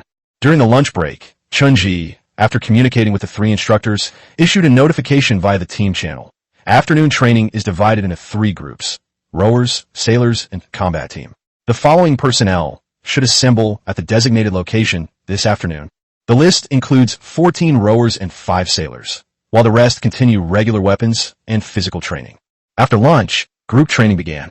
The rowers went to the second floor rowers' cabin. Chun-Ji selected Zhao Taizi from the 14 as the commander, as he had management and collaboration experience in his past work. 14 people facing 14 oars. Anyone who makes it to the center point has at least some rowing experience. However, coordinating the 14 oars remains a challenge. At first, the movements were stiff, with each of the dozen or so oars paddling independently, resulting in a chaotic rhythm. Zhao Taizi started by coordinating the 2 of them and gradually found a rhythm. Okay, let's go again. On my command, rise, fall, row. At the command, the 14 oars began to move in unison. While not perfect, it at least looked somewhat professional. The sail crew, led by Sun Shao, studied the sail and rigging system under the mainmast, repeatedly raising, lowering, turning, and furling the sails. The combat teams, led by instructors Zheng Hua and his 2 colleagues, continued their physical training and 3-person offensive and defensive drills. A 3-person team, 1 person to attack, 2 to support. The attack must be swift, the defense tight, and the teamwork seamless, Zheng Hua explained. The commands from the rower's cabin, the sounds of training on deck, and the discussions of the sailors' group mingled together, creating a symphony of new life. This is only the first day. There's still a long way to go before reaching true combat effectiveness. At 4 p.m., it was time for a debriefing session before the training ended. Everyone regrouped on the deck, their eyes now holding something different. Overall, today's performance was good, Shinji summarized, but there are also many problems, such as lack of uniformity, non-standard movements, and poor teamwork. These need to be improved. He paused, then softened his tone slightly. But this is the day, and I can see everyone's efforts. Keep it up. Training will proceed as scheduled tomorrow. You're dismissed now. Free time after dinner, but you must return to your cabin to rest before 9 p.m. The crowd dispersed, but the atmosphere was noticeably more lively. People from different groups began to share what they had learned that day. How's your paddling practice going?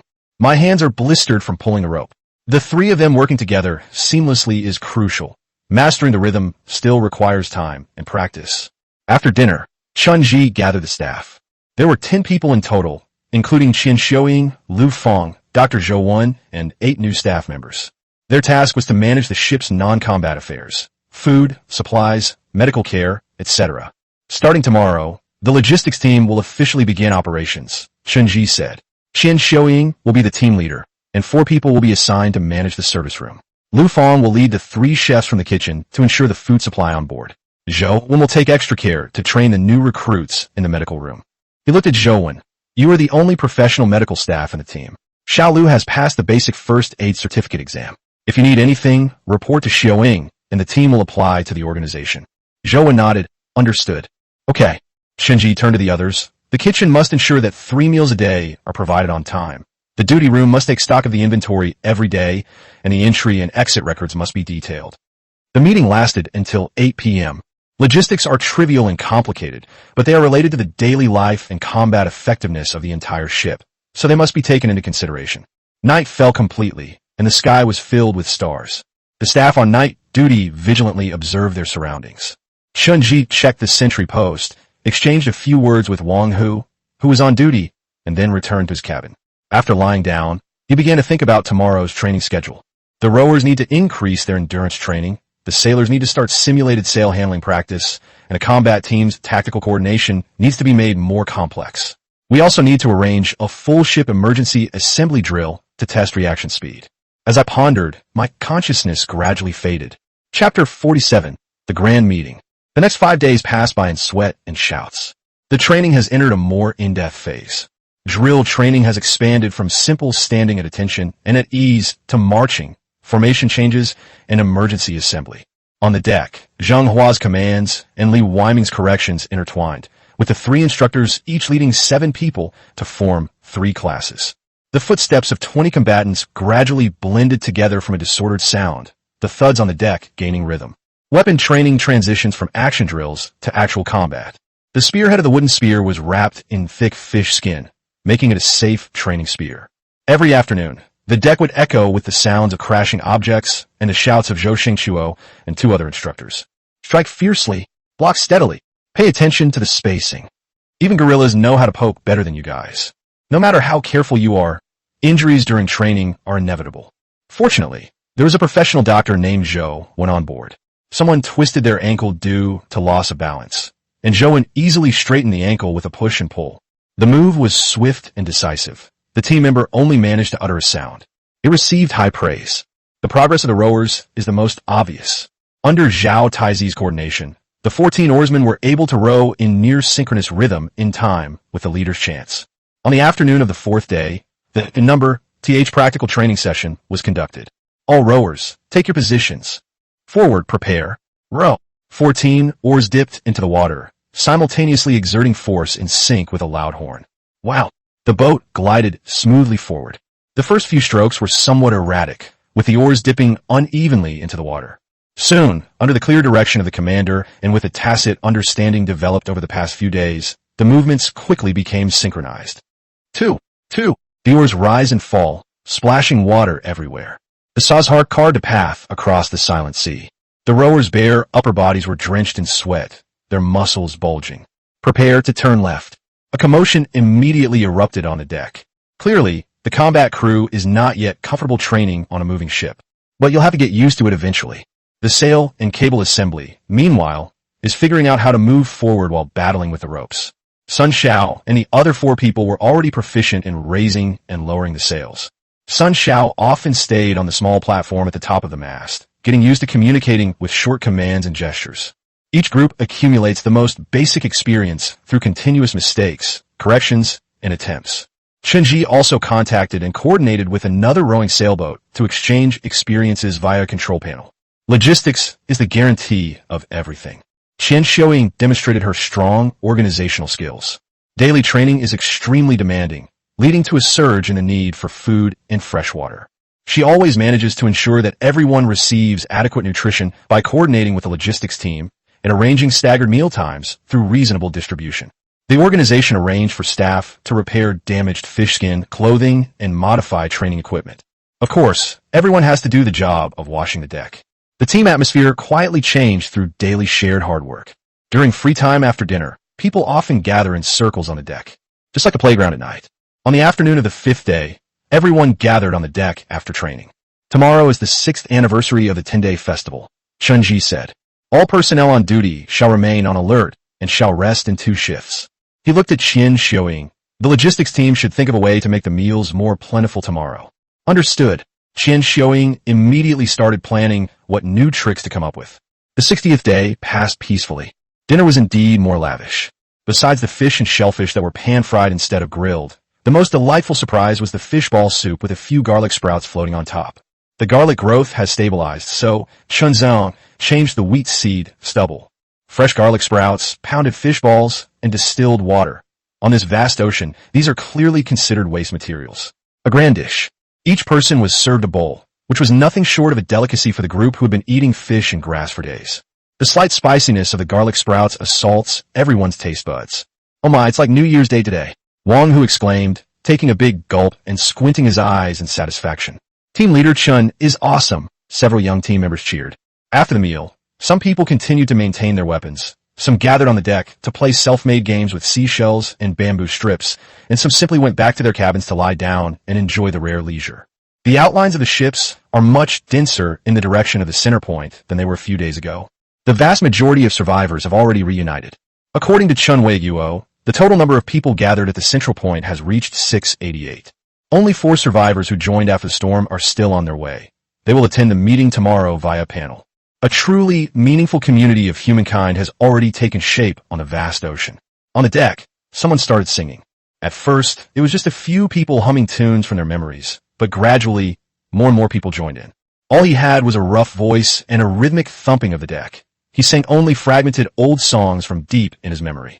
The singing wasn't particularly beautiful, but it possessed a genuine power that resonated across the sea. Chunji leaned against the stern and listened quietly. At this moment, they temporarily forgot their fatigue and the dangers ahead, simply enjoying the warmth. The 60th day. Before dawn, the Sazhar had already awakened. The atmosphere was completely different from yesterday. Everyone knows what day it is today. Breakfast returned to standard, grilled fish and seaweed juice. After a quick meal, the crew organized their equipment and checked the instruments. At 7 a.m., ships began to connect with the Sazhar. Attention everyone, prepare to pick up passengers and board the ship according to the prearranged plan. Chunji issued the order through the team channel. The deck instantly sprang into action. Prepare gangways and mooring lines, clear the boarding area, and hang guidance signs. The combat team members stood guard at their designated positions, while others prepared to register and guide. The boats approached, led by Chan Wei-Yuo, who stood on one of the covered boats. He was wearing his training uniform today and looked serious. As planned, in addition to the crew of the Sazhar, it will accommodate an additional 80 attendees. The boarding process was orderly. Each passenger underwent a simple check and registration, and was then guided by Sun Xiao and others to a designated area on the deck to assemble. After more than 100 people stood still, the originally spacious deck became crowded. However, everyone showed good discipline by not wandering off and talking quietly in their respective areas. Chun Wei-Guo and Chun Ji stood side by side in front of the stern chamber. 8:50 a.m. 2 large ships, and 5 galleys were loosely arranged on the sea at the center point. People took out bamboo chairs from the panel and sat down. The decks of every large ship were packed with people. A solemn and dignified atmosphere enveloped this sea area. Chun Miguo, a member of the branch committee, Sun Boming, deputy director of the Central Point Self-Governance Committee, and Chen Ji, captain of the Saw Shark, took their seats at the bamboo table at the bow of the ship. It was exactly 9 a.m. Chun Weiguo's loud voice rang out, and at the same time, the information team was also broadcasting a live text message on the regional channel. The TH General Assembly of Region 293478 is now in session. The sound echoed across the calm sea, reaching everyone's ears. Everyone stand up. On the deck, on every ship, everyone stood up in unison. Item number of the conference. Sing the national anthem. There were no musical instruments or accompaniment. But then, the voices of nearly 700 people rose simultaneously from the 7 ships, converging into a powerful wave of sound that pierced the sea and sky. The singing wasn't in unison, and many people's voices were choked with emotion. From the very first day of their arrival, the bond of kinship united the majority of the region. It is this shared understanding that unites people in cooperation. This song is the longing of survivors for their homeland, their yearning for order and civilization, and the unquenchable flame of faith in the face of adversity.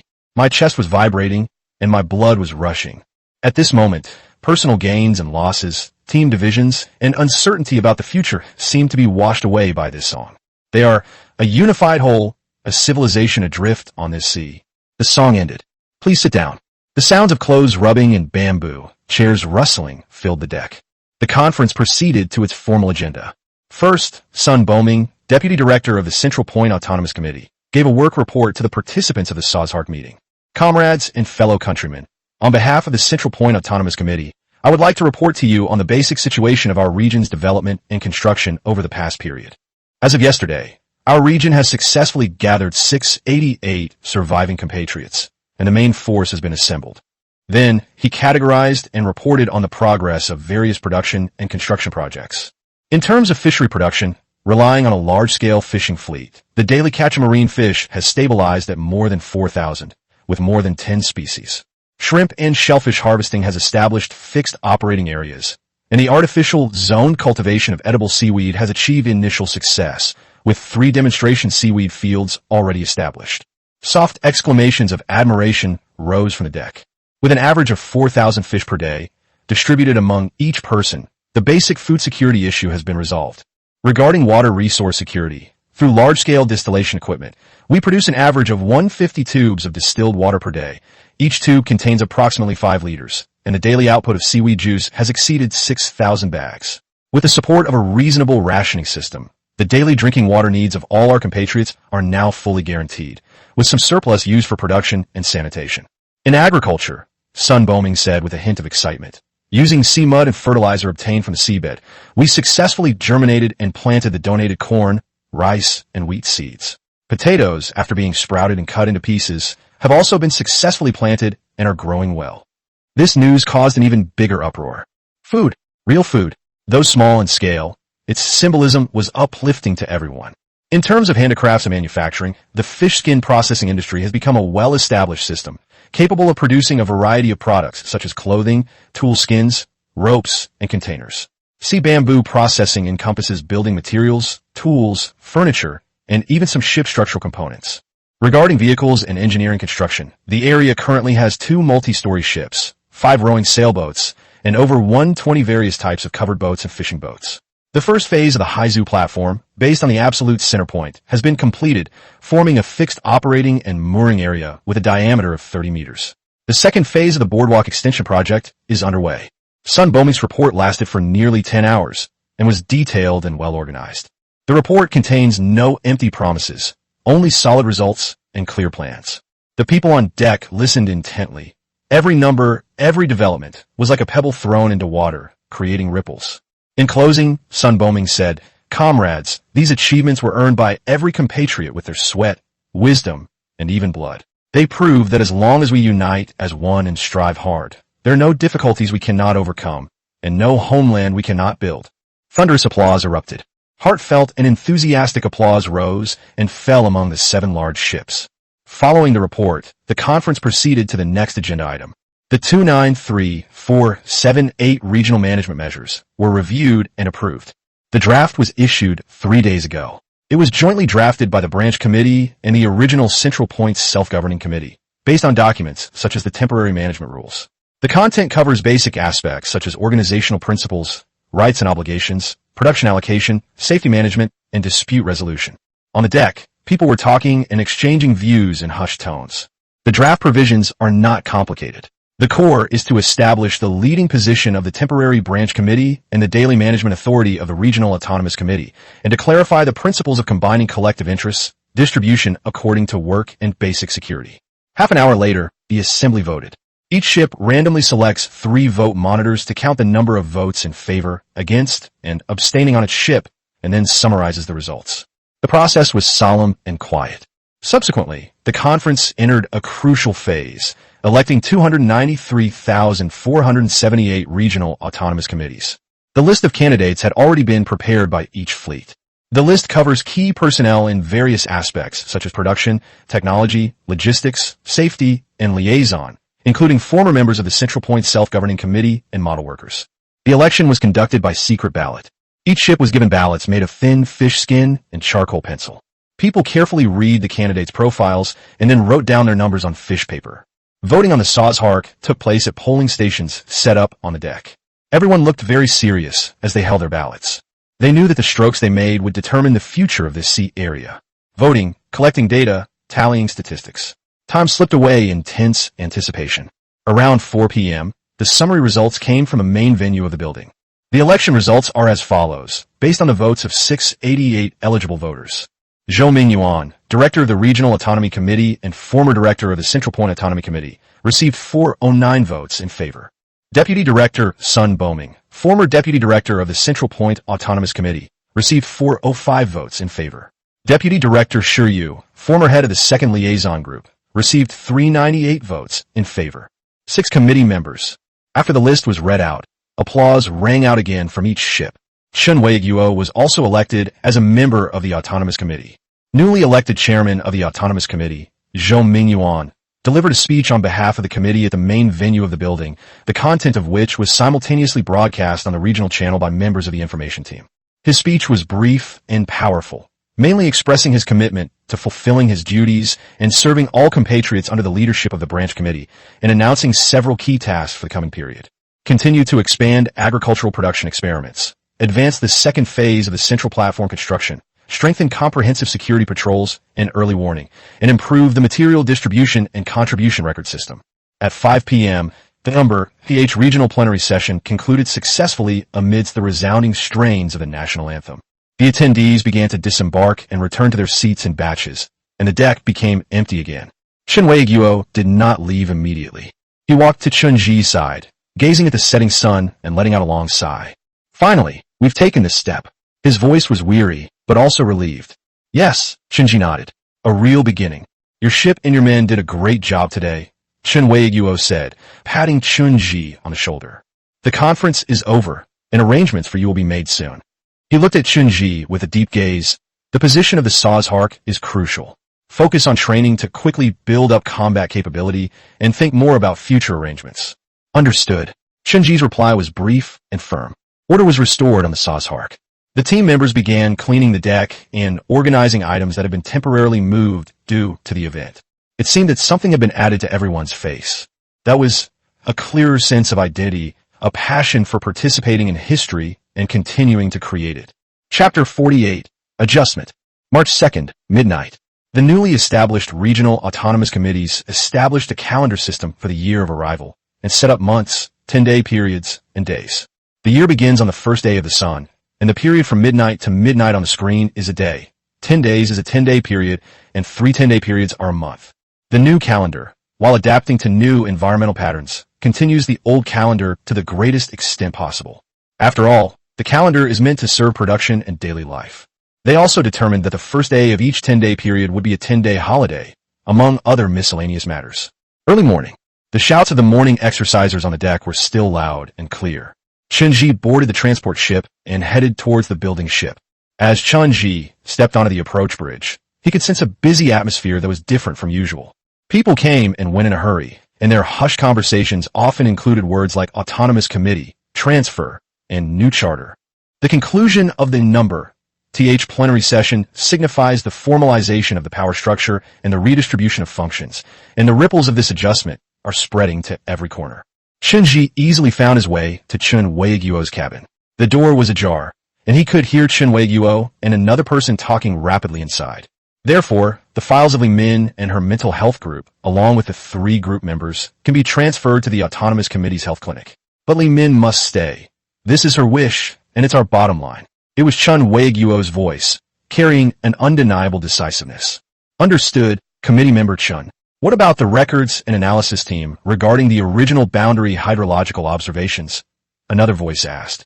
That team will remain in place, along with all its tools and data, and will be moved to the newly established office. This is our core function. Okay, I'll go and make the arrangements right away. The hatch opened, and a young man hurried out, nodding to Chen. Chen stepped aside to let him pass and entered the cabin. Chen Weiguo was standing by the table, looking down at the spread-out list, his brows slightly furrowed. Hearing footsteps, he looked up, his eyes bloodshot. Clearly, he stayed up all night again. You're here? Sit down. He gestured to a chair, sat down himself, and rubbed his temples as he did so. It's a mess. There's so many things to do during the handover. The person who just went out was Xiao Wu, the former duty officer from the same group. See you for the first time. It's him? He's quite young. Chen was surprised. Chen sat down, not in a hurry to speak, waiting for Chen Weiguo to get to the point. Chen Weiguo took a breath, his expression becoming serious. Last night, the branch committee also held a meeting and reached a preliminary agreement on the organizational restructuring after the general meeting. He leaned forward slightly. The security group will officially hand over most of its functions to the Security and Exploration Office, which will be directly affiliated with the Regional Autonomous Committee and under the leadership of the branch committee's security group. Xiao Wu is the office director. He used to be more experienced in the group's affairs than I was, so the handover was much easier. Chen nodded. He is indeed a suitable candidate, and I could tell he is very capable when I met him in the past. The security group has a special function, directly controlling military force, and therefore requires authority and independence. However, it cannot be completely separated from the daily management framework. Being affiliated with the self-governing committee and accepting the leadership of the branch committee is a way to maintain balance. The office has 2 main responsibilities. First, to be responsible for the security and 24/7 vigilance of all ships, especially the core large ships. Second, to take the lead in exploring the regional boundary thunderstorm cloud wall, figuring out the patterns, assessing risks, and looking for possible opportunities. Chen Weiguo paused, then looked at Chen. At that time, including your Sazhark, there will be 2 galleys directly under the office. The other one is Lu Quan's Wind Chaser. Her abilities are very useful in exploration. You 2 captains will also have the titles of deputy directors. As he spoke, Chen Weiguo took out a stack of parchment from his spatial storage. Go back and write an application. There will be a branch committee meeting in a couple of days. You'll then join the branch committee's safety group. Chen took the paper and put it away, saying, I'll hand it in as soon as possible. Furthermore, Chen Weiguo continued, I called you here today to get a detailed understanding of your specific plans for the Sazhark, including its configuration and personnel. What are your thoughts and needs? Is there anything I can coordinate to resolve?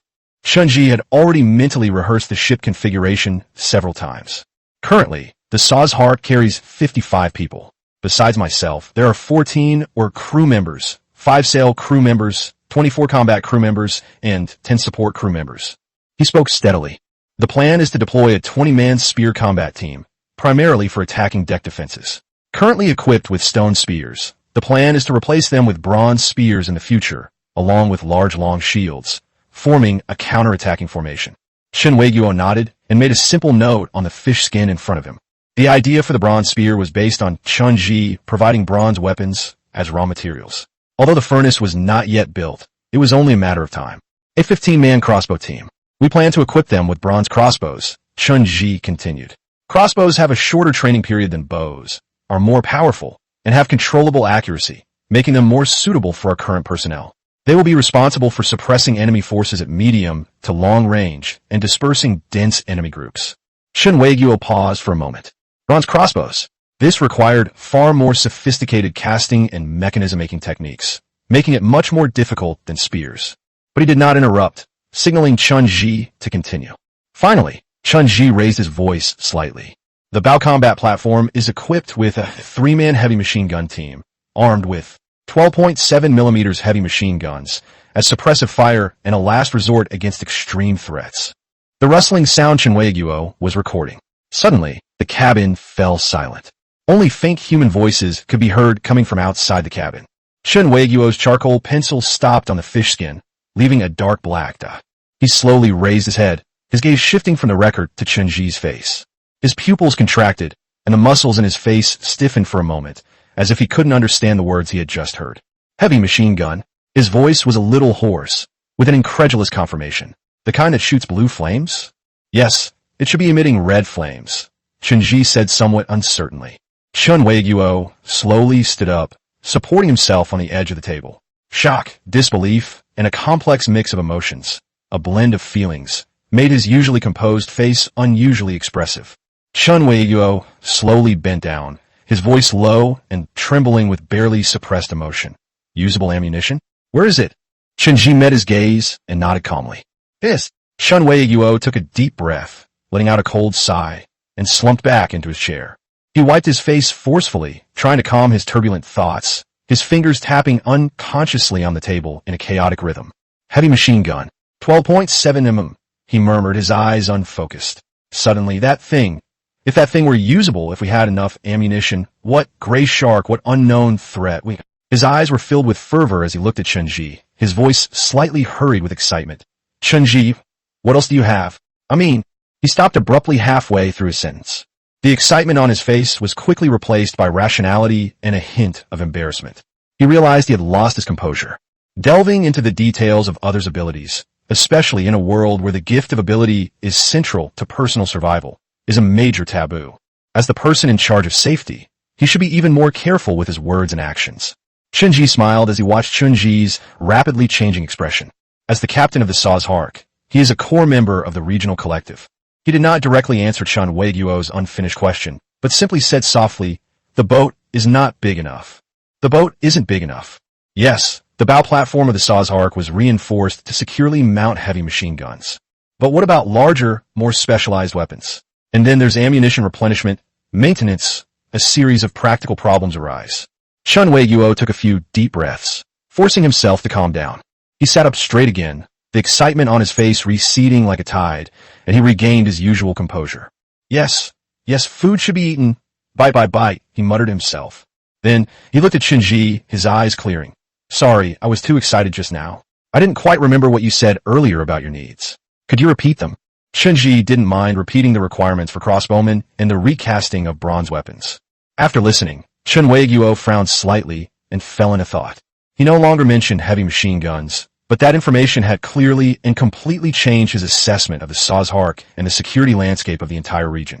Regarding personnel, he pondered, the proportion of full-time personnel in the region is almost at its limit.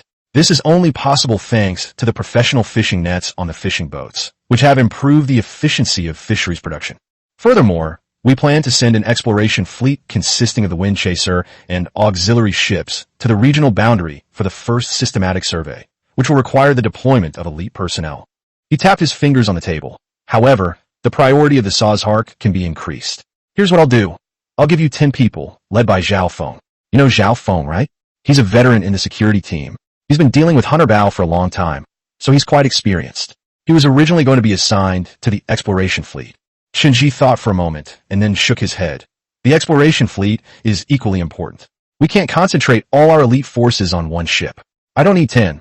I'll choose 5 myself. Let Zhao Feng follow Lu Quan.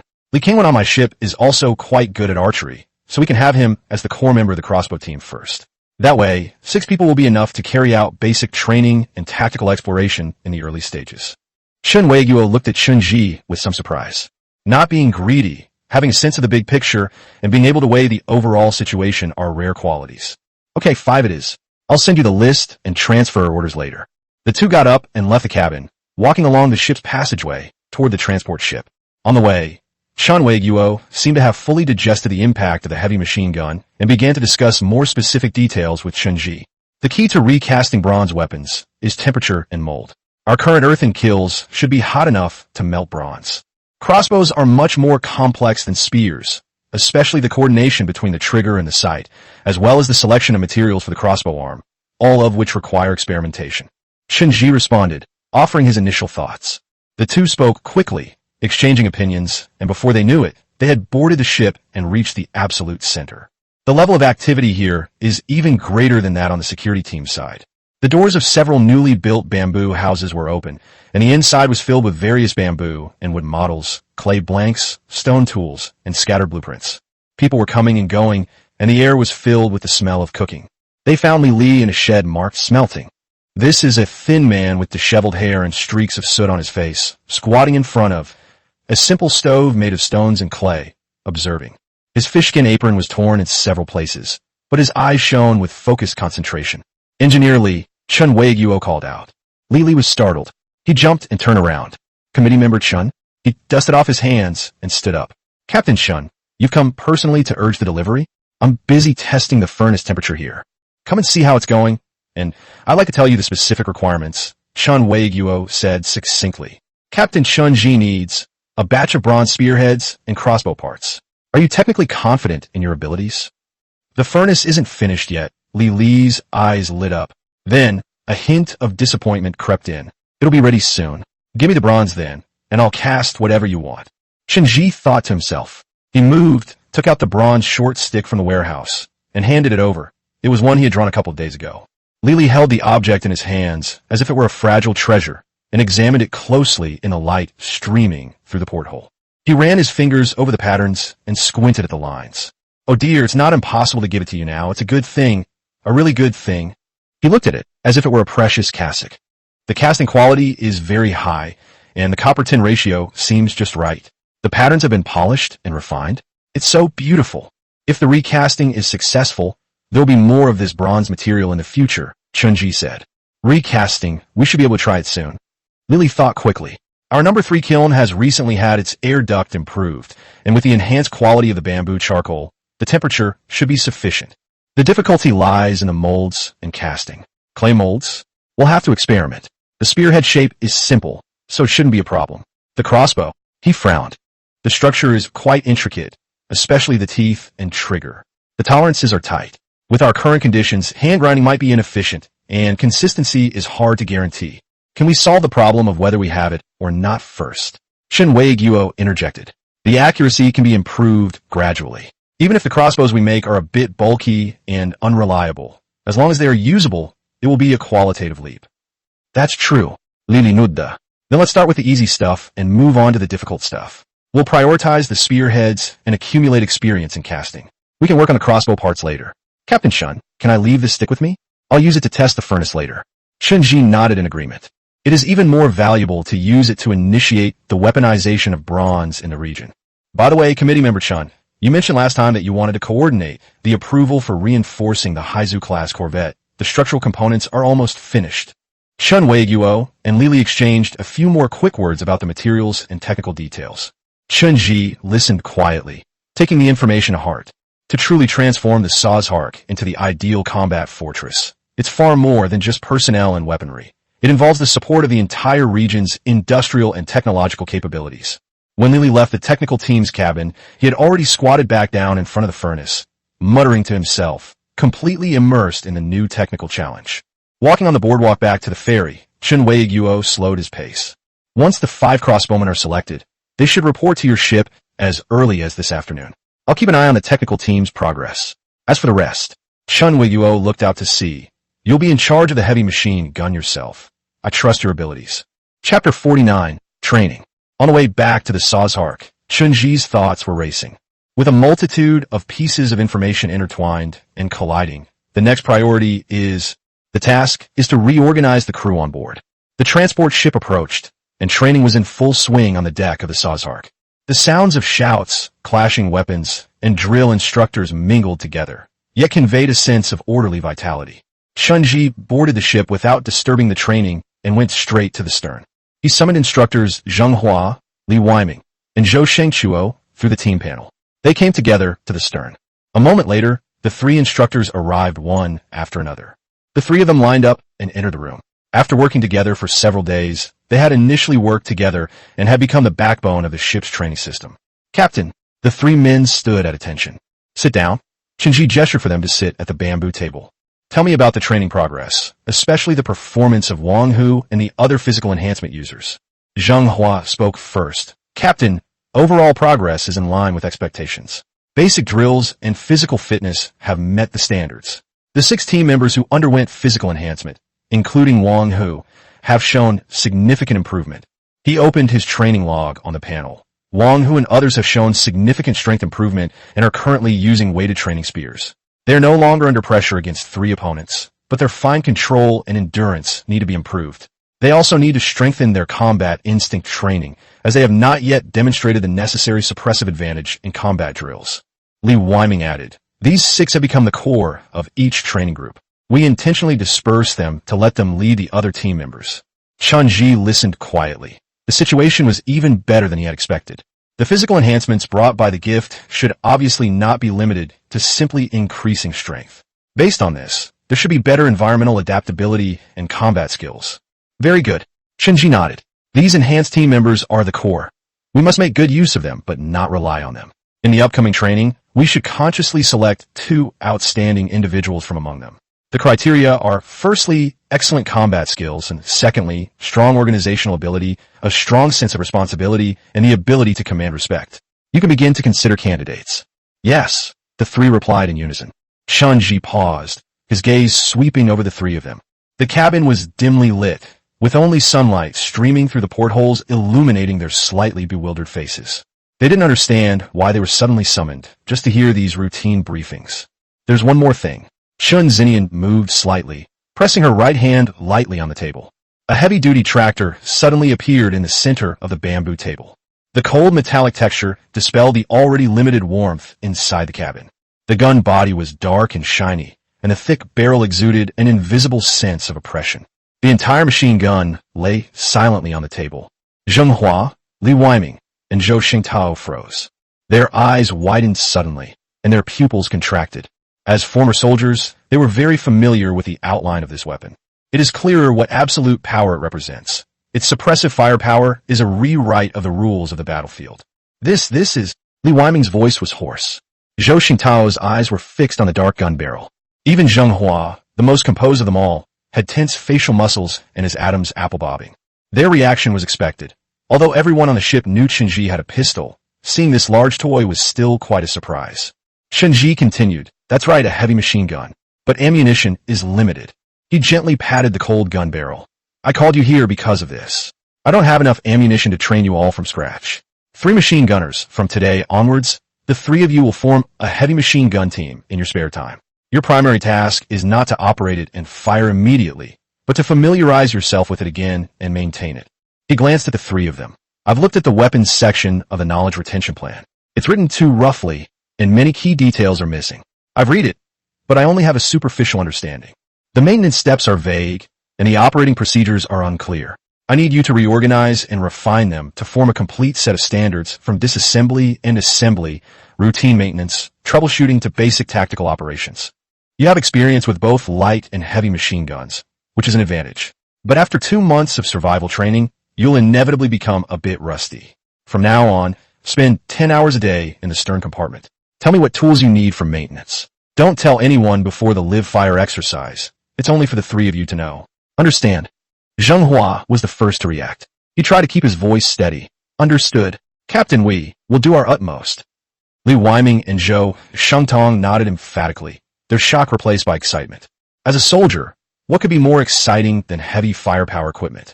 You all train as usual. Don't be impatient. If anyone drags down the training, you won't even get a chance to clean the guns. Shunji instructed. "In addition, I have decided to add a new crossbowman team. Li Kangwen will be in charge of training the future crossbowman team. Before the crossbows arrive, the crossbowmen will undergo physical and tactical training with you. 5 new members will board the ship this afternoon. I will select 3 more members, including Li Kangwen, from the existing team to form 8 crossbowmen." He looked at the 3 men. "In addition, based on the current personnel situation, I plan to reorganize the combat personnel into squads. The preliminary plan is to set up 2 spear squads, each with 9 spearmen, and a squad leader and deputy squad leader, and a crossbowman squad, with 8 men temporarily assigned to Li Kangwen. The 3 of you will form a heavy machine gun team, and will serve as instructors responsible for the ship's combat training during peacetime. All personnel reorganization and training adjustments are geared towards achieving effective combat capability as quickly as possible. Is there a problem? The three of them process this information. Squad-based organization, specialization, and the sharp edge of a heavy machine gun. No problem, the three of them said in unison again. Okay, get back to work and come up with the next training plan as soon as possible. Chen Ji waved his hand. The three of them stood up, glancing one last time with reluctance at the steel object on the table before leaving. In the afternoon, the ferry delivered the 5 new members selected by Chen Ji on time. All 5 were young people between 20 and 25 years old. Although they were a little nervous, their eyes were bright and their posture was upright, clearly indicating that they were promising talents. Qian Xiaoying was already waiting by the gangway, leading the logistics team to complete the handover and registration. Identity verification, cabin allocation, explanation of ship regulations, and collection of basic supplies. The process is simple and efficient. Subsequently, Chen Ji personally incorporated them into the SSS-tier team channel, completing the transfer of the 2 cubic personal spaces. After a brief welcome reception, Chen Ji called Li Kangwen aside. Kangwen, you have a good talent for archery. Starting today, you will be in charge of the establishment and training of the crossbowman class, Chen Ji said to the slightly excited Li Kangwen. Yes, Captain. He nodded vigorously. After informing Chen Ji of the provisional formation plan and training requirements for the crossbowman squad, he emphasized that before the crossbows arrive, the focus should be on building a solid foundation in physical fitness and discipline. Understood. Li Kangwen quickly got into the zone. I'll come up with a training plan as soon as possible. For the next 4 days, life on the SSS-tier was like a wound-up machine, running smoothly and efficiently. The morning chants still resounded, but the training content had been quietly upgraded. The 2 spear squads began to take shape. Zheng Hua and others appointed squad leaders and deputy squad leaders according to the preliminary list and began to conduct joint offensive and defensive drills for the squads. Wang Hu, who initially followed Chen Ji, became the class monitor of Class 2, while Zhou Yi became the vice class monitor of Class 2. The 8 crossbowmen, led by Li Kangwen, did static exercises in the afternoon in addition to their regular morning training. Hold the weighted bamboo pole for an extended period of time to simulate a crossbow, and practice your feel for the bow and arrow. Li Kangwen's archery accuracy has become quite proficient after a long period of practice, which has convinced the new team members. The heavy machine gun team operated silently. Zheng Hua and the other 2 spent their free time in the stern with Chen Ji. They disassembled, studied, measured, discussed, and recorded. They drew structural sketches for each part, explaining the function and interaction of each component to Chen Ji. Those professional and detailed descriptions gave Chen Ji a more concrete understanding of the maintenance requirements for this powerful weapon. Under Qian Xiaoying's leadership, logistical support was flawless. Food was optimized as much as possible under limited conditions, and training equipment was repaired in a timely manner. A solid atmosphere enveloped the SSS-tier. Everyone knows what they need to do every day when they wake up. It's tiring, but fulfilling. On the afternoon of March 6th, the 2 ships detached from the formation and underwent structural upgrades. The crew on the tower ship were temporarily dispersed to various galleys. Chen Ji stood on the top floor of the stern chamber of the SSS-tier and saw the view over there. Several ships fully loaded with materials were gathered next to the huge warship. Besides the usual sea bamboo, leather, and ropes, 2 extremely thick giant bamboo poles are particularly eye-catching, estimated to be over 40 meters long. Even the longest of the upgraded or powered sailboats, made of sea bamboo, is only 30 meters long. The upgrade process only lasted 4 hours. Under the white light, the original structure of the ship seemed to be undergoing slight deformation. The most noticeable change occurred inside the ship. A massive single mast was slowly erected, exceeding the height of the original superstructure. A huge gray sail was raised. Meanwhile, it appears that pontoons and stabilizing structures have been added to both sides of the hull, making the ship look larger and more stable. As the light faded, a new look appeared. New warships emerged on the sea. They retain their multi-layered structure, but the added sails give them new power. The next day, early in the morning, Chen Ji came to the deck and joined the crew in physical training. The sea breeze caressed his face, and he suddenly paused, slightly startled. Wind? It wasn't the almost non-existent air movement of the previous stillness, nor the turbulent airflow before a storm. Yes, a clear and persistent breeze brushed against his cheek. The other crew members on deck also sensed it. The wind is picking up, someone exclaimed in surprise. Is the ocean current about to start again? Wang Hu wiped his sweat and looked towards the center point. Soon, more accurate information came from the Central Point Autonomous Committee. The wind direction was confirmed to be stable and pointing due south by a wind vane placed on a platform at the absolute center. The ocean currents haven't recovered, but a gentle breeze has reappeared. The breeze was still weak, but it was enough to raise the sails and flutter the flags.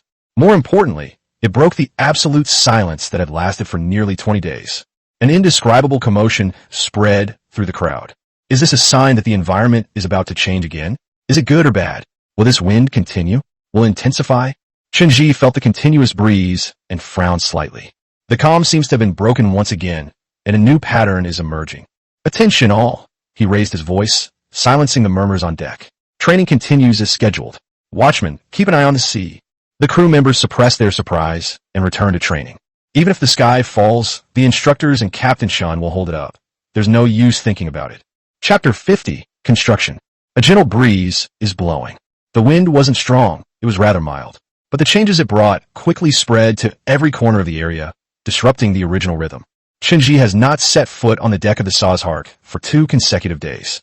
He was currently aboard the ship named Home. After being upgraded and fitted with a single-mast square sail, the ship was officially designated as the joint office location for the Regional Autonomous Committee and its core departments. Compared to the other Harvest ship, which focused on production, the Homeland underwent extensive modifications to its internal structure, including partitioning. The cabins had been reorganized, signs hung in the corridors, and people hurried in and out, resembling a deputy maritime administrative center. Chunji lived in the Security and Exploration Office, in a cabin next to Chunwei-guo. For the past 48 hours, his life has been filled with one meeting after another, almost nonstop. The convening of the number TH plenary session was like flipping a switch, rapidly shifting regional management from emergency response mode, with the branch committee taking full responsibility to a normalized, ongoing approach. The core task for the entire first 10 days of March was to build the framework and coordinate operations. Chunji participated in several meetings of the Autonomous Committee. In addition to committee members, attendees included heads of major offices, key personnel, and the captain. The hall was filled with people.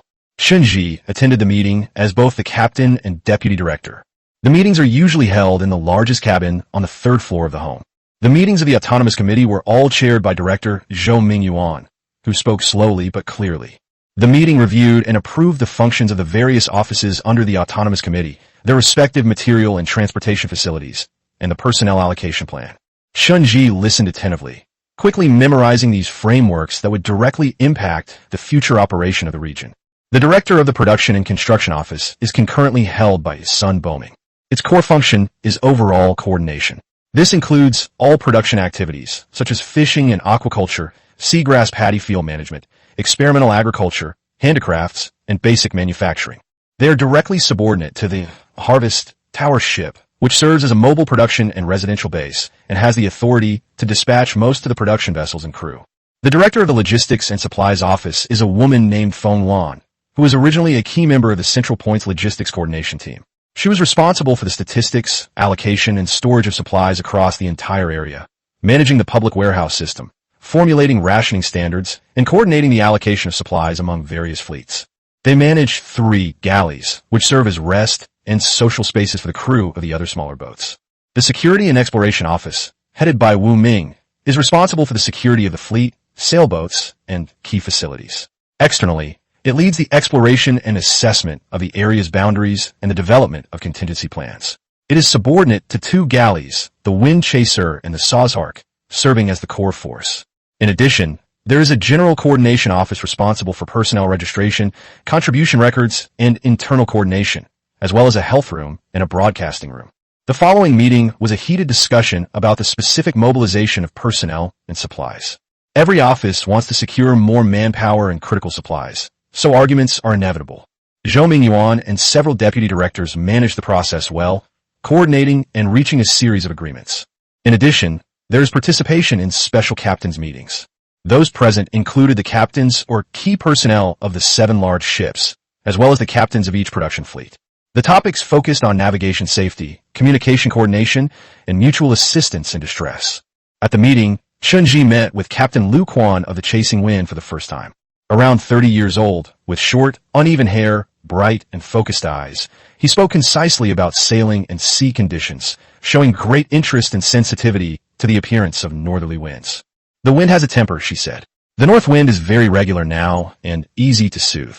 At a joint meeting on safety and exploration held by the security office and the broadcasting room, discussions were held on how to deal with the new situation following the arrival of northerly winds and how to accelerate the exploration of the border. It was at this meeting that preliminary hypotheses about the causes of northerly winds were systematically put forward. The pattern of the past 10 days has been broken. A member in charge of information analysis in the broadcasting room pointed out the northerly wind appeared on the 67th day, which is unrelated to the 10-day cycle or integer milestones. We compare changes in regional vehicles and personnel activities at all time points. The only major event that highly coincides with this wind direction change in time is the structural upgrade and installation of sails on the two ships. The upgrade was completed on the afternoon of the 66th day, and the north wind was clearly sensed and confirmed the following morning. The time difference was within an acceptable range. Moreover, after the upgrade, the number of vehicles with sail power capabilities in our region underwent a qualitative change. Chen Weiguo continued. Previously, only 5 galley ships had sails. After the 2 multi-story ships were equipped with sails, the weight of sail-powered vehicles in the area may have exceeded a certain critical point. Critical point? Lu Quan seemed to be thinking. For example, Chen Weiguo's gaze swept over the crowd. More than half of the basic vehicle units represented by the total number of survivors. We don't know the specific rules of this world, but the logic that the advancement of the vehicle era brings about changes in the regional environment exists. This speculation invigorated the attendees. If this holds true, it would mean that their chosen development path has received some form of approval from the rules, and that their exploration of the world's operating logic has taken another small step forward. Next, the meeting reported detailed monitoring data on the northerly winds over the past 2 days. The wind speed and direction are extremely stable, with the wind direction at the absolute center point and at different locations 200 kilometers to the east and west, more like a directional guide. Guide! Chun Ji keenly caught the word. That's right. Just like the ocean currents that previously pointed towards the center, guiding us to converge, could the current northerly winds be guiding us to explore southwards? The ocean current has stopped, but it's given us wind, and a tailwind at that. Isn't that encouraging us to head south? This interpretation ignited the atmosphere in the meeting room. If the north wind is indeed a new clue provided by the rules, then exploring the boundaries becomes an inevitable choice to follow the trend. The previously formulated exploration plan was based on calm, windless conditions. The original plan was to start due east, reach the boundary, and then slowly survey the area clockwise, a long and uncertain process. But now, with a stable northerly wind and Lu Quan's wind affinity ability to further optimize sail efficiency and stabilize speed, the situation is completely different. Lu Quan immediately said, if we use the north wind as the main power source, combined with the help of paddling, we are confident that we can maintain a stable speed of about 14 kilometers per hour. Even considering the deceleration, observation, and rest during the exploration, the average daily sailing distance can reach more than 250 kilometers.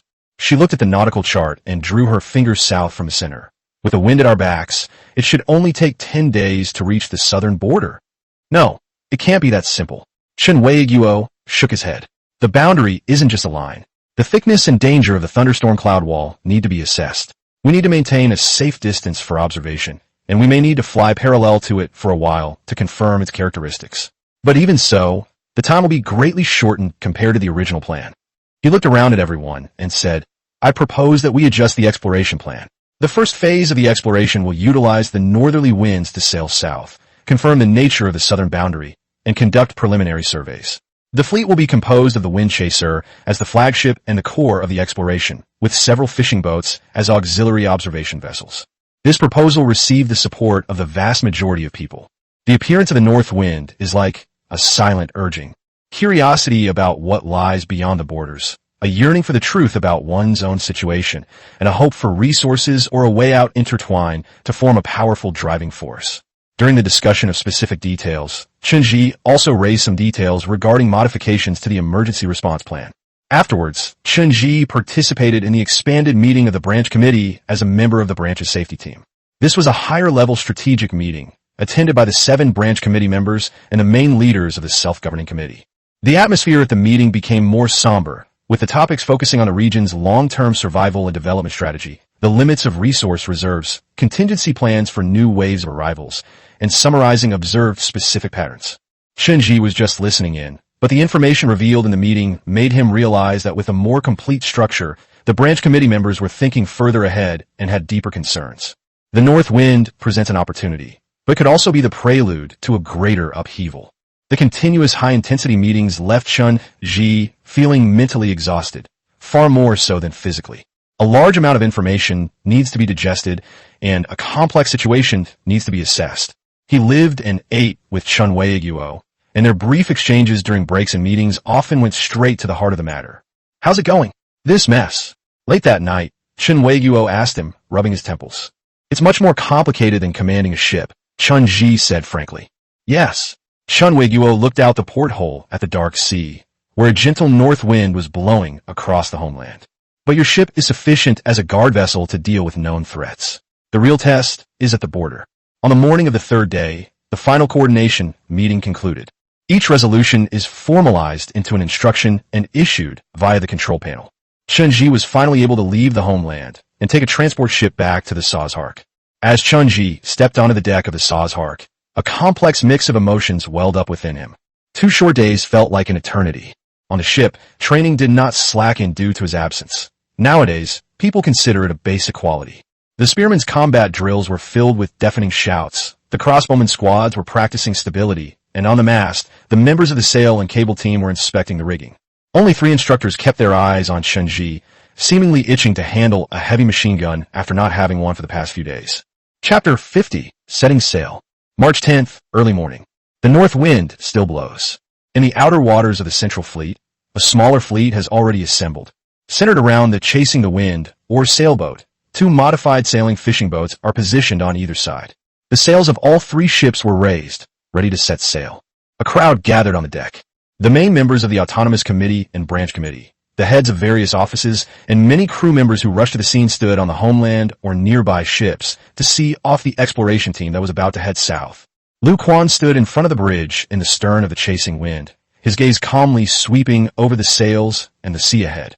Her deputy and crew took their positions, their faces a mixture of tension and excitement. Chun Ji stood by the railing of the Sazhark. According to the security office's resolution, the Sazhark, as the most important mobile combat force in the region, will be temporarily stationed at the center during the initial exploration phase. On the one hand, we will continue to strengthen training. On the other hand, we will also prepare for possible unforeseen circumstances. "Is everything checked?" Chun Wei-guo asked from the control panel. "The Wind Chaser is ready," Lu Quan replied. "Fan Yu is ready. Fan Yu number 2 is ready." "Okay," Chun Wei-guo instructed. "Focus on surveying, safety first. Maintain communication and report daily. Turn back immediately in case of unforeseen circumstances. Have a safe journey." "Understood. Let's go." At Lu Quan's command, the oars on both sides of the Chasing Wind simultaneously extended into the water, working in conjunction with the sails, and the ship glided gracefully out of formation. 2 sailing fishing boats followed closely behind. The 3 ships formed a tight, triangular formation, gradually accelerating southwards towards the horizon where the sea and sky meet, carried by the wind. Soft murmurs and whispers arose from the crowd, seeing them off. I watched as the sails grew smaller and smaller until they became just a few black dots on the horizon. This is the number, time they have organized a fleet of this size to explore the border. On the same day the exploration fleet set sail, another piece of good news came from the production and construction office. The first kiln bronze was successfully fired. A smelting platform built at the absolute center point. Li and his technical team members intently observed the clay kiln, which had undergone several improvements. They carefully opened the discharge port. The dark red, molten metal flowed into the prefabricated mold. 20 molds were neatly arranged, and molten bronze was slowly poured in to fill each one. Details omitted. The waiting process to cool down felt incredibly long. When the mold was carefully knocked open, revealing the still warm spearhead inside, Li's ashen face finally broke into a relieved smile. After simple cleaning, polishing, and sharpening, 20 standard issue bronze spearheads were neatly arranged on a fishskin mat. They are about 20 centimeters long, with a smooth willow leaf shape, a central ridge, and a sharp blade. There's a hole at the tail for attaching a wooden handle. Although there were still some rough marks left by casting on the surface, the hardness and cold light of the metal made all the onlookers hold their breath.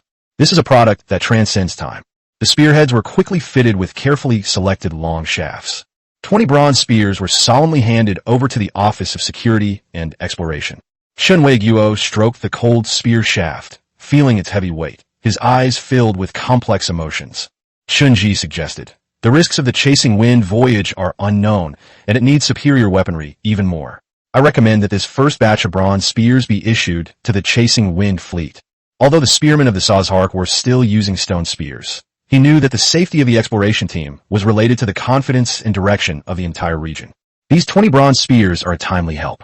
The Sazhark, as the core force remaining behind, can wait for the second batch tomorrow. On March 12th, another piece of good news about technological advancement arrived. The first batch of qualified bamboo paper passed the test. Experiments with papermaking had already begun. The technical team utilizes sea bamboo and seaweed fibers, employing a series of complex processes including pounding, steaming, rinsing, papermaking, and drying. After several failures, and overcoming various problems such as the paper being fragile, brittle, and uneven in thickness, a usable finished product was finally produced. The paper is pale yellow and has a rather rough texture, but it is already clear enough to write on with charcoal.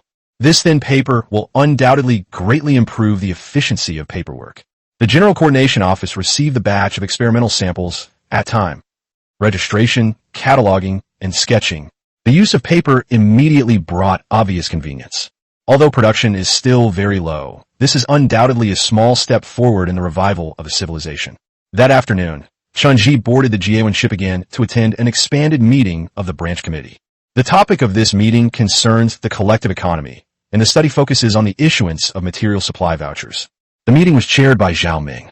In addition to the main members of the branch committee and the autonomous committee, the attendees also included crew members with backgrounds in economics or related fields who were specially invited. With the increase in production categories, the variety of materials is abundant, but the quantity is insufficient. Simple allocation and contribution point records are no longer sufficient to meet management needs, Zhao Ming said at the meeting. We need a more easily circulated form of currency to lubricate production and distribution. Feng Wan presented the preliminary plan. The initial plan is to issue 3 types of vouchers. The basic ration vouchers will be used to redeem food, fresh water, clothing, etc., and will be distributed periodically per person to ensure a basic standard of living. Labor tickets were issued based on an individual's completed production tasks, technological innovations, and special contributions, and could be used to redeem extra rations, improve meals, and obtain non-essential items.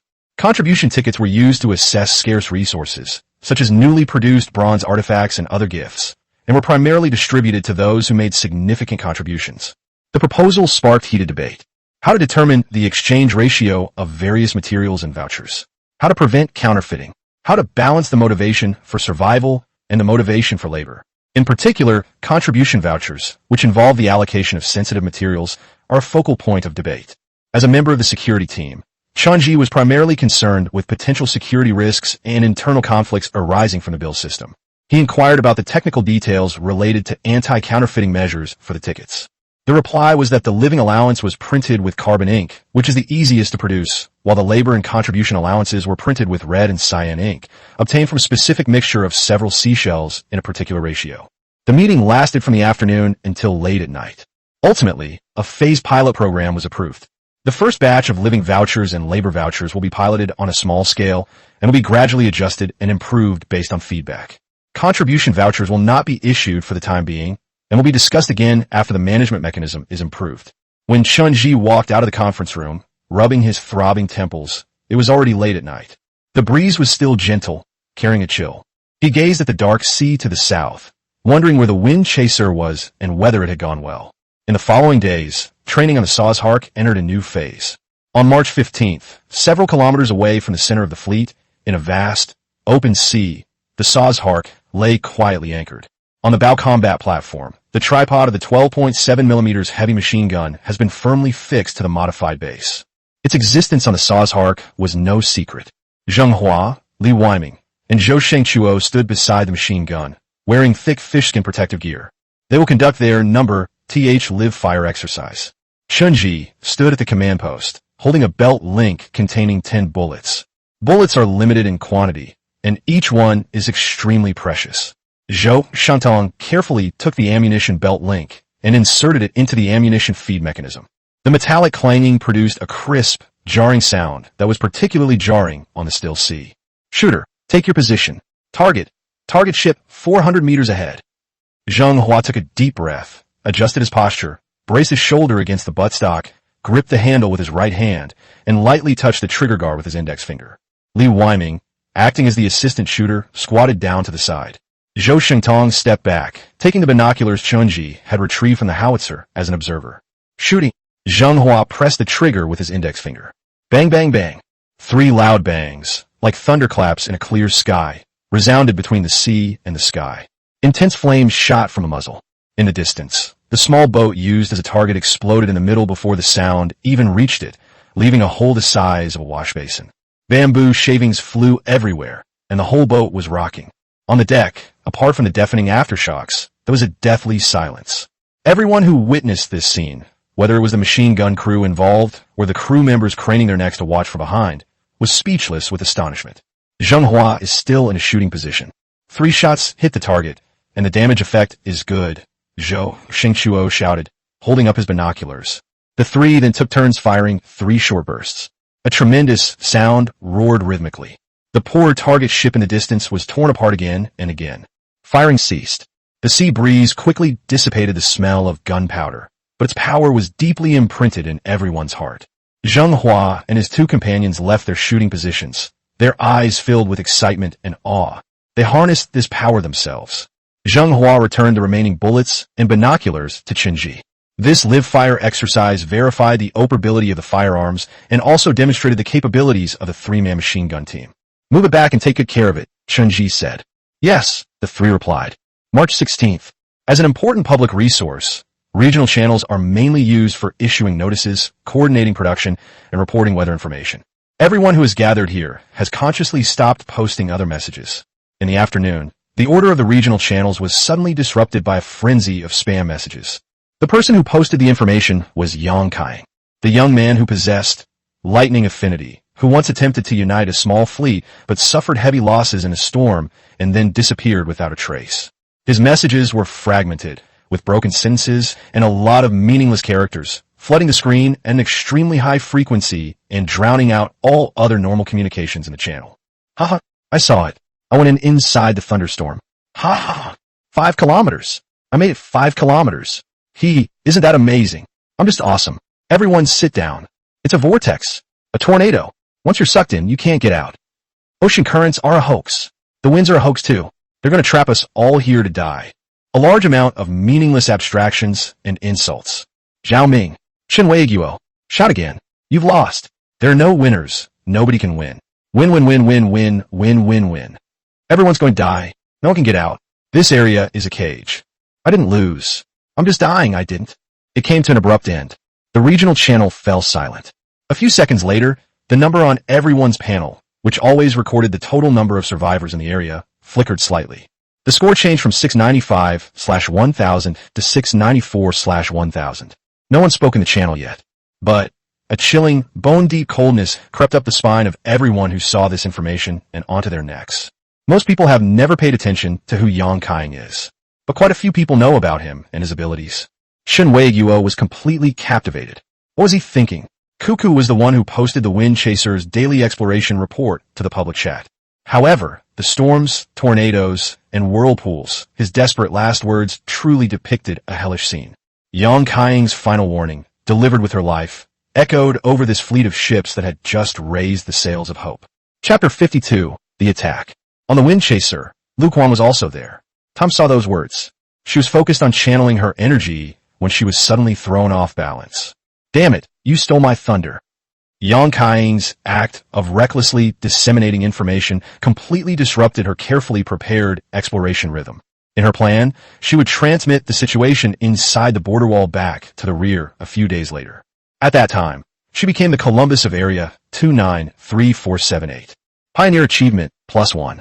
Since its arrival, people who have lost their mobile phones and are suddenly facing survival pressures have developed many ways to relieve stress and entertain themselves.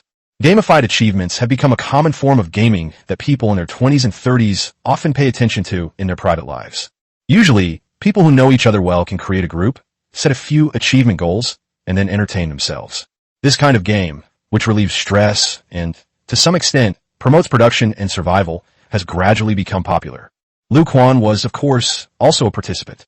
As a result, the achievement progress hasn't even started yet, and it's already been taken by someone else. Half. Not to mention the potential for causing unnecessary panic within the fleet. Exploring boundaries is inherently a psychologically stressful task, and now, before even reaching it, it's already shrouded in a layer of shadow. Soon, the instructions from the Autonomous Committee reached the heads of each ship. They were instructed to calm the crew, explain Yang Kai's situation, and inform them that the chasing wind fleet would reach the southern border in 3 days, at which time the true situation would become clear. Meanwhile, the Autonomous Committee also made demands on Lu Quan and other leaders of the exploration team in private. The information revealed in Yang Kai's words, whether true or false, should be taken as important intelligence. We should be extra careful and flexible in our investigation. Lu Quan sent a message to the key personnel on the chasing wind and the 2 sailing fishing boats. We're not like Yang Kai, a lone wolf. We have the best ships and crew and strong logistical support from the central hub. And there's me, the captain. If all else fails, I'll use my powers to pull us back. We'll have to see and judge the boundaries for ourselves. Everyone should do their part, and in 3 days, everything will be clear. Most of the core members of the fleet had also experienced many storms. Although they inevitably had some doubts, they calmed down in the face of Lu Quan's reassurance. The minor commotion within the fleet was suppressed, but the underlying tension did not disappear. The northerly winds remained stable for the rest of the voyage. The lookout posts conducted observations more frequently and meticulously, recording hydrological and atmospheric monitoring data with utmost care. The crew members spoke in much lower voices, their eyes frequently drifting towards the southern horizon. Lu Quan took up residence in the driver's seat, where she maximized her abilities. She not only felt the north wind propelling the fleet, but also extended her senses in all directions, capturing the unusual fluctuations in the wind. March 20th afternoon. The sea was calm, and the sailors standing on the mast lookout tower observed what lay ahead. In the far distance where the sea meets the sky, a somber black expanse stretches across the horizon like thick ink on rice paper. Ahead, keep your eyes on the dark clouds. Repeat, keep your eyes on the dark clouds. The excited voice quickly reached the cockpit. People on the deck looked up and gazed into the distance. Sure enough, the boundless black wall of clouds appeared before their eyes. We've really arrived. The southern border. Suppressing the turmoil in his heart, Lu ordered the fleet to slow down and maintain distance.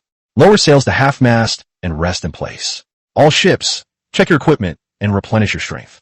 Get a good rest tonight and begin close-range observation at dawn tomorrow. The 3 ships slowly lowered their sails and were loosely connected by ropes. The crew began inspecting the weapons and organizing the tools. Night falls. On the moonless sea, only a few lights from the boats emitted a faint glow. The dark clouds at the border blended completely into the darkness at night. On the mast lookout tower, the watchman, wrapped tightly in his fish-skin coat, vigilantly scanned his surroundings. He was overcome with drowsiness, but he dared not relax for a moment. Time slipped by little, until it was late at night. The shift supervisor was stretching his stiff neck when, under the dim starlight, he suddenly noticed a shadow moving in the distance. At first, he thought he was seeing things, but after staring at it for 2 seconds, the outline of the shadow became clearer and clearer, and it was speeding toward the fleet. A ship even bigger than the Wind Chaser. The duty officer's heart skipped a beat.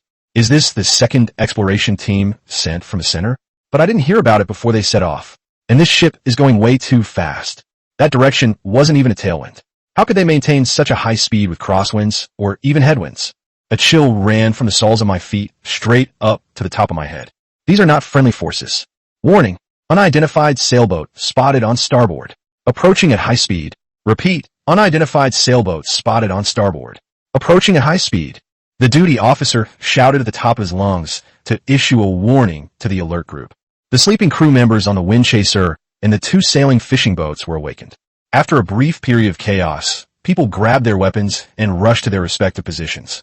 Lu Quan climbed onto the rooftop in a few steps, and his gaze fell upon the 3-mast sailing ship. Raise the sails. Full sails. Turn left. Disengage. Lu Quan's commands were brief and sharp. All lights off. Oarsmen, take your positions. Turn with full force. Center point. Center point. This is the Wind Chaser. We have been attacked by an unidentified 3-mast sailing ship. It is suspected to be the 3rd global catastrophe. Has the center point also been attacked? Please reply. Please reply. The second-in-command shouted in the panel channel at the same time. The lights on the ship were quickly extinguished. A huge horizontal sail rose in the darkness, and the wind, following Lu Quan, filled the sail. The Wind Chaser's hull shuddered, and and it began to accelerate. The two sailing fishing boats also hurriedly raised their sails and untied their mooring lines. Lu Quan pursed his lips slightly, his eyes waiting for the direction of the enemy ship's attack, maximizing his affinity with the wind. She cannot change the wind direction over a large area, but she can influence the airflow around the wind chaser to make your own sails fully loaded, while simultaneously disrupting the direction of the enemy's large ship.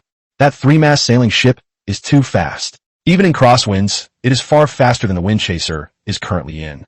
The distance between the two ships was rapidly closing, and the sharp ram of the other ship could already be seen clearly. Amidst the frantic screech of the oars, the wind chaser suddenly veered off course. At the same time, Lu Quan did his best to disrupt the opponent's wind direction, narrowly missing them. At their closest point, the two ships were less than 20 meters apart. Lu Quan could even see the shadowy figures on the other side's deck. However, just as everyone in the fleet was still in shock, thinking they had narrowly escaped death. Yes, a crew member, staring intently at the large ship, shouted, "It's turning around." Lu Quan's heart sank.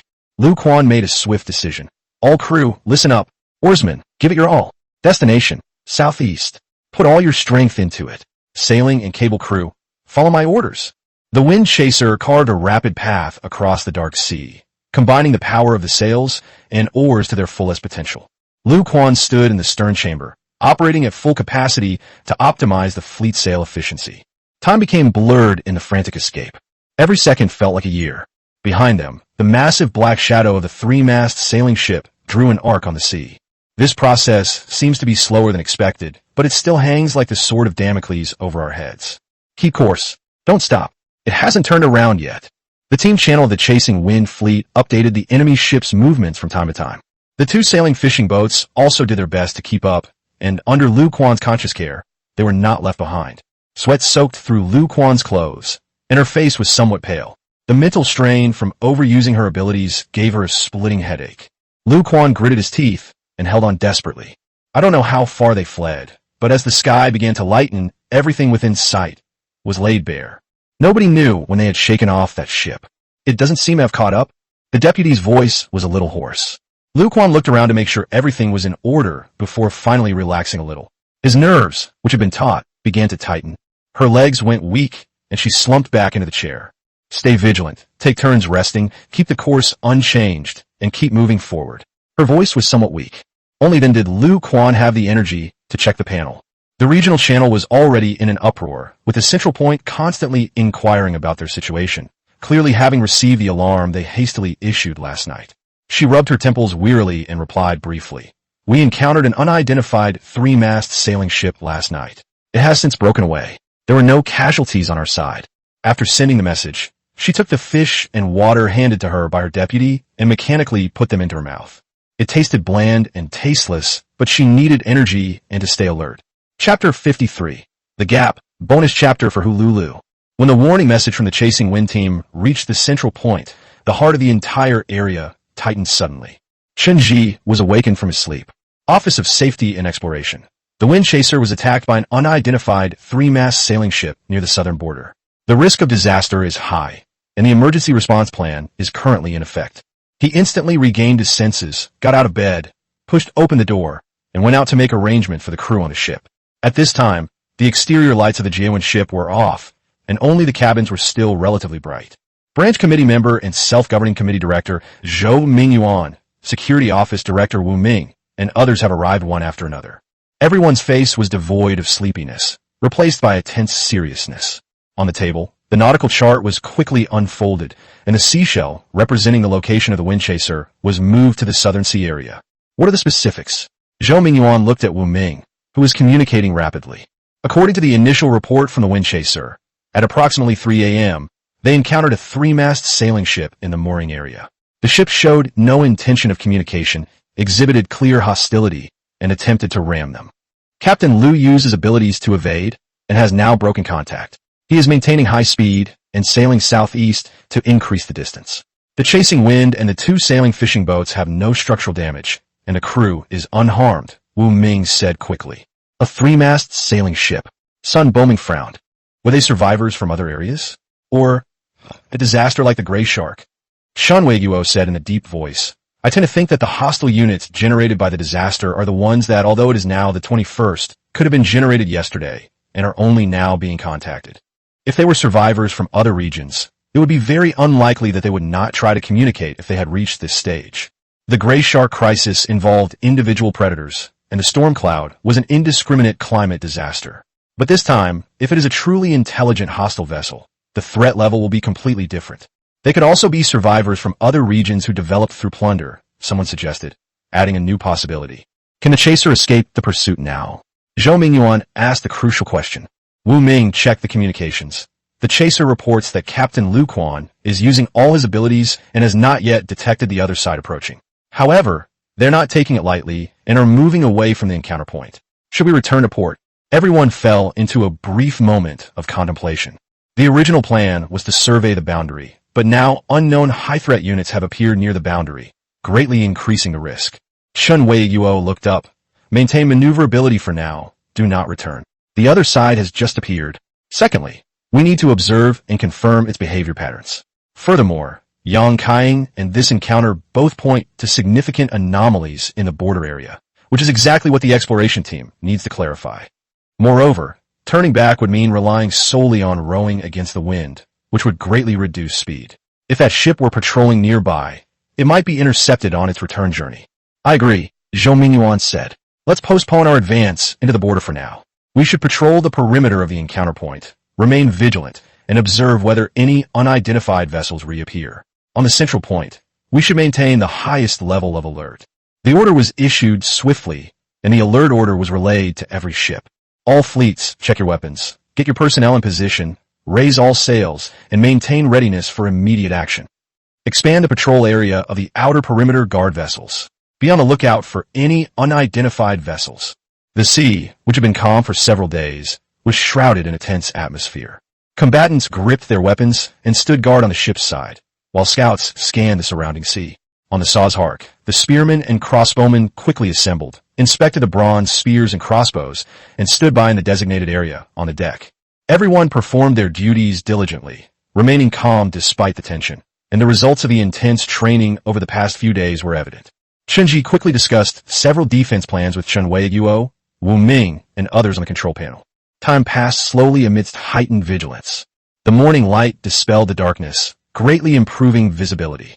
Aside from the sight of their own fleet preparing for battle, no unidentified large sailing ships appeared on the sea. There were no other abnormalities. On the Wind Chaser, the atmosphere was completely different from the somber mood at the center. It was more of a suffocating feeling of surviving a catastrophe. Lu Quan swallowed the last bit of saliva, then slammed the empty bamboo tube heavily onto the railing of the driver's cab, making a muffled thud.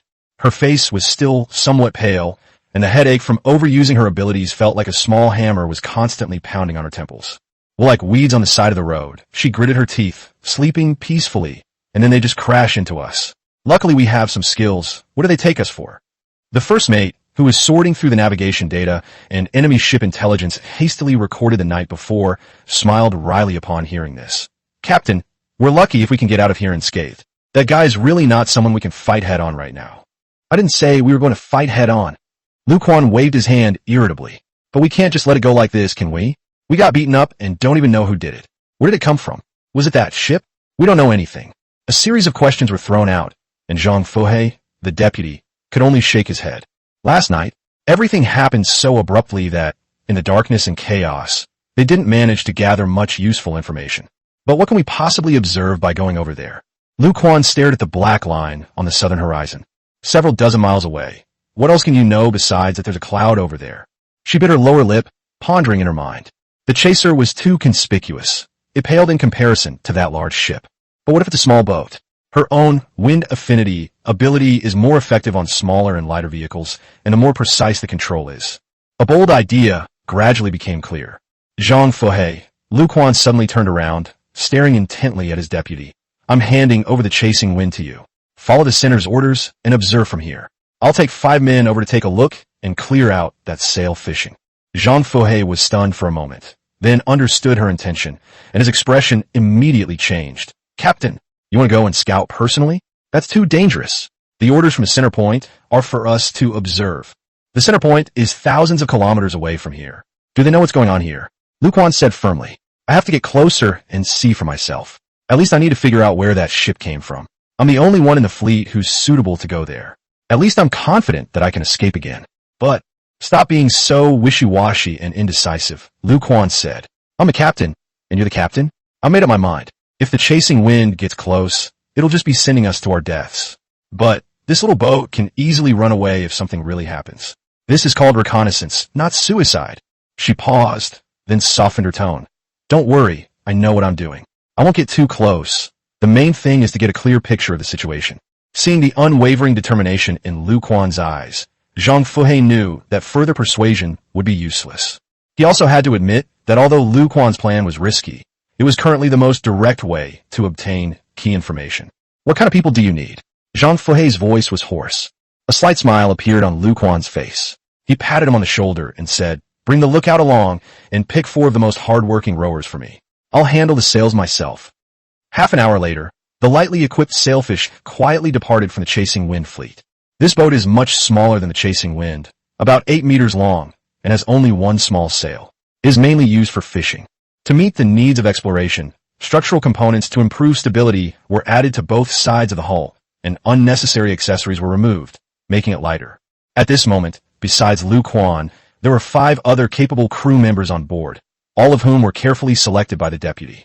The north wind blew steadily as Lu Quan stood beneath the mast, fully activating her wind affinity. On the small boat, her senses were more focused.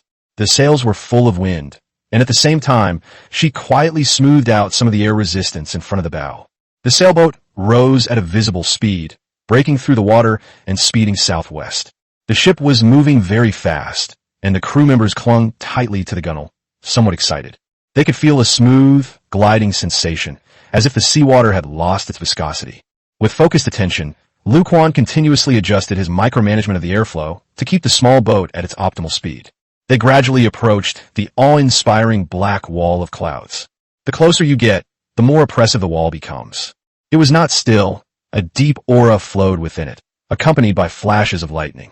These flashes were fleeting, yet no thunder could be heard, as if it were an abyss. Lu Quan slowed down and began sailing eastward along the edge of the cloud wall. Captain, there's nothing here, the lookout reported in a low voice, his tone tinged with disappointment and a hint of relief. Lu Quan frowned.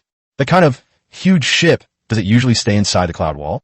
The lookout, who had just relaxed a bit, stared intently at a certain spot on the cloud wall. Then suddenly his body stiffened, and his voice changed. The ship.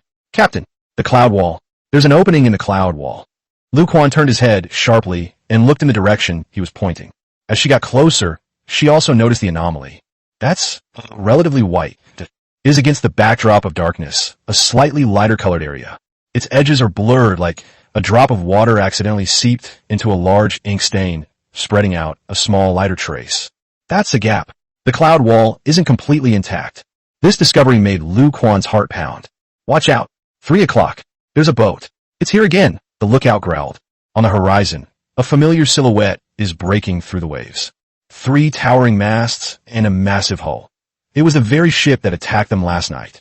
It appeared to emerge from a gap in the cloud wall and was now calmly approaching the sailboat. Although they were still far away, their overwhelming aura was already palpable. Turn right. Quickly. Lu Quan shouted the order. At the same time, with all its capabilities activated, the small sail of the Fanyu inflated instantly, and the hull tilted sharply. However, this time the large ship did not seem to be in a hurry to pursue immediately. It maintained a steady pace, following behind at a leisurely pace, carrying a kind of mocking pressure. Alarm bells rang in Lu Quan's mind. This gesture seems more like a form of shooing us away, preventing us from getting close to that place. Her gaze involuntarily drifted to the gap in the cloud wall. The lookout then spotted something again. Ahead of the gap, there were more than ships.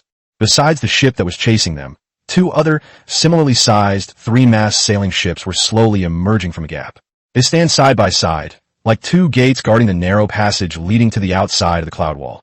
They are there. They guard that breach. The sailing vessel pushed its speed to the limit and, with the aid of Lu Quan's abilities, turned eastward. Soon, the 3-mast sailing ship disappeared from the lookout site. There are gates at the border and guards at those gates. Lu Quan relayed this message back to the rear. Chapter 54. Spying. 3. At least 3 large ships.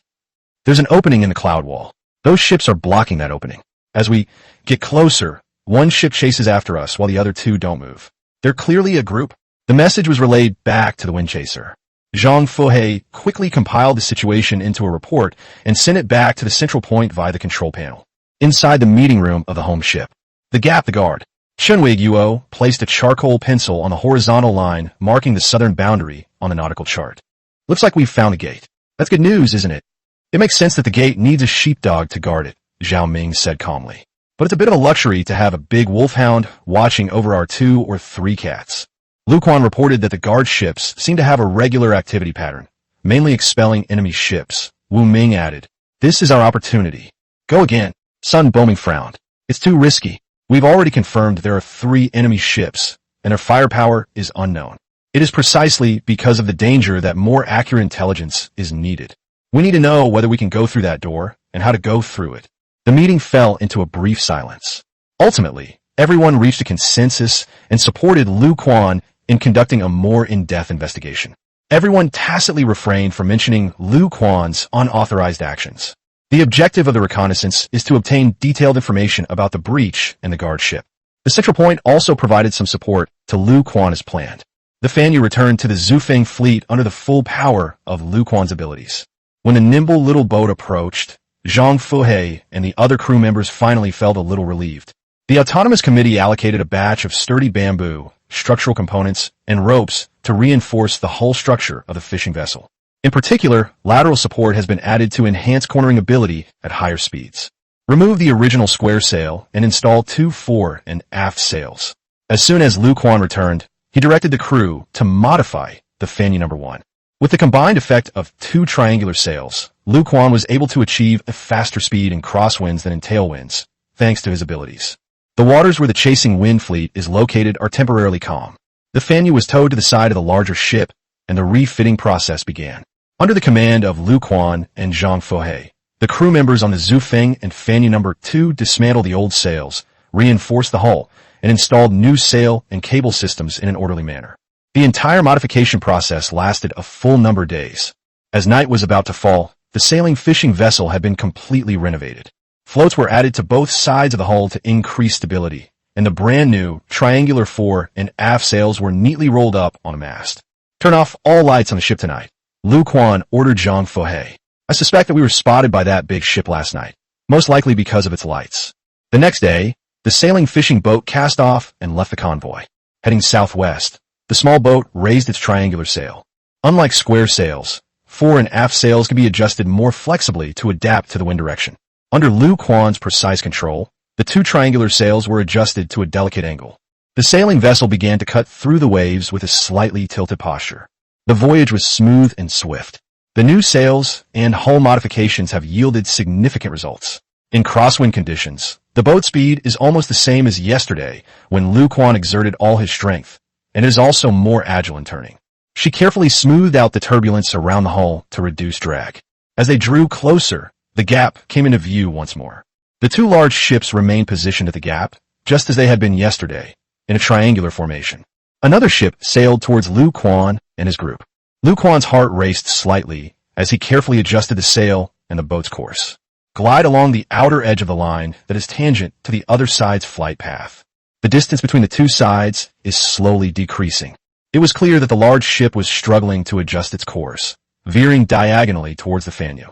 The distance between the 2 ships continued to close. Lu Quan could now clearly see the dark wooden planks on the gunwale of the large ship, indicating that the 2 ships were in a nearly parallel relative position. On the mast, the vision-enhanced crew member responsible for lookout kept his eyes fixed on the deck of the large ship. "Something's wrong with the people on board," the lookout reported from the panel. Everyone was bald, their movements were stiff, and they didn't communicate with each other like a Terminator robot. They don't seem like crew members with any independent consciousness at all. They're more like NPCs from an old, low-quality browser game. "Weapons? Can you see any weapons?" Lu Quan pressa. "Yes. There are crossbows on the ship's side, very large ones like ballistae. There are also several armored soldiers in the middle of the deck, holding crossbows, but none of them are cocked or aimed at us," the lookout quickly reported. They did not appear to be in a combat-ready state and did not consider the sailfish as a target. "This is a gap. Keep observing and stay calm." Lu Quan's mind raced.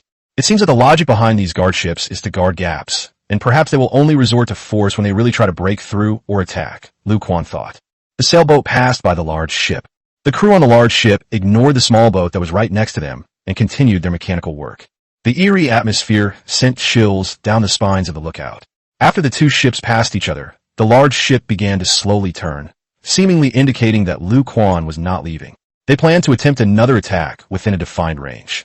At this moment, the location of the Fanyu has crossed the boundary where it was driven away yesterday and is closer to the gap in a cloud wall. The two large, stationary ships remained completely still, like two sculptures. An opportunity. A glint flashed in Lu Quan's eyes.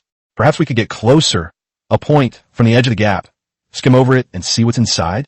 The idea is incredibly tempting. Focusing on the gap, full-speed propellers. Lu Quan made a bold decision. She wanted to test the guard ship's limits. If the two stationary ships remained motionless, perhaps they really would have a chance to spy inside the gap. With its triangular sail adjusted to the optimal wind angle and aided by Lu Quan's abilities, the Fanyu headed towards the gap. Almost immediately, when the Fanyu approached the gap by about 100 kilometers, the two large, previously stationary ships began to move. At the same time, the large ship that had just passed by accelerated, completed its turn, and sped after the Fanyu. They're going to attack. The lookout saw Bally stay on the deck of the large ship opposite them, aimed at them. The sailboat, under Lu Quan's control, suddenly made a sharp turn. The Bally stay on the two large ships facing them fired several bolts. The crowd couldn't see the trajectory of the crossbow bolts clearly. They only saw two blurry black shadows skim across the sea and crash heavily into the water more than 200 meters in front of the sailing fishing vessel.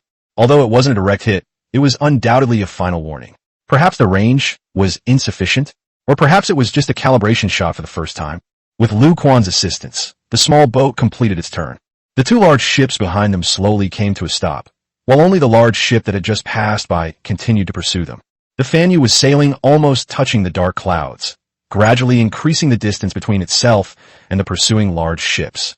Lu Quan continuously maneuvered the steering wheel, using zigzag maneuvers to maximize the use of the wind. The chase lasted for several hours until the Fanyu broke through a certain boundary, at which point the large ship behind it gradually slowed down. The sailboat returned safely to the side of the wind-chasing ship. This investigation yielded significant results. They confirmed the existence and general shape of the breach, figured out the basic configuration and reaction mode of the guard ship, and tested the attack triggering conditions of the guard ship. Of course, most importantly, they came back alive. Region 293478 has taken another step forward in its understanding of the world. Although the door was not yet open to them, the light coming through the crack was becoming increasingly clear. The future path, whether through force or strategy, was no longer something Lu Quan wanted to consider. She's too lazy to use her brain. But regardless, Pioneer Achievement +1. Chapter 55, Support. The intelligence brought back by the ship, Fanyu, has been transmitted back to the central point. The lights in the conference room of the Jiawen-class ship never went out. The expanded meeting of the branch committee had been going on for several hours, and the attendees all looked tired and thoughtful. The intelligence was analyzed, discussed, and reconfirmed piece by piece. The existence of the gap is beyond doubt. Chun Kuishu's voice was a little hoarse as he pointed to a specially marked point on the nautical chart. The gatekeeper is hard to talk to. So, what we're facing might not be people, but a series of challenges, Zhao Ming interjected, his fingertips tapping lightly on the table. A test, or rather, a selection process. Screening? Li Li, who was communicating with the production office, looked up. Screening what? Who's doing the screening? I don't know. Zhao Ming shook his head. Maybe it's the rule of this world, or maybe it's something else. But since they set up a door and sent guards, there must be a purpose. We're in prison here, and now that we've found the door, shouldn't we go open it and take a look? How should we go? Should we take a gradual, piecemeal approach, or launch a massive all-out attack? Conservative and radical arguments clashed in the meeting room. Some advocate for harassment as the primary strategy, continuing to cultivate the region and accumulate strength before making further plans. Some argue that waiting passively is a form of slow death, as regional resources are limited, while there may be more resources and even solutions outside the door. The debate has reached a stalemate. Chun Kuishu tapped the table lightly a few times, his voice not loud. Everyone, do you remember why we gathered here? Initially, it was all about survival. One person, one boat, can't survive. So we banded together, built a fleet, selected leaders, and set rules. And then? We've survived, We're safe for now. Are we satisfied? No. We want to live better. We want to rediscover civilization. We want to find a way out. We want to figure out where we're going in the future. Survival is the bottom line. Development is the direction. And our goal is to find the way. This is the original aspiration of our organization. Now the way is right in front of us. Comrades, let's not forget our original aspiration. He pointed to the gap mark on the nautical chart. We must explore this door. It's an inevitable requirement for development. If we remain trapped, our resources will eventually run out and morale will crumble. We don't know what's outside the door now, but we must know. He looked at Chun Weiguo and Chun Ji. Chun Ji will lead the Sazhark and immediately dispatch some elite ships to reinforce the chasing wind fleet. If there is an opportunity, we might as well try to kick down the door. Everyone who is still alive has killed a gray shark. At worst, we can all mobilize and charge with me. I refuse to believe that 700 men can't get past 3 ships. Many people's eyes changed. Are they struggling to survive, simply to repeat their primitive life in this fenced-off sea area? Zhao Ming's voice followed closely. Without affecting the positive growth of food reserves, 12 sailing fishing boats can still be deployed. Chun Ji also stood up and agreed, instructing the crew of the Sazhark to prepare on the panel. With the resolution in place, the entire central hub sped up its operations. Survival and development have become the overwhelming consensus. The fleet surrounding the central point of the main fleet, with the Sazhark as its flagship and 12 sailing fishing boats, had assembled. That night, the Sazhark reinforcement fleet set sail overnight. The Sazhark's massive sails rose, and 14 long oars on either side entered the water in neat rows. 12 sailing fishing boats followed closely behind, raising their sails with the wind and heading towards the southern border. They don't have Lu Quan's ability to control the wind, so their speed will indeed be slower. According to estimates, it will take 13 or 14 days to reach the location of the chaser. These 13 or 14 days are the final preparation period. For the central point, it is a sprint of hoarding and manufacturing. For the fleet, it was a process of adjustment and preparation for battle during the voyage. Limited resources began to be allocated. The logistics and supplies office is working around the clock. The fishing fleet operates in 3 shifts, living and eating on the boats. The seaweed fields are being harvested at an intensified pace, and the distillation equipment runs day and night. Stockpile food and water to the maximum extent possible in preparation for possible migration and full-scale conflict. The absolute center point has become a place that never sleeps. Li Li's eyes were bloodshot, and he was in a state of high excitement. Their mission is to prioritize all resources for combat readiness, and the core of combat readiness is the ability to breach armor and launch attacks. Bronze became of paramount importance. During the nearly 30 days of Bronze Age extraction, most of the bronze weapons that Chun Ji had accumulated were remelted. These constitute the region's total metal reserves. Melt. Remelt everything. The smelting furnace, equipped with a manually operated bellows, roared with flames. Bamboo charcoal, this precious fuel, has been given the highest priority in terms of supply. Daily cooking and heating are strictly restricted, and the vast majority of bamboo charcoal is continuously sent to industrial areas. In the foundry, spearheads were no longer being made after fulfilling the needs of the Sazhark and Windchaser ships. They then shifted to producing more complex crossbow components. Besides that, what excited Li Li the most was the request directly raised by Chun Ji. Casting. A bronze cannon. Chun Ji's original words were, "Make it as big as possible with the copper materials I provide. You don't need to worry about the propellant." Cannon. Li Li was a little stunned. This was too big a leap. He had previously experimented with ballistae and imagined catapults, but cannons, he hadn't even considered them until gunpowder was a viable technology. Although the agricultural team produced a small amount of saltpeter while making manure, the lack of sulfur halted the progress of gunpowder production. Chun Ji's promise has given him confidence. In the following days, Chun Ji produced a considerable amount of copper, which Li Li estimated should be enough for casting a small caliber cannon of 30 to 40 millimeters. Li Li locked himself and a few key members in a room, where they drew and wrote with charcoal pencils and bamboo paper, arguing and calculating. Ultimately, they settled on a relatively conservative approach. Casting. A smoothbore cannon is mounted in front of the gate. It has a 35 millimeters caliber and a 50 millimeters diameter, and is made using the clay mold casting method. Several reinforcing hoops were designed on the outside of the gun barrel to increase its strength. If it truly succeeds, even if it's just one goal, its morale-boosting effect will be immeasurable. Li Li licked his chapped lips and said to his assistant, "Tell Captain Chun that we have enough copper. We will definitely get it before they reach the border." Meanwhile, the modified Sazhark led 12 sailing fishing boats on their way to the border. Above the platform at the bow of the Saw's Hark, a half-story forecastle was constructed using sea bamboo. It covers almost half of the platform, with firing ports reserved on the front and sides. Provide that heavy machine gun with a safer, fixed firing position that can withstand ballistay. The other 12 fishing boats also underwent targeted reinforcements. The hull is fitted with protective plating on key areas and uses the same triangular fore and aft sails as the Hefenu. Every ship was fully loaded. The Sawshark's crew was filled with a full complement of 28 oarsmen. In addition to the original 3 classes, a new class of 10 students was added, specializing in spear throwing. Chapter 56, Test Cannon. On March 29th, the leaden sky hung low and a north wind blew. Gusts swept across the sea. The Saw's Hark led a fleet of 12 sailing fishing boats, which advanced southward like arrows. They had been away from the center for 7 days, and their journey is already halfway over. The continuous rapid march at sea for several days had left the crew members, who took turns rowing, looking weathered and worn. Rowing replaced the physical training for the 4 classes. In addition, the group training and fleet tactical simulations have also helped the team develop greater synergy. Sailboats have never been positioned for direct attacks, but rather to harass larger ships by leveraging their agile navigation capabilities. Therefore, throwing charcoal and oil became the main training focus for sailing fishing boats. Each ship had several skilled slingers. Although not an expert, hitting that large ship from dozens of meters away was more than enough. In the afternoon, Li sent a message. Ha ha ha Chunji, the artillery is coming. Li's words were filled with undisguised excitement. 35 millimeters in caliber, 50 calibers in length, with bronze fasteners on a matching gun mount, adjustable elevation and depression. It comes with 6 stone bullets. You can try it out first. Immediately afterwards, the artillery was deployed by Li. Chunji walked out the stern and ordered the 2 classes that were practicing spear throwing and crossbow archery to suspend their training.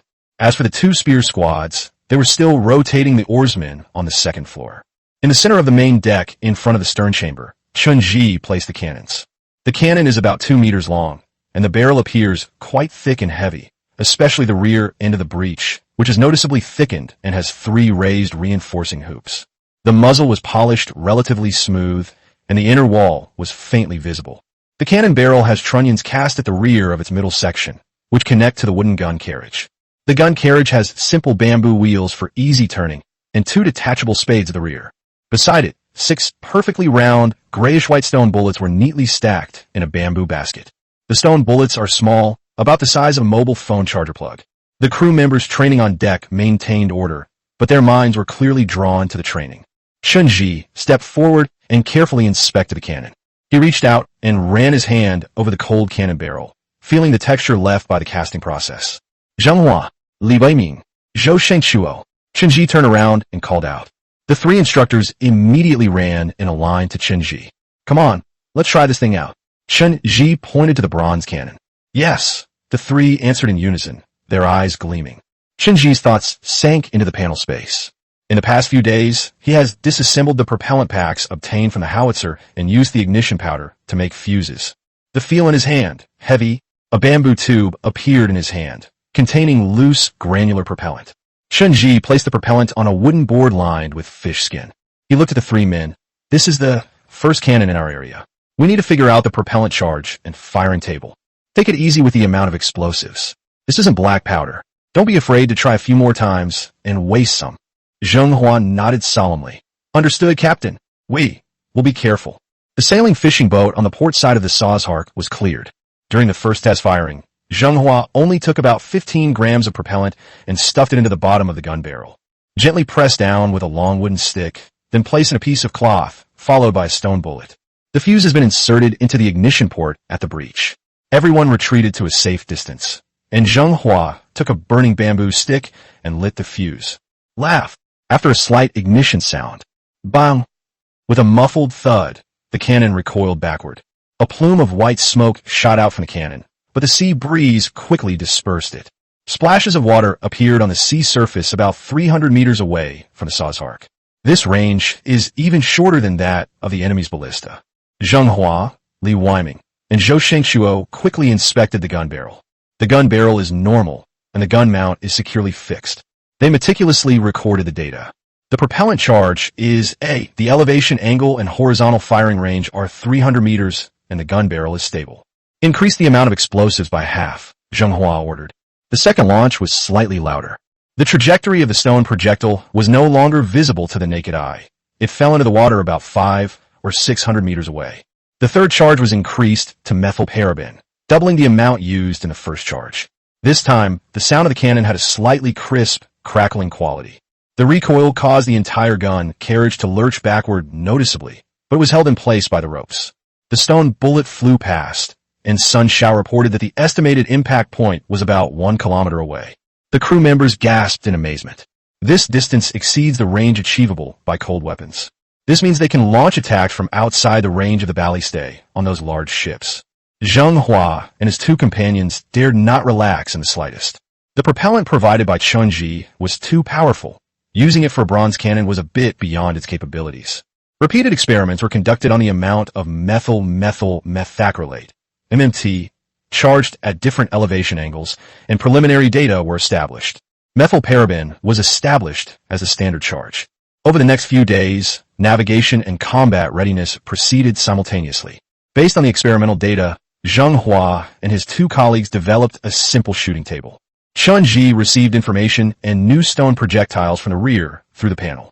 Meanwhile, communication with Lu Quan of the Chasing Wind was never interrupted, and intelligence from the front was constantly being updated. Lu Quan's report became increasingly detailed and increasingly alarming. Her small fleet continued high-risk harassment and observation, obtaining valuable information in return. Lu Quan once reported that the gap was slowly growing. Based on observations and comparisons over several days, the width of the light-colored area has expanded from less than 3 kilometers when it was first discovered to about 5 kilometers. The cause of the phenomenon is unclear, but the gap has widened, and the space available for penetration or breakthrough has also increased. Secondly, the reaction patterns of the guard ships have been basically figured out. As long as the investigation unit doesn't cross that invisible boundary line, it usually only triggers a few ships to come and drive them away. Once that line is crossed, all ships will immediately launch, forming a pincer attack. This gave them some tactical flexibility, allowing them to use small boats to lure individual enemy ships away and probe their intentions. Lu Quan even organized a small-scale counterattack based on this. Using the high-speed maneuverability of modified sailing fishing boats, they shot arrows at the sails of pursuing large ships at extreme distances and threw pottery jars filled with burning charcoal. The effect is limited. The lookout observed that the crew on board would immediately put out the fire. The damage to the sail caused by arrows was also found to have been repaired during the next reconnaissance. All this intelligence, along with the initial test data of the bronze cannons, was compiled into a preliminary operational plan. The Sazhart cut through the waves, continuing its southward journey. The bronze cannon was mounted at the bow of the ship, with its muzzle pointing towards the southern horizon. Chapter 57. Engaging the Enemy. April 6th afternoon. After a 14-day voyage, Chenji's support fleet finally met up with Lu Quan's Chasing Wind fleet. With Lu Quan's skill, the two galleys slowly approached each other, and the gangways were put up. Lu Quan, accompanied by his deputy Zhang Fuhe and two key personnel, boarded the Sazhart's spacious deck. Lu Quan was thinner than when I last saw him, but his eyes were still bright, revealing a tenacious spirit. Chun Ji went to meet him, and the two shook hands firmly. Everything was understood without words. After a brief exchange of pleasantries, we quickly got down to business.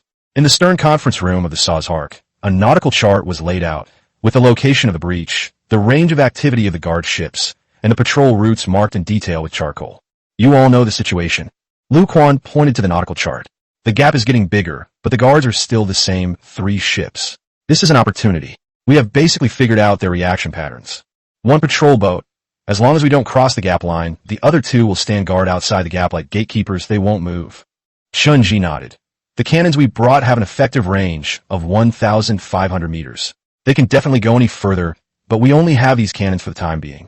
We should stop here while we're ahead and not increase the amount of propellant. So, we still have to rely on manpower. Chun Ji looked at Lu Quan.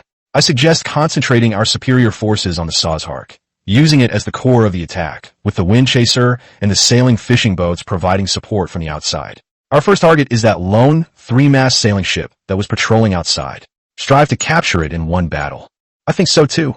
Lu Quan stepped forward, looking at the nautical chart. As long as we can capture it. Even if we can't start moving immediately, dismantling those ballistay will be a huge leap forward for us. More importantly, taking down number ships will shift the balance of power in the defenses. Then we can figure out how to deal with the 2 ships at the breach. Taking the initiative wasn't just about the confidence boosted by weaponry. It was also because we had to achieve substantial results before the next crucial 100-day mark to prevent any unforeseen events at that pivotal juncture. After discussion, Chun Ji and Lu Quan came up with a specific plan. The primary objective is to capture it. If that fails, sink the three-mast sailing ship. Using Lu Quan's abilities to increase the speed of the Saw's Hark, after engaging the enemy, the bronze cannons can penetrate armor and create an opening. After contact, heavy machine guns suppress the personnel on the deck at close range, while shield and spear formations assaulted, with crossbowmen and javelin throwers providing cover and support, striving to quickly control the deck. The wind chaser and the sailing fishing boat were tasked with cutting off its retreat route and guarding against two other enemy ships. We aim to engage the enemy this afternoon and end the battle before nightfall. With the plan finalized, the two quickly devised contingency plans for different scenarios and an evacuation route as a precaution. In the afternoon, after a brief rest and pre-battle mobilization, the joint fleets set sail again. This time, the target was clear, and the killing intent was palpable. Lu Quan boarded the Saw's Hark and stood on the top deck of the stern with Chun Ji. Call! The Saw Shark's mainsail billowed instantly, and its speed increased at a visible rate. The chasing wind and other sailing fishing boats tried to keep up, but were clearly outpaced. The speed has increased by almost half, the crew member in charge of observation exclaimed in surprise. Lu Quan's face turned slightly pale. On the southern horizon, a moving black dot appeared as expected. It was that three-mast sailing ship on routine patrol. As always, it emerged straight towards the Saw's Hark.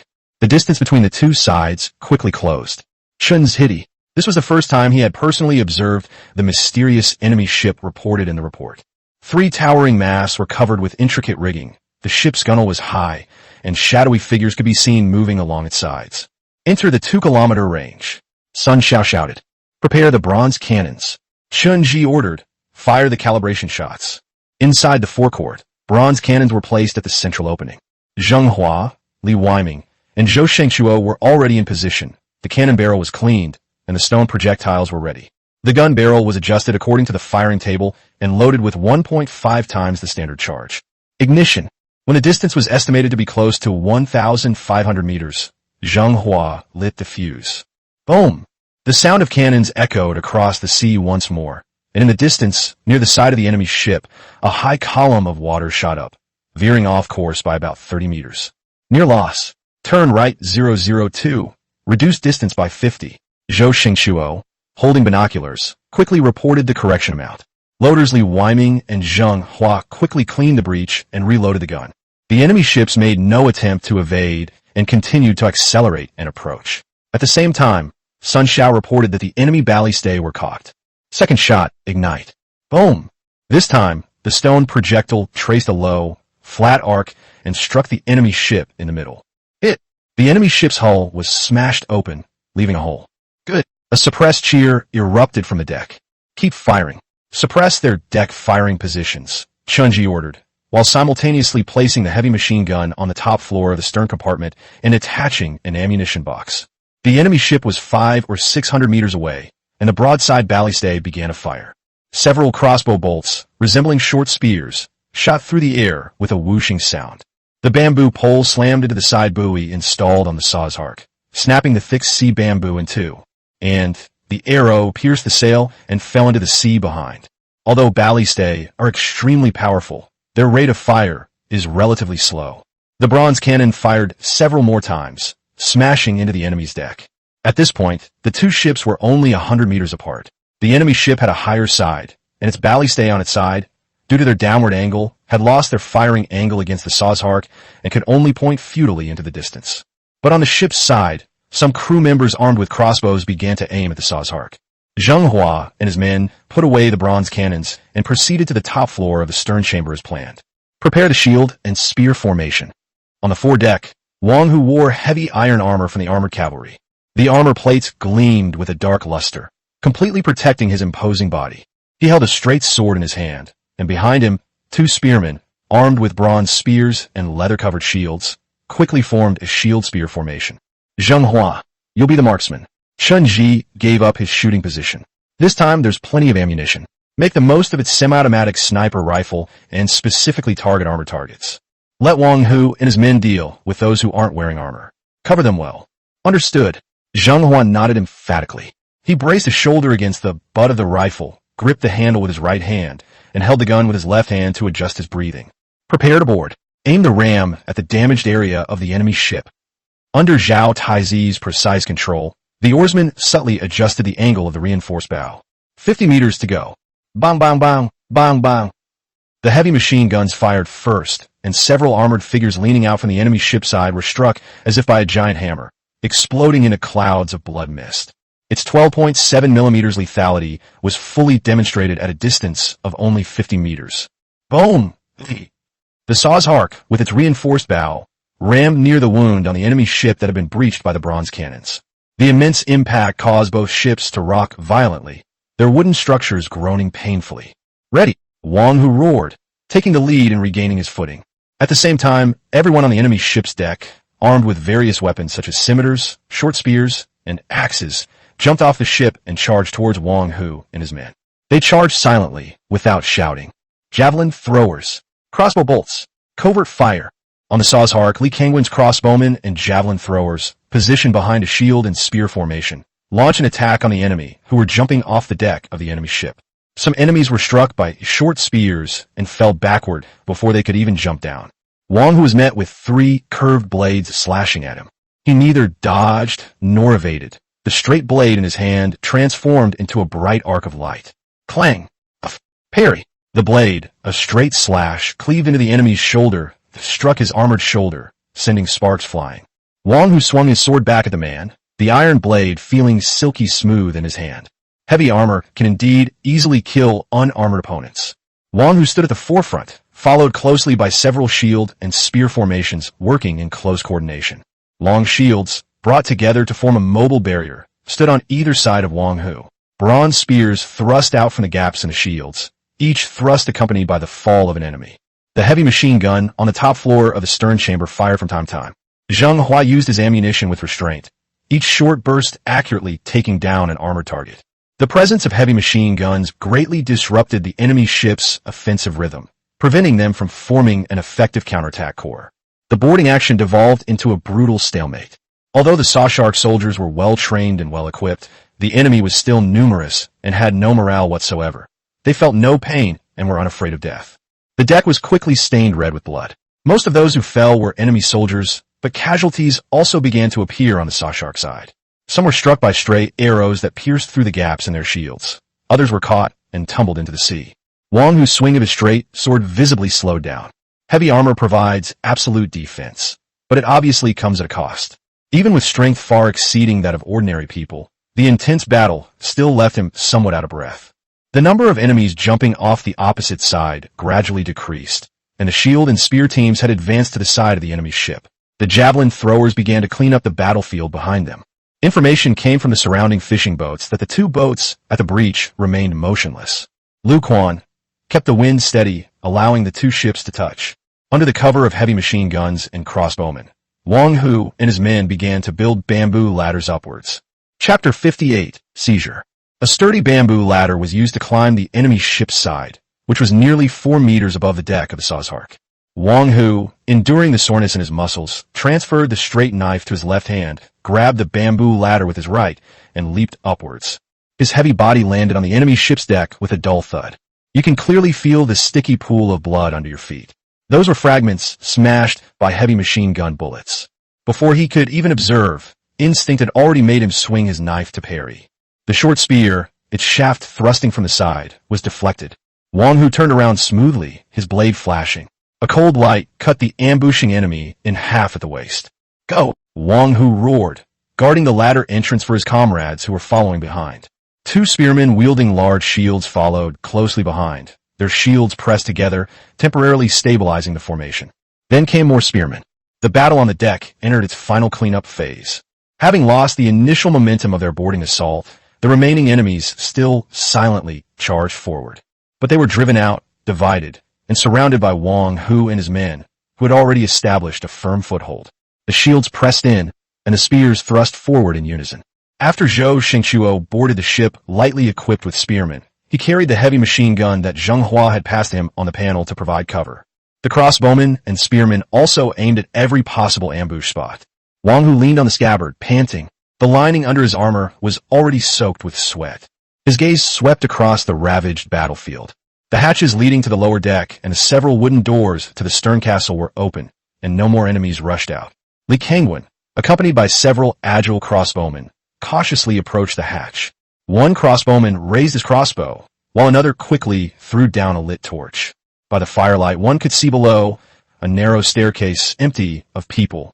Safety. Similar cleanup operations were carried out simultaneously at several key entry points. The three soldiers, working in groups and providing cover for each other, entered the interior of the large ship. The anticipated fierce resistance did not occur. The cabin was empty except for some fixed wooden barrels, ropes, and other miscellaneous items.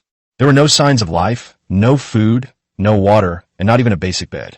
The stern tower is the key point.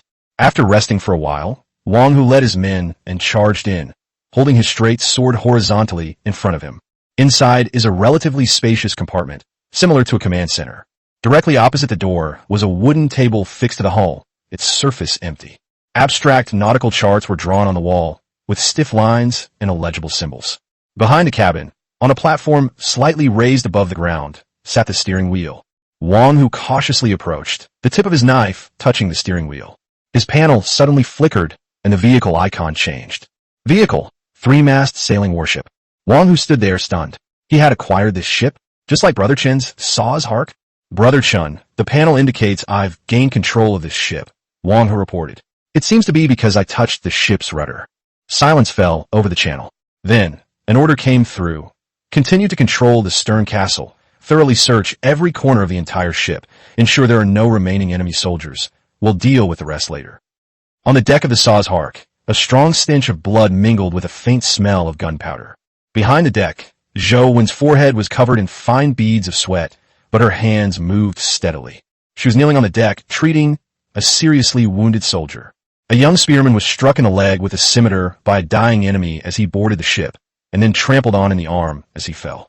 This resulted in multiple cuts and fractures to the thigh and arm. The wounded soldier had fallen into a semi-comatose state due to the excruciating pain. His face was ashen, and his body was twitching intermittently. Hold him down. Zhou Wen's voice was calm as two assistants held the injured man's body in place. Zhou Wen first rinsed the wound with plenty of distilled water to wash away the blood and foreign objects. The wound edges were rolled back, the skin and flesh were blurred, and the dark red muscle was shocking to behold. Because there was no anesthesia, every movement caused the unconscious wounded soldier to tremble. Needle and thread. Zhou Wen held out her hand. Xiao Lu, who was standing next to him, immediately handed him a bone needle with the catgut thread already threaded through it. Zhou Wen took a deep breath and began stitching. Her hands were incredibly steady. The needle pierced the flesh, she pulled the thread, tied a knot, and cut. Her movements were fluid. The deep muscles were sutured in layers, and fortunately, the major blood vessels were not damaged. After treating the main cuts, she began to treat the fractures. Splint. 2 bamboo boards lined with seaweed mats were fixed to the sides of the injured person's arms using seaweed ropes that had been boiled in distilled water. Starting from below the elbow joint, rapid in a figure-8 motion, paying attention to the tightness so as not to affect blood circulation in the distal area, Zhou Wen explained in a low voice while demonstrating, not wanting to miss this rare opportunity to train her assistant. Throughout the entire process, apart from unconscious convulsions, the injured person made no other unusual movements, which only made the busy people around him feel even heavier. Other lightly injured individuals also need to receive treatment. Most were cuts, requiring cleaning, stitching, and bandaging. Each step was sustained through sheer willpower. They all gritted their teeth, remaining silent. Compared to their 4 comrades who perished on Earth, they were already incredibly fortunate. 4 were killed in action. 1 was seriously wounded, and 8 were slightly wounded. This was the first tough battle this newly formed force had ever experienced. The overly optimistic expectations before the war made the contrast with the present situation even more somber.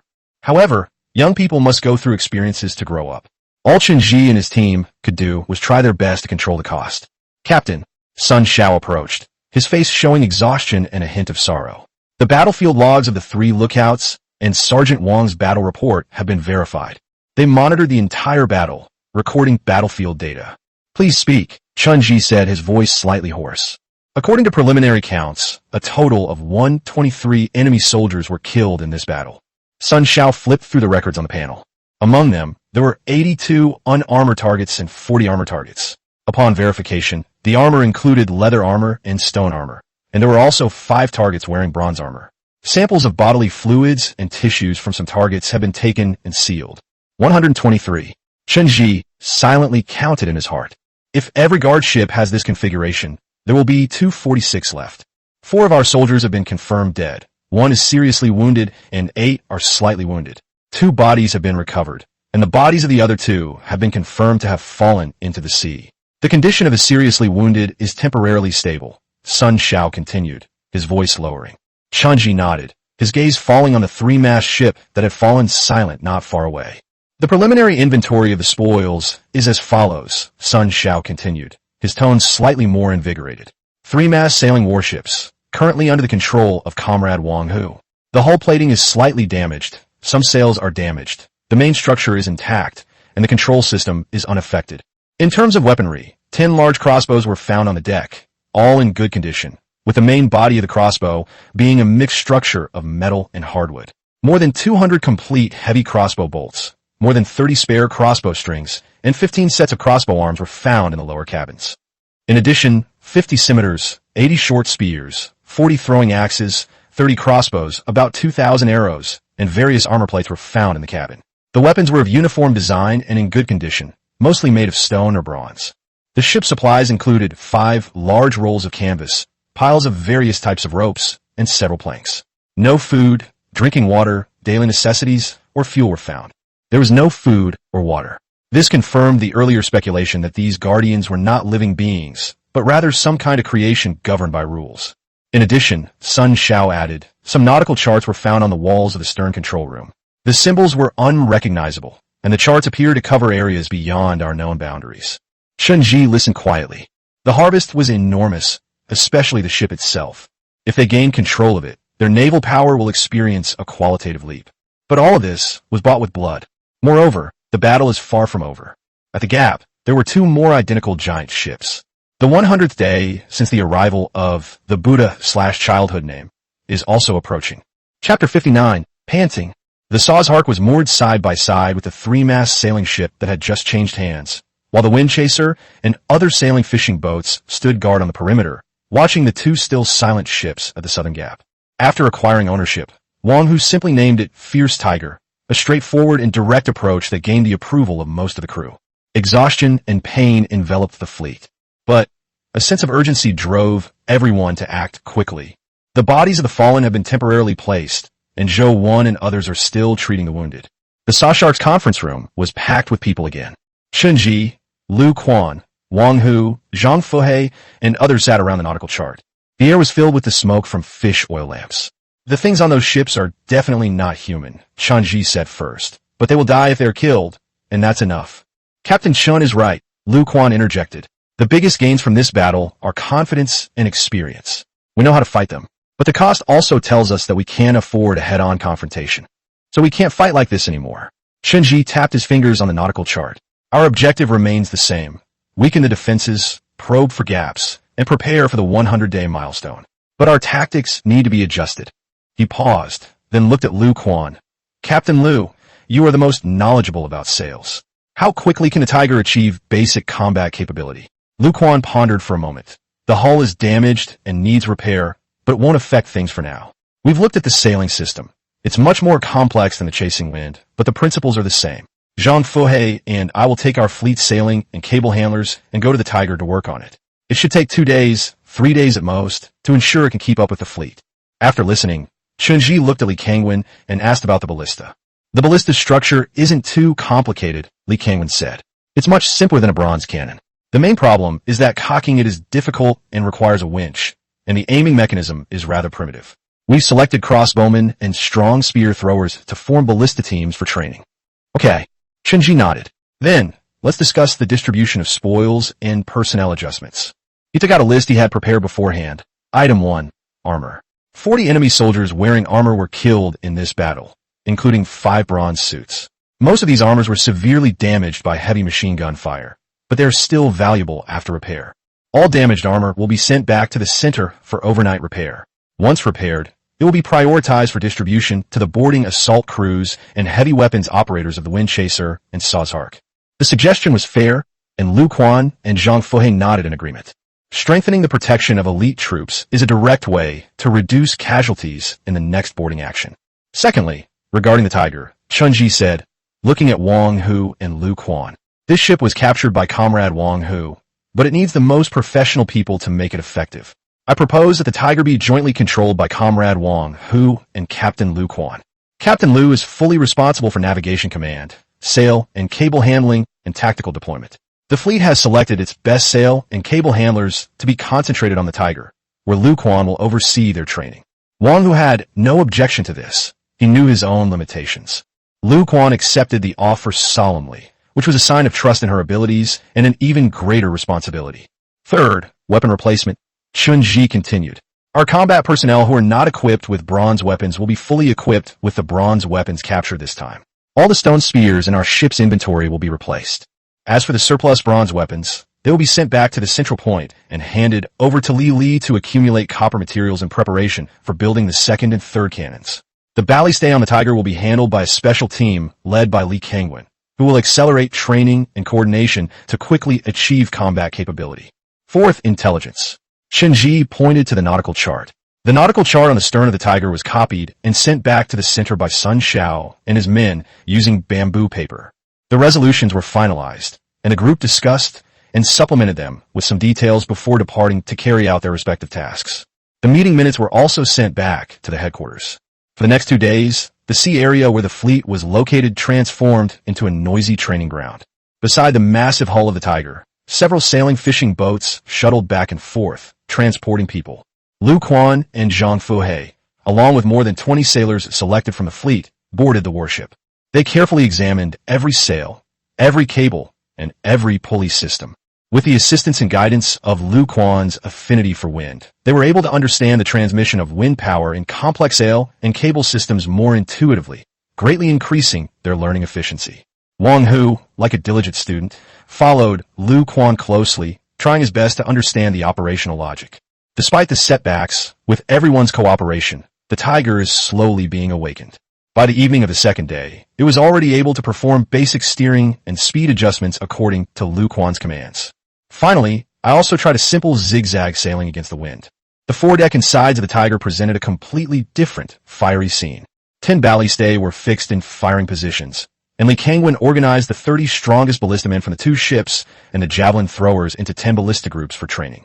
Knock the arrow, load it, aim, fire. These cumbersome contraptions are the key to victory in the next battle.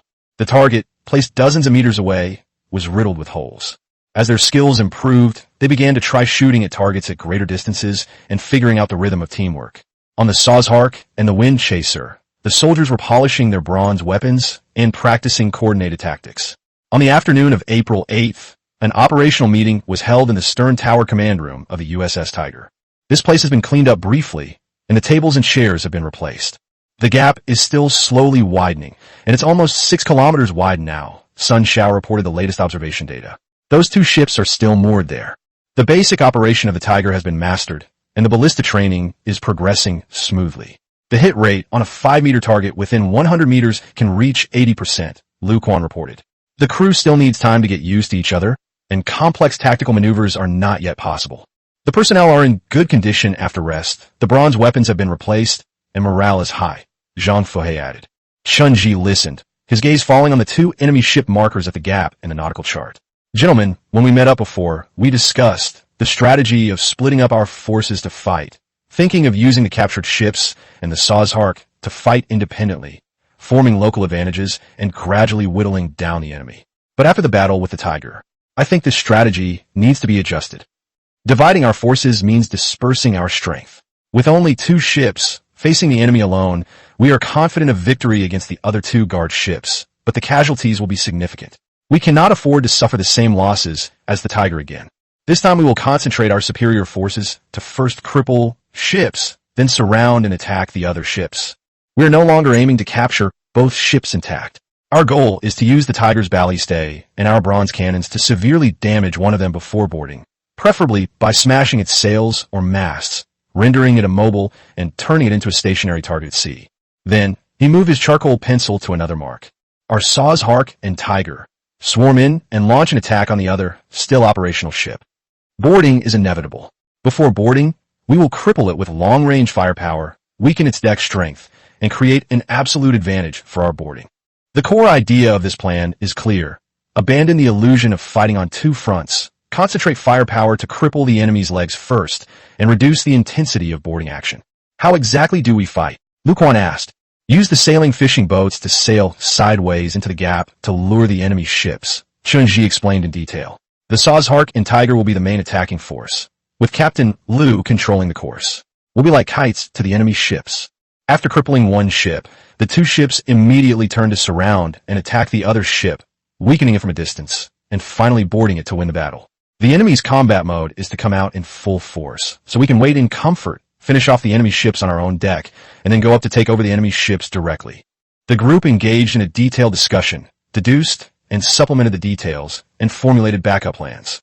After the meeting, news came from the center that the armor had been repaired and the copper for the second cannon had been almost melted down. Chapter 60, Kicking Down the Door. April 9th, early morning. After several days of intense preparation, the fleet lay in wait on the sea about 5 kilometers from the breach. The Sazhark and the Tiger, two ships that had just been through the baptism of fire, stood side by side. Their decks looked very different from 2 days ago, now covered with temporary defensive fortifications.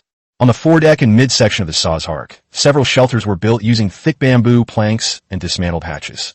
These obstacles are not intended to completely block the impact. Rather, they're designed to divide the deck space and limit the enemy's impact path and speed of deployment after boarding, to create more blocking points and attack angles for one's own defense. On the top floor of the stern compartment, the firing position of the 12.7 mm heavy machine gun had been reinforced, and sandbags and wooden planks had been piled up around it, forming a semicircular fortress. Zheng Hua, the main shooter, was already in position, with 2 50-round ammunition boxes lined up beside him, and Li Weiming standing by as an observer. On the Tiger, the bronze cannon had been moved from the foredeck of the Sazhark to the top platform of the Tiger's stern castle. The area offered a wide field of vision and excellent firing range, so protective shelters were built around the artillery using sea bamboo and ropes. The gunners were Zhou Shengchuo from Zheng Hua's team and another soldier from the chasing wind unit. They had repeatedly practiced the loading process. In addition to the cannons, there were also 10 explosive packs that Chun-Ji had hastily made. The materials came from howitzer ammunition stored in the warehouse, as well as some copper and stone granules. For them, who lack efficient area of effect killing methods, explosive charges are a valuable supplement. Chun-Ji gave 8 of them to Lu Quan to compensate for the Tiger's lack of armor-piercing capabilities when boarding the ship. 2 of the best modified sailing fishing boats were selected to serve as the first wave of decoys, skimming along the edge of the gap to lure enemy ships out. As dawn broke and visibility improved, everything was ready. Begin the operation, Chun-Ji ordered. 2 sailing fishing boats broke away from the formation and headed south. They maintained parallel navigation along the edge of the safety zone outside the gap. On the ship, the lookout kept a close eye on the 2 ships at the breach. Sure enough, when a fishing boat entered the critical distance, the 2 boats moved. They started simultaneously, forming a pincer movement to the left and right, encircling the 2 sailing fishing boats. Enemy ships are coming out. 2 of them. Sun Xiao reported from the lookout tower of the Sazhark. Execute Plan A as scheduled. Sazhark and Tiger launch. Target, enemy ship A. Prioritize attacking sails and masts. Fishing boats proceed along the predetermined route and drop jamming attacks. The order was issued via team channel. The mainsails of the Sazhark and Tiger were filled at the same time, and the oarsmen of the Sazhark began to exert their strength. The 2 large ships slanted towards the enemy ship to the west that was flanking the sailing fishing boat. Meanwhile, other fishing boats on the periphery nimbly approached from different directions, waiting for an opportunity to throw lit bamboo charcoal canisters onto the enemy ship's deck. Lu Quan stood on the stern deck of the fierce Tiger, activating wind affinity. We will do our best to create smoother airflow for the Sazhark and Tiger. The enemy ship had clearly detected the incoming threat. It abandoned its pursuit of the fishing boat and began to turn. It attempted to engage HMS Sazhark and HMS Tiger on its broadside, utilizing the power of its ballistay. Enter, 1,500 meters. Bronze cannons, prepare. Zhou Shengchuo shouted from the Tiger. Target, enemy ship's mainsail.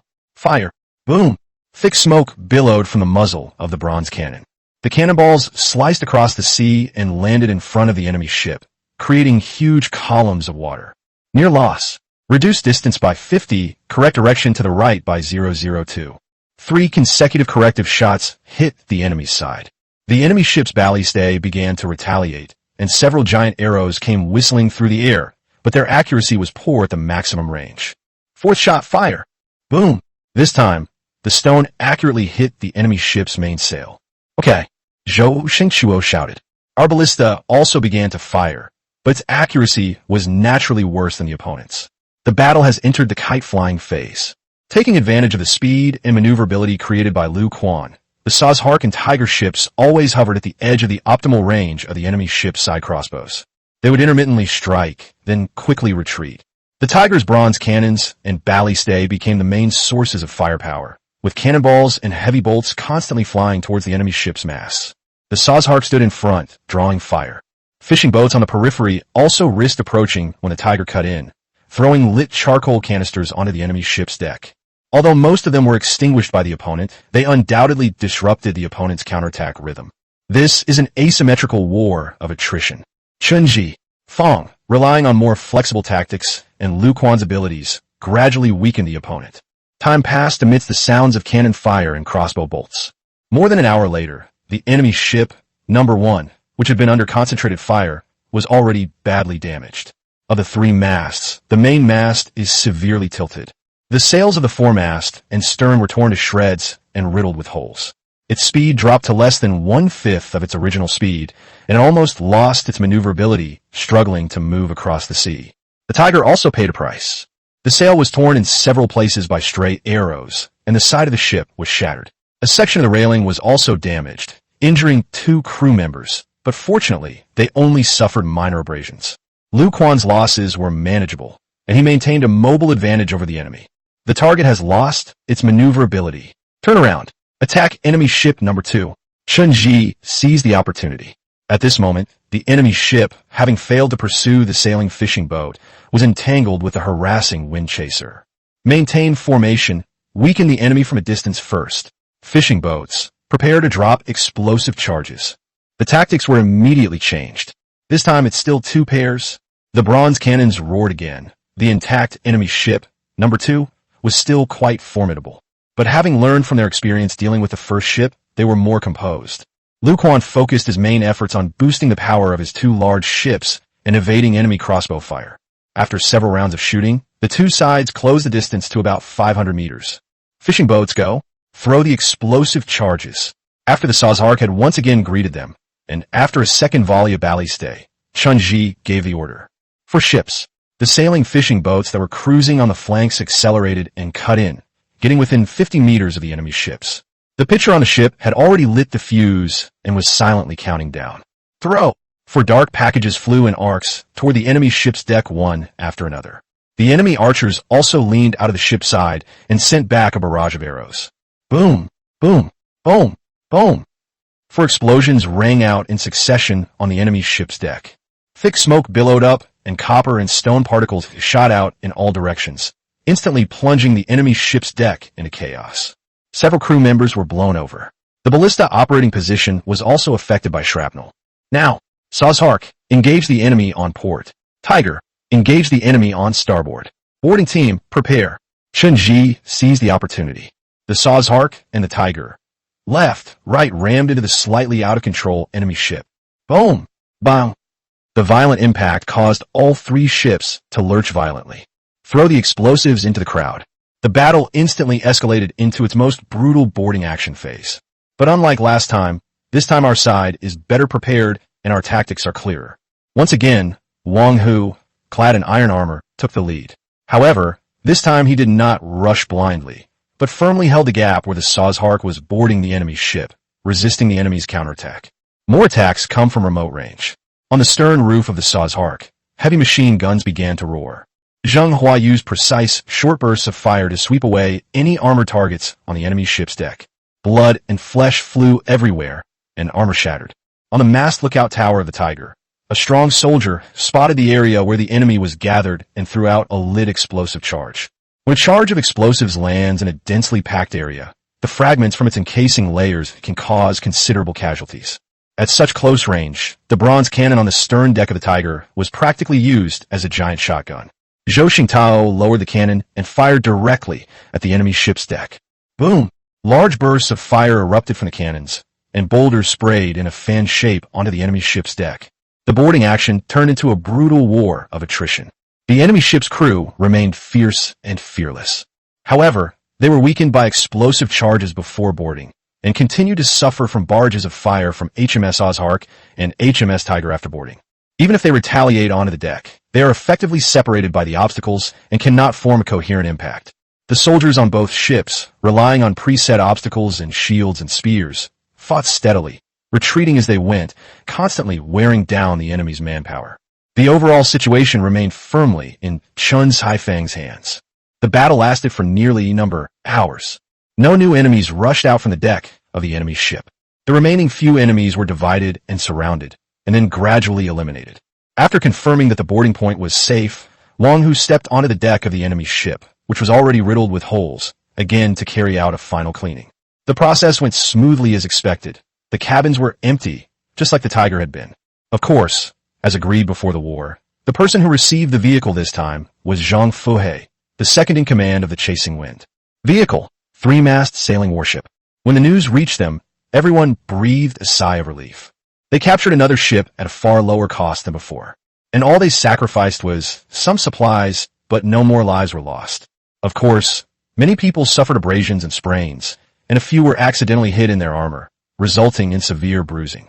On the sea, only the wrecked enemy ship, its masts and sails destroyed, remained like a lamb to the slaughter. The gap in the cloud wall, which was over 5 kilometers wide, gazed intently at the battlefield that was still raging. Chapter 60, Exploration. After the last, wrecked enemy ship, numbered, was calmly boarded and the remaining enemy forces were easily wiped out. This sea area has finally become calm. The smell of gunpowder and burnt fumes drifted slowly away on the sea breeze. Broken planks and ropes, along with other barely recognizable debris, floated on the sea. The crew members, whose nerves had been on edge for days, suddenly relaxed, groaning from exhaustion and depleted energy. Only the joy of victory sustained them as they finished. As planned, the warship, whose masts were broken and sails were destroyed, was decided not to be used as a vehicle. It will be stored as material for upgrades and replacements. Wang Hu and Zhang Fuhe guided 2 relatively intact sailboats to tow the wreckage. The ballistay and other spoils of war, including weapons, were removed and stored together. The ship's timber hull, metal components, and even its sails and rigging were all extremely valuable materials to the center point. Chen Ji and Lu Quan returned to their respective sterns, feeling a great weight lifted from their shoulders. They won, and won at a much lower cost. The number of seriously injured in the siege was missing, with 15 slightly injured and no fatalities, far fewer than the first battle. Now, there are no obstacles in front of the gap. It was past noon, and the sun was beginning to set in the west. The wounded were gathered on the Sazark. Zhou Wen and her assistants were extremely busy, but a hint of relief appeared on her face. Compared to the previous battle, thanks to a conservative offensive strategy and armor, the casualties this time were much lighter, mostly superficial wounds and bruises. The 4 large ships and the surrounding fishing boats slowly adjusted their positions, forming a loose, circular formation around the wrecked ship, number 1. The crew took a short rest and inspected the damage to their weapons. On the deck, Zheng Hua and others carefully examined the damage to the bronze cannon barrel and carriage. Li Kangwen was tallying the consumption of crossbows and arrows, and organizing manpower to collect usable crossbow bolts. Wang Hu and Zhang Fuhe were tallying the damage to their respective ships and the amount of supplies they had consumed. The battle is over. The exploration is about to begin. Around 3 p.m., the initial post-battle cleanup and damage assessment were completed. A detailed battle report was compiled and sent back to the central point thousands of miles away via the control panel. The battle report detailed the results of the battle, the casualties and resource consumption of the friendly forces, and the next steps in exploring the breach in the cloud wall. As planned, sailing fishing vessels will be dispatched as reconnaissance ships to conduct preliminary exploration inside the breach. Of the 5 investigators selected, Zheng Hua, as the core member of the heavy machine gun team, possesses excellent psychological qualities, is responsible for providing armed support, and serves as the person in charge of the operation. Sun Xiao, with the best eyesight and sailing skills in the team, served as the lookout and steered the reconnaissance vessel. Han Lei was responsible for recording and communication with the rear. The other 2 are from Lu Quan's Chasing the Wind boat, and both are experienced rowers. Their sailing fishing boat was equipped with additional buoys to increase stability. The bronze cannon, along with its mount and ammunition, was also transferred to the small boat. In addition, the investigators' quarters were equipped with plenty of bows and arrows, short spears, and the remaining 2 explosive charges. Your mission is exploration, not combat, Chunji instructed Sun Xiao and the other 4. Once you enter the breach, the primary objective is to observe and record information. Hydrology, wind direction, visibility, any unusual phenomena or organisms, etc., must be reported every 10 minutes. If you encounter danger, immediately return the way you came. We will meet you here. Understood, the 5 replied in unison. The reconnaissance ship slowly sailed away from the convoy, its stern leaving ripples as it headed towards the gap to the south. People gathered at the ship's side, watching the small boat disappear into the distance. Lu Quan activated his abilities, sending a gentle breeze to aid the reconnaissance ship. The small boat was getting closer and closer to the breach. Up close, the cloud wall at the edge of the gap churns and surges, often emitting light from within. It flashes by silently. The sailing fishing boats sailed into it. The 5 people on the boat felt the light dimming. The surrounding seawater also became a deeper color, almost like ink. The air seemed thick and the temperature had dropped slightly. Looking back, the gap from which we came is slightly brighter, and it is slowly shrinking as we get closer, like the entrance to a tunnel. Report, enter the gap passage. Sea is calm, northerly winds are stable. Everything is normal. The reconnaissance ship sent its number missing TH status report. Chunji quickly replied, received. Stay vigilant and keep moving forward. The small boat slowly ventured deeper into the water. The bronze cannons on the ship were loaded and pointed forward, ready to respond to any emergencies. Hanlei, meanwhile, was constantly recording information on the panel, channel width, seawater color, and temperature changes. He reported on time every 10 minutes.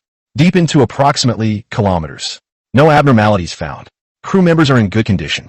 Approximately 2 kilometers in depth. No abnormalities found. Approximately 5 kilometers in depth. Just as we were about to send a report, the ship suddenly rocked.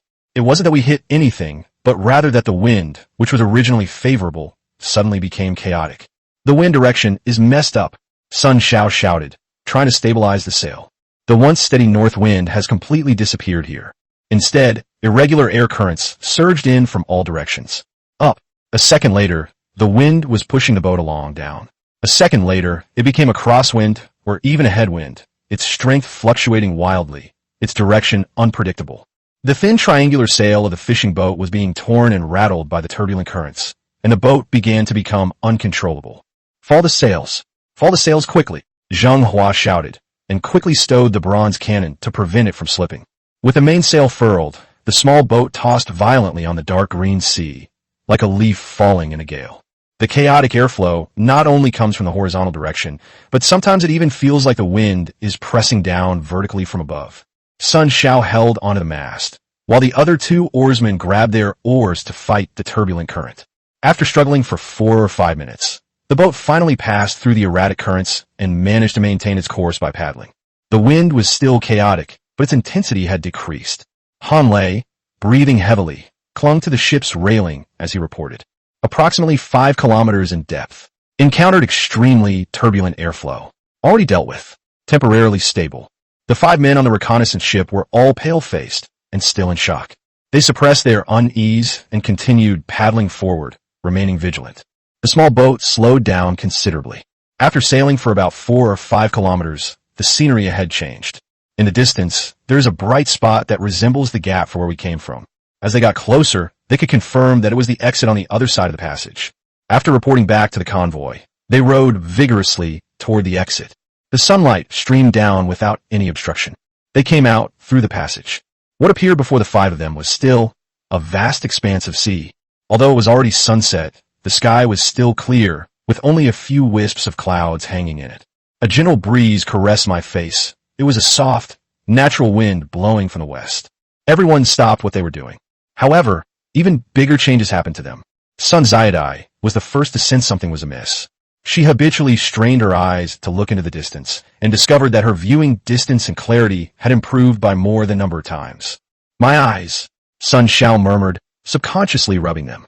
Almost simultaneously, Zheng Hua clenched his fist, feeling as if his reaction speed had also improved. Han Lei and the other two rowers discovered that their respective control panels had some extra items. Your abilities have improved? Zheng Hua murmured. Is this a phase? Sun Xiao immediately realized and analyzed, this is clearly the next region, a phase that has increased our respective rewards. I'll report it first. Let them think about it. Han Lei immediately operated the panel, preparing to inform the rear about this astonishing discovery. However, the next second, his movements froze. In the communication list, all the original contacts and groups, such as the Wind Chaser Fleet Coordination Group and the Joint Fleet Notification Group, as well as the Sazhar Team channel, have all been turned grayed out and are no longer selectable. He quickly switched to the regional channel. The channel name remains Area 293478, but the number displaying the number of people is no longer the familiar 690/1000. Instead, it turned into a glaring 5/5. The channel was empty, with no historical messages. Han Lei tried to speak, and the message was sent, but apart from the five of them, no one else responded. They lost contact with Chunji, the fleet, the central point, and everyone else in the entire 293478 area. The 2C areas separated by the cloud wall cannot communicate with each other. Go back. Return to the passage immediately. Zheng Hua decisively ordered. Quickly. Turn around. They had no time to research the enhanced abilities and newly acquired items. The fear of being lost overwhelmed him. TCH. The oarsman paddled frantically, the small boat carving a sharp arc across the sea, hurtling back towards the path it had come from. Almost the instant he crashed into the breach, Han Lei, who was constantly monitoring the panel, noticed that the team channel and regional channel lists refreshed instantly and returned to normal. The number of people in area 293478 has also jumped back to 690/1000. Han Lei did not delay and immediately reported the situation to Chunji. Chapter 62, 100 Days. The moment Zheng Hua's reconnaissance ship sailed out of the passage, everyone watching the regional channel, both at the center point of the fleet and in the joint fleet, witnessed that scene. 685/995. For those who constantly monitor the panel's dynamics, that sudden change is like a thunderclap. The number of people has changed. 5 are missing. The crew member in charge of the monitoring panel on the Sazhar exclaimed in disbelief. As the foundation of our business, any change to the control panel is a major event that affects everyone. While discussions were taking place in the stern and at the center point, Chunji, who was about to take action, immediately looked at his control panel upon hearing the sound. The number of people on the panel is a direct indicator of whether the personnel are alive, and several worse thoughts flashed through his mind in an instant. Was it an ambush? A trap in the passage? Or did the ship capsize? But when he saw the details of the change, his tense nerves relaxed slightly. Not only has the number of survivors decreased, but the base number has also changed from 1,000 to 995. This doesn't seem like simple casualties. Otherwise, it should show 685/1000. The people should be fine. The base number has changed. Perhaps they've left this area, Chunji thought. Almost simultaneously, Chun Weiguo sent a message. Chunji, is there any connection between the change in the baseline and your exploration? Any news from the exploration team? No casualties at the center point. Chunji quickly replied. It is speculated that Zheng Hua and his group successfully crossed the passage and entered another area. They are currently unable to be contacted, possibly due to cross-regional communication disruptions. Keep trying. Let me know if you get any news. Shinweiguo was probably busy right now. Waiting time always feels long, especially when you don't know how long you'll have to wait. Does a change in the base population mean that individuals will be re-registered to a new area when they pass through a channel? A question flashed through Chunji's mind. With so little information available, we can only hope that Zheng Hua and his team will respond as soon as possible. 5:15 p.m. Chunji was watching the time when Han Lei's new message popped up. Captain Chun, report that everything is safe. We have returned to the passageway. Understood. Speak slowly and give a detailed report of what you saw on the other side. Han Lei's subsequent report was very detailed, from marking out the passage to discovering the benefits and improvements. Over there, their regional channel became independent 5/5, and contact wasn't restored until they returned to the channel. It seems that crossing regional boundaries is also viewed by the panel as a kind of phase. Chunji marked this key information. After ending his communication with Han Lei, Chunji sent the core content and analysis to Chen Weiguo. It is recommended that we organize resources as soon as possible to conduct large-scale exploration.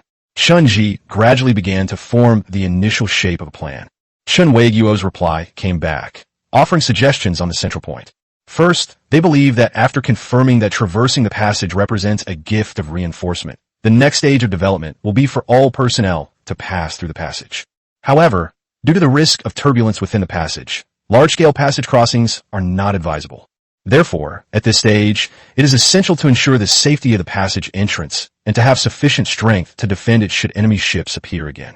The approaching 100-day milestone also adds a layer of risk to the exploration of the channel on a large scale. The central point is that it would be more prudent to wait until tomorrow is over before deciding on a large-scale exploration strategy. Waiting for the 100-day milestone? Chunji raised an eyebrow slightly. This suggestion is cautious to the point of being relatively conservative, but it is not without merit. 100 days is a significant milestone, and no one knows what new challenges the world might present at this time. He first contacted Han Lei and asked him to provide a detailed description of the situation inside and outside the passage, especially the distance and patterns of the turbulence zone. In response to the obstacles posed by the turbulent currents in the passage, Chunji believed that it was too risky for pure sailing warships like the Tiger to pass through, and therefore not advisable to cross the passage. However, propeller sailing ships like the Sazhark and Wind Chaser, which are powered primarily by paddles, may be more adaptable. Chunji decided to upgrade 8 of the existing sailing fishing boats. Just like when the Sazhark was upgraded, 8 sailing fishing boats, plus some materials salvaged from the dismantling of the Jia vessel, are sufficient to support the upgrade to produce new galleys. The extra oar-powered sailing ships can remain here, serving as a supplement to the larger oar-powered vessels. In this way, once the 100-day milestone has been smoothly passed, there will be more options available regardless of the decision made. After the Sazhark and Wind Chaser depart, the force remaining to guard the breach will consist of 2 sailing warships, several galleys, and 3 fishing boats. Chun Zai-he explained his central idea, which was affirmed. With the plan in place, Chunji immediately began to refine it. The reconnaissance ship temporarily remained inside the passage exit. Chunji instructed Qian Xiuying to relay the message to them. Only a stove was to be used for the night. In addition to continuing to investigate the situation, it is also to prevent any further accidents from happening on their return journey through the turbulent area. After discussing the matter with Lu Quan, Wang Hu, Zhang Fuhe, and others, the 8 sailing fishing boats were gathered together, and the crew was temporarily transferred to other vessels. Following the panel upgrade path, Chunji and others calculated the materials. A new galley appeared on the sea. Once the upgrade is complete, the extra sailors will be assigned to operate 2 sailing warships, namely the Tiger and Zhang Fuhe's Haijiang. The 2 sailing warships each removed 4 ballistæ to reinforce the firepower of the 2 galleys that were preparing to pass through the passage. This is yet another sleepless night. Midnight has passed, and April 10th has arrived as scheduled. On the 100th day since the arrival of the sun, the north wind still blows. Only the changes are visible on the panel. 1690/2000. Meanwhile, Chunji's auxiliary panel indicated that random selection was available without any error restrictions. The text for the effect has also been updated. You can perform random draws daily and choose to draw 4 land-based weapons that are no higher than the current vehicle's technology level, or 2 land-based weapons that are at the current vehicle's technology level. The number of weapons acquired has increased. Whether it's the upgraded gifts or the changes in the number of people in the region, it all indicates that a new batch of personnel has arrived.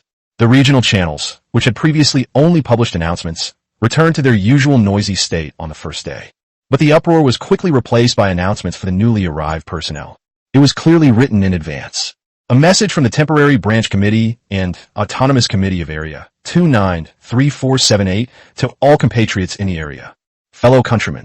First of all, the Provisional Branch Committee and Regional Self-Government Committee of Area 293478, on behalf of the 690 compatriots in this area, welcome your arrival.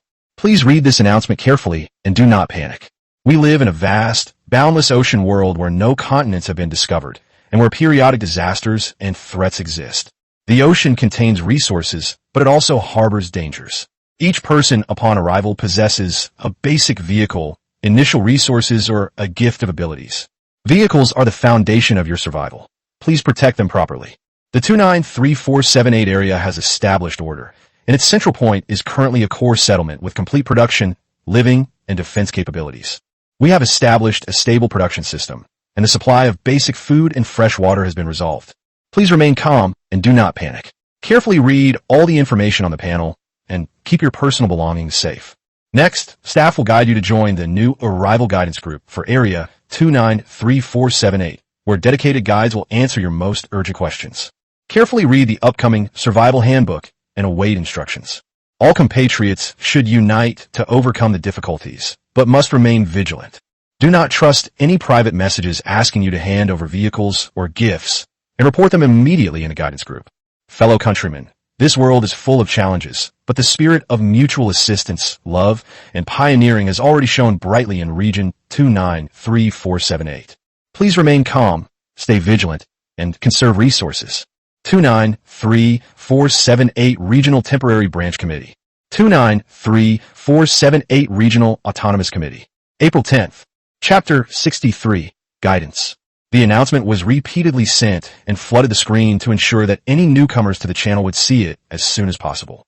The chaos has not completely subsided, but it can be described as orderly amidst the chaos. Many new arrivals grasped at this as a lifeline and added Lin Cheng, who posted the announcement as a friend. At this moment, on the Central Point home ship in the broadcasting office, the cabin was not large, and several bamboo tables were placed close together. There were only papers and pens spread out on the table, and several people were engrossed in the panel area channels and groups. Lin Cheng, a young man with some gray hair. His friend requests flooded in like a storm, instantly exceeding 100 and still rising. The overwhelming sense of pressure from the deluge of information left him somewhat flustered. According to the plan, Lin Cheng should relocate the personnel. Based on the response plan for the arrival of the new batch of personnel, the Comprehensive Coordination Office took the lead in conjunction with the heads of all levels of the original three-tiered liaison system to provide guidance. The core idea is to have experienced staff mentor new staff, quickly establish connections, and stabilize morale. On the ships at the Central Point, and even in the joint fleet near Chinji, over 100 people who had been pre-designated as guides simultaneously received their missions. Among these people were the earliest mutual aid team leaders, crew members who demonstrated organizational skills during crises and disasters, heads of various production groups, and members who, like the original coordination group, had undergone management training. They may not all be exceptionally capable, but they all share the characteristics of emotional stability and strong communication skills. Each guide will be assigned to 10 newly arrived individuals to establish contact. They will proactively send information and basic supplies to the new staff transferred from the broadcasting room.